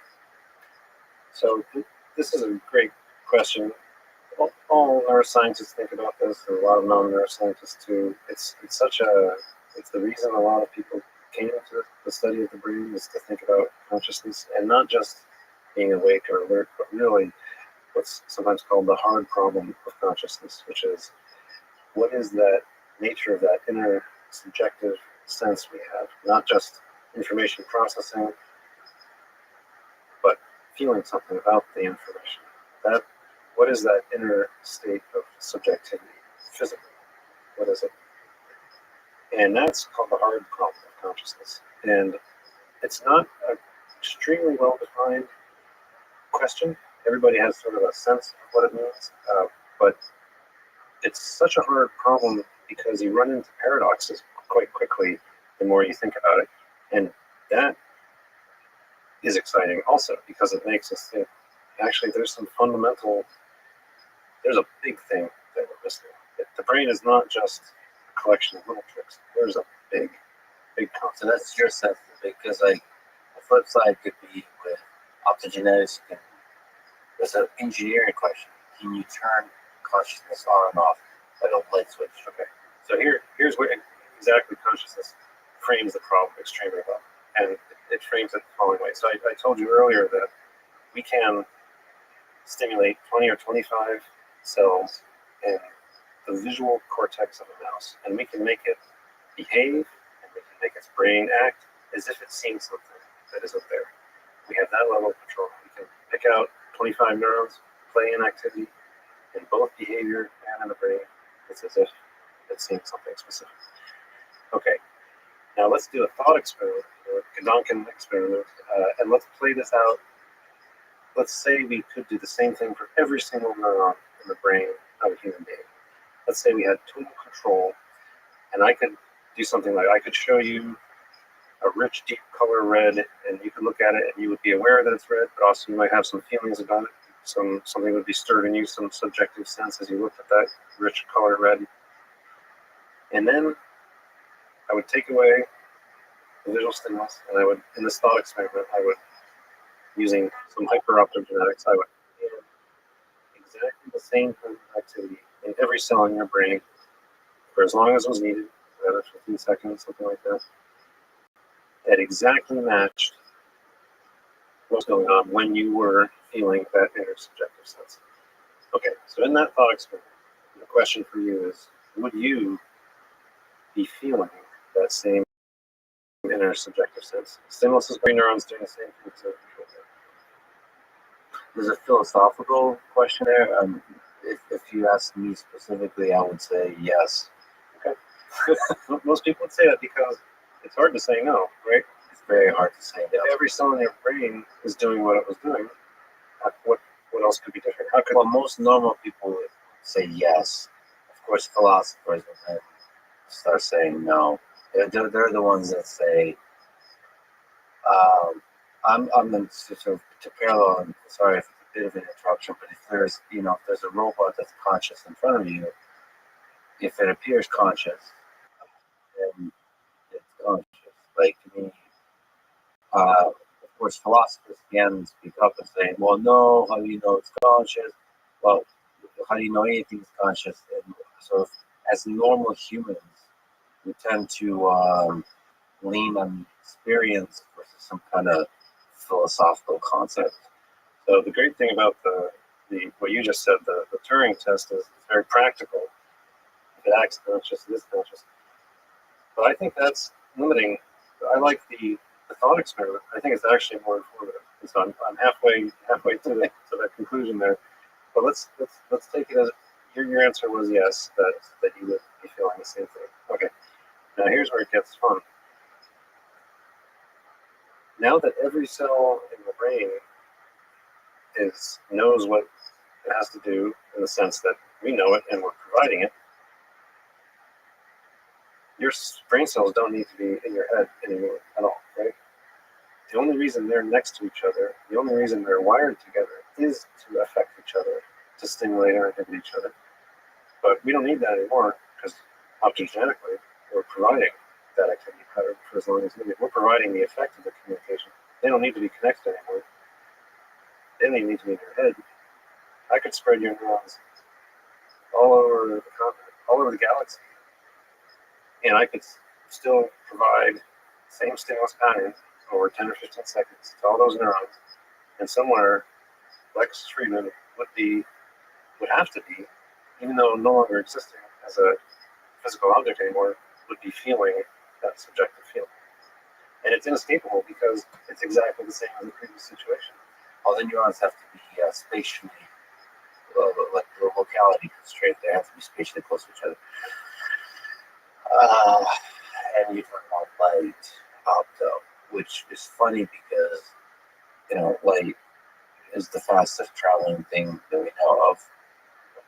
Maybe let's not put them all over the universe because we might get relativistic thoughts. And let's just keep them out. Let's keep all your neurons. Let's spread them over North America, okay? And let's play them out. Same pattern of activity. And right, it seems absurd, right? There's no way that could be true. There's no way that Lex would be feeling that internal sense if his neurons are spread all over North America. And yet, it's exactly the same as the previous situation where you said sure. Well, So we got a paradox, and this is what makes people say paradox though, sorry. well, Yeah. maybe paradox is the wrong word. We got a problem. We got a problem because it reveals that there's something big about that internal subjective state that we're not explaining, and we don't really have a hope of explaining in the near future. But don't you think we would still have that? It's just the word internal, which is meaning, but don't you think we still have that internal subjective state? Or is if not, then where the heck is the magic coming from? Okay, well, I think one of the problems that I think we need to let go of is we tend to, outside of the experience of consciousness, our problem with consciousness, we tend to think that we individual humans are really special. Not the subjective experience, but the entirety, like the body that contains the things, so the local, the constraints of all the stuff has to be together in its own mind. That's a very, I don't know if that has anything to do with the mechanisms that are creating this. So, in fact, one really nice way to break through that is to either observe or create consciousness that spans multiple organisms. So like, let's say it's not an organism dependent phenomenon. that the phenomena can. That's just a peculiar way it has evolved on Earth, but it's a phenomenon that doesn't have anything to do with a specific um, biological system. Right. So we have different parts of our brain exist and sometimes create complex awarenesses of things that involve different neurons that are distributed widely and that need to communicate with each other to form this joint representation, this state of consciousness. But indeed, why do they have to be in the same head? We don't know why that would be the case that they do. And so that's a huge unanswered question of the field is what is it that binds the activity of neurons together so they can form a joint representation? And actually, this comes back to the dissociation experiment that we talked about before, where your sense of self becomes separated from your body. Those things that were fused in joint representation, the same concept, unitary, are now separate. And in late 2020, we published a paper in Nature showing how this could be. We used optogenetics to drive this rhythm that ketamine and PCP cause in retrospinal cortex, and we got different parts of the brain to be out of sync, and when they were active, never able to be active at the same time, never able to form a joint representation at the same time. And so we've got to toehold into these questions. We don't have the answers. And that mimics the dynamics of ketamine effects. Exactly. And you're able to find that kind of oscillation that, wow. So if you get even greater control, with more control of individual neurons and understanding, like if you think of certain neurons that have some role to play in the sense of self, you can play like an orchestra. That to create certain degrees of consciousness, degrees of subjectivity, and thereby understand what is consciousness. But by having a very complicated light switch, essentially. And here's the challenge: is the nice thing about the thought experiment is that it kind of highlights that we're going to hit a point where we're addressing some very, very fundamental questions. What allows the activity of two sets of neurons to become mutually relevant to each other? This is in some ways maybe one of the deepest remaining questions in neuroscience is what allows activity patterns to become relevant to each other. Do they have to be in sync temporally? Do they need to be, is there some other quality that we don't know about that also needs to be present to allow cells to fuse together into a joint representation? Just so I understand, because it feels close to some very, very deep idea. So there's a bunch of semi-distributed signals going on in the brain, and you're saying there could be something like a theory of everything if one to exist, is to understand how and why signals close to each other start becoming relevant to each other. That's right. That's right. As part of some very much bigger signal that they're producing. That's right. How they coordinate, essentially. Because it's very distributed. I mean, that's a kind of, within a distributed system, how is order achieved?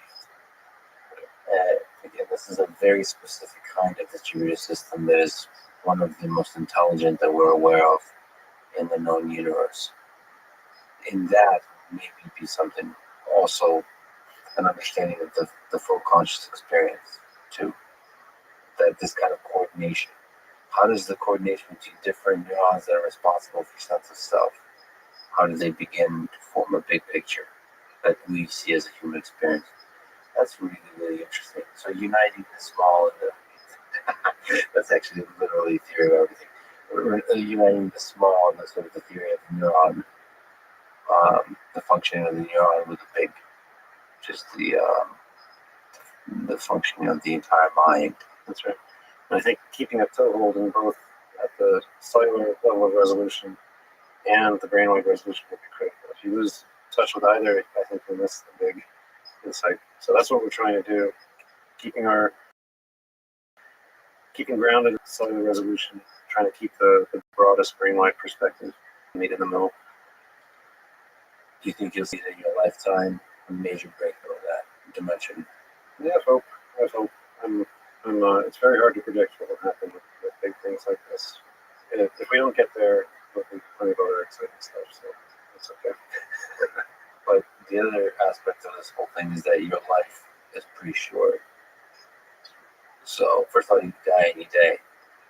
I tend to try to think about that and get in at any moment because it really can.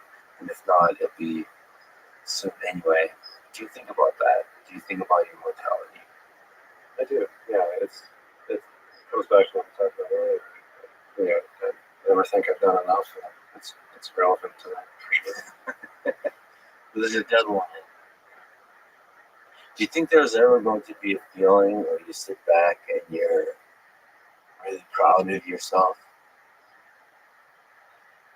I hope so. Like, I've done enough. I've done everything there is. But, like, because the thing is, a warrior has some number of battles in them. And at a certain point, if you're deeply honest, it's like, well, that was a pretty good run. As far as running goes, that was pretty good. You can hang up your helmet and then go sort of drink some ale, listen to some music with the old lady, and say, I did pretty good. You think you'll get there? It's something. Nature always has surprises for us. The curious mind is always after more. But biology gives us other rewards. Children, family, community. And everyone can feel good about those things. Biology is full of rewards, but do you think about those rewards? What do you think is the why of those rewards? What's the meaning of life and this existence? What's the why of biology? What does it want from us? Why are all these cells very busy putting together an organism that seems to want to just be in a hurry to do stuff and survive, but it also just doesn't, it's not happy being survived. Like you said, it's curious. It keeps wanting to get into more trouble. Why? Yeah, that we're clearly designed for that, right? We're clearly designed to ask why and to answer, and that I think is I don't know the meaning of our life. I think a meaning of our lives is that, and this is the Aristotelian happiness. This is an organism is happy, an animal is happy if it's performing to its design, right? If it's for. Well, you have to understand what's the design, and who is the designer, and what were they up to, and how hard is it? You have to build the whole universe. It does not even know what the hell they're doing, because maybe the designer built humans to find out about themselves. That's what I would do. Like, if I had the power to build clones, I'll build a lot of clones and I'll get into different trouble to understand, like, what am I designed? What's this body designed to do? How far can I go that way? Exactly. And then I dissociate myself completely from having any way to know, like, that I know that person. I mean, I suppose you could do that in a single person's body, but dissociation, you could. Yeah. But I do wonder what if you look at Earth as a collection of humans, as a collection of biological organisms, it seems that we're busy doing something, and it just seems too beautiful, too special to be a random experiment. It seems like it's an experiment that's cleverly designed by some forces of nature that are beyond our current understanding. And maybe that's part of our design is to keep asking why. I said answer. I'm not sure that's part of the design. The answer. I think we're given just the sufficiently limited cognitive capability that we know how to long to find the answer, and we lack the ability to find the answer. That's basically a summary of your career. No, I'm just kidding. And then we give each other Nobel prizes for having even an inkling of a good step towards the right direction. Carl, you're an incredible human being. I'm a huge fan of who you are as a person, who you are as a scientist, who you are as a writer. I just thank you so much. I'm so honored that you sit down and talk to me today. It was amazing. It's been incredibly fun. Let's do it again sometime. Let's It's do been it again. really great. Your insights and honesty are really quite rewarding. Thanks so much, man. Thanks for listening to this conversation with Carl Dyson. Support this podcast. Please check out our sponsors in the description. And now, let me leave you with some words from Carl Jung. Knowing your own darkness is the best method for dealing with the darkness of other people. Thank you for listening, and hope to see you next time.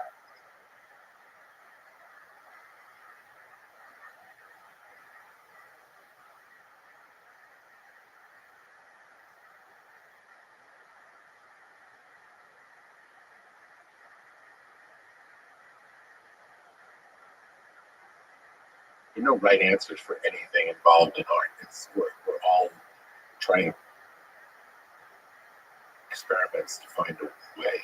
And even for the things that I work on, I don't have a set way that I do anything. I come to every project. Maybe you're just a neat vehicle, and you're channeling ideas from somewhere else. I believe we know close to nothing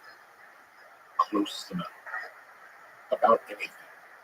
If we embrace that not knowing, we'll have a healthier experience going through life. Following is a conversation with Rick Rubin, one of the greatest music producers of all time, known for bringing the best out of anyone he works with, no matter the genre of music or even the medium of art, or just the medium of creating something beautiful in this world. And the list of musicians he produced includes many, many, many of the greats over the past 40 years, including Beastie Boys, Eminem, Metallica, LL Cool J, Kanye West, Slayer, Tom Petty, Johnny Cash, Dixie Chicks, Aerosmith, Adele, Danzig, Red Hot Chili Peppers, System of a Down, Jay-Z, Black Sabbath. I can keep going for a very long time here. Most importantly, Rick is just an amazing human being. We became fast friends, which is surreal to say, and it's just an incredible honor. I felt truly heard as a person when I spent the day with him, eating some delicious Texas barbecue, talking about life, about music, about art, about beauty. This was a conversation, an experience I will never forget. This is the Lex Freeman Podcast. Support it. Please check out our sponsors in the description.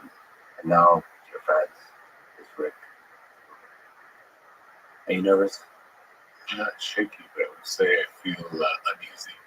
And I feel like the sooner we start talking, the more relaxed we get. Yeah.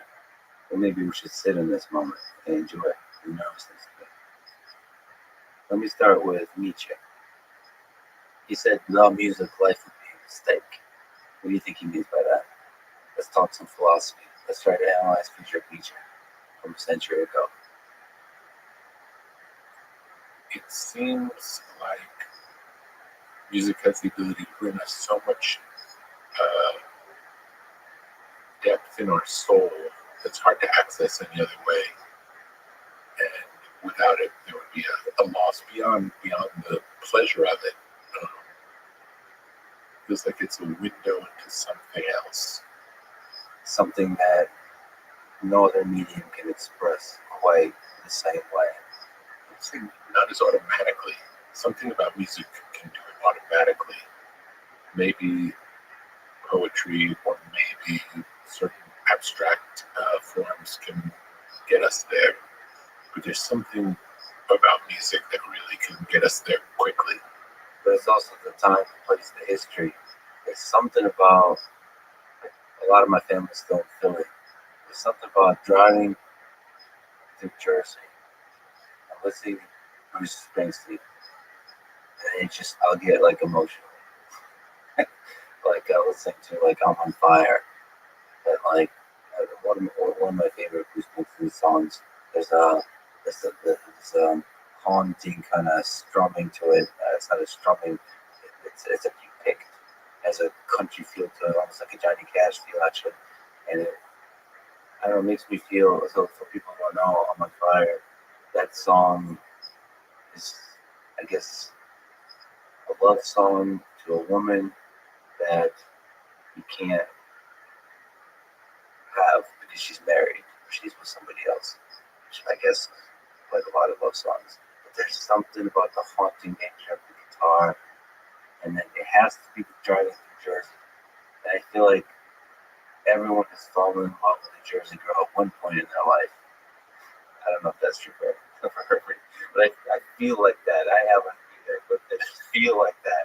I feel there's something where Bruce Springsteen's like, yeah, I've been there. Like, and that just takes you to a place of emotion that you just that captures love, that captures longing, that captures the heartbreak of just the way time flows in life, and the fact that it's fine, and just all of that in a single simple song. Like that, what else could capture that? Yeah, I don't know. But it's true that there's a connection both between time and place in music. And certain music growing up on the East Coast didn't really resonate with me until I spent time on the West Coast. Eagles being an example. When I lived in New York, the Eagles didn't really speak to me. ZZ Top didn't really speak to me. Then when I started spending time in California and driving through Laurel Canyon, all of a sudden the music of the Eagles felt more appropriate somehow. I started listening to it more. Got it. So not until you went out west can you understand the sound of the West. So it's really like New York is the sound. Or what other places have a sound in the United States? I think every place does. And that said, sometimes we can get an experience through music of a place. Like we can resonate with the music and not understand why. And then maybe when we go to the place where it was created, it's almost like we have a knowingness of that place. It's not a strange place anymore. Yeah, Stevie Ray Vaughan, the blues, Texas blues. You just listen to Texas Flood and just, again, there's like the woman you're missing, a broken heart, somehow that connects to the place. The Eagles. What song with the Eagles? We're talking about like Take It Easy, or are we talking about like Hotel California? I'm thinking Take It Easy, but both are great. Yeah, there's certain songs that I started learning guitar when I was young. That's like, I would like to be the kind of person that not only knows how to play this song, but understands the song. And like, have that song be something I played 20 years ago. And I've lived with that song for a while. Like Hotel California is an example. But obviously, there's the solo, but there's also the soulfulness of the lyrics, which I still don't understand. And it can be about anything. And as you get older, I feel like the meaning of the song could be anything. I think that's true. I think that's the beauty of them. I think when the person wrote them, they may have had one interpretation, but it's not contingent on us getting that interpretation to like it or resonate with it or feel it. In some ways, the best art is open enough where the artist gets to have their experience when they make it, and then the audience gets to have their experience when they listen, and they don't have to be the same. And then it connects thousands or millions of people together. There's a togetherness in music when you share that music, when you're listening to stuff together, like in a car. First of all, the car is a sacred place. So I work in part on autonomous vehicles. And you start to think, well, what are the things you lose when the car stops being the central part of American life? The car ownership. It just feels like the car when you're alone. It's like a therapist thing session because you get angry at other humans. You get and then you get to like sit in your own anger and emotion.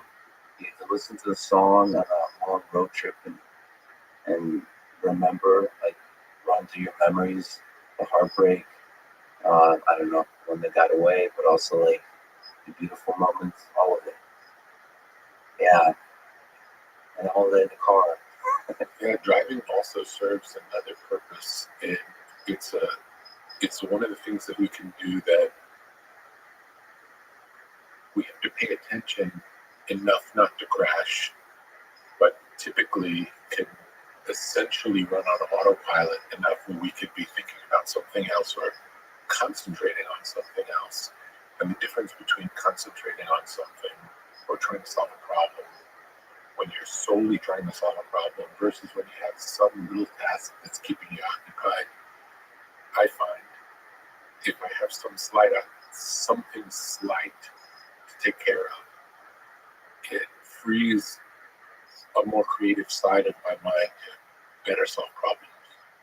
You know, I'm kind of jealous of people that found that in painting, for example. They'll be drawing or painting and listening to, so that's the small task you do.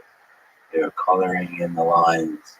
It's like this gentle, peaceful, slow process that requires just a small fraction of your mind, and then you can listen. Some people listen to podcasts that way. Some people listen to music that way. Yeah, How do you do it? How do you free your mind?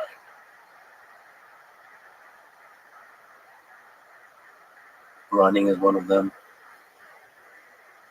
Uh, there's a process. So the most freeing of the mind for me has to go through a process of a bit of pain for a bit. To doing something difficult, it's just like a airplane taking off or something. That's like, for example, running. The first few miles would just be just first of all, the physical aspect, which is like, you're so fat, you're out of shape, this is getting old, this or that. Okay, that slowly dissipates, and then the demons come in, or like, you should be getting this and that and this done. You haven't gotten it done. You're like breaking promises. All those kind of voices coming in, and after that, maybe mile 4, it's like, fuck it. You just run with the wind at a very slow pace, go with the wind, and then think. So it's the footsteps, the physical activity. Then you can deeply think about stuff, ideas, sort of design, like this program design stuff, or like high level life decisions, all those kinds of things. I would say running. I used to build bridges from toothpicks. I used to be thing. It's in engineering. I guess some people like glue together airplanes, stuff like that. But the bridges, such deeply honest work, because at the end of it, you're gonna have to test that bridge. And you're gonna see how good your work was. The little details, but also the big picture. Do you use glue or not? Yeah, use glue. So it's not pure physics. It's materials engineering too. There's a way you want to do it is you actually split the wood as thin as possible and then glue it back together, because glue is really strong, except for the arches and things like that. So you build arch bridges, which is a formless skill. You have to bend the wood, and it's so cool because the thing can hold thousands of times its weight, and then you get to watch it explode at a certain point from all the pressure. And when you do a really good job, it doesn't explode in a kind of some weak point where you didn't anticipate. It just kind of starts cracking. Everything cracks. Everything explodes. It's just pieces fly everywhere, and it's literally hundreds of hours of work just explode in front of you. And it's a metaphor for life, maybe. And it's all for nothing, except for the journey that you took to get there. And no one understands. Speaking of which, back to Nietzsche. These questions are ridiculous, so you're gonna have to try to figure out what the heck I'm trying to do here. So Nietzsche also said a line I love, which is, "And those who were seen dancing were thought to be insane by those who could not hear the music." Do you, Rick Rubin, ever feel crazy? Or maybe you're the one who's sane and everybody else is crazy. You know that the dancing, the joy of the music, of just feeling the music and everybody else just doesn't understand. And this doesn't have to be literally about music. This is about art, about creation. I would say I feel different. And it's hard to say. It's like which side of the equation is crazy. Did you ever find a group of people that you get, they get you? Yes. Is that what producing is essentially? Is you try to find the moments when you just get each other? I would say there definitely certain artists with certain temperaments. When you're around them, it feels like you can finish each other's sentences. Just see the world the same way. Comedians as well. And that's not essential for the two of you together creating something special. So it could be attention too. It could be anything. It could be any. There's no rules. It'd be like think of it like a coach. A coach could bring what they have to bring to any talented individual and help them find their way. And sometimes the right coach for the right athlete really works, and other times there's a mismatch. Have you seen the movie Whiplash? I did. I saw it when it came out, so I don't really remember it well, but I did see it. So there's a coach type of figure Yes. who is pushing the drummer to grow as a musician, but also to create something special. I don't know if it's even special music skill-wise, if it's a special moment. I don't know what he's trying to create. From one perspective, it's just a person who selfishly gets off on being abusive to those who live.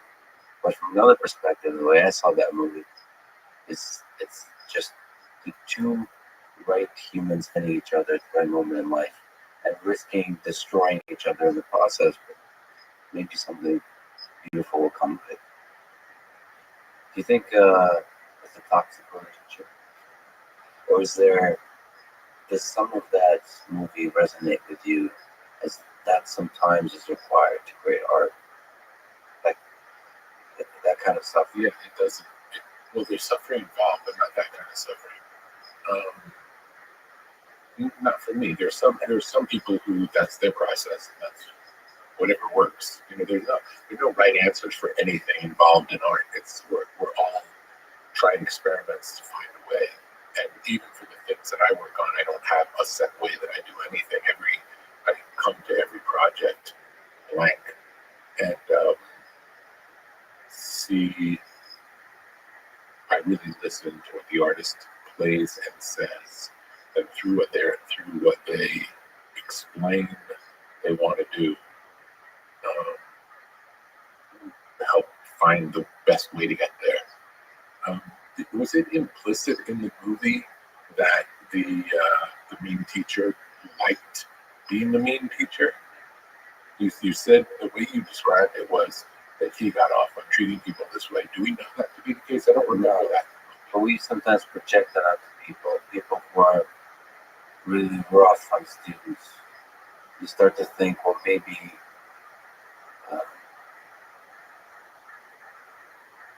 that is fundamentally who they are, and if it's fundamentally who they are, there must be some pleasure in it, or it's an addiction of some sort. But it could be also a deliberate choice made by the teacher.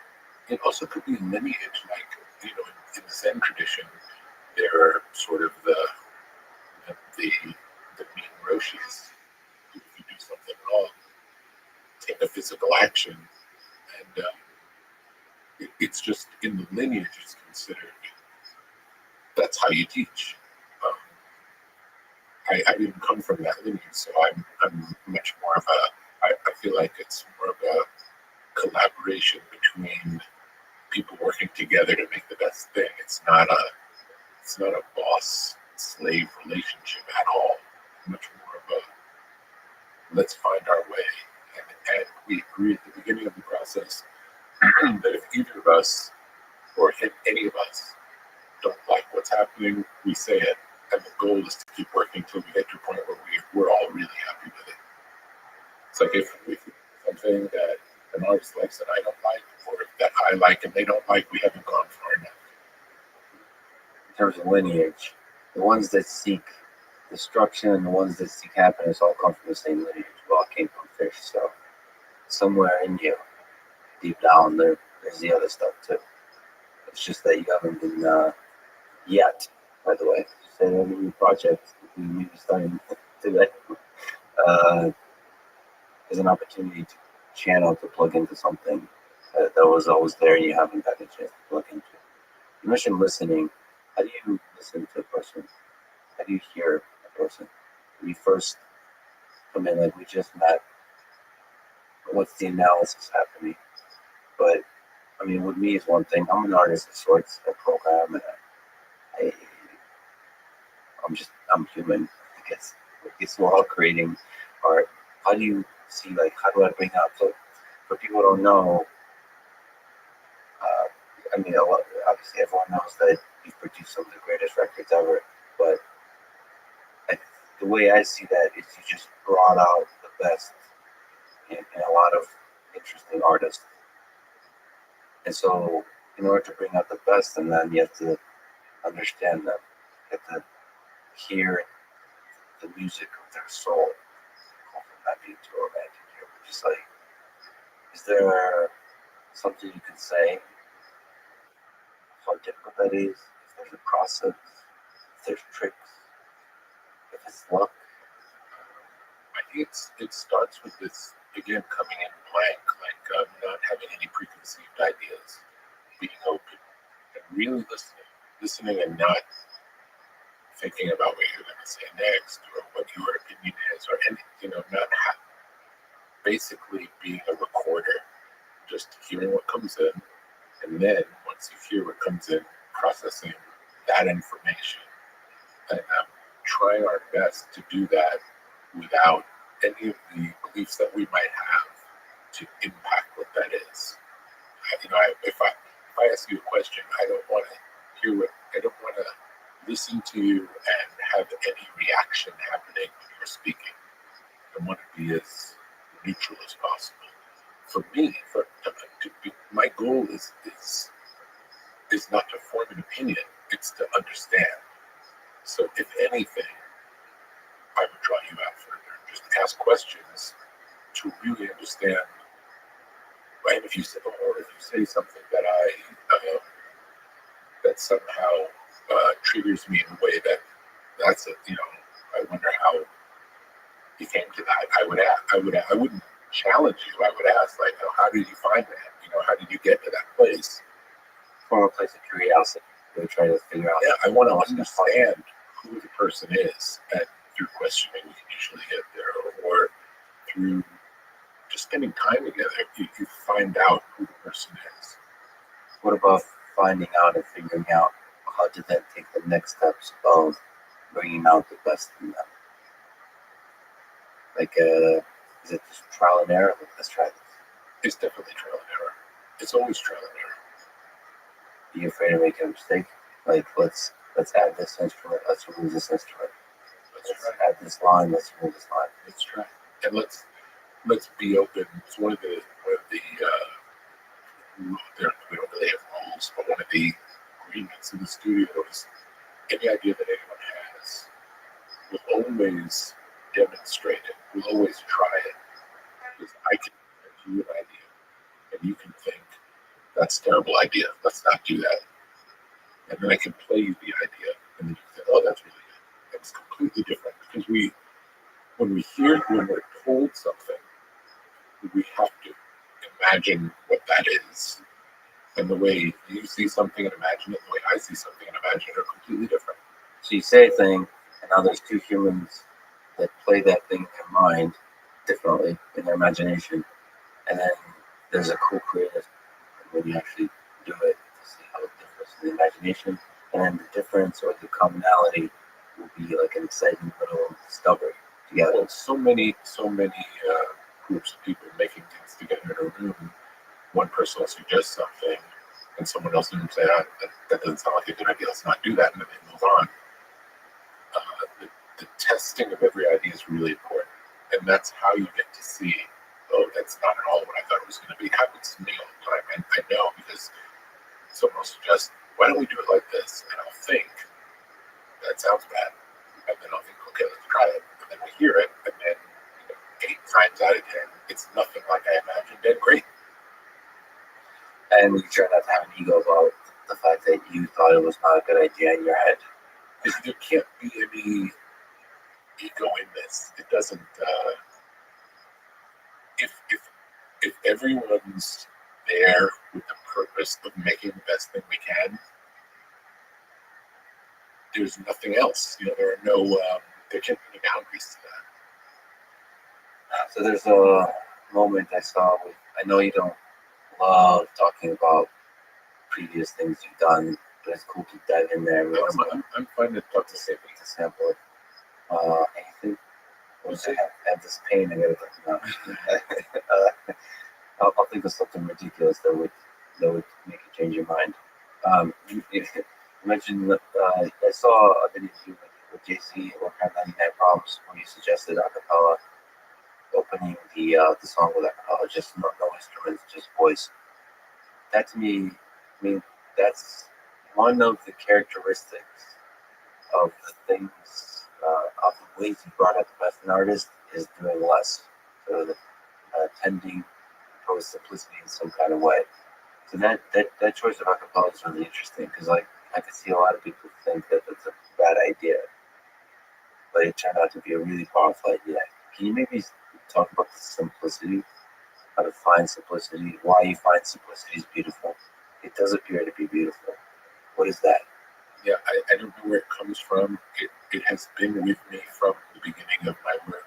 The very first album I ever produced, the credit I took was reduced by me instead of produced by me. For that reason, like I like the idea of getting to the essential, and I have a better idea now that I've done it for a while. But at the time, it was purely an instinctual thing, and part of it is a sonic.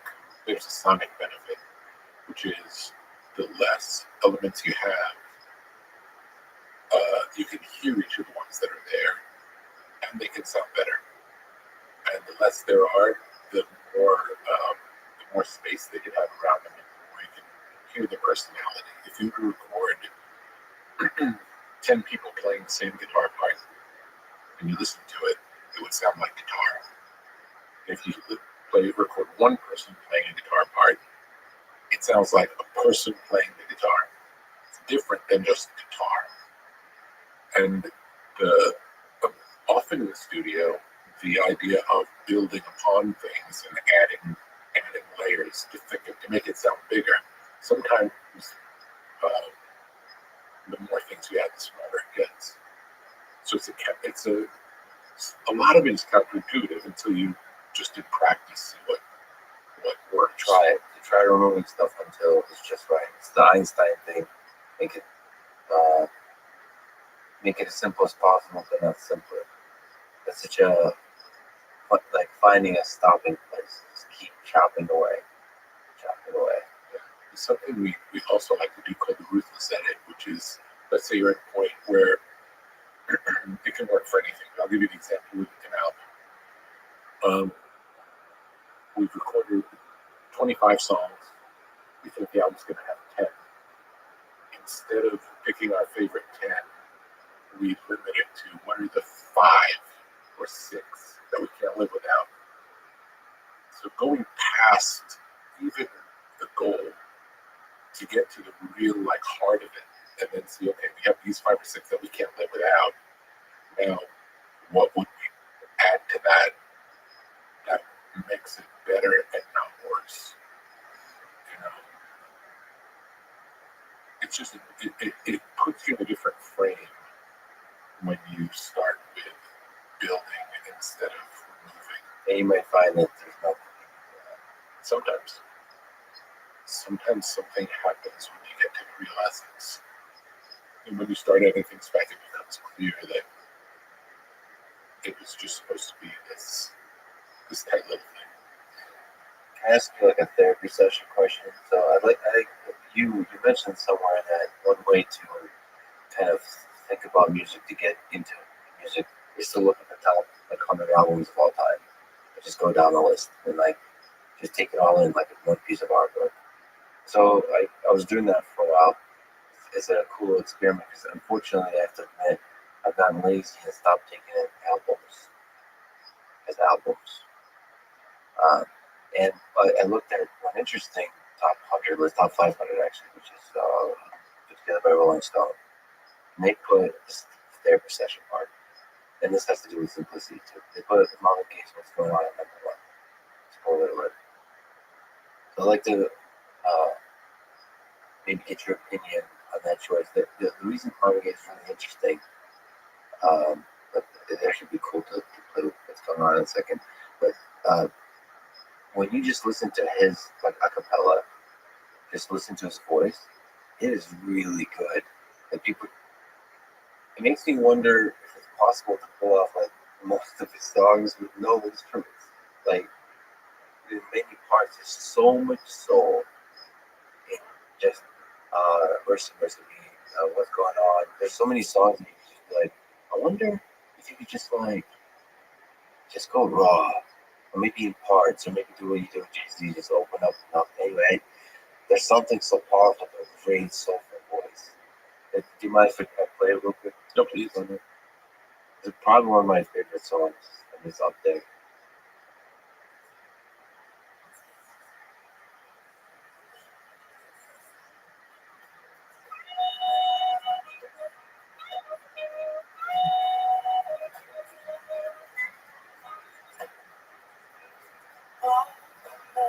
That voice.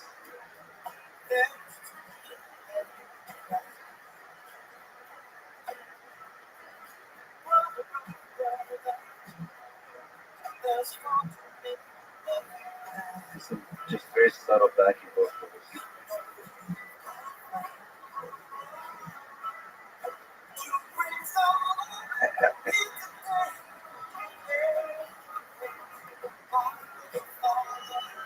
This one hurts. Father, we don't need to ask to play.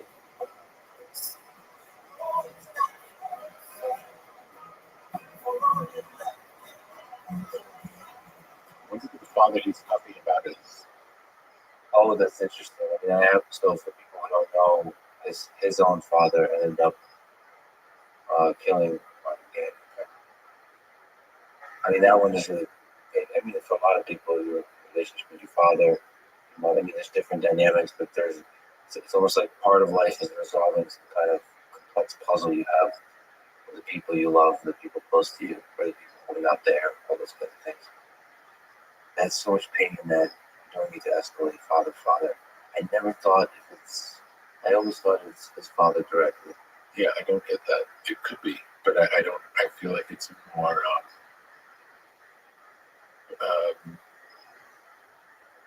masculine spirituality. Like a father figure, or just broadly some kind of spirituality. Could be like God, Father God, Mother God. You know, like could be. I don't know. There's so much. It's like both hope and melancholy. When you saying war is not the answer, it's like you don't tell your father war is not your blood father war is not the answer. It's a strange conversation. It's a bigger conversation than that personal. Don't you think it feels like war when it's personal? What's the difference between is war is personal too? It's only leaders think about war in a geopolitical sense. When people that fight wars, you lose your brothers. You lose. I mean, death is just right there. So it might feel just like that. But yeah, there is a dance between like the personal and like talking to the entirety of the society. So John Lennon, Imagine, like also a song where is that hopeful? Is that cynical? Is it like melancholy?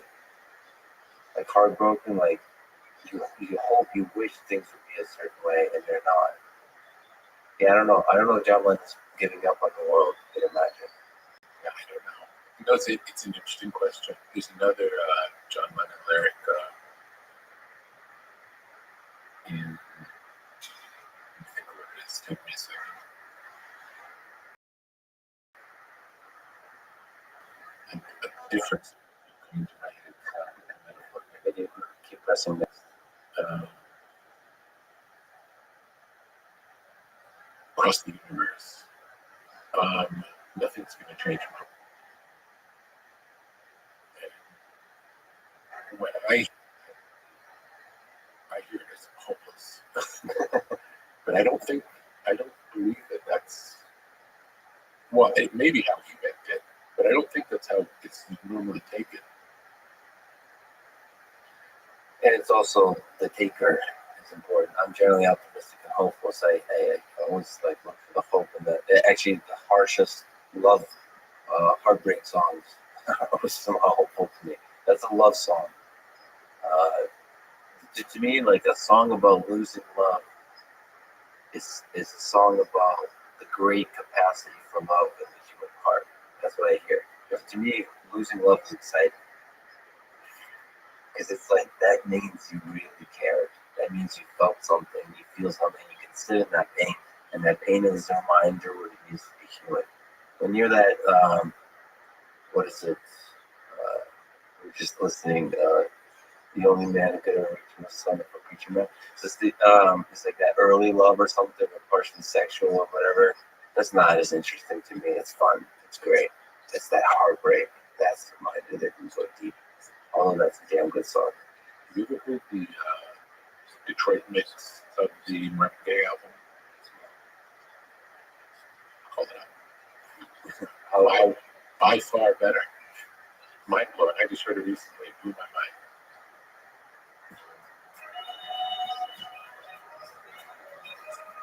Oh wow, reverb, distance. Interesting.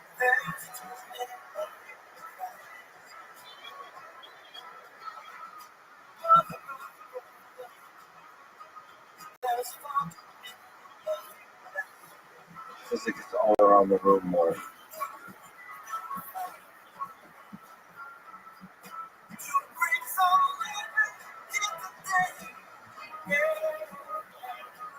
More voices, more voices.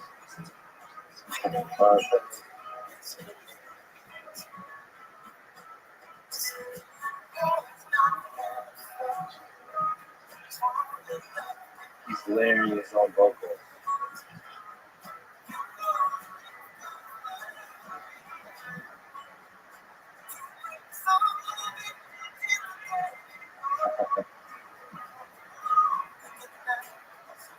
Feels like there's multiple people singing.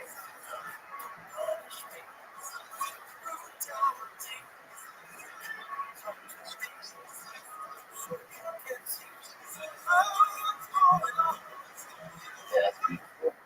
It seems to have more energy. If you listen to the whole album, and you say you don't listen to albums anymore, the Detroit mix of the whole album changes the album a lot. I mean, that felt was the opposite of acapella. I would say. Because there's layers. And I don't know if you remember.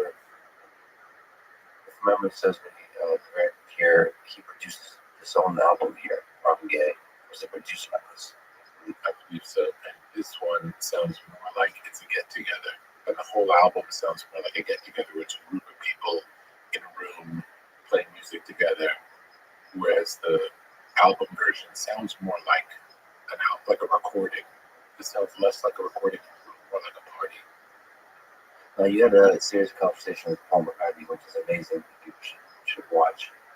But is there, continuing our therapy session, is there a case to be made that what's going on is the number one album of the Beatles, White Album, or Abbey Road, above that sounds? Can you see Manny's case? There's always a case. I mean, there's always a case. There's no in reality, in art, there's no metric that makes sense. So you can put numbers on things, but it's like, is this apple better than this peach? Like, it's not really a fair comparison. But if you just had to keep one to represent the human species, that's the way I think. To the aliens, I mean, it's a very personal decision.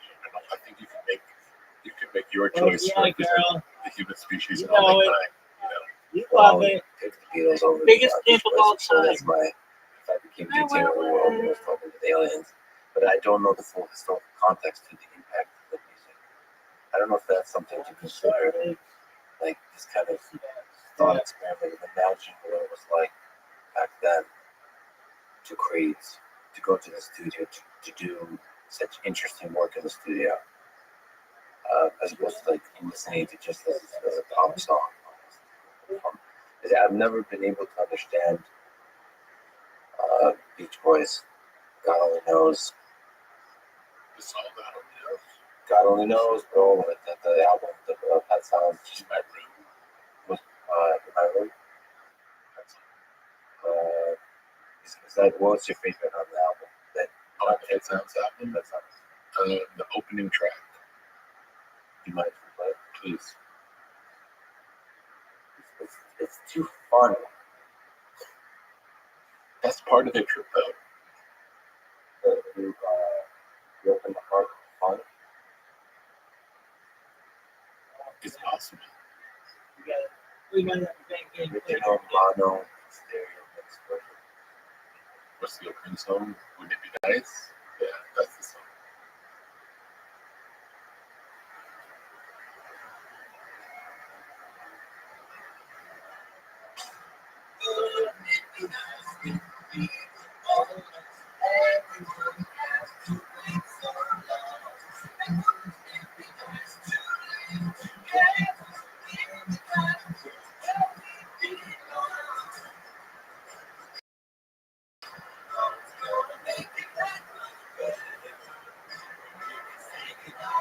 That's part of it. Then back to fun. We should say goodnight and stay together. Nice. And this night, wake up together. We were not. There's heartbreak in this one too. Still, to me, like George has like is it like an album while my guitar jam leaves. I mean that the Beatles. It's so hard to, depending on the day. I'll say a very different song. That's my favorite song, but What? I often return to while my guitar jam leaves. That's my favorite song. And anything George Harrison, honestly, something I wish. I mean, what would you classify that? There's like several Beatles songs, like categories of Beatles songs. So that's like the melancholy love songs or ballads or something like that. Yesterday, Let It Be.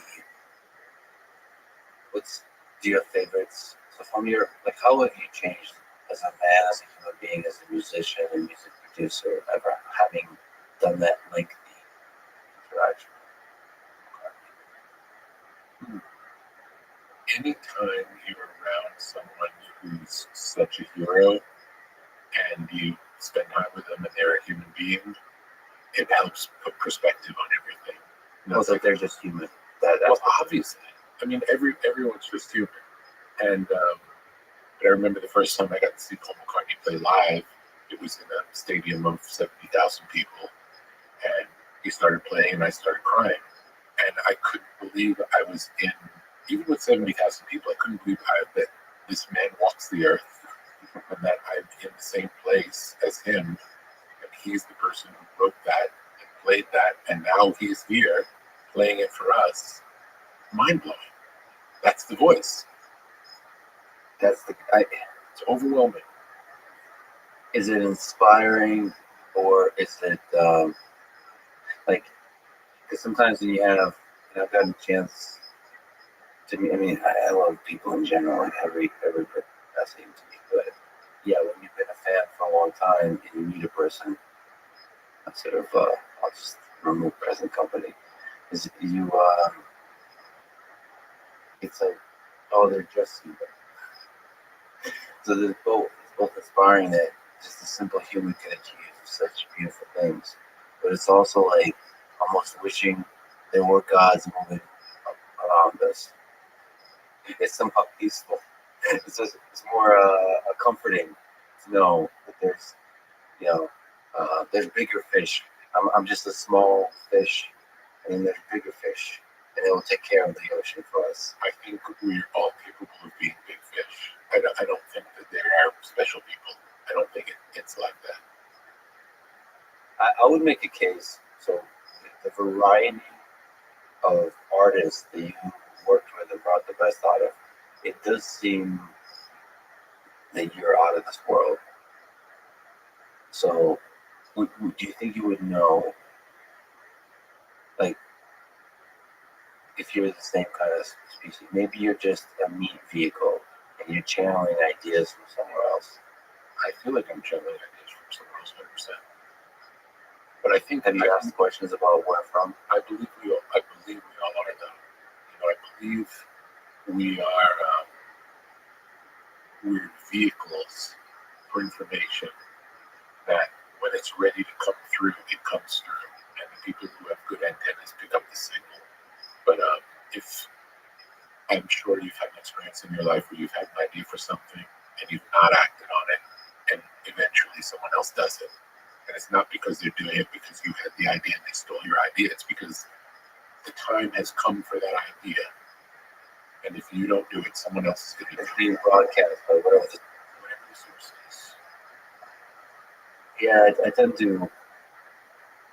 tend to see humans as not quite special in that way. Yeah, it's different kinds of antennas walking around, listening to ideas, and ideas are. I like the notion of Richard Dawkins of memes. It's kind of the ideas of the organisms, and they're just using our brains to multiply, to select, to compete, to evolve. And humans, we really want to hold on to the specialness of our body, of our mind, but it's really the ideas.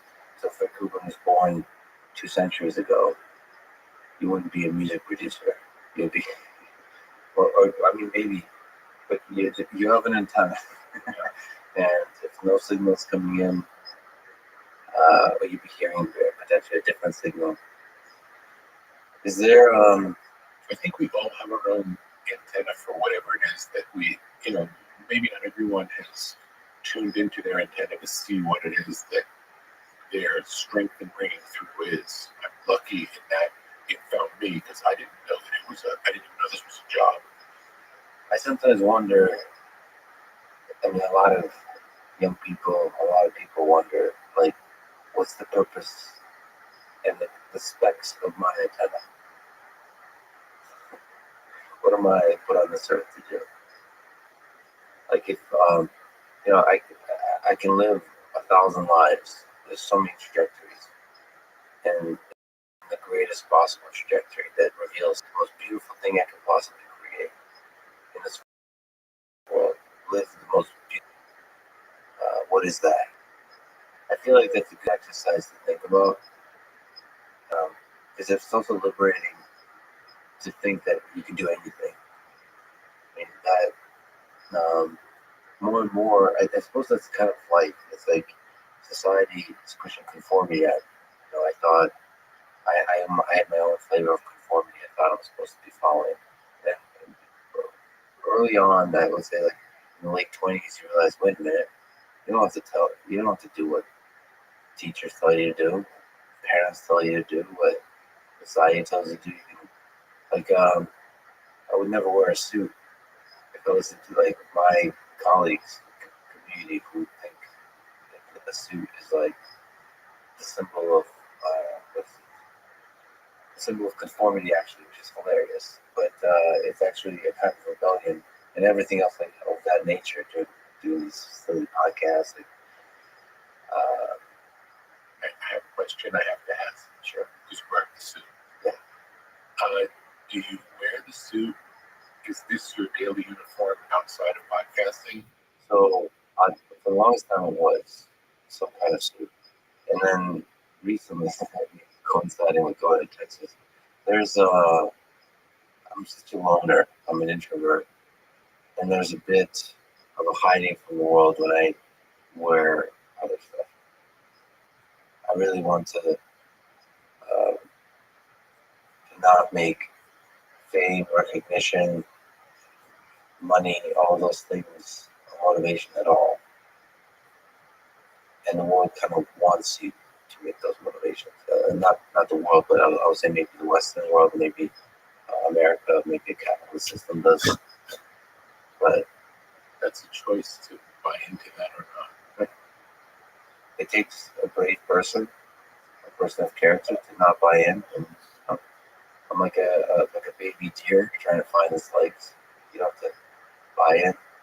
I love people, and I think I'm kind of an idiot. And so when other people say do this and do that, there's a pressure there. It's actually very difficult to not listen necessarily to the advice of others, and yet keep yourself fragile and open to the world. It's easy to be like, I'm always right, just kind of sticking your ground. But if you want to be like vulnerable, if you want to connect with people and just wear your heart on your sleeve, then you go to listen to them. I mean, that's the double-edged sword of it. And but then again, that pain, like if you don't let it destroy you, grow from that. Has pain affected you at all? Did you unplug from the system at some point? Same. I've always been sort of removed. I don't feel like I'm part of any system. Do you feel famous? I'm aware that when I go out, people, say nice things to me, which is great. But that's about it. That's about as far as. But it doesn't affect your art, about your creativity, or your thoughts. Like when you're sitting alone and thinking about the candles, It can't. It's a destructive force. The reason that you are who you are, and the reason that you're finding the success you're finding, is because you've been true to yourself to get to that stage. So to start changing that to either conform to someone else's idea of what you should be doing, it just seems like it doesn't make sense. do you have a sense of who you are? Because I don't necessarily have I don't know. I know that I really like making good things, and I know that I'm crazy about it in that it's like an obsession that I want things to be as good as they could be, whatever it is. And if I finish a music project and I have a window of time where I'm not working on music, I might be moving the furniture around in the house. I'm always looking for a creative outlet to find a way to make something better. Or there was a period of time where I was in a weird corporate situation that was that didn't allow me to flourish, and I focused the creativity in on myself, and I lost a bunch of weight and changed my life. And so that was the kind of art, like that was you thought of a profit, weight gain, being healthy. That was a kind of creative act. It certainly was. It wasn't an intentional creative act, but I had a lot of energy, and a series of events happened. I read a book. At the time, that was my heaviest, and I got 318 pounds. And I've been sedentary my whole life, basically laying on the couch working on music. So I've never been physically active in my life. And I read a book about a guy named Stu Middleman, a runner, who ran 1,000 miles in 11 days. And I thought, wow, I get out of breath walking to the corner, and another human being can run 1,000 miles in 11 days. I feel like I have bad information. Clearly I'm doing something wrong. And I reached out to a person that Stu mentioned in the book, Phil Maffetone, Who's a legend. I really appreciate him as well. He's 180 method too. He's such an interesting. I think he focuses on great training, and he was the first person to talk about essentially low carb, paleo, keto diet for a person 40 years ago. And for a person who's going to be healthy, who can exercise, who can perform at an elite level. He's the first person when I, talked about heart rate training, him and other endurance athletes he influenced. He gave me permission to run. It was the first time I realized, I can run long distances if I just run slower and I take that seriously.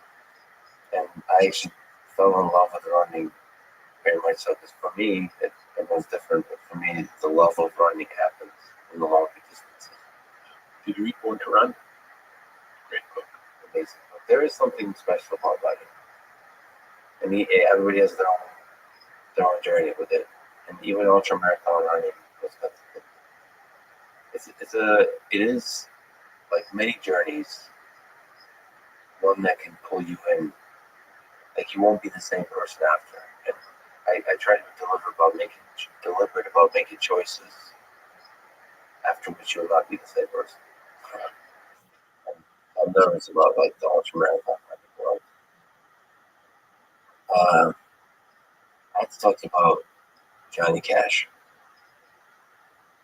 I mean, when people ask me what my favorite musical thing is of all time, um, it's a very difficult question to answer, of course, but I'm pretty quick, if I'm not allowed to pick anything by Tom Waits, I'm pretty quick to say Hurt by Johnny Cash, the performance, the whatever you call it, whatever the heck that is, because that's not just a song covered by an artist. That's a human being at the end of their life. That the rawness of that. I mean, just there's also a music video which a lot of people adds a lot to it. For me, just the music alone is I mean, the guitar. Every choice on that. See, the few things I've heard about it seem like almost accidental. Maybe like little subtle choices here and there. Can you maybe comment on that? To the degree, I think you had a huge role in bringing Johnny Cash back from a different part of his life, bringing something out that wasn't there before, and it was incredible. It was a celebration of a really special musician, and it's a totally new kind of celebration. Now, Hurt is just one of the songs that's an amazing celebration of Johnny Cash, but Hurt is like at the peak of that. So what was that like putting that song together? Maybe it might be nice to listen to because I love that song. And as a guitarist, the simplicity of it. It seems like every choice contributes to the greatness of the song.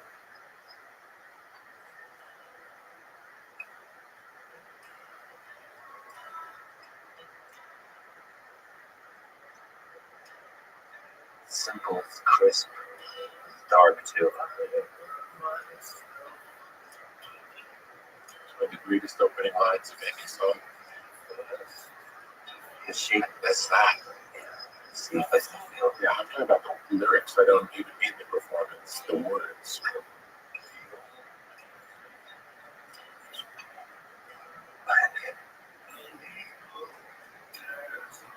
Those words out of Trent Reznor are not the same.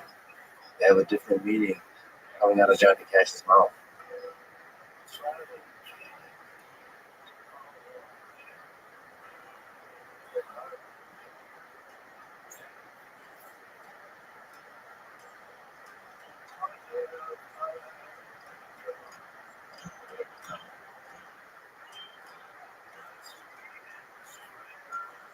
Written probably for a young man.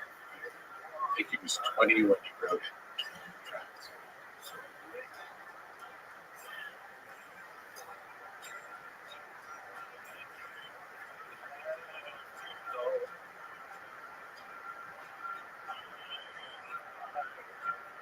Anger, regret, pain.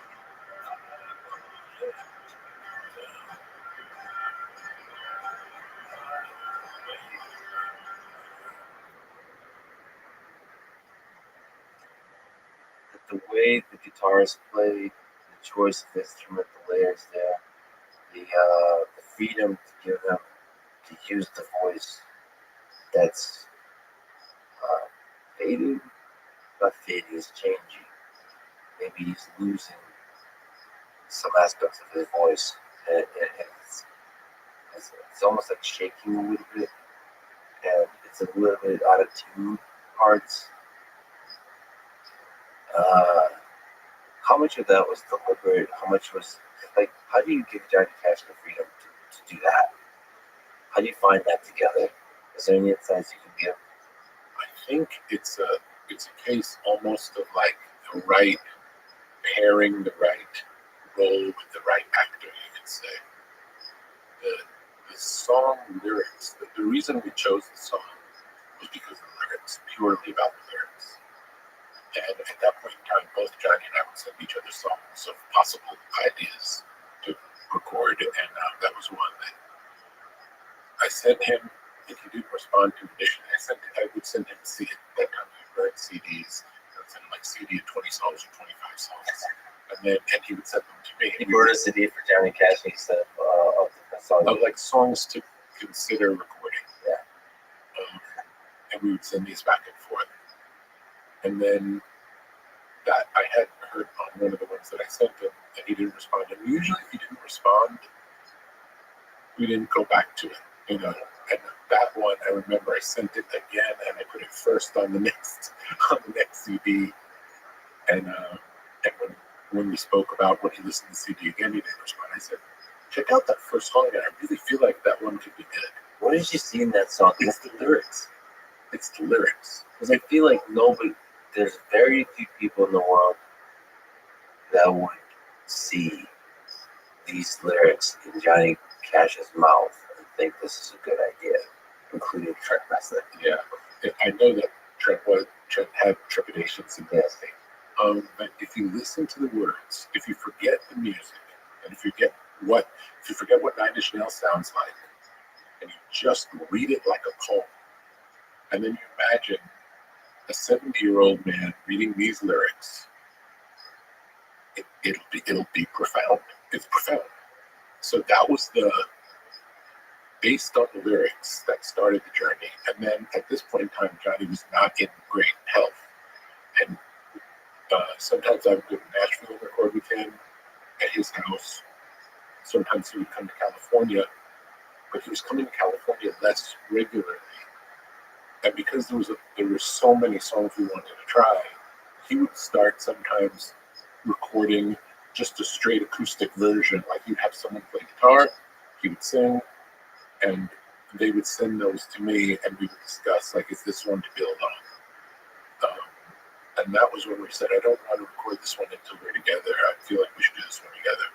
So on the next trip to California, we recorded it at my old house. And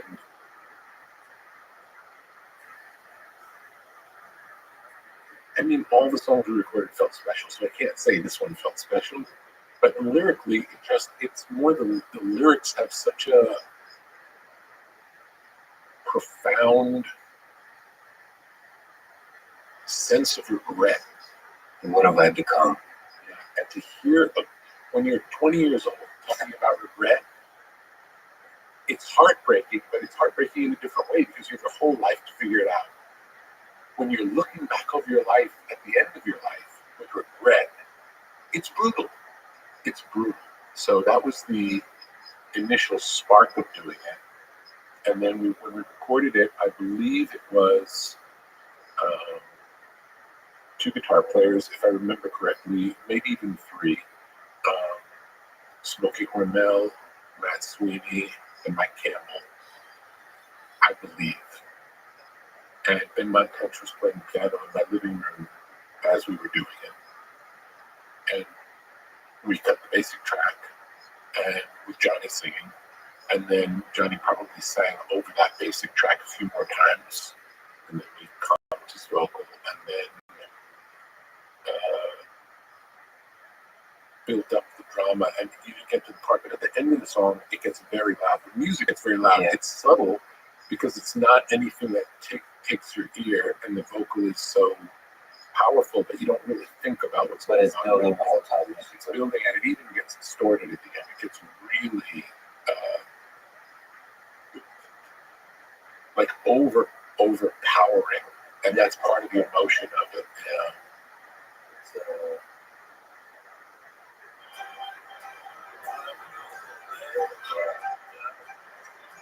I hear almost anger and frustration.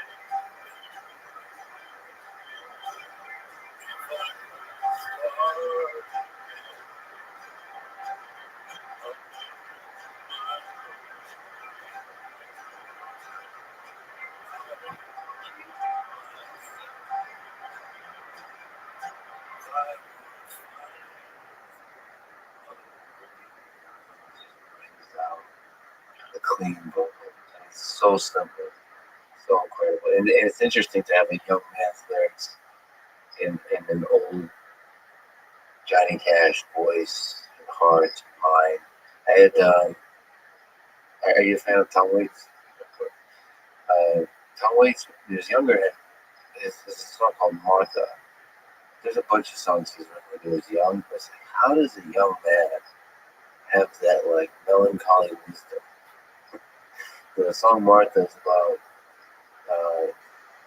an older man calling a woman he used to love that she's now married and he's married, and they're having that conversation that was spoken for 30 years, and they realize that there's still love there, and it could have been a different life, a different world where they could have been together. And here's like a 23-year-old Tom Waits writing so beautifully about something that's very, I've had a lot of people like tell me how real that as an older person looking back at that love you had, realizing it was really, it's still there.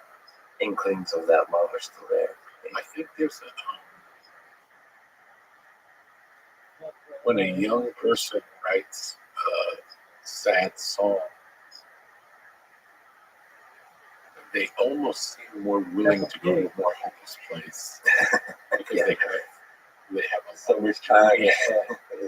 and older artists tend to want to look at the bright side of things, which also I think comes from the wisdom of aging. It's a more realistic position. So it's not uncommon for younger people to write. I think even the Beatles, you'll see like they're very heavy lyrics.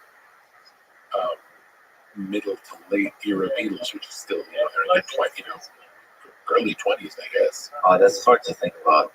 So much accomplished. Unbelievable. And they went to the full journey from fun to darkness. It's been a few years. You mentioned lyrics. So you've obviously produced albums with incredible lyrics. I think you mentioned the interesting characteristics of hip hop, of rap, is that you're writing poetry to rhythm versus writing poetry to melody. So that's like one way to think about it. And I'm a fan of Tom Waits, Leonard Cohen. I'm a fan of poetry, period. Is there something about highlighting the poetry of it, the power of words, did with Hurt? If it's one a Tom Waits song that's like less than a minute long that I always go back to. It's one I really love. It has just a few lines. It's called "I Want You." And all it is him saying "I want you."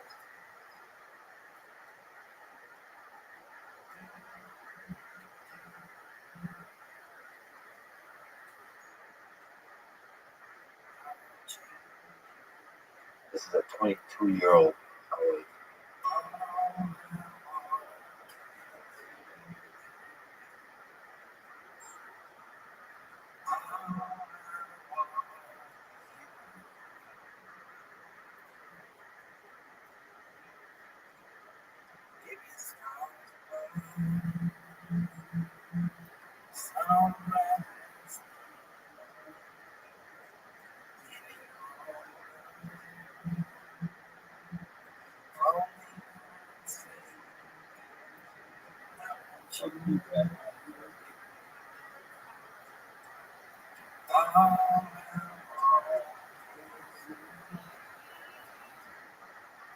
And he hums for 20 more seconds. Yeah. So, man, that young man, like, well, and but for people who don't know Tom Waits, you should definitely listen to him. And his voice sounds very different now, and it's interesting to see the evolution of the human voice, the artist over time, because that's a young, like, boy-like voice, hopeful, less clever, less witty, more simple. That simplicity's there, and he's not. I mean, that takes guts to be so simple. I would say, and lyrically and musically. Is there sort of laying that out on the table? Is there ways to you like to highlight the voice, the lyrics, or there's no one rule? So, do you? What is the thing that makes music special? Is it the rhythm, the melody, or is ultimately the lyrics are always there, or the idea? You just asked me 5 different I questions. don't care. I'll just do that. It's not about you. You don't want the answer. I don't want Just to answer. I'll listen. I look forward to your comments tonight. Okay. Yeah, the greatest producer of all time in front of you. Well, you can't shut the hell up. That's right, friends. Is, but you do value lyrics. Is there a way to celebrate lyrics? I value lyrics if the lyrics are important. I'm not a lyric person. I'm very much whatever the thing that makes the thing good is the thing that I'm drawn to. For me, for a long time, lyrics meant very little. I would say from the yes, from the earliest days. Fight for your right to party, Beastie Boys? Yeah, it was fun. I thought they were good lyrics, but it wasn't what was important. I mean, it was in a almost a novelty way, not in a serious way. Early in my career, I was much more focused on the rhythm, first the rhythm, and I would, if lyrics weren't good enough, I would be aware of it, but it wasn't the driving force for me. And eventually, over time, the melody became an important piece, which it wasn't in the beginning, and then the lyrics became more important over time. But it's always been always changing what draws me in. And one of the things I found as it relates to lyrics that can give a lyric a different power has to do with rhythm, where if there's no drum, the lyrics tend to mean more. So earlier you were saying that if it was just a cappella, you felt Marvin Gaye in a different way hearing the a cappella. Can you comment on, I mean, in terms of one of the greatest albums ever?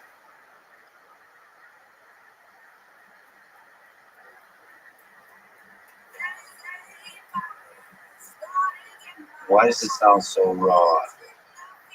Of voice. Singer. But this is the, you're not doing anything else. You're doing that. There's strumming, and then there's just a single beat,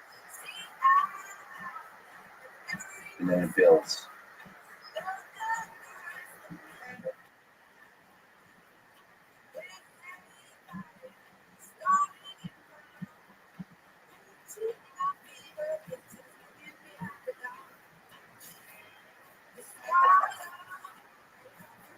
It gets simpler, but it feels like a giant orchestra.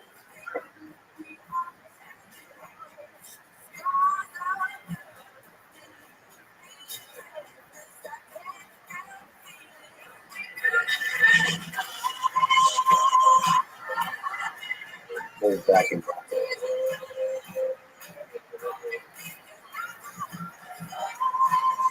The anger. I love it.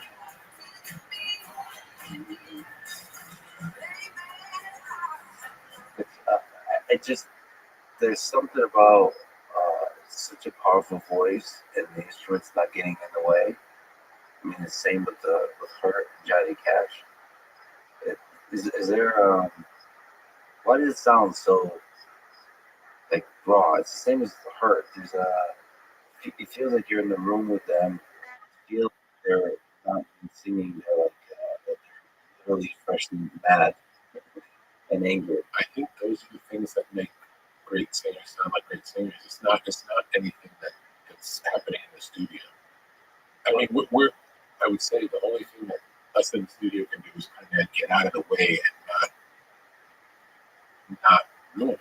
You know, it's like that's what comes through of these people. I should also, before I forget, there is a lot of song choices on that CD. I'd love to see the full options on the CD that you sent to Johnny Cash that I love. So Solitaire Man was one of my favorite choices made there. Is it a Neil Diamond song? It's funny to talk about these songs because I tend to listen more to albums than songs. So that's what you're doing in your head. You're pulling up the album essentially.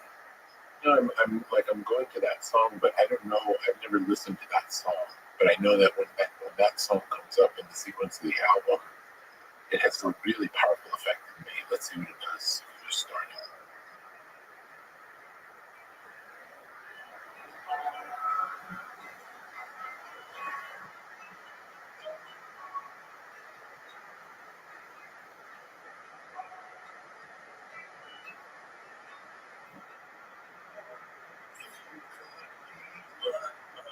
Oh, that's so interesting. Wow.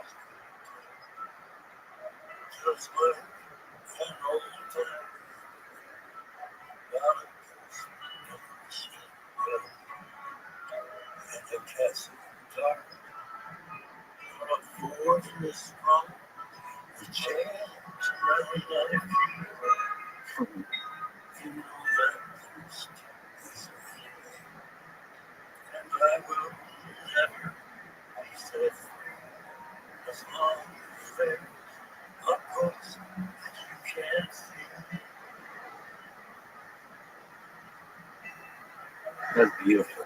Such a beautiful choice. Beautiful melody, such a beautiful melody, haunting words. Sung so simply. I have to. I mean, so I was born in the Soviet Union. Uh, when when you're growing up, uh, there's a few bands that kind of.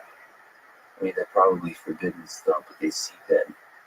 You get like bootlegged, and they somehow take over the culture of the young of the young folk, such as myself. So on the metal side, it was Metallica and Iron Maiden, and on the I don't know what you call them, but Beastie Boys. I remember hearing "Fight for Your Right," and it was just like for some reason that's stuck as it did for a lot of people in Russia. It's like, wow, America is when we get to say "fuck you" to the man, the rebellion, the freedom.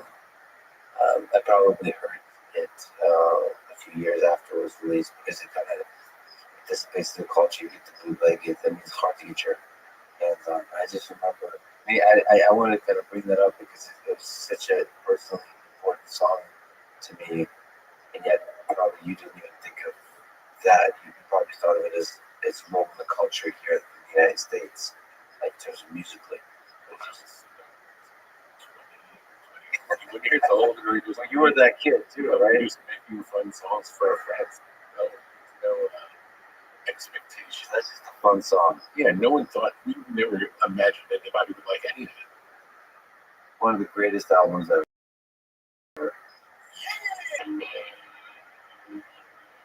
I have to. I love this so much. Just remember,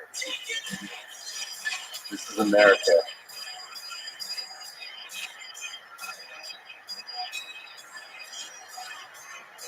I didn't even know. I didn't even understand lyrics. Yeah.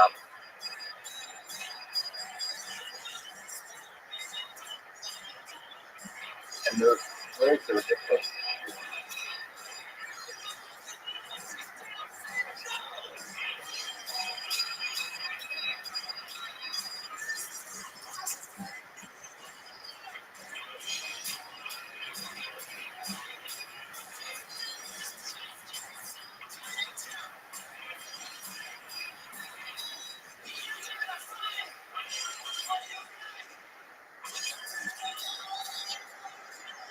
So hearing that and hearing Metallica, Master Puppets, I was like, I knew I'm gonna have to end up in America one day. I mean, maybe now that I'm more mature, or maybe a little bit more mature, I realize like that was kind of the longing for freedom. It felt like, at least at the time, if this is allowed, then anything's allowed. And I think the rebellion of it, I guess it's also fun. I just love it. Is there? If you look back to that, you're I mean, you were that person. And I just so it feels like, Well, yes and no. Like it was, even to us then, it was still like satirical. You know, it wasn't. was. Oh, absolutely. But isn't like music in part like you're dancing in the line. It's part satirical, part serious. In the sense, like you're losing yourself in the satire. Like when anytime you go over the top, isn't that part of the? Or is it explicitly satirically? I mean, girls, and there's a lot of ridiculous songs in that album. I don't know. I just think it was definitely to make each other laugh. And we were trying to make each other laugh. We weren't trying to make a point. We were trying to make each other laugh. But that person, how's that person different than the person today? The person that produced that. I wouldn't say so different. Like it really is that I like things that make me laugh. You know, I like ridiculous things. It's the same person still. I think so. Is it strange just how many incredible? I mean, I don't think I would make that today, but I understand why we made it when we did. It's in the vocabulary of ridiculous that would make sense to do. You know, for the right artist today, could make something ridiculous and gives you that feeling. I mean, there's just a sense when you make so many different albums, and you look back at that creation, and it can feel like a different person created that. But you're making it seem like if you travel back in time, or maybe do a memory replay, you'd be able to hang out with the teenage 20s. I don't think I was so different, honestly. It's funny. I ran into someone recently in Costa Rica who I hadn't seen in a long time and who I knew from the New York days, from those days. And we spent a couple of hours talking, and she said, "You're exactly the same person that you were then." So I have a short, a recent confirmation that that's the case. That's beautiful. Was it Ferris asked you about like who's the most successful person you know? That's the definition of success, I would say. It's exactly the same person. You haven't lost yourself, or rather, you found yourself early on. I would say there are aspects of change for sure, but I can't say that it's necessarily better. It's different. I would say at that time I was more confident than I am now, and I'm very confident now. But then I had an unrealistic confidence, and I think now it's a little more based in reality. At that point in time, I had never been depressed. And then once you go through a depression, some people, I know in my case, and when I went through depression afterwards, I was a different person than I was before. And I feel more grounded now than I did then. And I probably relate to the artists who, so many of the artists I work with suffer. So many artists suffer because that's part of what makes an artist great is their level of sensitivity. The same thing that makes an artist uncomfortable, other people don't feel at all. The time you were depressed, what was the darkest moments of your life? What took you there? How did you get out? It was triggered by a person that had a comment about something to do with work that didn't matter. You know, it was like to anyone else, they would hear that and they would just be like, okay, we'll deal with it next week, whatever. But for some reason, I took it in a way that I felt like the rug had been pulled out from under me. Even beyond the rational part of it, of understanding, you know, even after that problem that came up was solved, it somehow undermined something in me and made me feel very vulnerable in a way that I hadn't felt before. Then it spiraled. How did you get out? I did a lot of different kinds of therapy. I did, starting with alternative therapies, I was seeing, I would say, between 7 and 8 doctors and or therapists a week. Acupuncture, talk therapy, herbs, any possible modality. Tried everything for a long time. And and nothing seemed to have an impact. And then finally, I'm wary of taking any Western medicine. I'm not a drug taker or drinker or partier in any way. And I found a psychopharmacologist who was a psychic. But because she was a psychic, I was okay to see her. It's just like I'll listen to a psychic, but I'm not going to listen to a psychopharmacologist. But the fact that she had the psychic that made her fit into my worldview, and she recommended antidepressant, which went terribly wrong in the first night that I took it.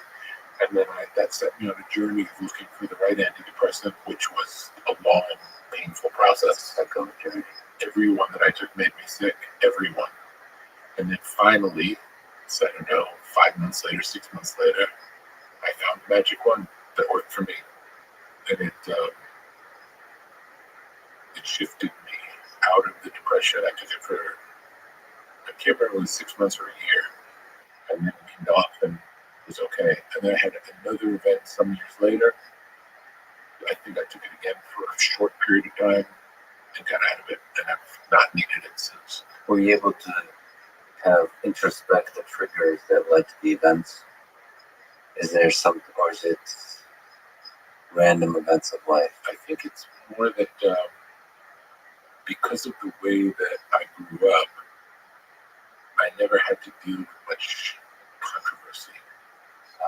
And when I was challenged, I didn't have any ability to deal with it. It's like Jonathan Haidt talks about. It's like that. So you actually also mentioned like business sometimes gives you stress. So this was business related stuff.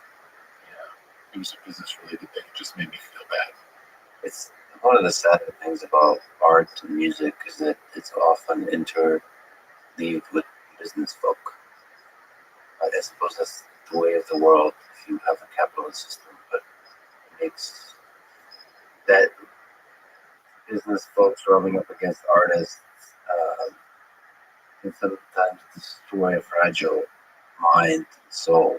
Like, to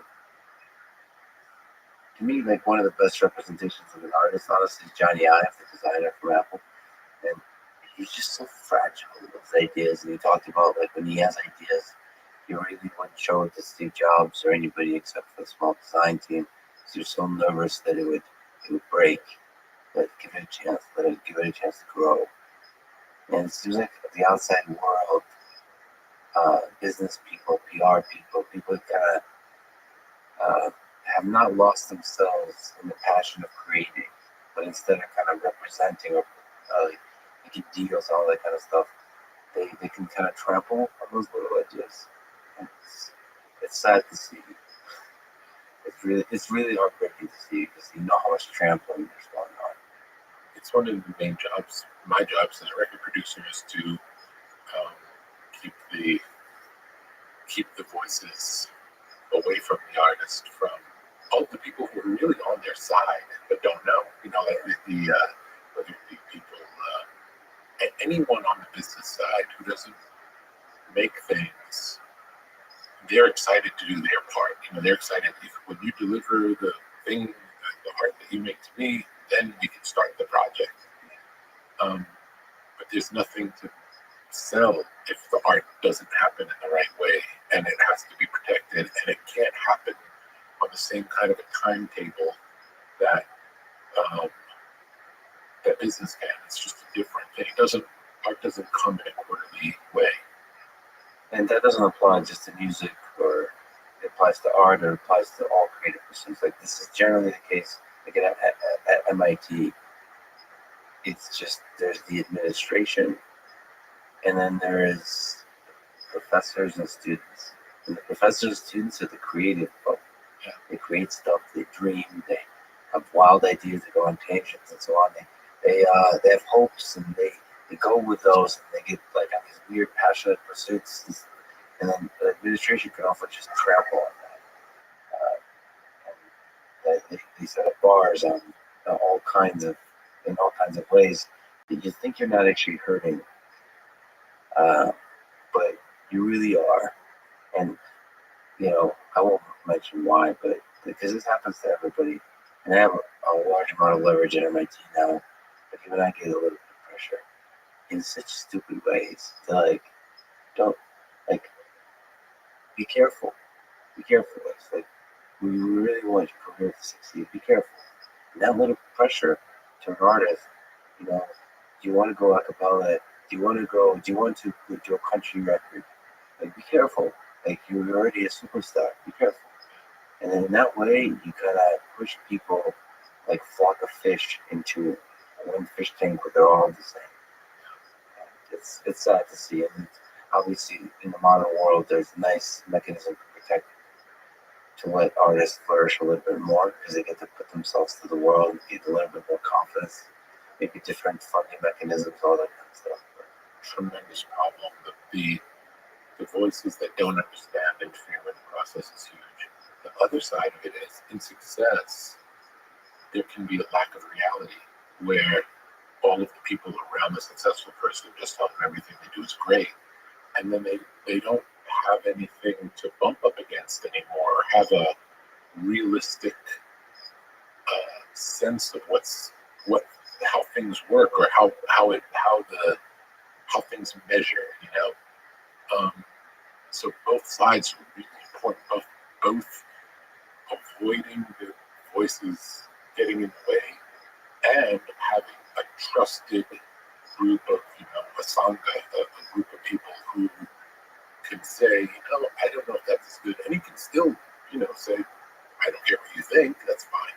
But it helps to hear it. It helps to have, if someone who you respect tells you something isn't good enough, it's helpful.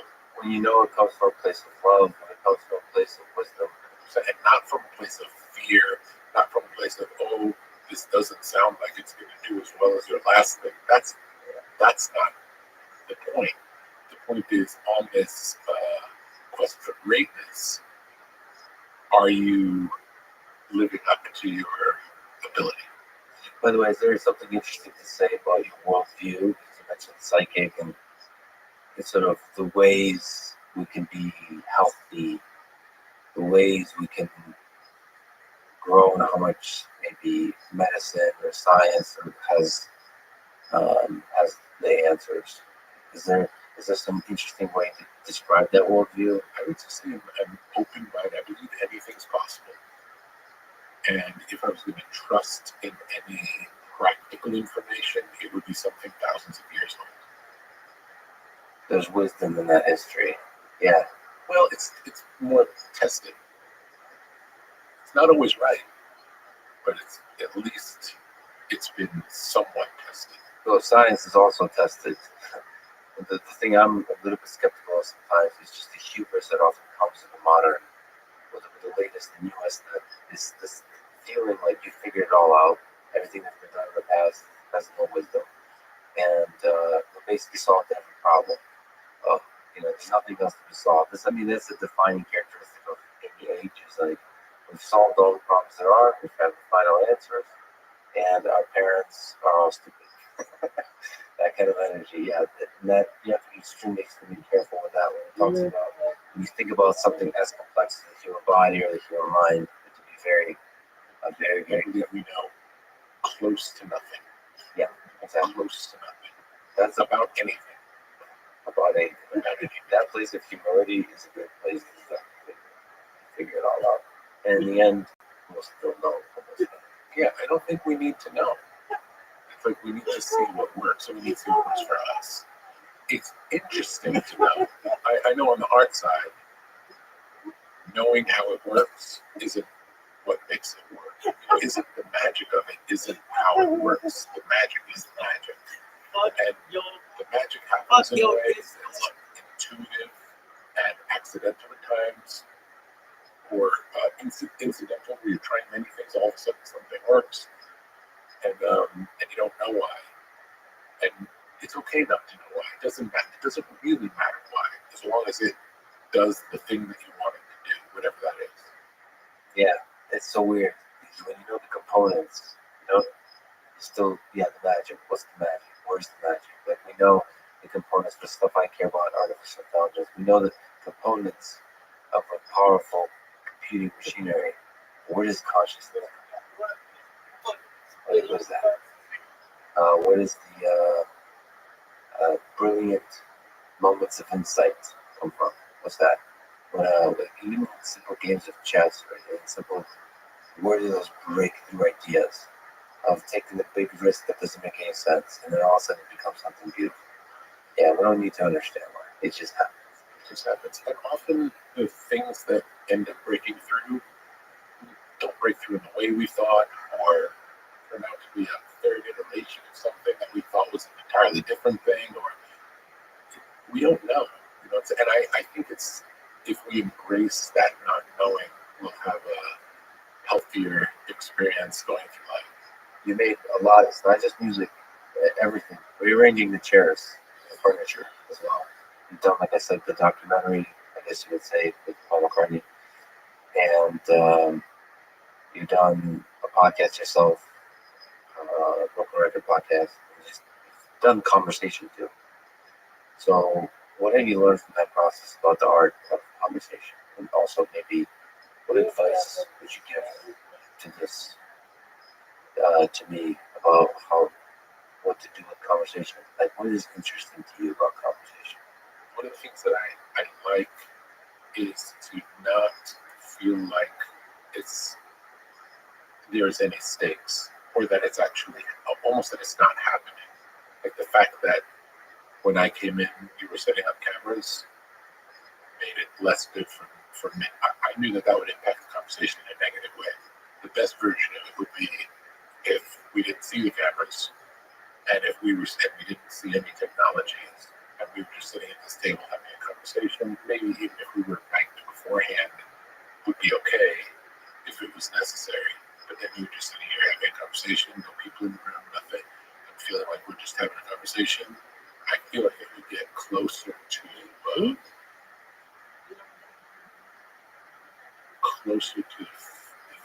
relaxed feeling. Same thing we do in the studios. Like, you've heard of red light fever, when artists get nervous when, like, they play a song great and then the tape starts rolling and they can't play it. And we're all to some degree like that. When you were Paul McCartney, were you cognizant of cameras? We had the blue black. Everybody who was working there was dressed in black. Everything was invisible. But we were lit in a way where, even though there were probably 20 people, between 12 and 20 people working in the room, within 3 minutes of starting the conversation, Paul and I were loaded. So that was the feeling. On occasion, you'd hear a noise, and it would be weird. We also had, nobody was allowed to wear shoes, because it had to, we were trying to create this intimate space. And I know from the recording studio, when we're recording, if even one person is there that's just watching it, not working, I'm usually there, and an engineer is there technically making it happen. If anyone else is in the room, it's different, because then it goes from this moment where the person's doing performance to the sense of, or where the person is feeling something internally and we're capturing it to the other version is they're performing for someone. It's so interesting. So, like, to push back the alternatives. So, one, about the third person, not to make people self-conscious, but I find that I'm so torn on that, because sometimes when that person, so Evan's in the room here, he's been in the room before, he's a huge fan of yours, by the way. So he'll nod, he'll get excited. He's like, and you can see that nodding, and for some reason for me, he's like, you get excited together. I mean, that third person can be like really special. So having an audience, when it's a friend or somebody that has that love with them. Right. Some people really thrive in front of an audience. And you're saying you like that simple intimacy of I like the reality of it, though. I want it to be as far from a performance as possible. And if someone, I'll tell you a story, a story that just happened, and it was viewed as kind of it seemed uncool in the moment to the person that it happened to. It wasn't at all.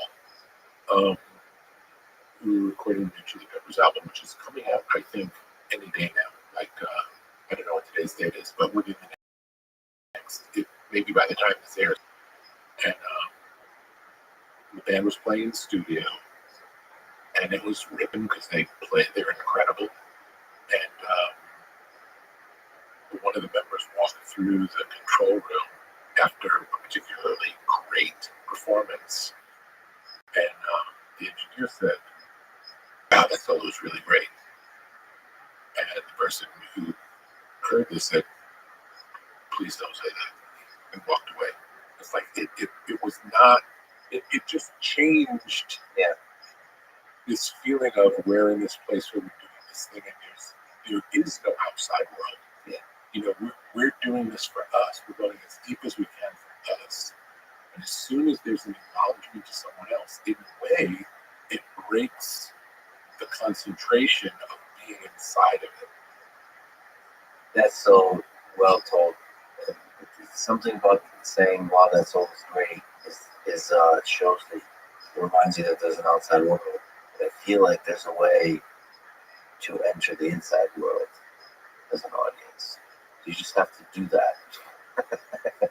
So it matters what you say. It matters how you look. It matters.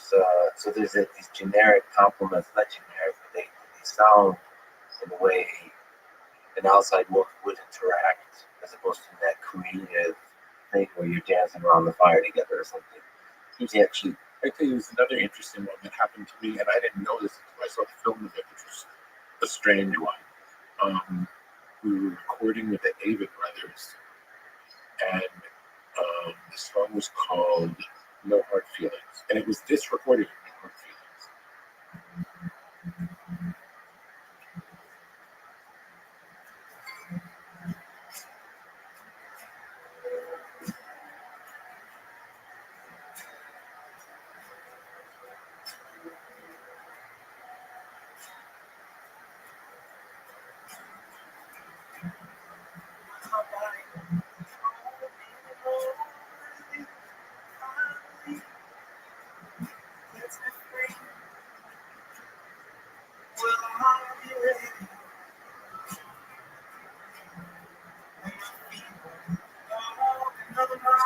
such a great voice. So beautiful.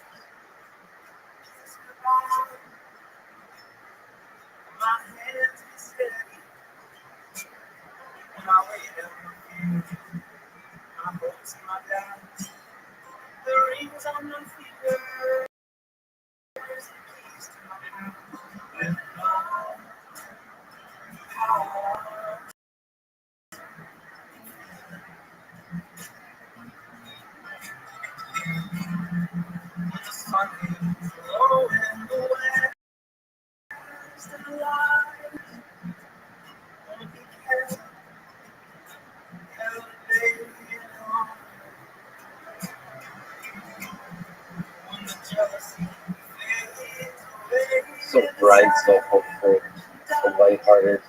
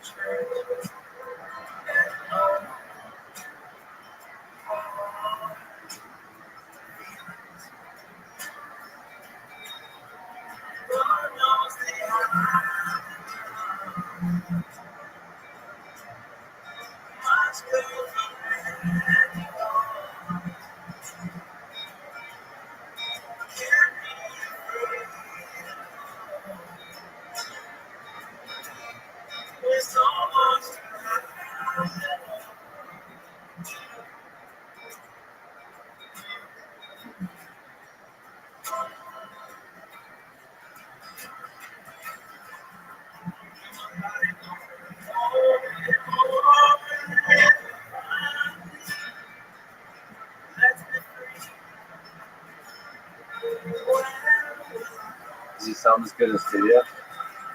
Yes, it's it.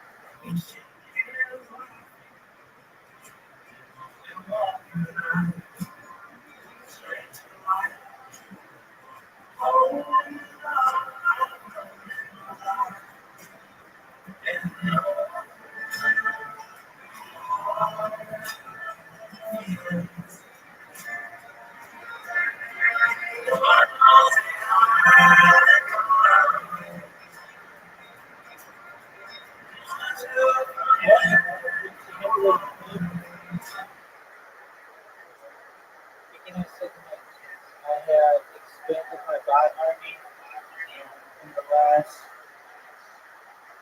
60 minutes, I got 3 people posted on me. They said, fuck Rabbi on his Discord. And Mommy Shortleg said, the Rabbi Discord spam account has followed me like 5 times on different handles. I don't know why, it makes me wheeze laughing every time. And then Chance the Bird said, fuck off, I don't want to talk to Rabbi. So that's good.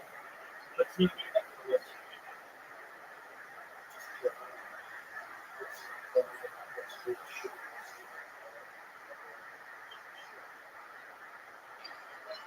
Did you tell him that you heard that? Maybe you don't think so.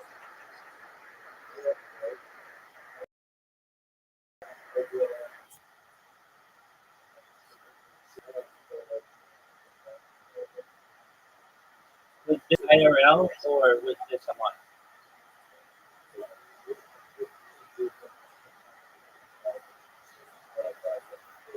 No. No.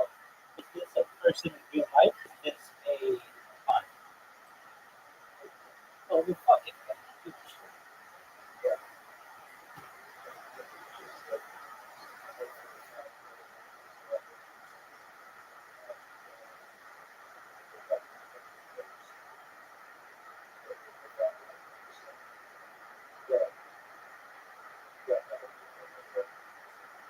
Did they, what were they saying that was so, they thought was so fucking important?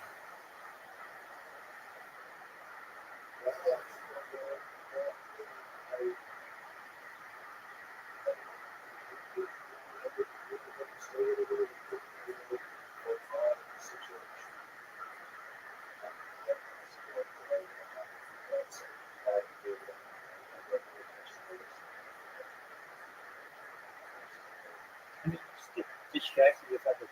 So there's nothing ordinary about that.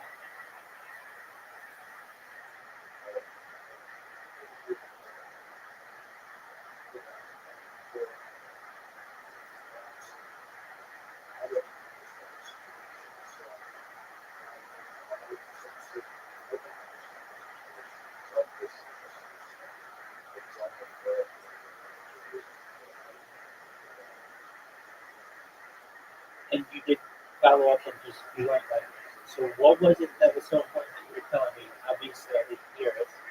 So tell me, I'd like to know.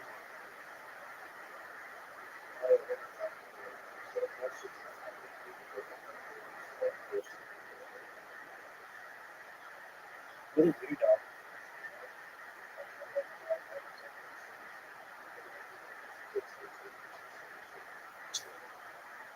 Yeah, that happens. Were they speaking clearly? Like, could you hear them?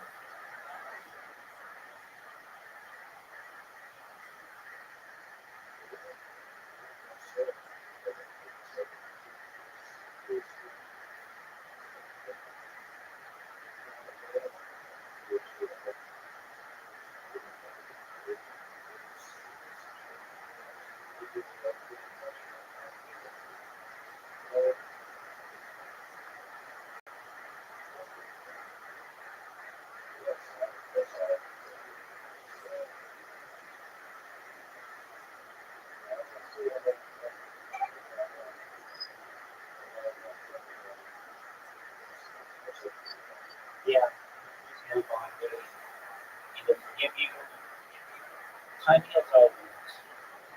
I always tell myself that whenever I fuck up. Just take it, move on to the next activity.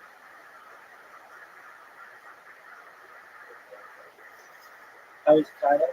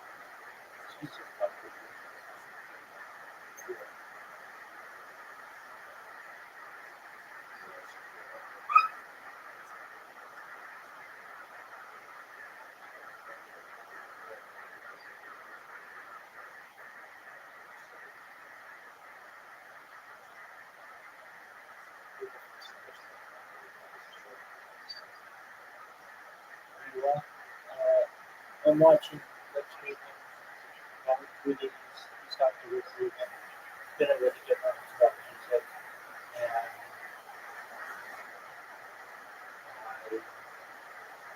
And I guess this is gonna sound so lame, but I kind of get sad when people aren't talking about me because I put so much work into these bots and like the game of like whack-a-mole. It's like my computers are very much like that. Where one of them gets banned and I have to restart the macros and do all kinds of other things, do captchas, and but I just have to say to myself that like the rate at which people are talking about me is incredibly high. I mean, that's fucking great. I have to think over the course of, let's say, 16 hours that I'm awake, that 48 people who are making a comment about me, and then over the course of what, 10 days, it's 450 people. It's a lot of people talking about me, which is good. And then it gets people in here. I tried to build this bot to work overnight, and there are just so many variables that can happen that I'm okay if it doesn't run overnight. It's not that I'm going to know. I mean, I can still get it to like run some things, but what ends up happening is I create these accounts, and it's very easy for Blue Sky to just search my name and then just delete them.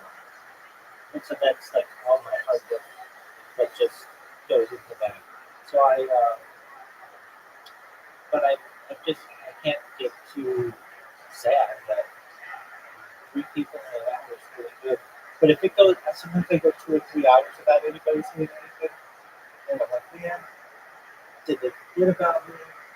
My bot's not working. No, it's just kind of a crapshoot. So that's what I've been doing for most of the day.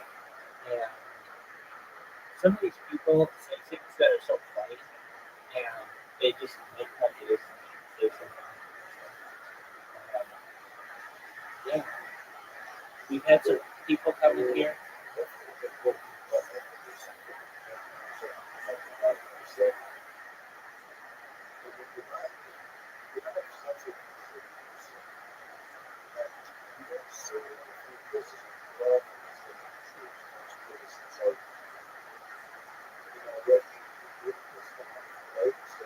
Yeah.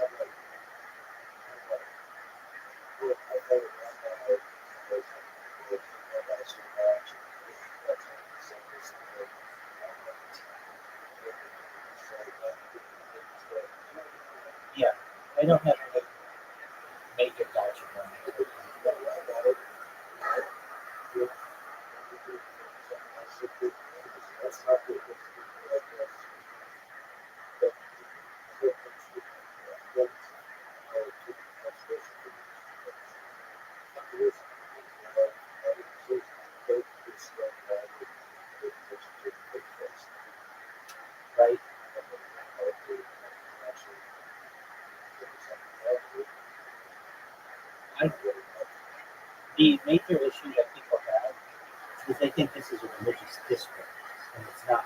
It's really not. There are some elements of religion that are not push religion on people. And but when I'm saying join Rabbi's Discord, I get it. They like they think it's a religious thing, and they're like, no, I'm not going to join your fucking cult. And I get that. I 100% get that.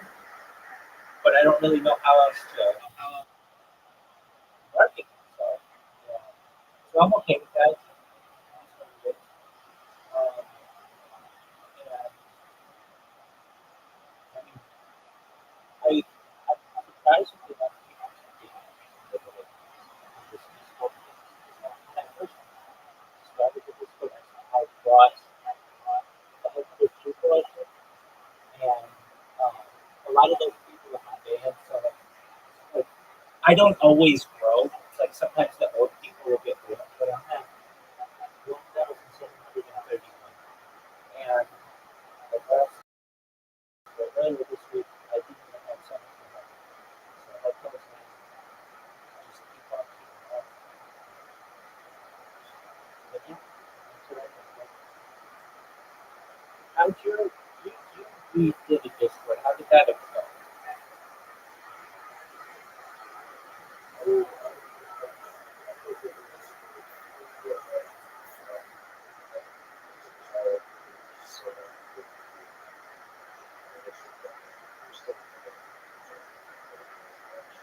Oh, so you don't have numbers. I know you got rid of it, but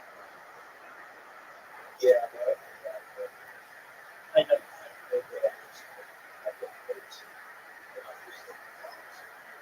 Oh, okay. Yeah.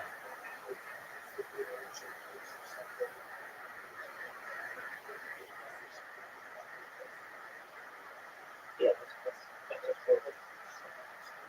Right. I got you. Yeah. Like I think when I Discord, you can only have 1,000 friends, and which I don't really. I understand why they do that because their server costs are pretty high. But I get it. And to me, that they will never see monstrous growth in their platform if they don't do people. Nevertheless, that's fine. So I have to remove people, and then I get all these server invitations. So I had to go through and kind of work my way through some of those. Have you talked about Rothschild or anytime recently? No, he's kind of a weird bird. He like first we were fine. Then he's got this guy's kind of talking in his ear and kind of become obsessed with me. And then then he banned me from his server. I asked him why he banned me from his server. He said because I was in the daddy Discord. I said, well, that's like maybe like the sixth biggest Discord. It's like I'm in all the biggest Discords. I don't really care what they are because they're really big. I want to be in there so I can get my name out there. And he's like, yeah, well, um, there are just weird people in there, which is like there's weird people in all the Discords, dude. But okay, that's fine. So then he let me back into this Discord, and I did a shout out to him in one of my interviews. He thought that was cool, which is really nice. But then I noticed that he banned me, or maybe he lost from that account.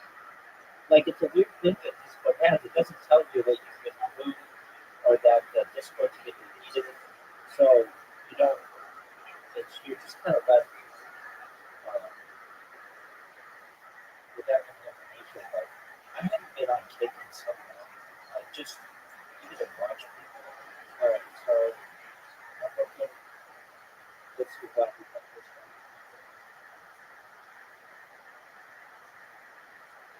Issue. All right.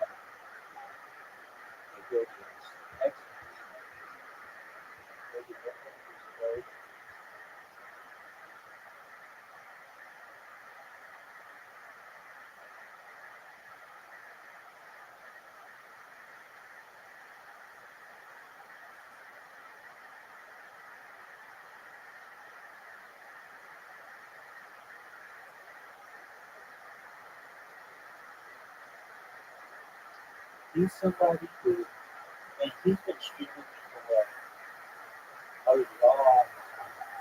He doesn't have kick, whatever it's called, kick. They changed the name of kick creator incentive program to just being a quick partner.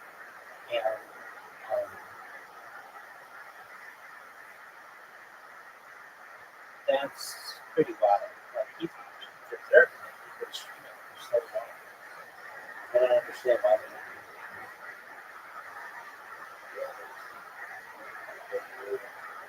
He's been streaming on there. Sometimes he goes on 24-hour streams. Oh no, he didn't get it. He didn't get it. I think he just lost his. I don't know. He only has 25 members in his show. Maybe he lost his one. Are you in his Discord?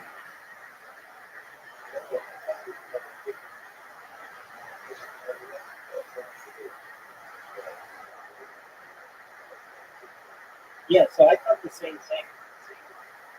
But let's see if he says anything about it.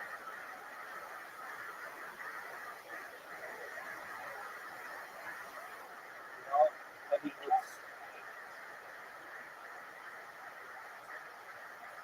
I don't know. But okay, so I don't want to say I take it back. My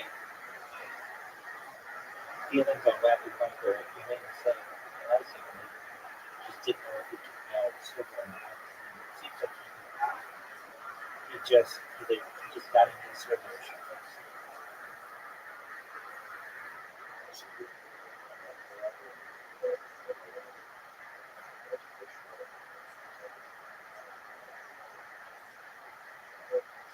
Yeah, I know. You said you gave me a ride.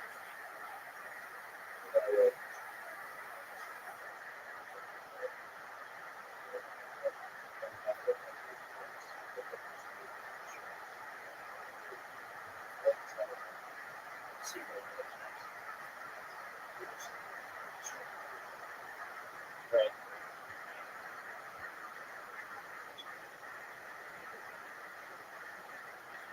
Well, I'm glad that you guys went there. It's good. It does tell me though, like, okay, let's say you were gonna start streaming on Kickstarter for some time, but let's say you were just wet, you still would be creator and something like that. That would be very frustrating. I know Rabbi buys viewers, or he has to. He doesn't have it. He's the first person I noticed it. Whenever I would join the stream, he always got 56 people. And it was like he just was buying 50 people and they were saying, real viewers. And I know that the thing is with Kick, it just moves so slowly. And I know that like they were so excited that they got their API, which is great, but any change I told in my interview with Ori, I told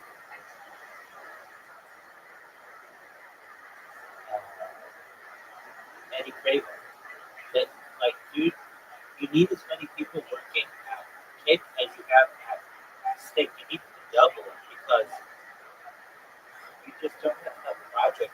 It's like working on these things and you want to be a player and it's just you're not you need features. You can't be reactive saying like, oh well Twitch has this feature and YouTube has this feature, so we're gonna implement those features. You need to be proactive and you need to have state of the art features and it's just like we're going to like the changes that they're making are just rearranging deck chairs on the Titanic. We're changing it from the Kick Creator Incentive Program to Kick Partner. Okay, I mean that's fine. It doesn't really change anything. It's not like you're allowing more people to get that.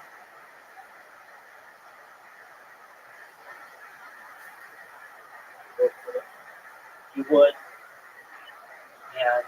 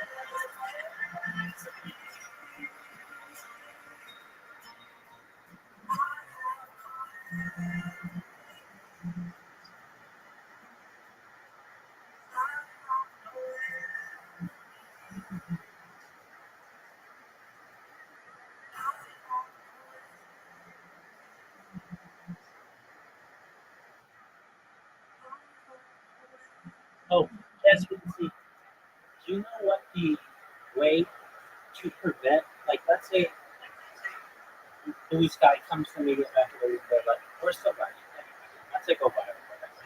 They'll be like, how do we stop somebody from spamming as much as we spam? Do you know what the best way to prevent this is? You do it like Reddit does it, where in order to start commenting, you have to have a certain amount of points or karma or whatever, and then it's just too. That is the way, you know what I mean? Like then, that's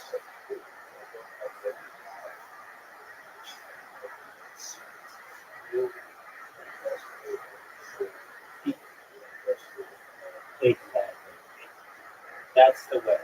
And I mean, I'm sure they know that. They just don't have it implemented. But um,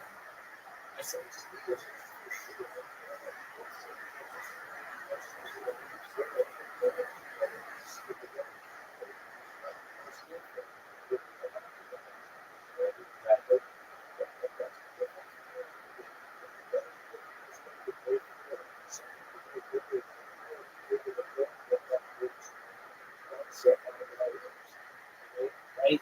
I heard something that's very concerning about Reddit. That within the next year or so, they are going to make all of Reddit behind a paywall unless you are like a Reddit premium user. And the only thing you'll be able to see is what comments were made within the last 7 days. That's like the Reddit. Dude, but they're taking like the world's forum with all this knowledge and just hiding it. And I think that's really unfortunate.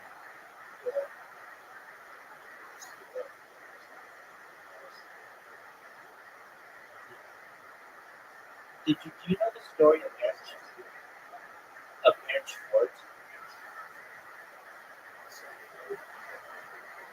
So he's the guy.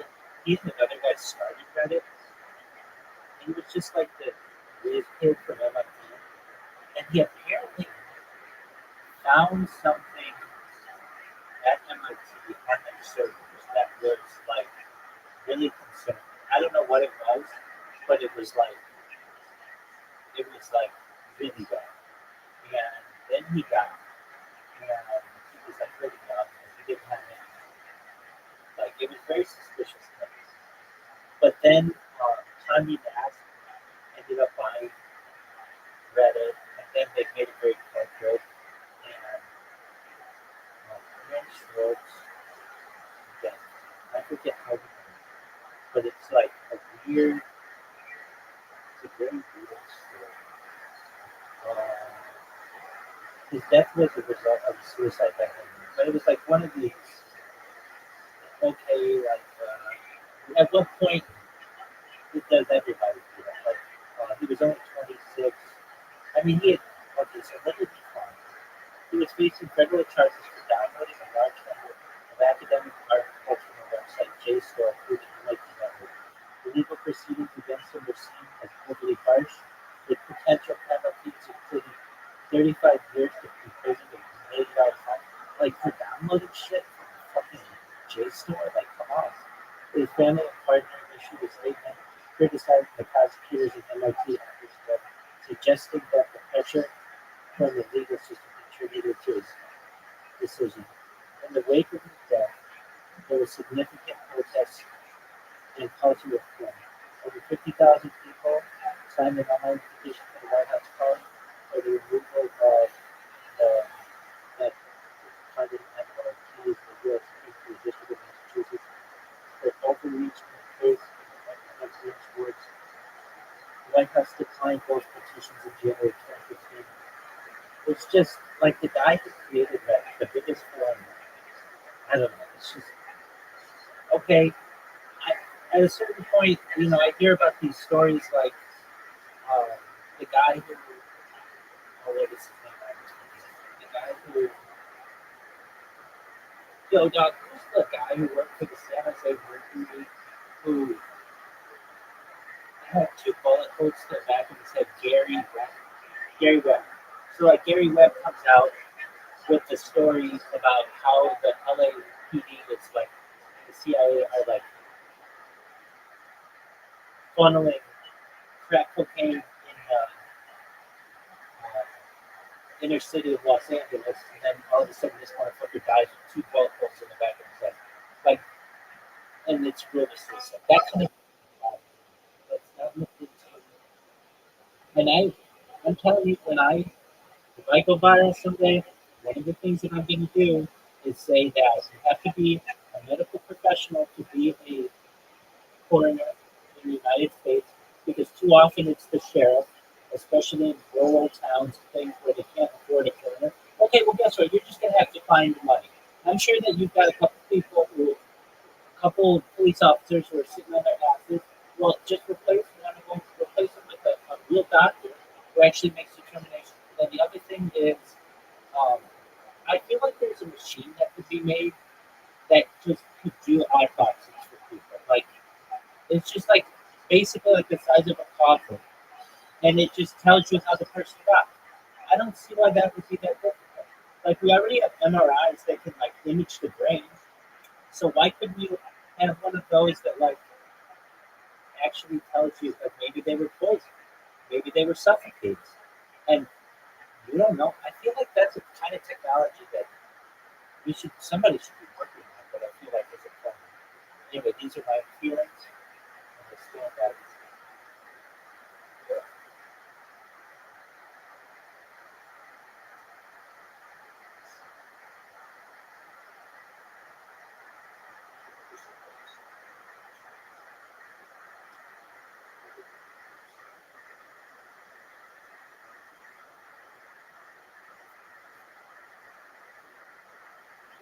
It's got the power of like Jeff Buckley, or like so much more flavor to the voice. It also makes it replace it. It's cool when it's like rock apologist, mostly him.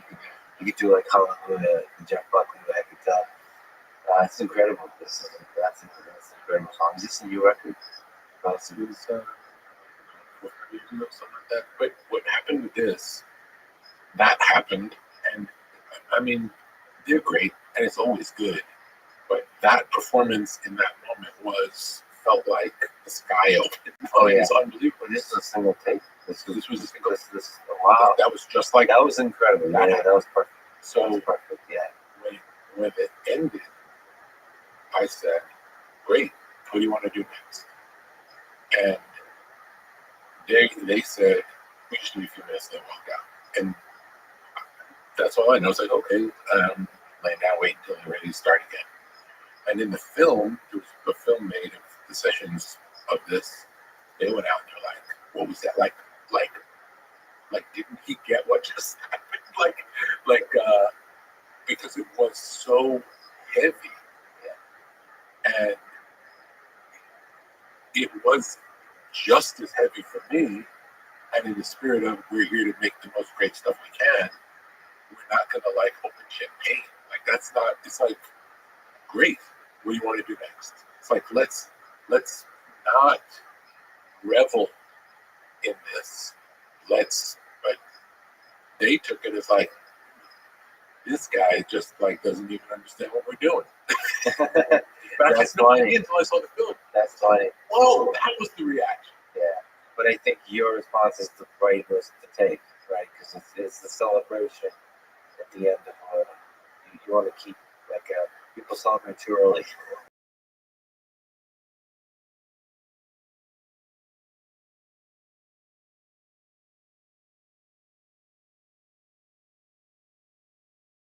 Let's use that momentum. We're in. You use the word intimacy, like is it people's mics? I would say a place where you're able to be naked. You know, a place where you can be your most vulnerable without questioning it. You want to really be able to let your guard down, and to if you want to start crying when you're singing, whatever it is, and it's hard to get to that place. And again, just the idea of someone that was good, that could take you right out of that going in. It's so interesting to think about how to achieve that and still have rights. Yeah. That hard. It's harder. It's harder. Some of it is space, some of it is raw conversational skill. Like there's something about certain, but some of that is also just like you have that because I'm sure your work is a legend. And so like my now friend Joe Rogan, there's a legend to him. But when you show up into Joe Rogan's studio, the legend creates an aura. And he, I think, subconsciously or consciously uses it. So like this is somehow it's nervous, and then you realize, oh, he's just human or something. There's a relief, and then you could be yourself. And that nervousness. It's like, oh, it's not that this legend is just a human. It's normal. But I don't know how that's done. But it's so interesting to think about how that's because I forget recording. I just enjoy it when it's real. Like this microphone gives us an excuse to connect at a human level and forget that nobody's listening. It doesn't matter. I would say I felt maybe in the last 15 minutes I was less aware of anybody else being in the room or equipment here. Yeah, but it took that long. that's so interesting. Didn't have that at all. All I had, the wind calmed down outside, but there was a wind before. And there's something about the wind. And you can think of it from an audio engineer perspective. Like, oh, I wonder if the wind creates sound or whatever that you hear. But I was thinking, like, none of this matters. But the wind is like nature will be here before us, after us, and all of this will be dead and forgotten. That's what the wind was reminding me of. It's almost like laughing at the fact that we even consider ourselves important enough to put on clothes and talk. But you love it. You love talking. You love the podcast. And just that. So why did you dive into that? Like what? It was not a strange occurrence. My friend Malcolm said he wanted to start doing a podcast about music, and that's what I would do with him. Like I like Malcolm, and I thought it would be more like his podcast, which is it's not an interview desk. I thought it was going to be telling stories or using audio stories, and then it just started being interviews. Not again, it wasn't intentional. It just started that way and ended up being that. So, but I love it, and I love both because I get to talk to people that I don't know, but also when I get to talk to people that I know, I ask them about things that we would never talk about ever. I don't know the origin stories of any of the people, any of my friends. So to get to hear their perspective, another like relating to the Chili Peppers, it's their albums coming out now. I interviewed all four members of the band individually. John, I interviewed John, and midway through Anthony came in, and then I interviewed Flea separately, and I interviewed Chad mindset really. And it was fascinating. I know them for 30 years, and I learned a tremendous amount because we don't ask people about themselves when you're just workmates or friends. I do this sometimes. I'll just set up my microphones and I'll record a thing for private consumption with friends or loved ones. Yeah, it's fascinating. Good idea. Because you get to ask, those ridiculous questions. First of all, about life, about the future, about the past, about little fears and the things you miss. And there's something that people just reveal. First loves, all those kinds of things. Your view on love, your view on, and those are things that come up in regular conversations. So it's so nice to, that's something about, see, that's the pushback. Something about this microphone, or maybe it's just the deliberate nature of sitting down. It's just, there is something about the microphone that, for me, thinks the same with the suit. I'm going to take this moment seriously. I've long forgotten that anyone is listening. I'm going to try to really listen to you, first of all, and to also ask the questions that are really interesting. I feel like when I talk to normal people out on the street, I'm not allowed to ask anything. I'm allowed to ask only more sort of generic things. I think you can ask anything. I'm starting to think that. I think you're allowed to ask anything. I think you're allowed to basically do anything, especially in Texas. Yeah, I think it's okay to ask people, and I think people like it when you ask them. People like to be seen and like to show who they are. As the wind blows again, do you have advice for young people? You have a fascinating life journey.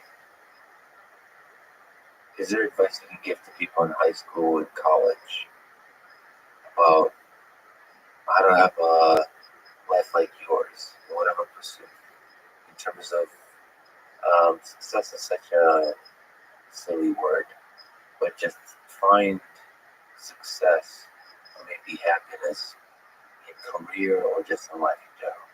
Yeah, the only advice I would have would be to not listen to anyone and to do what you love and to make things that you love, whatever it is. Make your favorite things. You be the audience. Make the thing for you the audience. And it doesn't really matter what anyone else thinks. And if you have to get a job to support yourself so that you can make your art, that's fine.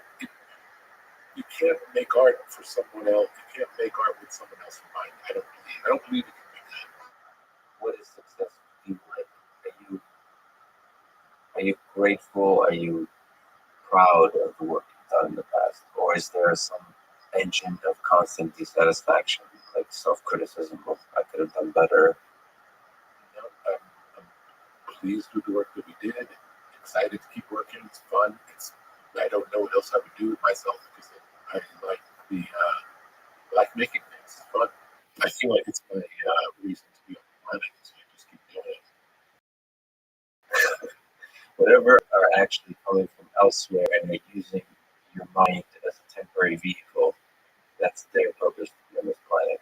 Your purpose is to procreate and not die and eat regularly enough such that the brain is alive. It's a biological purpose.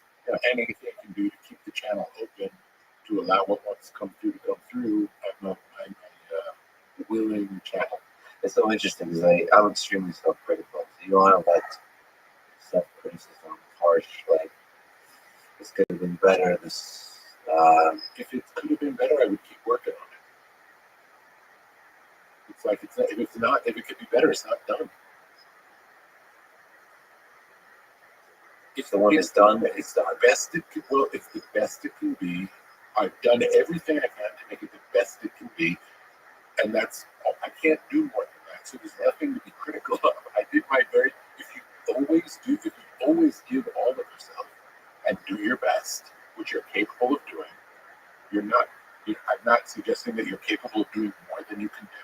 But whatever it is that you can do, if you've given all of yourself to it, you've done your best. Where could there be regret? Yeah, I mean, there could be you re-listen to an album, you listen to or anything you've created, and think, oh, there's so many interesting ideas missed. It's fine though, but that was that moment. It's like everything is like it's almost like a diary entry. Everything we make is a reflection of a moment in time, a window in time. It could be a day, it could be a year, it could be it could be whatever window you decide that it is. But if you give it all of yourself, and if you're not interested in working on it anymore, it's done. Now you may decide it's not good enough to share with people, and that's fine. But if it's good enough to share with people, there's no regret looking back. That's funny. It's like think of it as a diary entry. It's hard to look back at a diary entry and say, I did it wrong. I did it wrong. It's impossible. yeah. And even if it's read by 100 people, 1,000 people, a million people, it's just a diary entry. It doesn't matter. And speaking of doesn't matter, this life is finite. All of us, even Rick, will be forgotten one day. Do you think about your mortality tomorrow? Yes. Do you think about the finiteness of this thing? Do you think about mortality, about your mortality? Does it make any sense to you? Do you think about death? Are you afraid of death? I don't think about it. I don't think about it very much. Are you afraid? I don't think I'm afraid. I mean, I don't want to die, but I know that that's in the cards, and when it happens, it happens. Your nature of not wanting to die is kind of like you don't want to go to a shitty restaurant. You'd like to go to a nicer one. So it's just a preference thing. Well, I want to keep living because I want to do what I like to do. So whatever. Now who knows? Whatever comes next, maybe even better. Maybe I don't know. I can't think. I haven't experienced it yet, so who knows? What do you think happens after death? I believe we go on in some capacity. I don't know what that means, but in the same way that everything recycles, everything comes around. I don't know why we would be different. In some way. In some way, I don't know what that way is, and I don't know that it's in the same being, or in the same grouping of information, whatever that is. But the thing that makes us us, that information, I imagine it goes on. Yes, it does seem like our world here on this earth is a memory. And just like history kind of rhymes, it brings back creations of the past and riffs on them, improvises on top of them, and in that way, humanity propagates. I mean, you see the garbage. You see the mountains of garbage. Yeah. It doesn't really go anywhere. Even when it breaks up, it disintegrates, but it's never really gone. Same. Is there anything in this world you're afraid of? A lot of things. But not that. And why? I don't know. What do you think? Question. Death is more of a question mark. Again, I'm not in any to be answered. Yeah, I'm not in any hurry for that to happen. But it will happen, and when it does, at least we get to experience what that is. But the big question mark was the meaning of this whole thing. The meaning of life. You make me one that makes it harder to answer. It's just a diary entry, like you said. It's true, and we'll get a different answer tomorrow. Yes. Let's see that today. Today. It could be, so for people who don't know, we were maybe thinking meeting in Austin, have some barbecue, and now we're in the middle of nowhere in beautiful West Texas, and this is basically a glorified delivery of barbecue to my favorite barbecue, maybe one of your top favorite barbecues, to one of my favorite humans. So we get to eat some barbecue today. Maybe that's the meaning. Do you have something bigger than barbecue? Barbecue's pretty big. What is your love for barbecue come from? Well, I was a vegan for 20-something years, and once I found my way back into eating meat, I think barbecue is my favorite of any of the things that I didn't eat for so long. I have to ask you, I almost forgot. So there's an SNL skit with Will Ferrell that he wrote about Don't Fear the Reaper, where Bruce Dickinson is the producer. I always think argue when I see that skit. I don't know why. People should definitely watch it. And he demands more cowbell mix. And the whole band, that's how I imagine people interact. The whole band is really impressed. Like, we get to work with the great Bruce Dickinson. And then it's played by Christopher Walken, and he says, like, fellas, I put on my pants one leg at a time, just like the rest of you. But once my pants are on, I make gold records. And I just, and then the whole skit continues. He wants to add more and more cowbell. And Will Ferrell said he wrote that skit because he always heard the song "Don't Fear the Reaper," and there's a distant cowbell. It's very light in the mix. And he's like, I wonder what the story of that cowbell is. Like, if we just look at that one layer, who's that guy that was in there? So is that basically exactly how your life is Bruce Dickinson from the cowbell? I don't know if you've seen that skit. I don't really think. It's not okay. All right. I'm just gonna pretend that. Rick, this is a huge honor that you sit with me. I mean, what can I say about how incredible a human you are? You truly are out of this world. And thank you so much for talking to me. I'm a great fan. I'm so happy that you agreed to do this with me.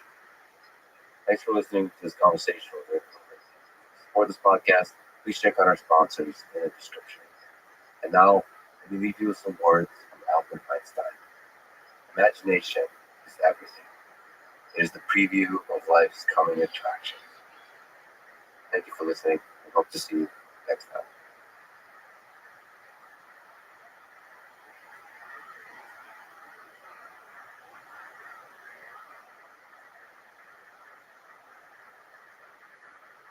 Remember George Washington, you know how he died? Well-meaning physicians bled him to death. And this was the most important patient.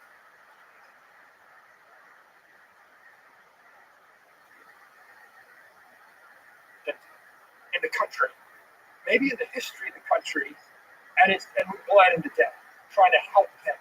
So when you're actually inflating the money supply at 7%, but you're calling it 2% because you want to help the economy, you're literally bleeding the free market to death. But the sad fact is George Washington went with it because he thought that they were going to do him good. And the majority of the society, most companies, most conventional thinkers, you know, the working class, they go along with this because they think that someone has their best interest at mind. And the people that are bleeding them to death believe that prescription because their mental models are just so defective. The following is a conversation with Michael Saylor, one of the most prominent, brilliant Bitcoin proponents in the world. He is the CEO of MicroStrategy, founder of Saylor Academy, graduate of MIT, and Michael is one of the most fascinating and rigorous thinkers I've ever gotten a chance to explore ideas with.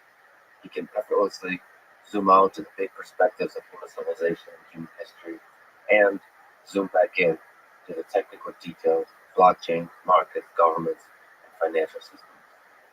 This is the Let's Freedom podcast. To support it, please check out our sponsors in the description. Now, dear friends, here's Michael Saylor. Let's start with the big question of truth and wisdom. When advanced humans or aliens or AI systems, let's say 5 to 10 centuries from now, look back at Earth on this early 21st century, how much do you think they would say we understood about money and economics, or even about engineering, science, life, death, meaning, intelligence, consciousness, all the big, interesting questions? I think they would probably give us a B- on engineering, on all the engineering things, the hard sciences. Passing grade. Like we're doing okay. We're working our way through rockets and jets and electric cars and electricity transport systems and nuclear power and space flight and the like.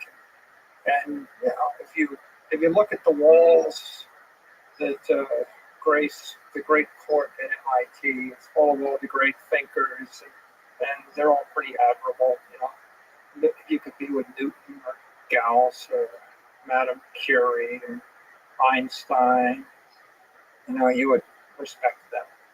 I would say they give us like a D minus on economics, like a, you know, an F plus or a D minus. You say have an optimistic vision. First of all, optimistic vision of engineering, because everybody you've listed, not everybody, but most people you've listed, is just over the past couple of centuries. And maybe it stretches a little farther back, but mostly all the cool stuff we've done in engineering is the past couple of centuries. Yeah, the Archimedes, you know, had these virtues. You know, I studied the history of science at MIT, and I also studied aerospace engineering. And so I clearly have a bias in favor of science. And if I look at the past 10,000 years and I consider all of the philosophy and the politics and their impact on the human condition, I think it's a wash. For every politician who came up with a good idea, another politician who came up with a bad idea. And it's not clear to me that, you know, most of the political and philosophical, you know, contributions to the human race and the human conditions have advanced so much. I mean, we're still taking guidance and admiring Aristotle and Plato and Seneca and the like.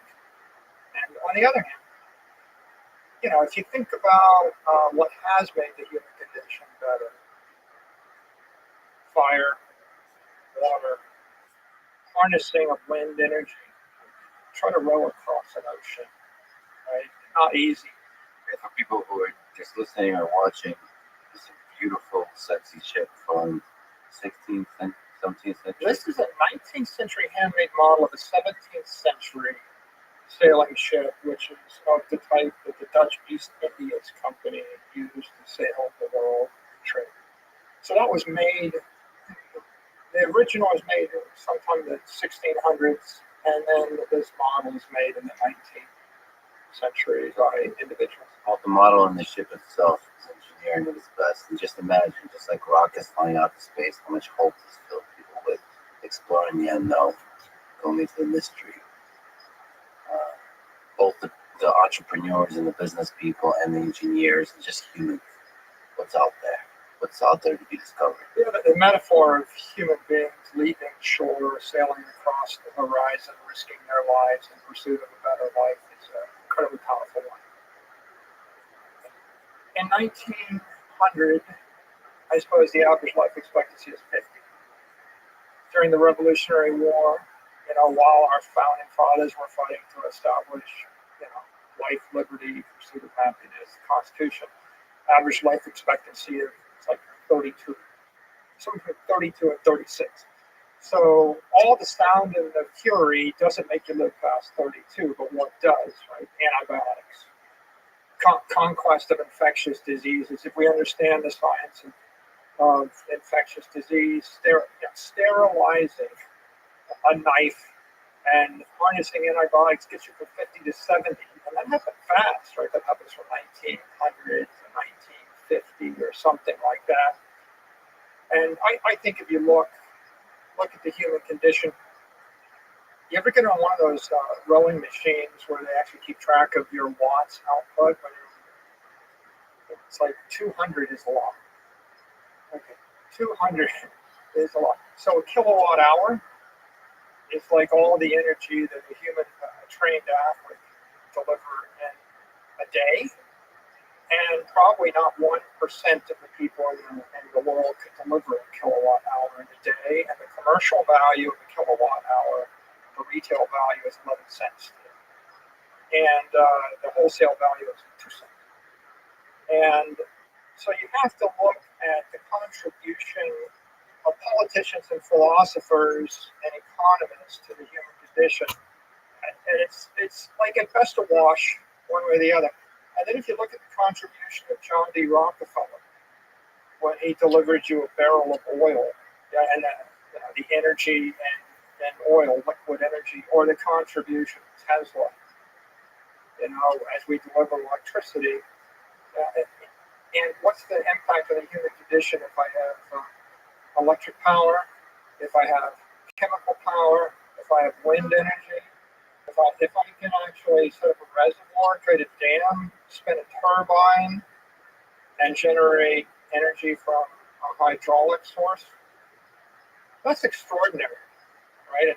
And so our ability to cross the ocean, our ability to grow food, our ability to live, it's technology that gets the human race from, a brutal life where life expectancy is 30 to a world where life expectancy is 80. You gave a D minus to the economists. So are they too like the politicians awash in terms of there's good ideas and bad ideas, and that tiny delta between good and bad is how you squeak past the F plus onto the D minus territory? I think most economic ideas are bad ideas. Like Most. but take us back to MIT, and you want to solve a fluid dynamics problem. Like design the shape of the hull of that ship, or you want to design an airfoil, a wing, or if you want to design an engine or a nozzle in a rocket ship, you wouldn't do it with simple arithmetic. You wouldn't do it with a scalar. There's not a single number, right? It's vector math. Computational fluid dynamics is n-dimensional, higher level math. Complicated stuff. So when an economist says the inflation rate is 2%, that's a scalar. And when an economist says it's not a problem to print more money because the velocity of the money is very low, monetary velocity is low, that's another scalar. Okay, so the truth of the matter is inflation is not a scalar, inflation is an n-dimensional vector. Money velocity is not a scalar. Saying what's the velocity of money? Oh, it's slow or it's fast. It ignores the question of what medium is the money moving through. In the same way that, what's the speed of sound? Okay, well, what is sound, right? Sound is a compression wave. It's energy moving through a medium, but the speed is different. So, for example, the speed of sound through air is different than the speed of sound through water. And sound moves faster through water. It moves faster through a solid, and it moves faster through a stiffer solid. So there isn't one. What is the fundamental problem with the way economists reduce the world down to a model?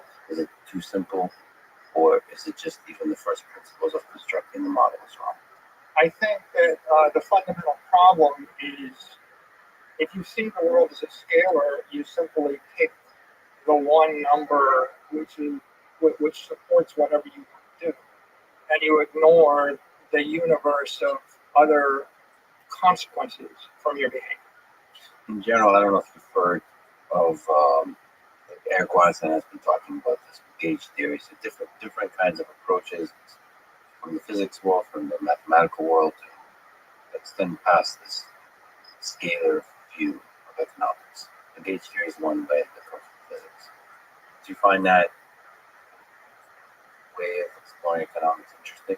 So outside of cryptocurrency, outside of the actual technologies and so on, just analysis of how economics works, do you find that interesting? Yeah, I think that if we're going to want to really make any scientific progress in economics, we have to apply much more computationally intensive and richer forms of mathematics. Some simulation, perhaps, or Yeah, when I was at MIT, I studied system dynamics. They taught it at Sloan School. It was developed by Jay Forrester, who was an extraordinary computer scientist. And when we created models of economic behavior, they were all multidimensional, nonlinear models. So if you want to describe how anything works in the real world, you have to start with the concept of feedback. If I double the price of something, demand will fall, and attempts to create supply will increase, and there will be a delay before the capacity increases. There will be instant demand change, and there'll be rippling effects throughout every other segment of the economy, downstream and upstream of such a thing. So it's kind of common sense, but most classical economics is always, taught with linear models, fairly simplistic linear models. And oftentimes, even I'm really shocked today that the entire mainstream dialogue of economics has been captured by scalar arithmetic. For example, if you read, read any article in the New York Times or the Wall Street Journal, right, they just refer to it, there's an inflation number or the CPI or the inflation rate is X. And if you look at all the historic studies of the impact of inflation, generally they're all based upon the idea that inflation equals CPI, and then they try to extrapolate from that, and you just get nowhere with it.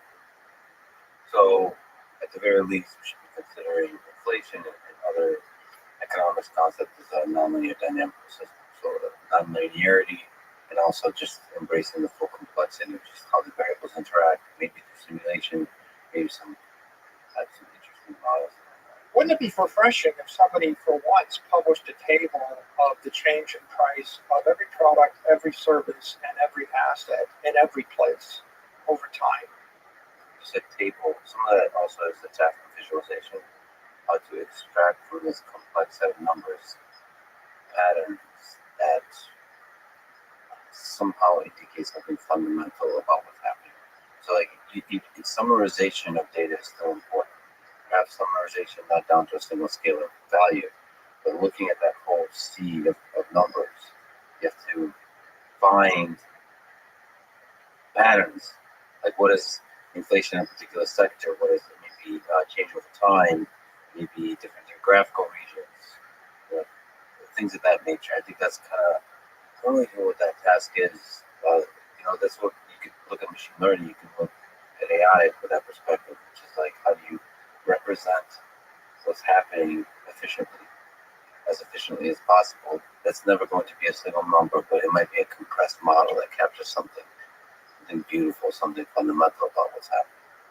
It's an opportunity, for sure. Right? If we take, for example, during the pandemic, the response of the political apparatus was to lower interest rates to zero and to start buying assets and printing money. And the defense was there was no inflation.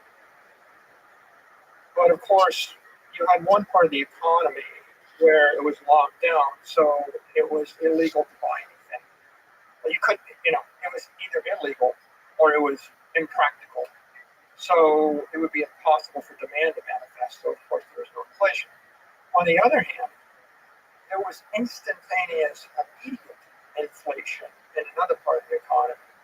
For example, you lowered the interest rates to zero. At one point, we saw the swap rate on the 30-year note go to 72 basis points.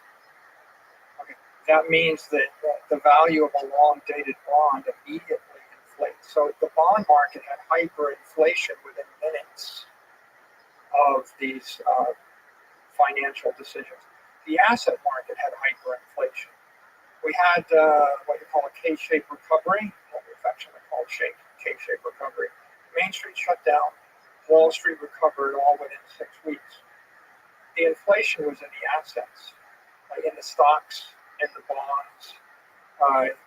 If you look today, you see that typical house, according to the Case-Shiller Index today, is up 19.2% year over year. So if you're a first-time home buyer, the inflation rate is 19%. The formal CPI announced at 7.9%. You can pretty much create any inflation rate you want by constructing a market basket, a weighted basket of products or services or assets that yield you the answer. I think that, the fundamental failing of economists is first of all, they don't really have a term for asset inflation. Right? What's an asset? What's asset hyperinflation? You mentioned bond market swap rate and asset is where the whole majority of the hyperinflation happened. What's inflation? What's hyperinflation? What's an asset? What's an asset market? I'm going to ask so many dumb questions. In the conventional economic world, you would treat inflation as the rate of increase in price of a market basket of consumer products defined by a government agency. So that they have like traditional things that a regular consumer would be buying. The government selects like toilet paper, food, toaster, refrigerator, electronics, all that kind of stuff, and it's a representative basket of goods that lead to a content existence on this earth for a regular consumer. They define a synthetic metric, right? I mean, I'm going to say you should have 1,000 square foot apartment, and you should have a used car, and you should eat, 3 hamburgers a week. Now, 10 years go by, and the apartment costs more. I could adjust the market basket by they call it hedonic adjustments. I could decide that it used to be in 1970 it needed 1,000 square feet, but in the year 2020 you only need 700 square feet because we've miniaturized televisions and we've got more efficient electrical appliances because things collapse into the iPhone. You just don't need as much space. So now it may be that the apartment costs 50% more, but after the hedonic adjustment, there is no inflation because I just downgraded the expectation of what a normal person should have. So the synthetic nature of the metric allows for manipulation by people in power. Pretty much. But I guess my criticism of economists is rather than embracing inflation based upon its fundamental idea, which is the rate at which the price of things go up, right? They've been captured by mainstream conventional thinking to immediately equate inflation to the government-issued CPI or government-issued PCE or government-issued PPI measure, which was never the rate at which things go up. It's simply the rate at which a synthetic basket of products and services the government wishes to track go up. Now, the problem with that is two big things. One thing is the government gets to create the market basket, and so they keep changing what's in the basket over time. So, I mean, if I said 3 years ago you should go see 10 concerts a year, and the concert tickets now cost $200 each, now it's $2,000 a year to go see concerts. Now I'm in charge of calculating inflation, so I redefine, your entertainment quota for the year to be 8 Netflix streaming concerts, and now they don't cost $2,000; they cost nothing, and there is no inflation, but you don't get the concerts, right?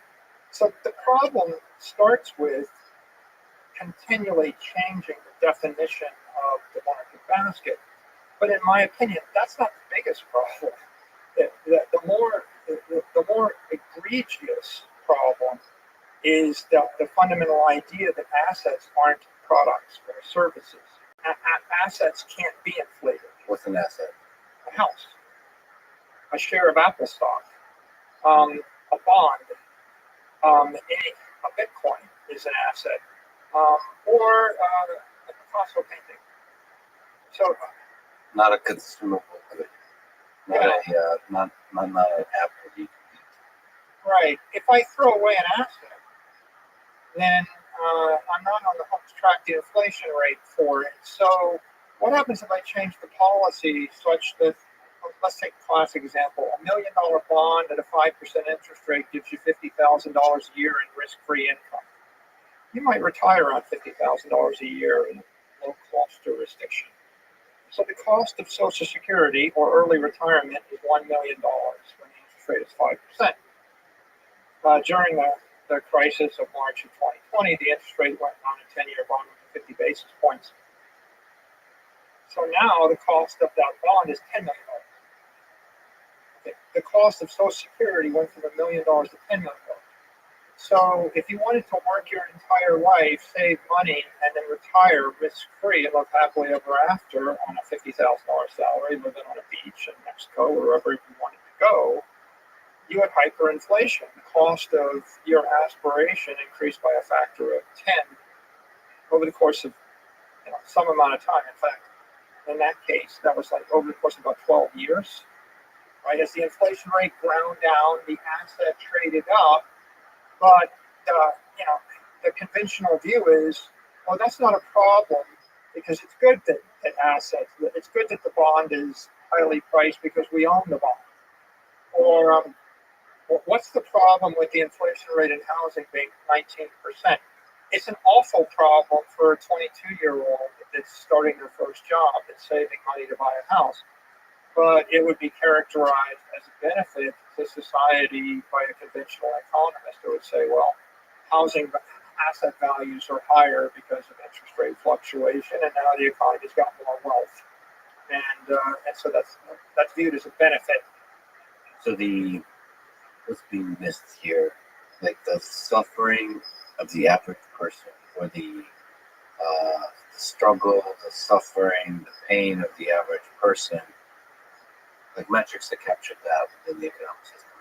Is it when you talk One about way to say it is a conventional view of inflation as CPI understates the human misery that's inflicted upon the working class and on mainstream companies by the political class. So it's a massive shift of wealth from the working class to the property class. It's a massive shift of power from the free market to the centrally governed or the controlled market. It's a massive shift of power from the people to the government. And maybe one more illustrative point here, Alexis, is what do you think the inflation rate's been for the past 100 years? talking about the scalar again. If you took a survey of everybody on the street and you asked them what do they think inflation was or what is it? Remember when Jerome Powell said our target's 2%, but we're not there? If you go around the corner, I have posted the deed to this house sold in 1930. Okay, and the number on that deed is $100,000, 1930. And if you go on Zillow and you get the Z estimate, Is it higher than that? 30 million, 5 million. So that's 92 years, 1930 to 2022. And in 92 years, we've had 305x increase in price of the house. Now, if you actually back calculate, you come to a conclusion that the inflation rate was approximately 6.5% a year, every year, for 92 years. Okay, and there's nobody in government, no conventional economist who would ever admit to an inflation rate of 7% a year in the U.S. dollar over the last century. Now, if you dig deeper, I mean, one guy that's done a great job working on this is Seyfedin Amos, who wrote the book, The Bitcoin Standard, and he notes that on average, it looks like the inflation rate in the money supply is about 7% a year, all the way up to the year 2020. If you look at the S&P index, which is a market basket of scarce desirable stocks, it returned about 10%. If you talk to 10% a year for 100 years, the money supply is expanding at 7% 100 years. If you actually talk to economists or you look at the economy and you ask the question, how fast does the economy grow in its entirety year over year? Generally about 2 to 3%. Like the sum total impact of all this technology and human ingenuity might get you a 2.5%, 3% improvement a year. As measured by GDP. Are you okay with that? I'm not sure I go that far yet, but I would just say that if you had the human race doing stuff, and if you ask the question, how much more efficiently will we do this stuff next year than this year, or what's the value of all of our innovations and inventions and investments in the past 12 months, you'd be hard pressed to say we get 2% better. Typical investor thinks they're 10% better every year. So if you look at what's going on, really, when you're holding $1 million of stocks and you're getting a 10% gain a year, you're really getting a 7% expansion of the money supply. You're getting a 2 or 3% gain under best circumstances. And another way to say that is, if the money supply stopped expanding at 7% a year, the S&P yield might be 3% and not 10%. It probably should be. Now that gets you to start to ask a bunch of other fundamental questions, like if I borrow $1 billion and pay 3% interest, and the money supply expands at 7 to 10% a year, and I ended up making a 10% return on a $1 billion investment, paying 3% interest, is that fair? And who suffered so that I could do that? Because in an environment where you're just inflating the money supply and you're holding the assets constant, it stands to reason that the price of all the assets is going to appreciate somewhat proportional to the money supply. And the difference in asset appreciation is going to be a function of the scarce, desirable quality of the assets, and to what extent can I make more of them, and to what extent are they truly limited in supply. Yeah, so we'll get to a lot of the words you said there, scarcity, and so connected to how limited they are, and the value of those assets. But you also said the expansion of the money supply, which is, another way is printing money. And so is that always bad, the expansion of the money supply? Is this just put some terms on the table so we understand them. You nonchalantly say it's almost on average expanding every year, the money supply is expanding every year by 7%. That's a bad thing. That's a universally bad thing. So I guess to be precise, it's the currency. Money, I would say money is monetary energy or economic energy. And the economic energy has to find its way into a medium. So if you want to move it rapidly as a medium of exchange, it has to find its way to currency. But the money can also flow into property, like a house or gold. If the money flows into property, it'll probably hold its value much better if the money flows into currency. Right? If you had put $100,000 in this house, you would have 305x return over 92 years. But if you had put the money, $100,000 in a safe deposit box and buried it in the basement, you would have lost 99.7% of your wealth over the same time period.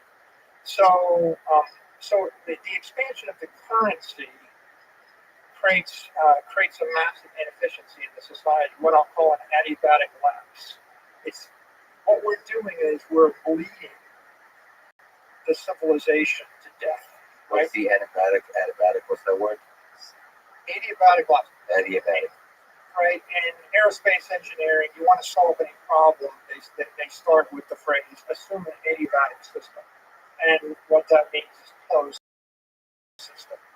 So out a container, and in a container, no air leaves and no air enters, no energy exits or enters. So it's a closed system. So you got the closed system lapse. Okay. That's a close. Okay. I'm going to use there's a leak in the ship. I'm going to use a physical metaphor for you to deserve the jujitsu. Like you got 10 pints of blood in your body, and so before your next workout, I'm going to take 1 pint from you. Now you're going to go exercise, but you're 1 pint. You've lost 10% of your blood. Okay? You're not going to perform as well. It takes about 1 month for your body to replace the red blood platelets. So what if I tell you every month you got to show up and I'm going to bleed you? Okay, so if I'm draining the energy, I'm draining the blood from your body, you can't perform. Adiabatic lapse is when you go up in altitude. Every 1,000 feet, you lose 3 degrees. You go up 50,000 feet, 150 degrees colder than sea level. That's why you look at the instruments, and instead of 80 degrees, you're minus 70 degrees. Why is the temperature falling?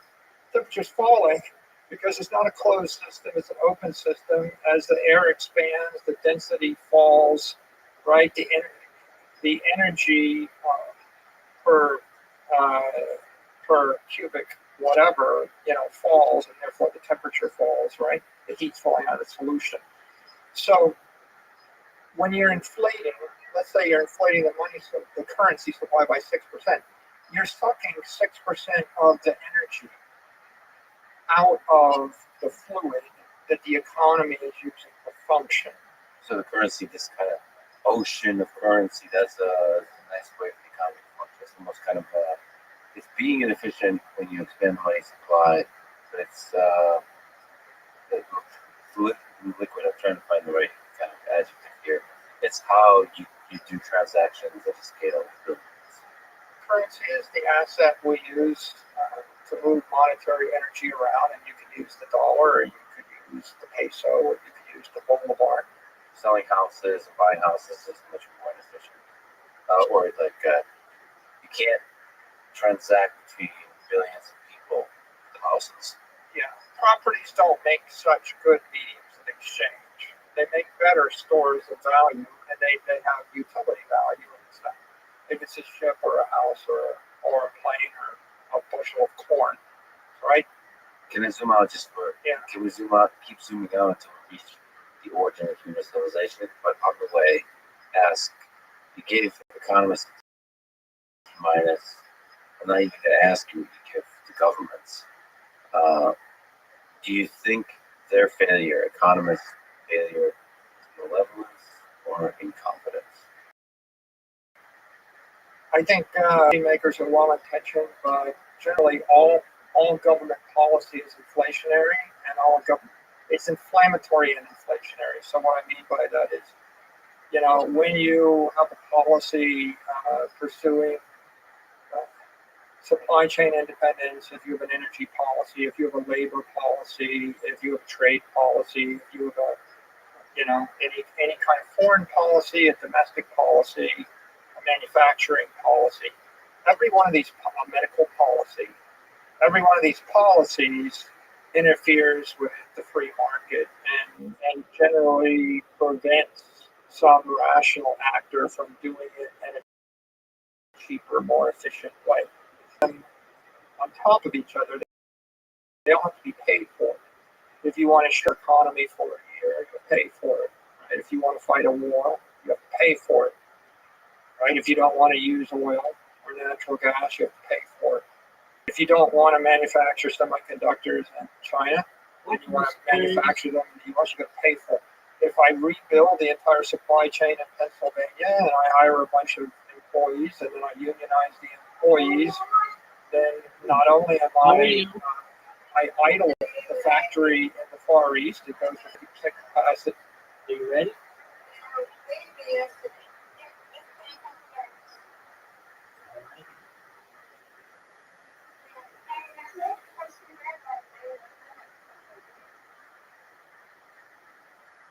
How's your foot?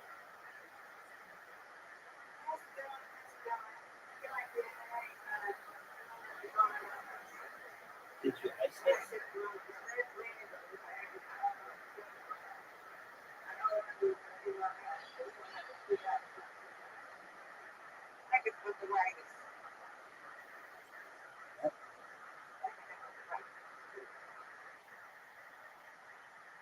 That's a good one. That's a good one.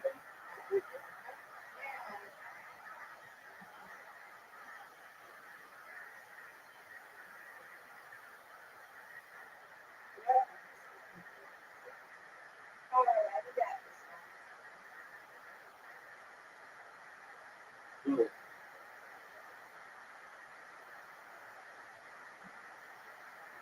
Oh no. Whoa.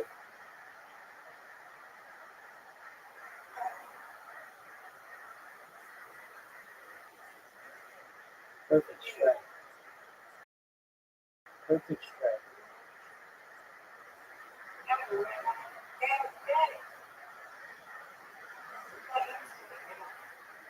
With that one out. Oh no.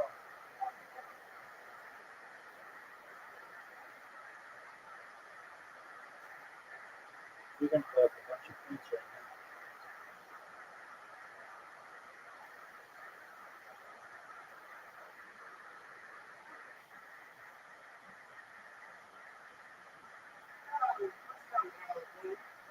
You've got more than double my score. So you've got more than double my score. Whoa.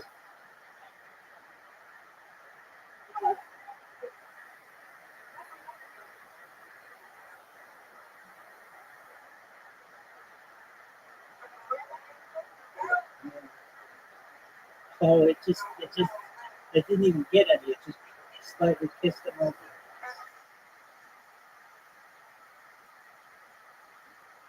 Oh, look at you. Look at you delivering strikes. More than twice my score. More than twice my score. I need the greatest comeback of my career.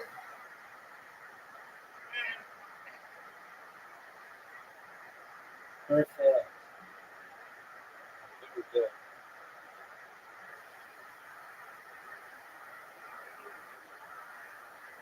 Get it. Nice there. Extra points here. More than double my score.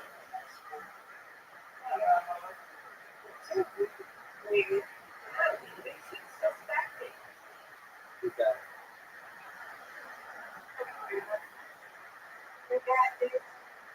Ooh, this is a tough split.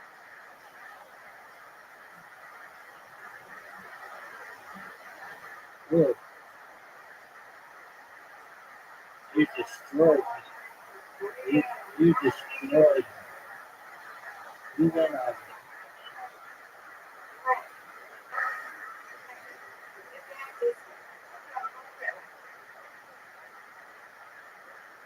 Did it. Wow. You are on fire today, Mr. Curtis.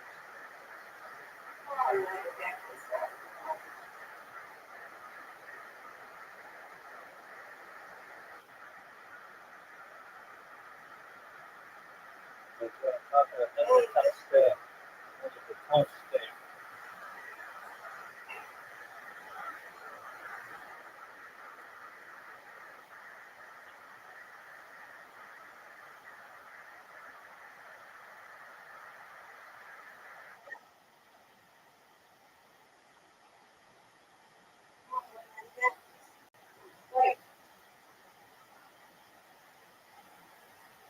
Got it. Nope. Not even close. Yep. Oh, come on. Garbage. Really garbage.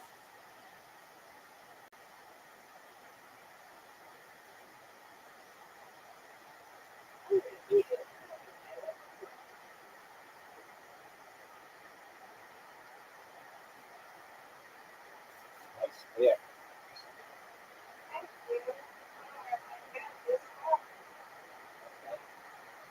I got this. No doubt. Easy. This is easy. Super easy. That's what I'm talking about.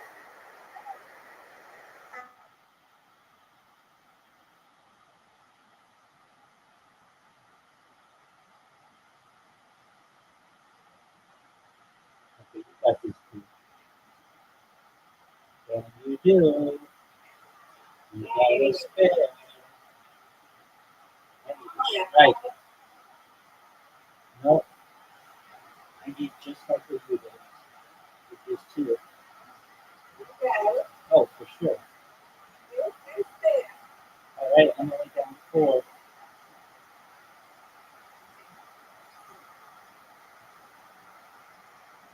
Get it.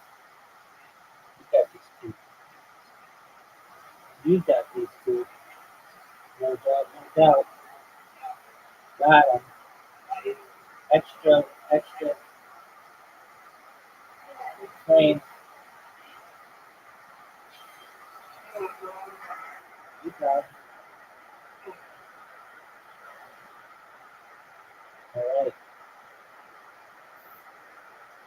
Get it. That's a big strike for you.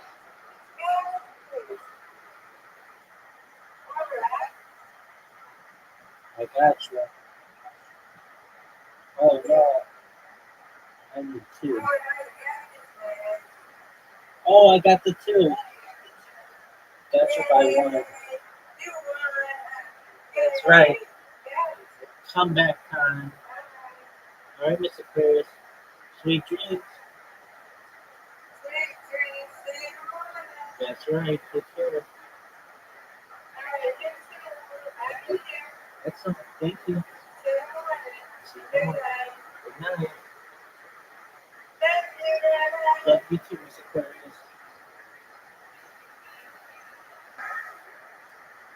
City, so whatever it sells, it has to raise the price on. And then I drive up the cost of labor for every other manufacturer in the U.S. because I'm competing against them, right? I'm changing the conditions. So everything gets less efficient, everything gets more expensive. And of course, the government couldn't really pay for its policies and its wars with taxes. We didn't pay for World War I with tax. We didn't pay for World War II with tax. We didn't pay for Vietnam with tax. In fact, when you trace this, what you realize is the government never pays for all of its policies with tax. Because it's too painful to ask to raise the taxes to truly, transparently pay for the things you're doing with taxes, with taxpayer money. Either that's one interpretation, or it's just too transparent. If people understood the true cost of war, they wouldn't want to go to war. If you were told that you would lose 95% of your assets, and 90% of everything you will be taken from you, you might reprioritize your thought about a given policy, and you might not vote for that politician. But you're still saying incompetence, not malevolence. So fundamentally, government creates a bureaucracy of incompetence. It's kind of depends. Okay. I think a lack of humility, right? If people had more humility, then they would realize. Humility about how little they know, how little they understand about the function of complex There's systems. a phrase from Clint Eastwood's movie Unforgiven where he says, "Man's got to know his limitations." I think that a lot of people overestimate what they can accomplish, and experience in life causes you to reevaluate that. So I've done a lot of things in my life, and generally my mistakes were always my good ideas that I enthusiastically pursued, to the detriment of my great ideas that required 150% of my attention to prosper. So I think people pursue too many good ideas. They all sound good, but there's just a limit to what you can accomplish. And everybody underestimates the challenges of implementing an idea, right? And they always overestimate the benefits of the pursuit of that. So I think it's an overconfidence that causes an overexuberance in pursuit of policies. And as the ambition of the government expands, so must the currency supply. The money supply, but let's say the currency. You can triple the number of pesos in the economy, but it doesn't triple the amount of manufacturing capacity in the said economy. And it doesn't triple the amount of assets in the economy, it just triples the pesos. So as you increase the currency supply, then the price of all those scarce, desirable things will tend to go up rapidly. And confidence of all of the institutions, the corporations, and the individual actors and trading partners will collapse. If we take a tangent on a tangent, and we will return soon to the big human civilization question. So the government naturally wants to buy stuff it can't afford.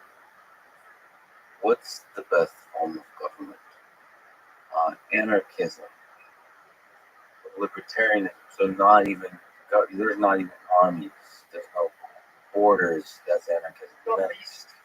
The smallest possible. The smallest possible. The best government would be the least, and the debate would be over that. When you think about this stuff, do you think about, okay, government is the way it is. I, as a person that can generate great ideas, how do I operate in this world? But do you also think about the big picture? You start a new civilization somewhere on Mars. Do you think about what's the ultimate form of government? What's at least the policy we can try?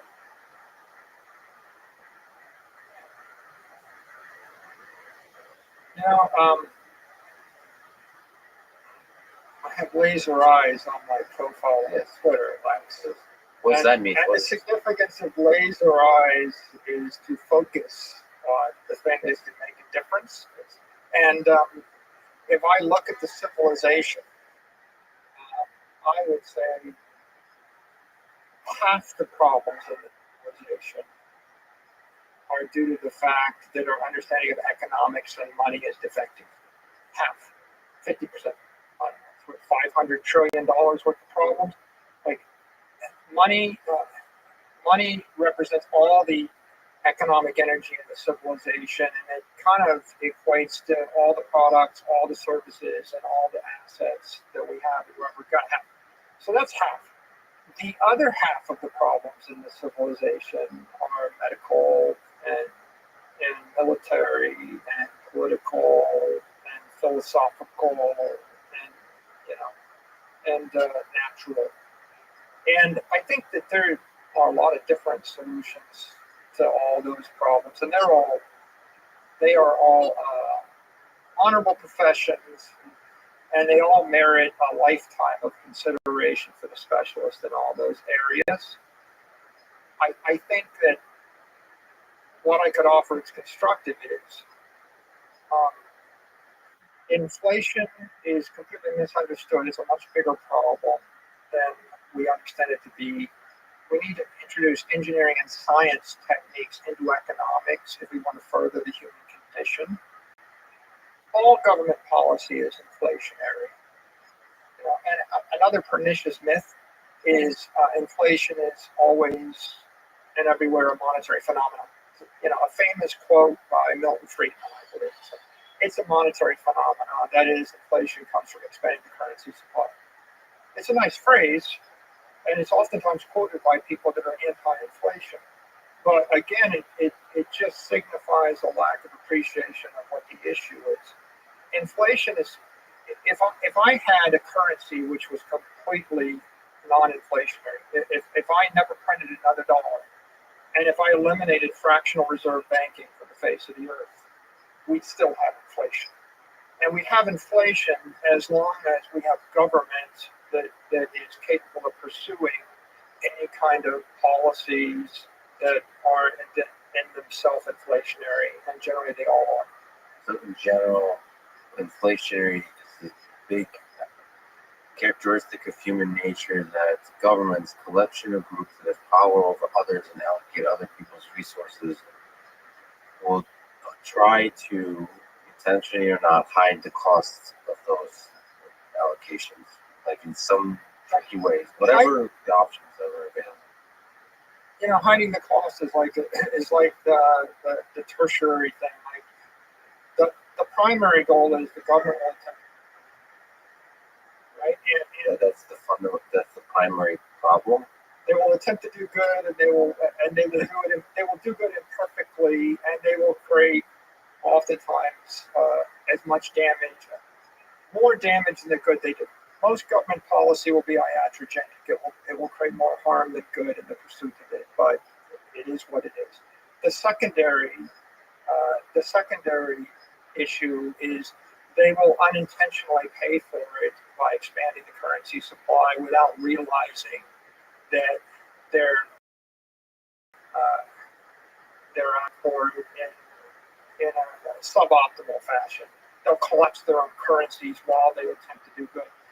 The tertiary issue is they will mismeasure how badly they're collapsing the currency. So, for example, if you go to the Bureau of Labor Statistics, and look at the numbers printed by the Fed, they'll say, "Oh, it looks like the dollar has lost 95% of its purchasing power over 100 years." Okay, they sort of fess up those problems, but they make it 95% loss over 100 years. What they don't do is realize it's a 99.7% loss over 80 years. So they will mismeasure just the horrific extent of the monetary policy in pursuit of the foreign policy and the domestic policy, which they overestimate their budget and their means to accomplish their ends, and they underestimate the cost, and they're oblivious to the horrific damage that they do to the civilization, because the mental models that they use, they're conventionally taught, are wrong, right? The mental model that it's okay, we can print all this money because the velocity of the money is low, right? Because money velocity is a scalar and inflation is a scalar, and we don't see 2% inflation yet, and the money velocity is low, and so it's okay if we print trillions of dollars. Well, the money velocity was immediate, right? The velocity of money through the crypto economy is 10,000 times faster than the velocity of money through the consumer economy, right? It's like, I think Nick pointed out when you spoke to him, he said it takes 2 months for a credit card transaction to settle, right? So you want to spend $1 million in the consumer economy, you can move it 6 times a year. You put $1 million in gold will sit in a vault for a decade. Okay, so the velocity of money through gold is 0.1. You put the money in the stock market and you can trade it once a week, and settlement is T plus 2. Maybe you get to 2 to 1 leverage. You might get to a money velocity of 100 a year in the stock market. You put your money into the crypto economy, and these people are settling every 4 hours. And you know, if you're offshore, they're trading with 20x leverage. So if you settle every day and you trade with 20x leverage, you just went to 7,000. Okay. So the velocity of the money varies.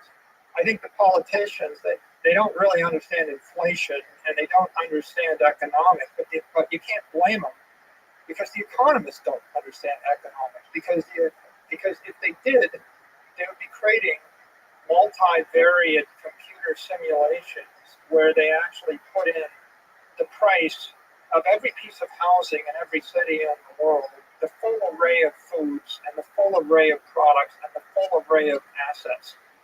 And then on a monthly basis, they would publish all the, and that's a high bandwidth requirement. And I think that people don't really want to embrace it. And also, there's the most pernicious thing. There's a phrase, you know, you can't tell people what you can tell them what to think about. The most pernicious thing is I get you to misunderstand the phenomenon, so that even when it's happening to you, you don't appreciate that it's a bad thing. You think it's a good thing. So if housing prices are going up 20% year over year, and I say this is great for the American public because most of them are homeowners, then I have misrepresented a phenomenon. Inflation is 20%, not 7%, and then I've misrepresented it as being a positive rather than a negative. And people will stare at it, and you could even show them their house on fire, and they would perceive it as being great because it's warming them up and helping to save on their heat costs. It does seem that the cruder the model, whether it's economics, whether it's psychology, the easier it is to weave whatever the heck narrative you want, and not in a malicious way, but just like it's some kind of like emergent phenomena, this narrative thing that we tell ourselves. So you can tell any kind of story about inflation. Inflation is good, inflation is bad. Like the cruder the model, the easier it is to tell a narrative about it. And that's what so like if you take an engineering approach, I feel like it becomes more and more difficult to run away from sort of a true deep understanding of the dynamics of the system. I mean, honestly, if you went to 100 people on the street and you asked them to define inflation, how many would say it's a vector tracking the change in price of every product, service, asset in the world over time? Not many. Now, if you went to them and you said, do you think 2% inflation a year is good or bad? The majority would probably say, well, here it's good. The majority of economists would say 2% inflation a year is good. And of course, look at the ship next to us. What if I told you that the ship leaked 2%, right, of its volume every something, right? The ship is rotting 2% a year. That means the useful life of the ship is 50 years. Now, ironically, that's true. Like a wooden ship had a 50-year to 100-year life. 100 would be long, 50 years, not unlikely. So when we built ships out of wood, they had a useful life of about 50 years, and then they sunk. they rotted. There's nothing good about it, right? You build a ship out of steel, and it's zero as opposed to 2% degradation. And how much better is 0% versus 2%? Well, 2% useful life, it's half-life of 35 years. 2% is a half-life of 35 years. That's basically the half-life of money and gold. If I store your life force in gold, under perfect circumstances, you have a useful life of 35 years. 0% is a useful life of forever. So 0% is immortal. 2% is 35 years average life expectancy. So the idea that you would think the life expectancy of the currency in the civilization should be 35 years instead of forever is kind of a silly notion. But the tragic notion is it was 7 or 10 years. The money has had a half-life of 10 years, except for the fact that in weak societies in Argentina or the like, the half-life of the money is 3 to 4 years. In Venezuela, 1 year. So the United States dollar and the United States economic system was the most successful economic system in the last 100 years in the world. We won every war. We were the world superpower. Our currency lost 99.7% of its value, and that means horrifically every other currency lost everything. Right? In essence, the other ones were 99.9, except for most that were 100% because they all completely failed. And you've got a mainstream economic community, that thinks that inflation is a number and 2% is desirable. It's kind of like, remember George Washington, how he died? Well-meaning physicians bled him to death. Okay, the last thing in the world you would want to do to a sick person is bleed them, right? In the modern world, I think we understand that oxygen is carried by the blood cells, and if there's that phrase, right? Triage phrase. What's the first thing you do in an injury? Stop the bleeding. Single first thing, right? You show up after any accident. I look at you. Stop the bleeding because you're going to be dead in a matter of minutes if you bleed out. So it strikes me as being ironic that orthodox conventional wisdom was bleed the patient to death, and this was the most important patient in the country, maybe in the history of the country, and we bled him to death, trying to help him. So when you're actually inflating the money supply at 7%, but you're calling it 2% because you want to help the economy, you're literally bleeding the free market to death. But the sad fact is George Washington went along with it because he thought that they were going to do him good.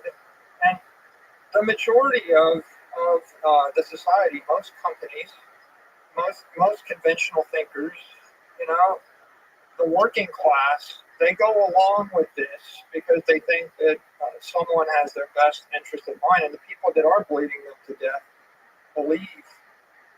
they believe that prescription because their mental models are just so defective, and their understanding of energy and engineering and the economics that are at play is crippled by these mental models. But that's both the bug and the feature of human civilization, that ideas take hold, they unite us, we believe in them, and we make a lot of cool stuff happen by, as an average, sort of, just the fact of the matter, a lot of people believe the same thing. They get together and they get some shit done because they believe that thing.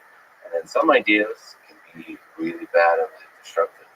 But on average, the ideas seem to be progressing in the direction of good. Let me just step back.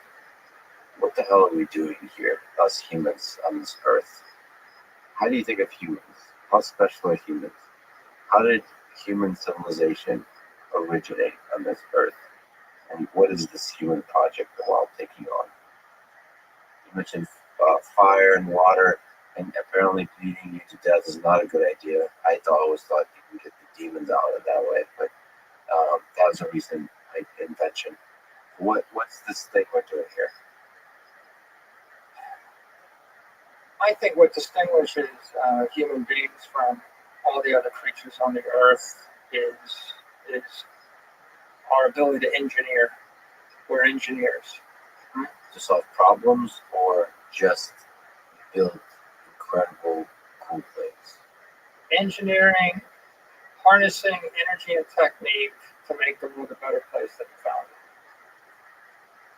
Right? And from the point that we actually started to play with fire, right? That was a big leap forward. Harnessing the power of kinetic energy and missiles, another step forward. Every city built on water. Why water? Well, water is bringing energy, right? If you actually put a turbine, on a river, or you capture a change in elevation of water, you've literally harnessed gravitational energy. But water is also bringing you food. It's also giving you, a cheap form of getting rid of your waste. It's also giving you free transportation. You want to move 1-ton blocks around. You want to move them in water.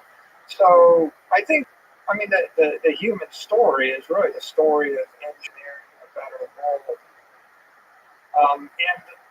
And the rise in the human condition is determined by those groups of people, those civilizations that were best at harnessing energy. If you look, the Greek civilization, they built it around ports, seaports, and water, created a trading network. The Romans were really good at harnessing all sorts of engineering. The aqueducts are a great example. If you go to any big city, you travel through cities in the Med, you find that the carrying capacity of the city or the island is 5,000 people without running water. And if you can find a way to bring water to it, it increases by a factor of 10.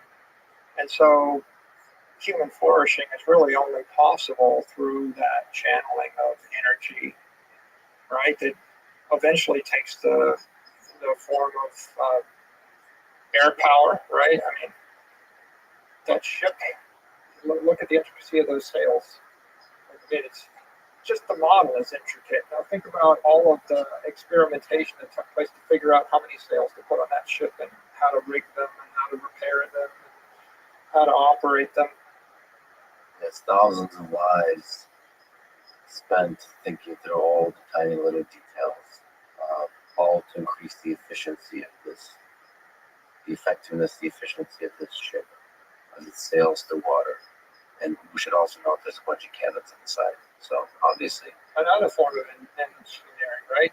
Energy harnessing, explosives. to achieve what end? That's another discussion, exactly. I suppose we're trying to get off the planet, right? Well, there's a selection mechanism going on. So natural selection, however evolution works, it seems that one of the interesting inventions on Earth was the predator-prey dynamic. That you want to be the bigger fish. That violence seems to serve a useful purpose if you look at Earth as a whole. We, as humans, now like to think of violence as really a bad thing. It seems to be one of the amazing things about humans is we're ultimately tend towards cooperation. We like peace. If you just look at history, we want things to be nice and calm, and but just wars break out every once in a while and lead to immense suffering and destruction and so on. And they have a kind of like resetting the palette effect. It's one that's full of just immeasurable human suffering, but it's like a way to start over. We're the apex predator on the planet. I Googled something the other day. What's the most common form of mammal life on the Earth? By number of organisms. Count. The answer that came back was human beings. I Really? was shocked. I couldn't believe it. Right? So apparently, if we're just looking at mammals, the answer was human beings are the most common, which was very interesting to me.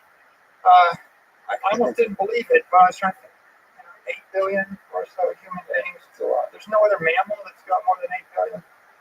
you walk through downtown Edinburgh and Scotland, you look up on this hill, and this castle up on the hill, and you talk to people, and the story is, oh yeah, well that was a British castle before it was a Scottish castle, before it was a Pict castle, before it was a Roman castle, before it was, some other Celtic castle, before it's, then they found 13 prehistoric castles buried one under the other, and you get the conclusion that 100,000 years ago, somebody showed up and grabbed the high point, the apex of the city, and they built a stronghold there, and they flourished, and their family flourished, and their tribe flourished until someone came along and knocked them off the hill.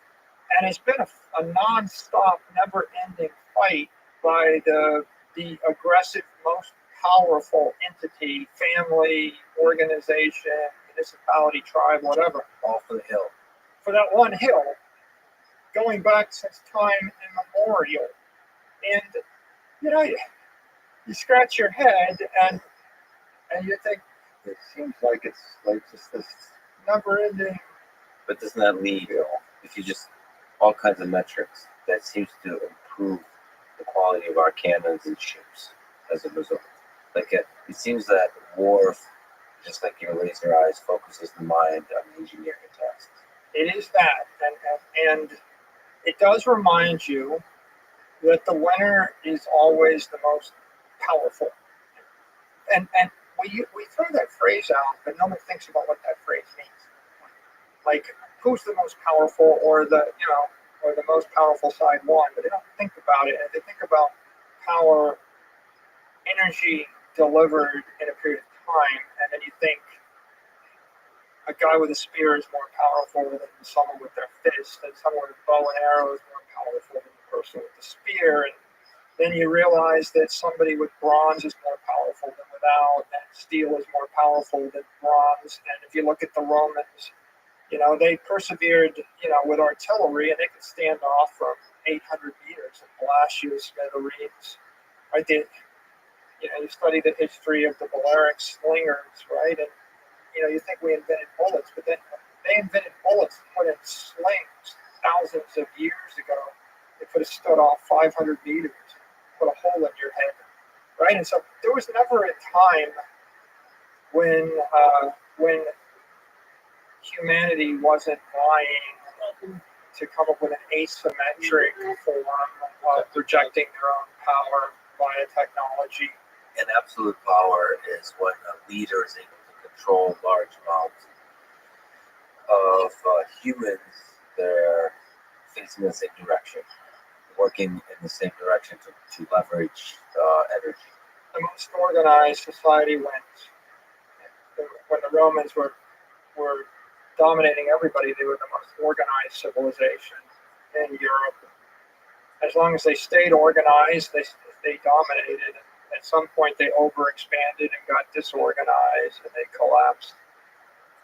And I guess you could say that the struggle with human condition, it catalyzes the development of new technologies one after the other. It penalizes anybody that rejects ocean power, right, gets penalized. You reject artillery, you get penalized. You reject atomic power, you get penalized.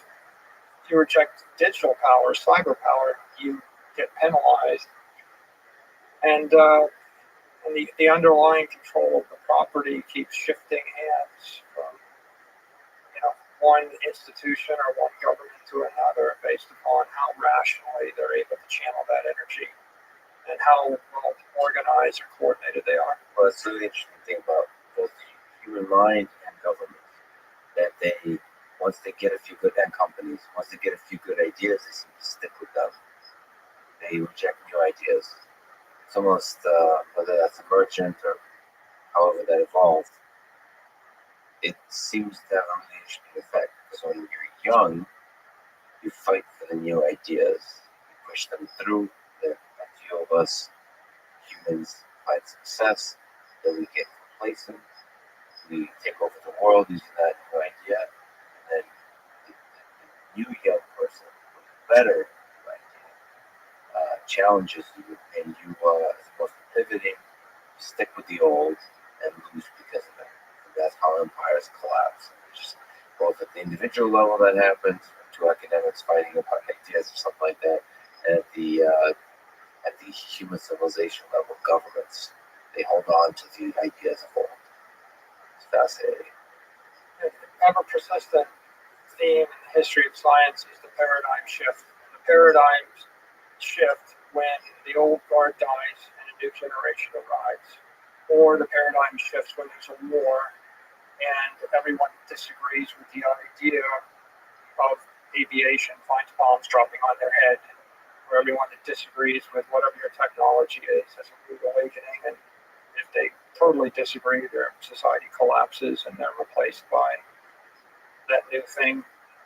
A lot of the engineering you talked about have to do with ships and cannons and leveraging water. What about this whole digital thing that's happening over the past century? Is that still engineering in your mind? You're starting to operate in these bits of information. I think there's two big ideas. The first wave of ideas were digital information, and that was the internet wave been running since 1990, so for 30 years. And the second wave is digital energy.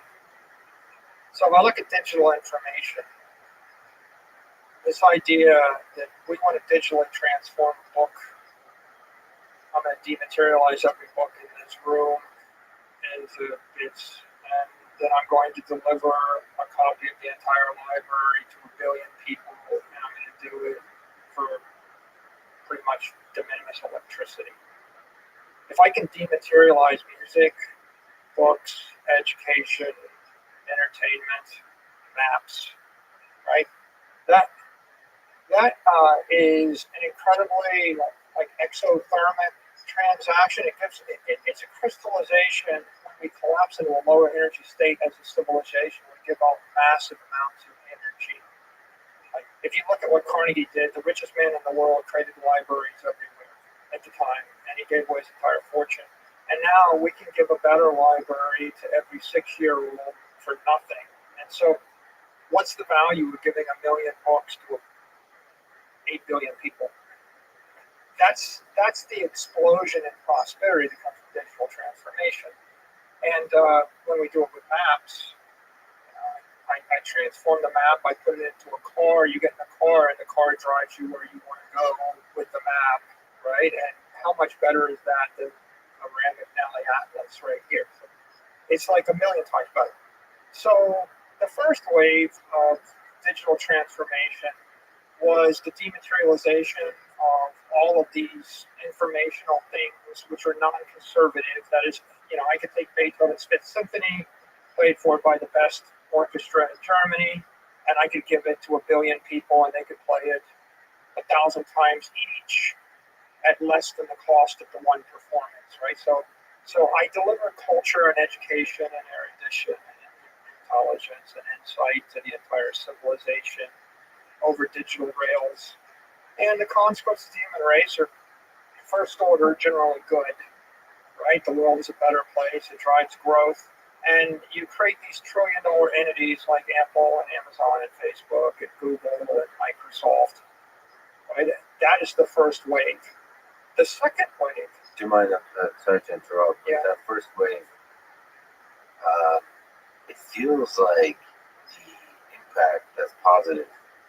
Since the first order impact is generally positive, it feels like it's positive in a way that nothing else in history has been positive. And then we may not actually truly be able to understand the orders and magnitude of increase in productivity and just progress of human civilization until we look back centuries from now. We just feel, or maybe like that. Just looking at the impact of Wikipedia, Right. the giving access to basic wisdom or basic knowledge, and then perhaps wisdom to billions of people. If you can just linger on that for a second, what's your sense of the impact of that? I would say if you're a technologist, philosopher, the impact of a technology is so much greater on the civilization and the human condition than non-technology, then it's almost not worth your trouble to bother trying to fix things a conventional way. So let's take an example. I have a foundation, Sailor Academy, and the Sailor Academy gives away free education, free college education to anybody on earth that wants it. And we've had more than 1 million students. And if you go and you take the physics class, the lectures were by the same physics lecturer that taught me physics at MIT. Except when I was at MIT, the cost of the first 4 weeks of MIT would have drained my family's collective life savings for the last 100 years. Like 100 years worth of my father, my grandfather, my great-grandfather, they saved every penny they had after 100 years they could have paid for 1 week or 2 weeks of MIT. That's how fiendishly expensive and inefficient it was. So I went on scholarship. I was lucky to have a scholarship. But on the other hand, I sat in the back of the 801 lecture hall, and I was like right up in the rafters. It's an awful experience on these like uncomfortable wooden benches, and you can barely see the blackboard, and you got to be there synchronously.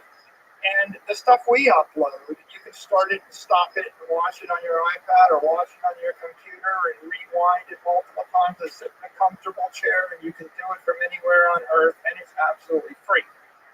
So I think about this, and I think, you want to improve the human condition?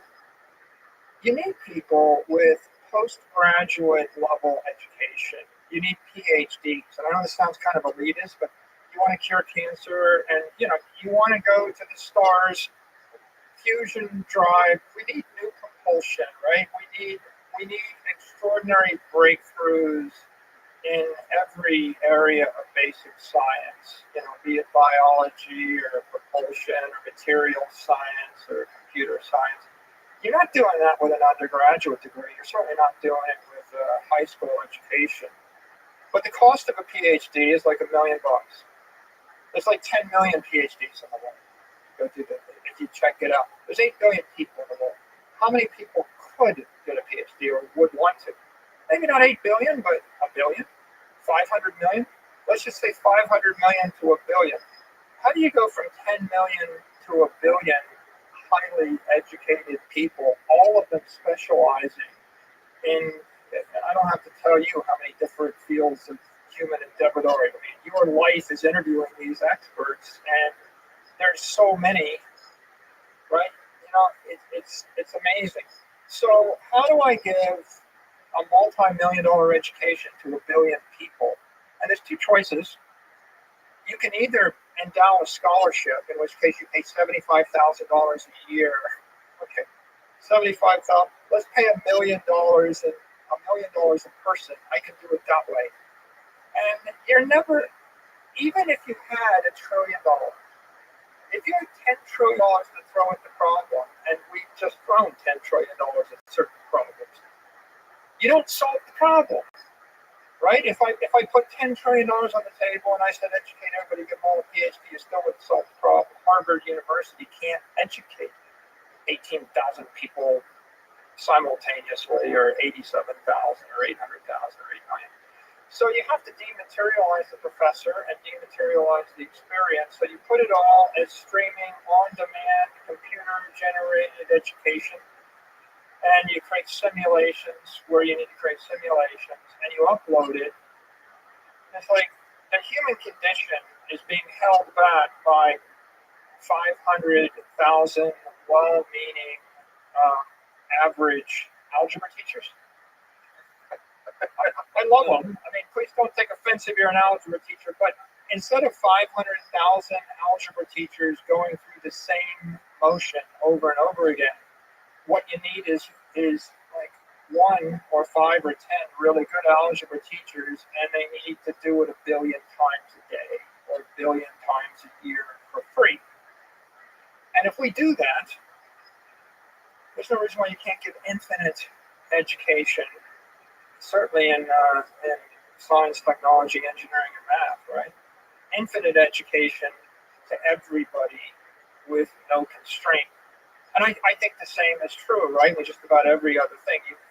If you want to bring joy to the world, you need digital music. If you want to bring, enlightenment to the world, you need digital education.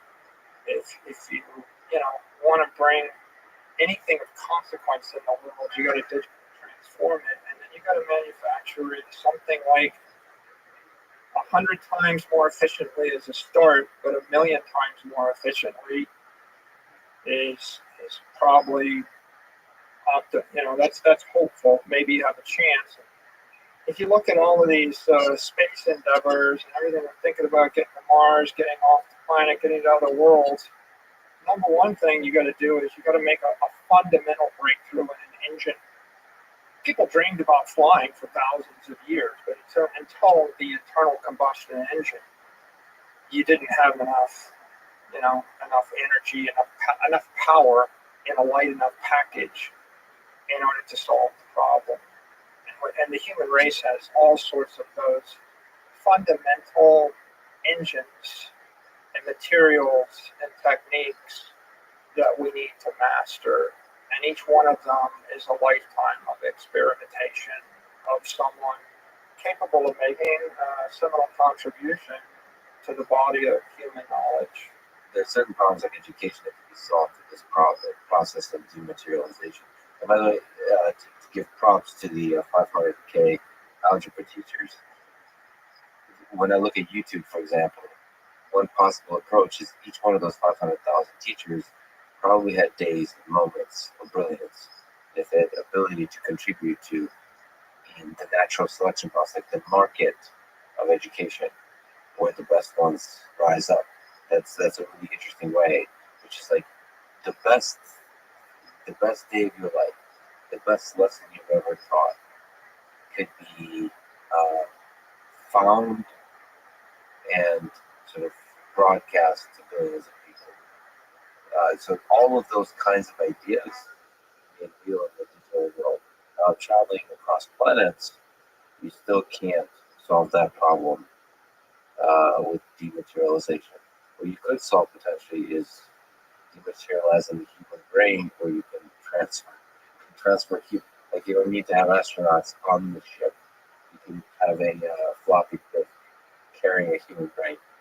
Touching on those points, you'd love for the 500,000 algebra teachers to become 500,000 math specialists, and maybe they clump into 50,000 specialties as teams, and they all pursue 50,000 new problems, and they put their algebra teaching on autopilot.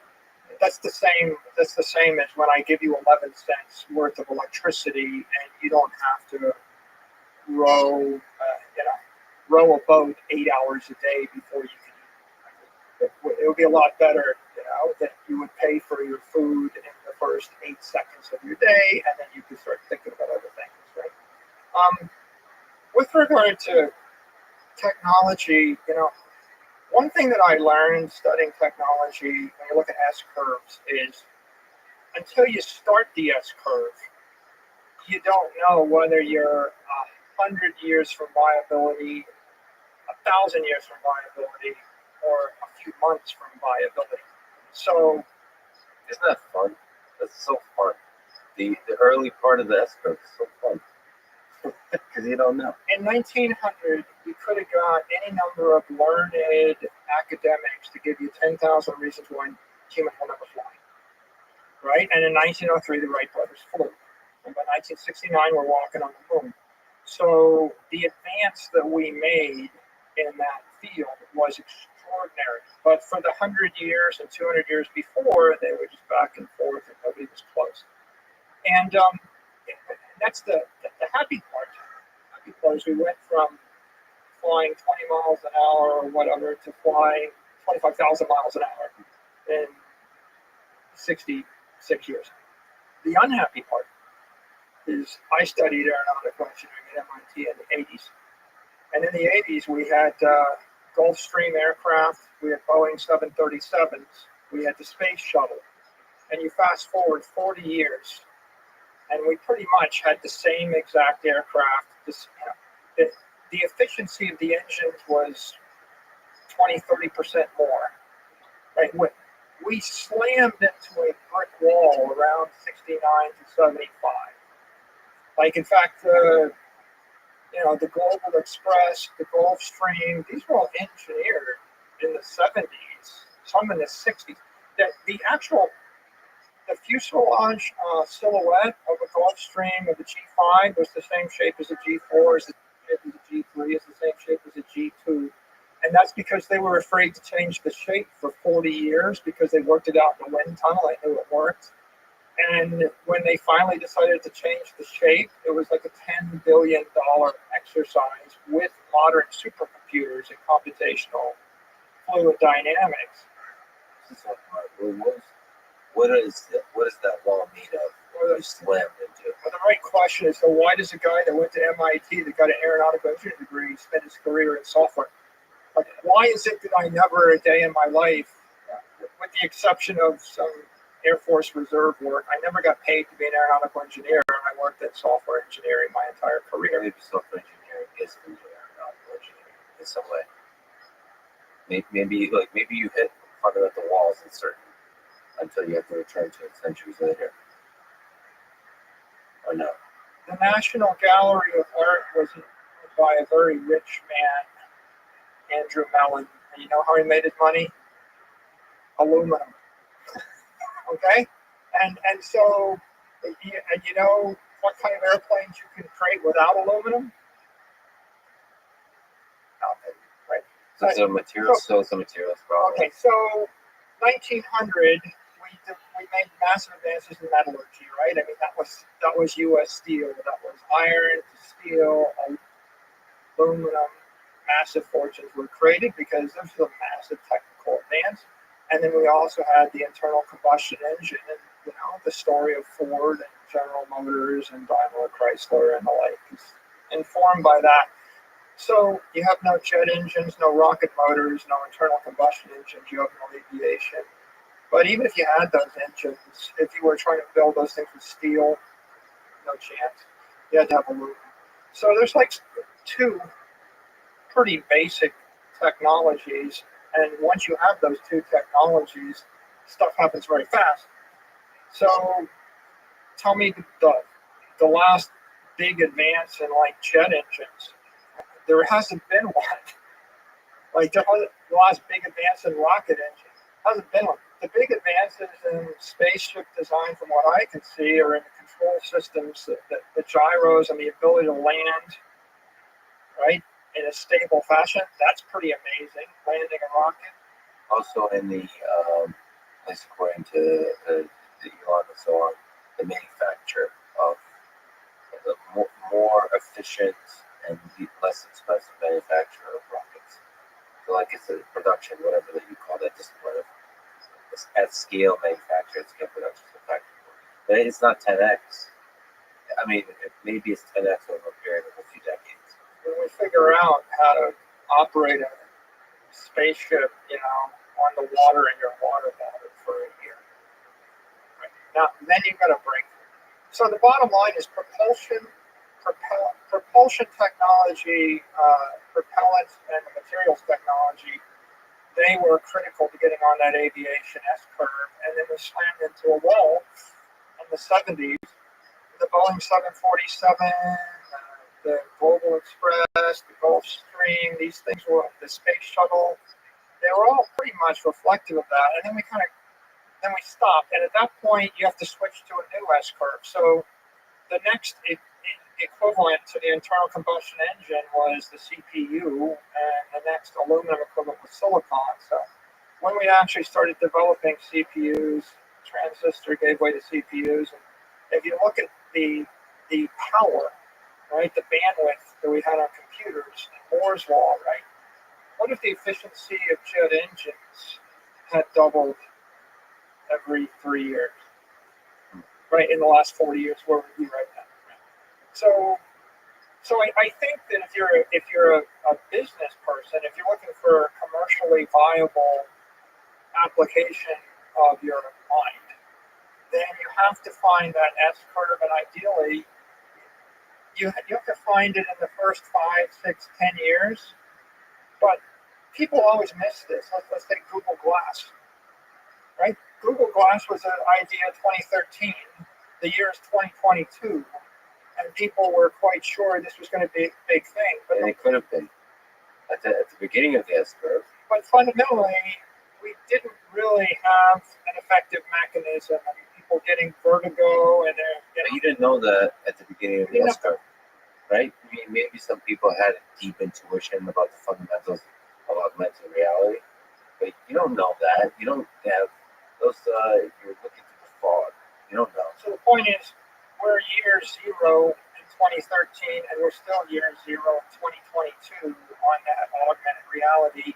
And when somebody puts out a set of glasses that you can wear comfortably without getting vertigo, right, without any disorientation, that manage to have the stability and the bandwidth necessary to sync with the real world, you'll be in year one. And from that point, you'll have a 70-year or some interesting future until you slam into a limit to growth, and then it'll slow down. And this is the story of a lot of things, right? I mean, John D. Rockefeller got in the oil business in the 1860s, and the oil business, as we understood it, became fairly mature, by the 1920s to 30s. And then it actually stayed that way until we got to fracking, which was like 70 years later, and then it burst forward. So The interesting story about Moore's Law, though, is that you get this like constant burst of S-curves on top of S-curves on top of S-curves. It's like the moment you start slowing down,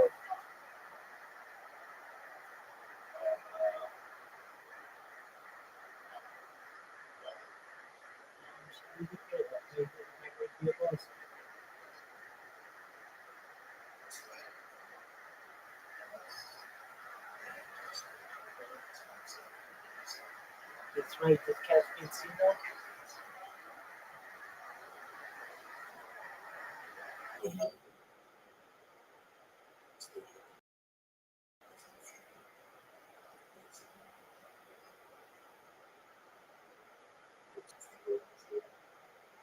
Would that be a good deal?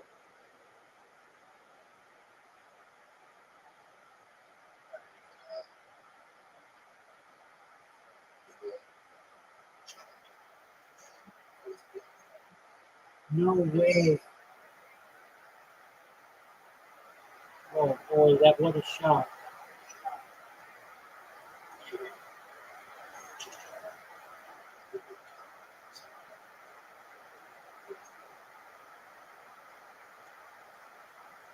Are the police investigating?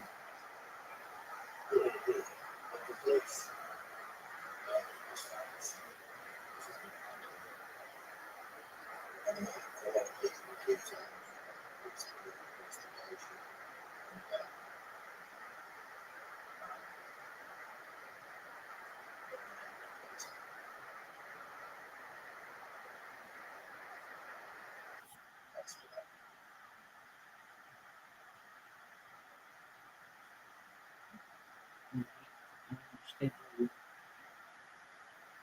want to take vengeance on the arm.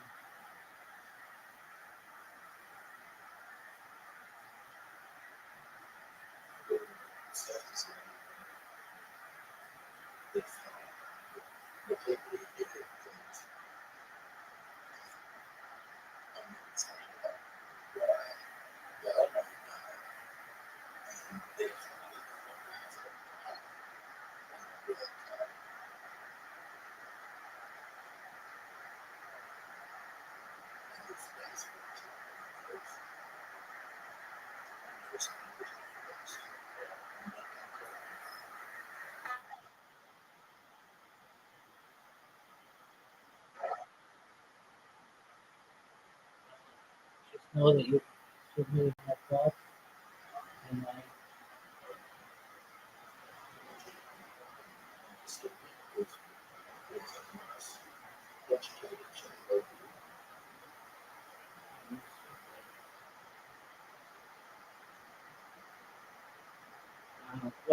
when did it happen? Today?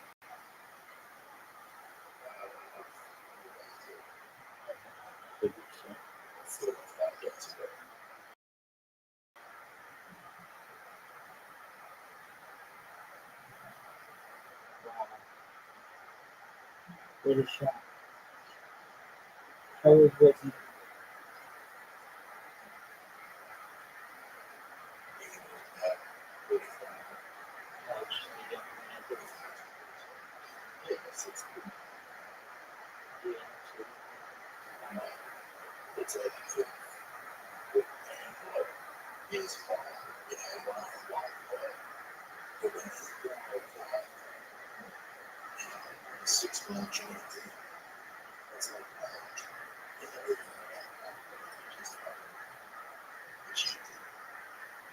Did it happen in Australia?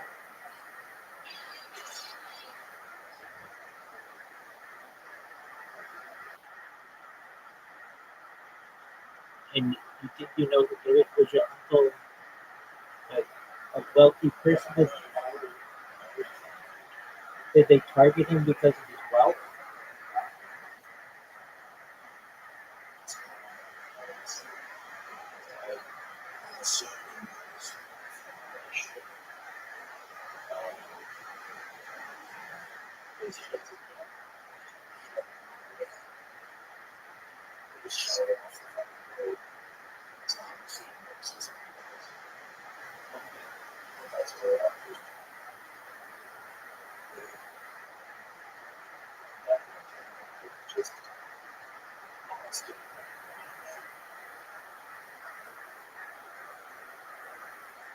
Right. So you knew that.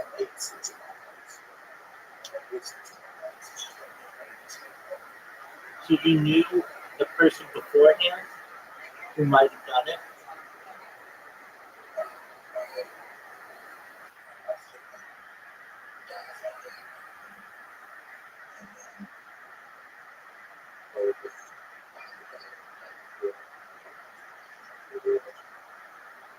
I got you.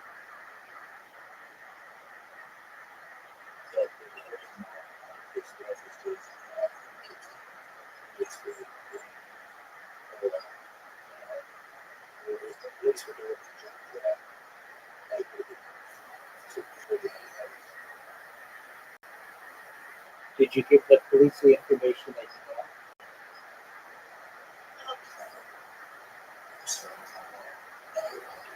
Okay.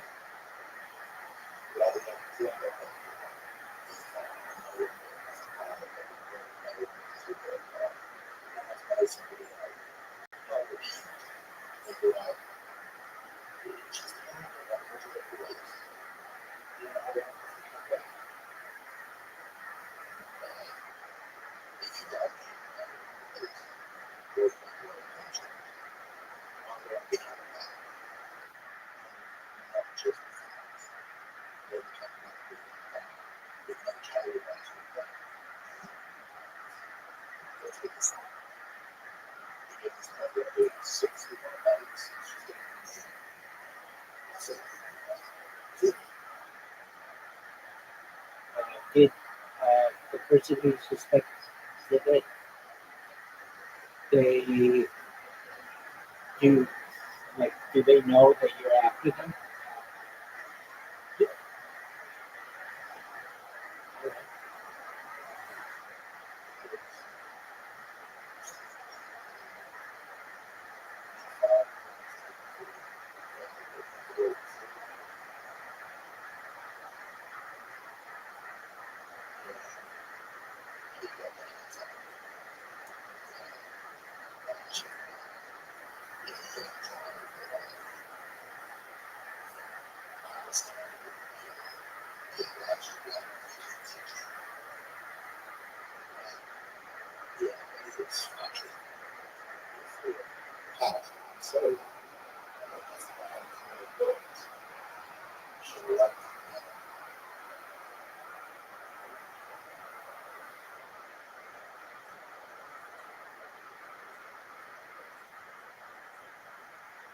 That's quite a shocking thing. I wish there was something I could do to help you.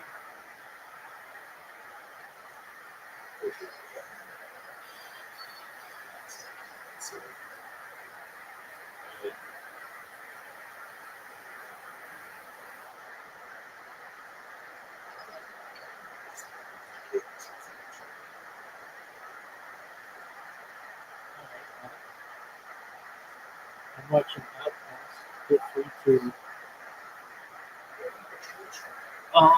It's actually really good. It's on inflation, and Lex Friedman, and MIT economist. So, hopefully they enjoy it.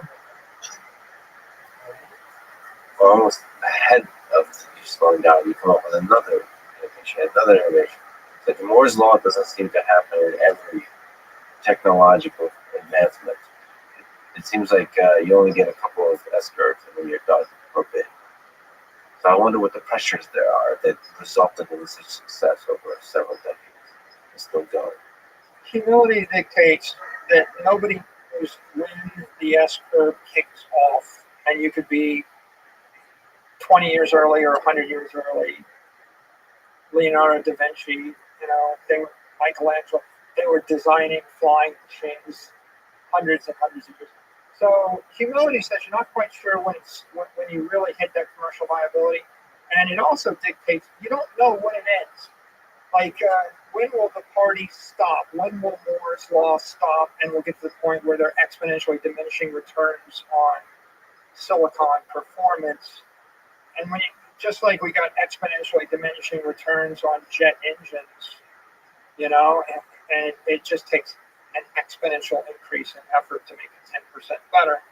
But while you're in the middle of it, then you can do things. So the reason that the digital revolution is so important is because the underlying platforms, the bandwidth of, and the performance of the components, and I say the components are the radio protocols, mobile protocols, the batteries, the CPUs, and the displays. Right?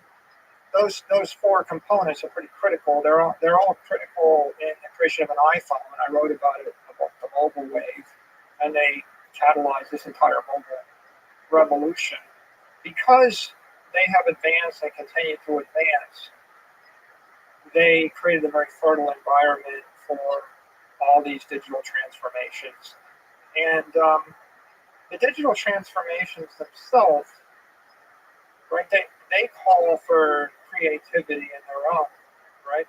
Like I think the interesting thing about, let's take digital maps. Right? When you conceptualize something as a dematerialized map, right, it becomes a map because I can put it on a display like an iPad, or I can put it in a car like a Tesla. But if you really want to figure it out, you can't think like an engineer. You need to think like a fantasy writer. Like this is where it's useful if you studied, if you played Dungeons and Dragons, and you read Lord of the Rings, and you study all the fantasy literature, because when I dematerialized the map, first I put 10 million pages of satellite imagery into the map. Right, that's a simple physical transform. But then I start to put telemetry into the map, and I keep track of the traffic rates on the roads, and I tell you whether you're in a traffic jam if you drive that way, and I tell you which way to drive. And then I start to get feedback on where you're going, and I tell you the restaurant's closed and people don't like it anyway.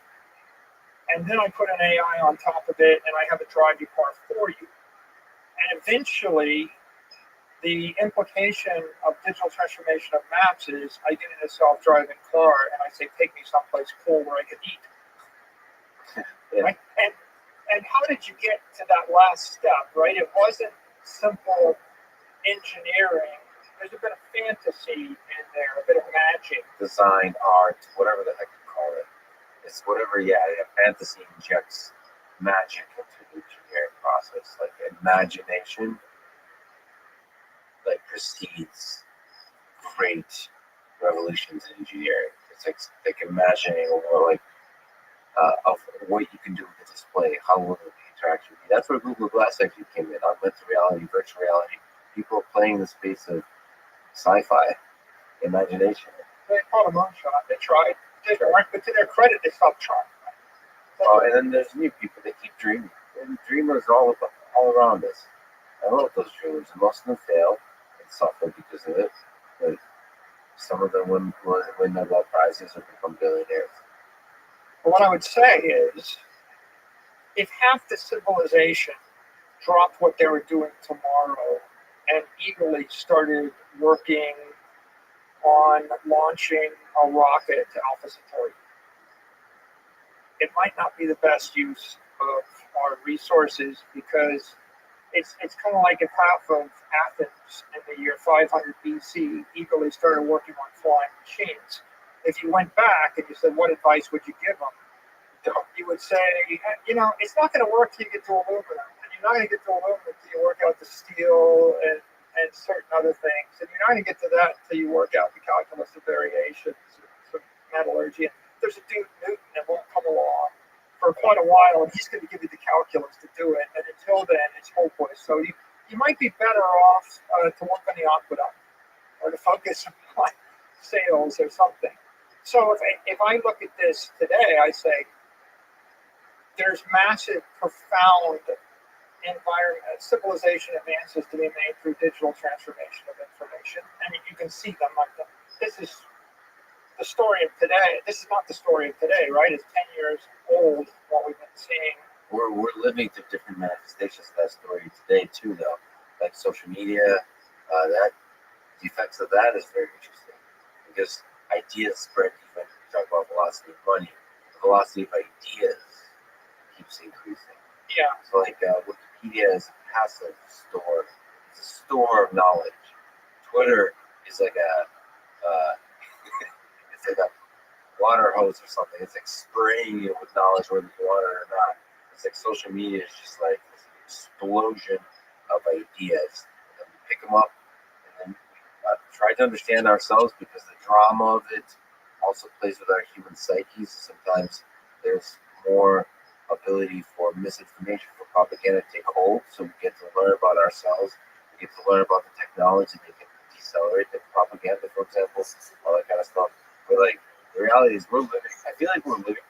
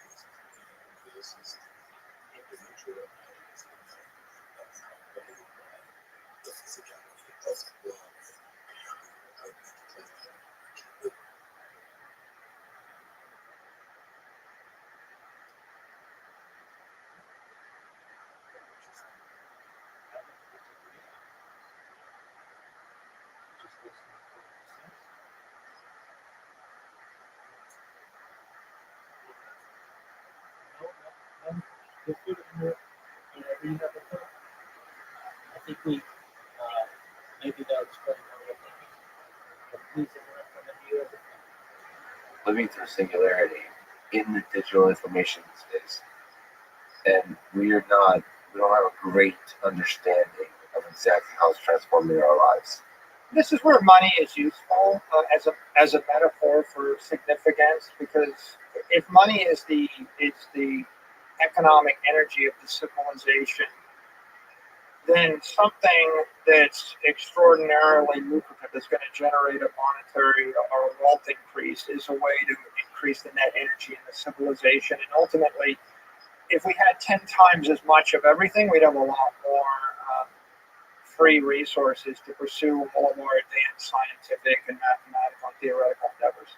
So let's take Twitter. Twitter's something that could be 10 times more valuable than it is. But Twitter could be made 10 times better. So, by the way, I should say that people should follow you on Twitter. Your Twitter account is awesome. Thank you. It could be made 10 times better. Yeah, Twitter can be made 10 times better. If we take YouTube or take education, we could generate 1 billion PhDs. And the question is, do you need any profound breakthrough in materials or technology to do that? Yes, not really. Right. So if you want to, you could make Apple, Amazon, Facebook, Google, Twitter, all these things better. The United States government, if they took 1% of the money they spend on the Department of Education and they simply poured it into digital education and they gave degrees to people that actually met those requirements, they could provide 100x as much education for 1/100th of the cost, and they could do it with no new technology. That's a marketing, political challenge. So I don't think every objective is equally practical. And I think the benefit of being an engineer or thinking about practical achievements is when the government pursues an impractical objective, or when anybody, an entrepreneur, not so bad an entrepreneur because they don't have that much money to waste. When a government pursues an impractical objective, they squander trillions and trillions of dollars and achieve nothing. Whereas if they pursue a practical objective, or if they simply get out of the way and do nothing, and they allow the free market to pursue the practical objective, then I think you can have profound impact on the human civilization. And if I look at the world we're in today, I think that there are multi-trillion, 10, 20, 50 trillion dollars worth of opportunities in the digital information realm yet to be obtained. But there's hundreds of trillions of dollars of opportunities in the digital energy realm that not only are they not obtained, the majority of people don't even know what digital energy is. Most of them would reject the concept. They're not looking for it. They're not expecting to find it. It's inconceivable because it is a paradigm shift. But in fact, it's completely practical, right under our nose. It's staring at us, and it could make the entire civilization work dramatically better in every respect. So you mentioned in the digital world, digital information is one, digital energy is two, and the possible impact on the world and the set of opportunities available in the digital energy space is much greater. So how do you think about digital energy? What is it? So I'll start with Tesla. He had a very famous quote. He said, if you want to understand the universe, think in terms of energy, vibration, and frequency. And it gets you thinking about what is the universe. And of course, the universe is just all energy. And then what is matter?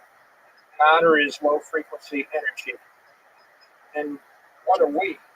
We're vibrating from ashes to ashes, dust to dust. I can turn a tree into light. I can turn light back into a tree. If I consider the entire universe, and it's very important because we don't really think this way. Let's take the New York disco model. What if I walk into a night and there's loud music blaring, New York City? What's really going on there, right? If you passed out 14 billion years ago, the universe is formed. Okay, that's a low frequency thing. The universe, 4.5 billion years ago, the sun, maybe the earth are formed.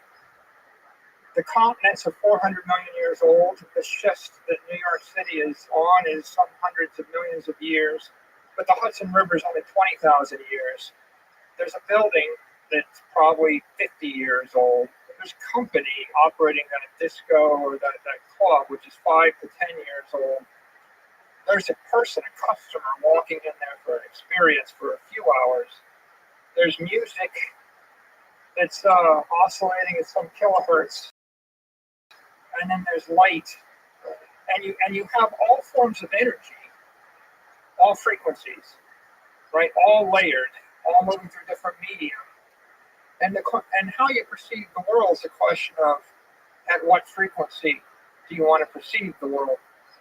And I think that once you start to think that way, you're catalyzed to think about what would digital energy look like and why would I want it and what is it. So let me just start right there. What is it? the most famous manifestation of digital currency is Bitcoin. Bitcoin's a crypto asset. It's a crypto asset that has monetary value. Can we just linger on that? Bitcoin is it's a digital asset that has monetary value. What is a digital asset? What is monetary? Why use those terms versus the words of money and currency? Is there something interesting in that disambiguation of different terms? I'd call it a crypto asset network. The goal is to create $1 billion block of pure energy in cyberspace. One that I could then move with no friction at the speed of light. Right? It's the equivalent to putting a million pounds in orbit. How do I actually launch something into orbit? Right? How do I launch something into cyberspace such that it moves friction free? And the solution is a decentralized proof of work network. Right? Satoshi's solution was, I'm going to establish a protocol running on a distributed set of computers that will maintain a constant supply of never more than 21 million Bitcoin, subdividable by 100 million Satoshis each, transferable by transferring private keys.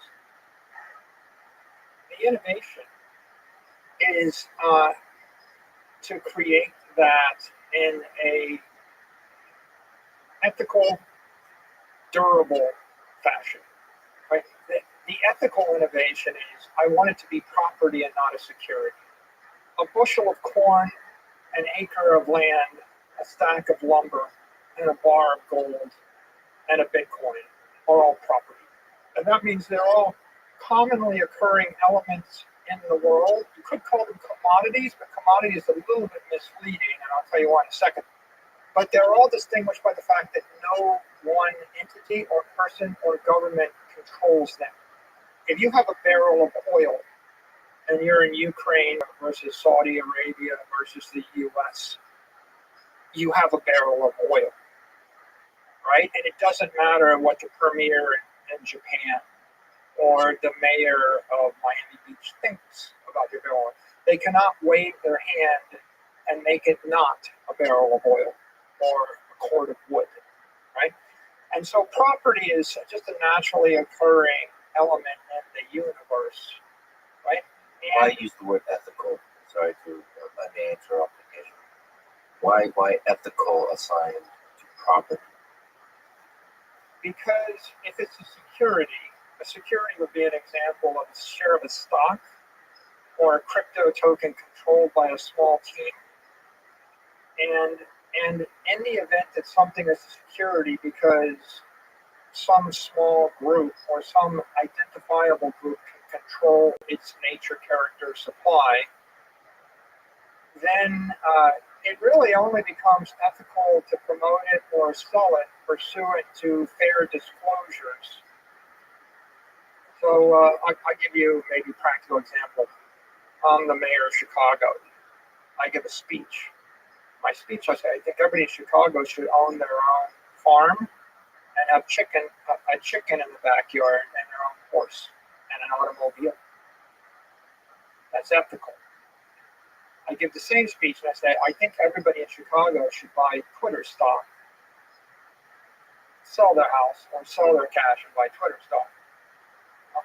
Is that ethical? Not really. But at that point, you've entered into a conflict of interest because what you're doing is you're promoting an asset which is substantially controlled by a small group of people, the board of directors or the CEO of the company. So how would you feel if the President of the United States said, I really think Americans should all buy Apple stock? You would, especially if you went to Google, or if you worked anywhere, you'd be like, why isn't he saying buy mine? Right? A security is a proprietary asset in some way, shape, or form. And the whole nature of securities law, it starts from this ancient idea, thou shalt not lie, cheat, or steal.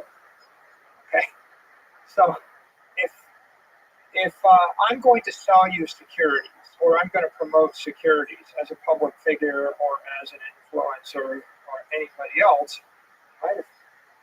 If I create my own yo-yo coin or Mikey coin, and then there's a million of them, and I tell you that I think that it's a really good thing, and Mikey coin will go up forever, right? Everybody buys Mikey coin, and then I get 10 million and don't tell the public, right? I cheated.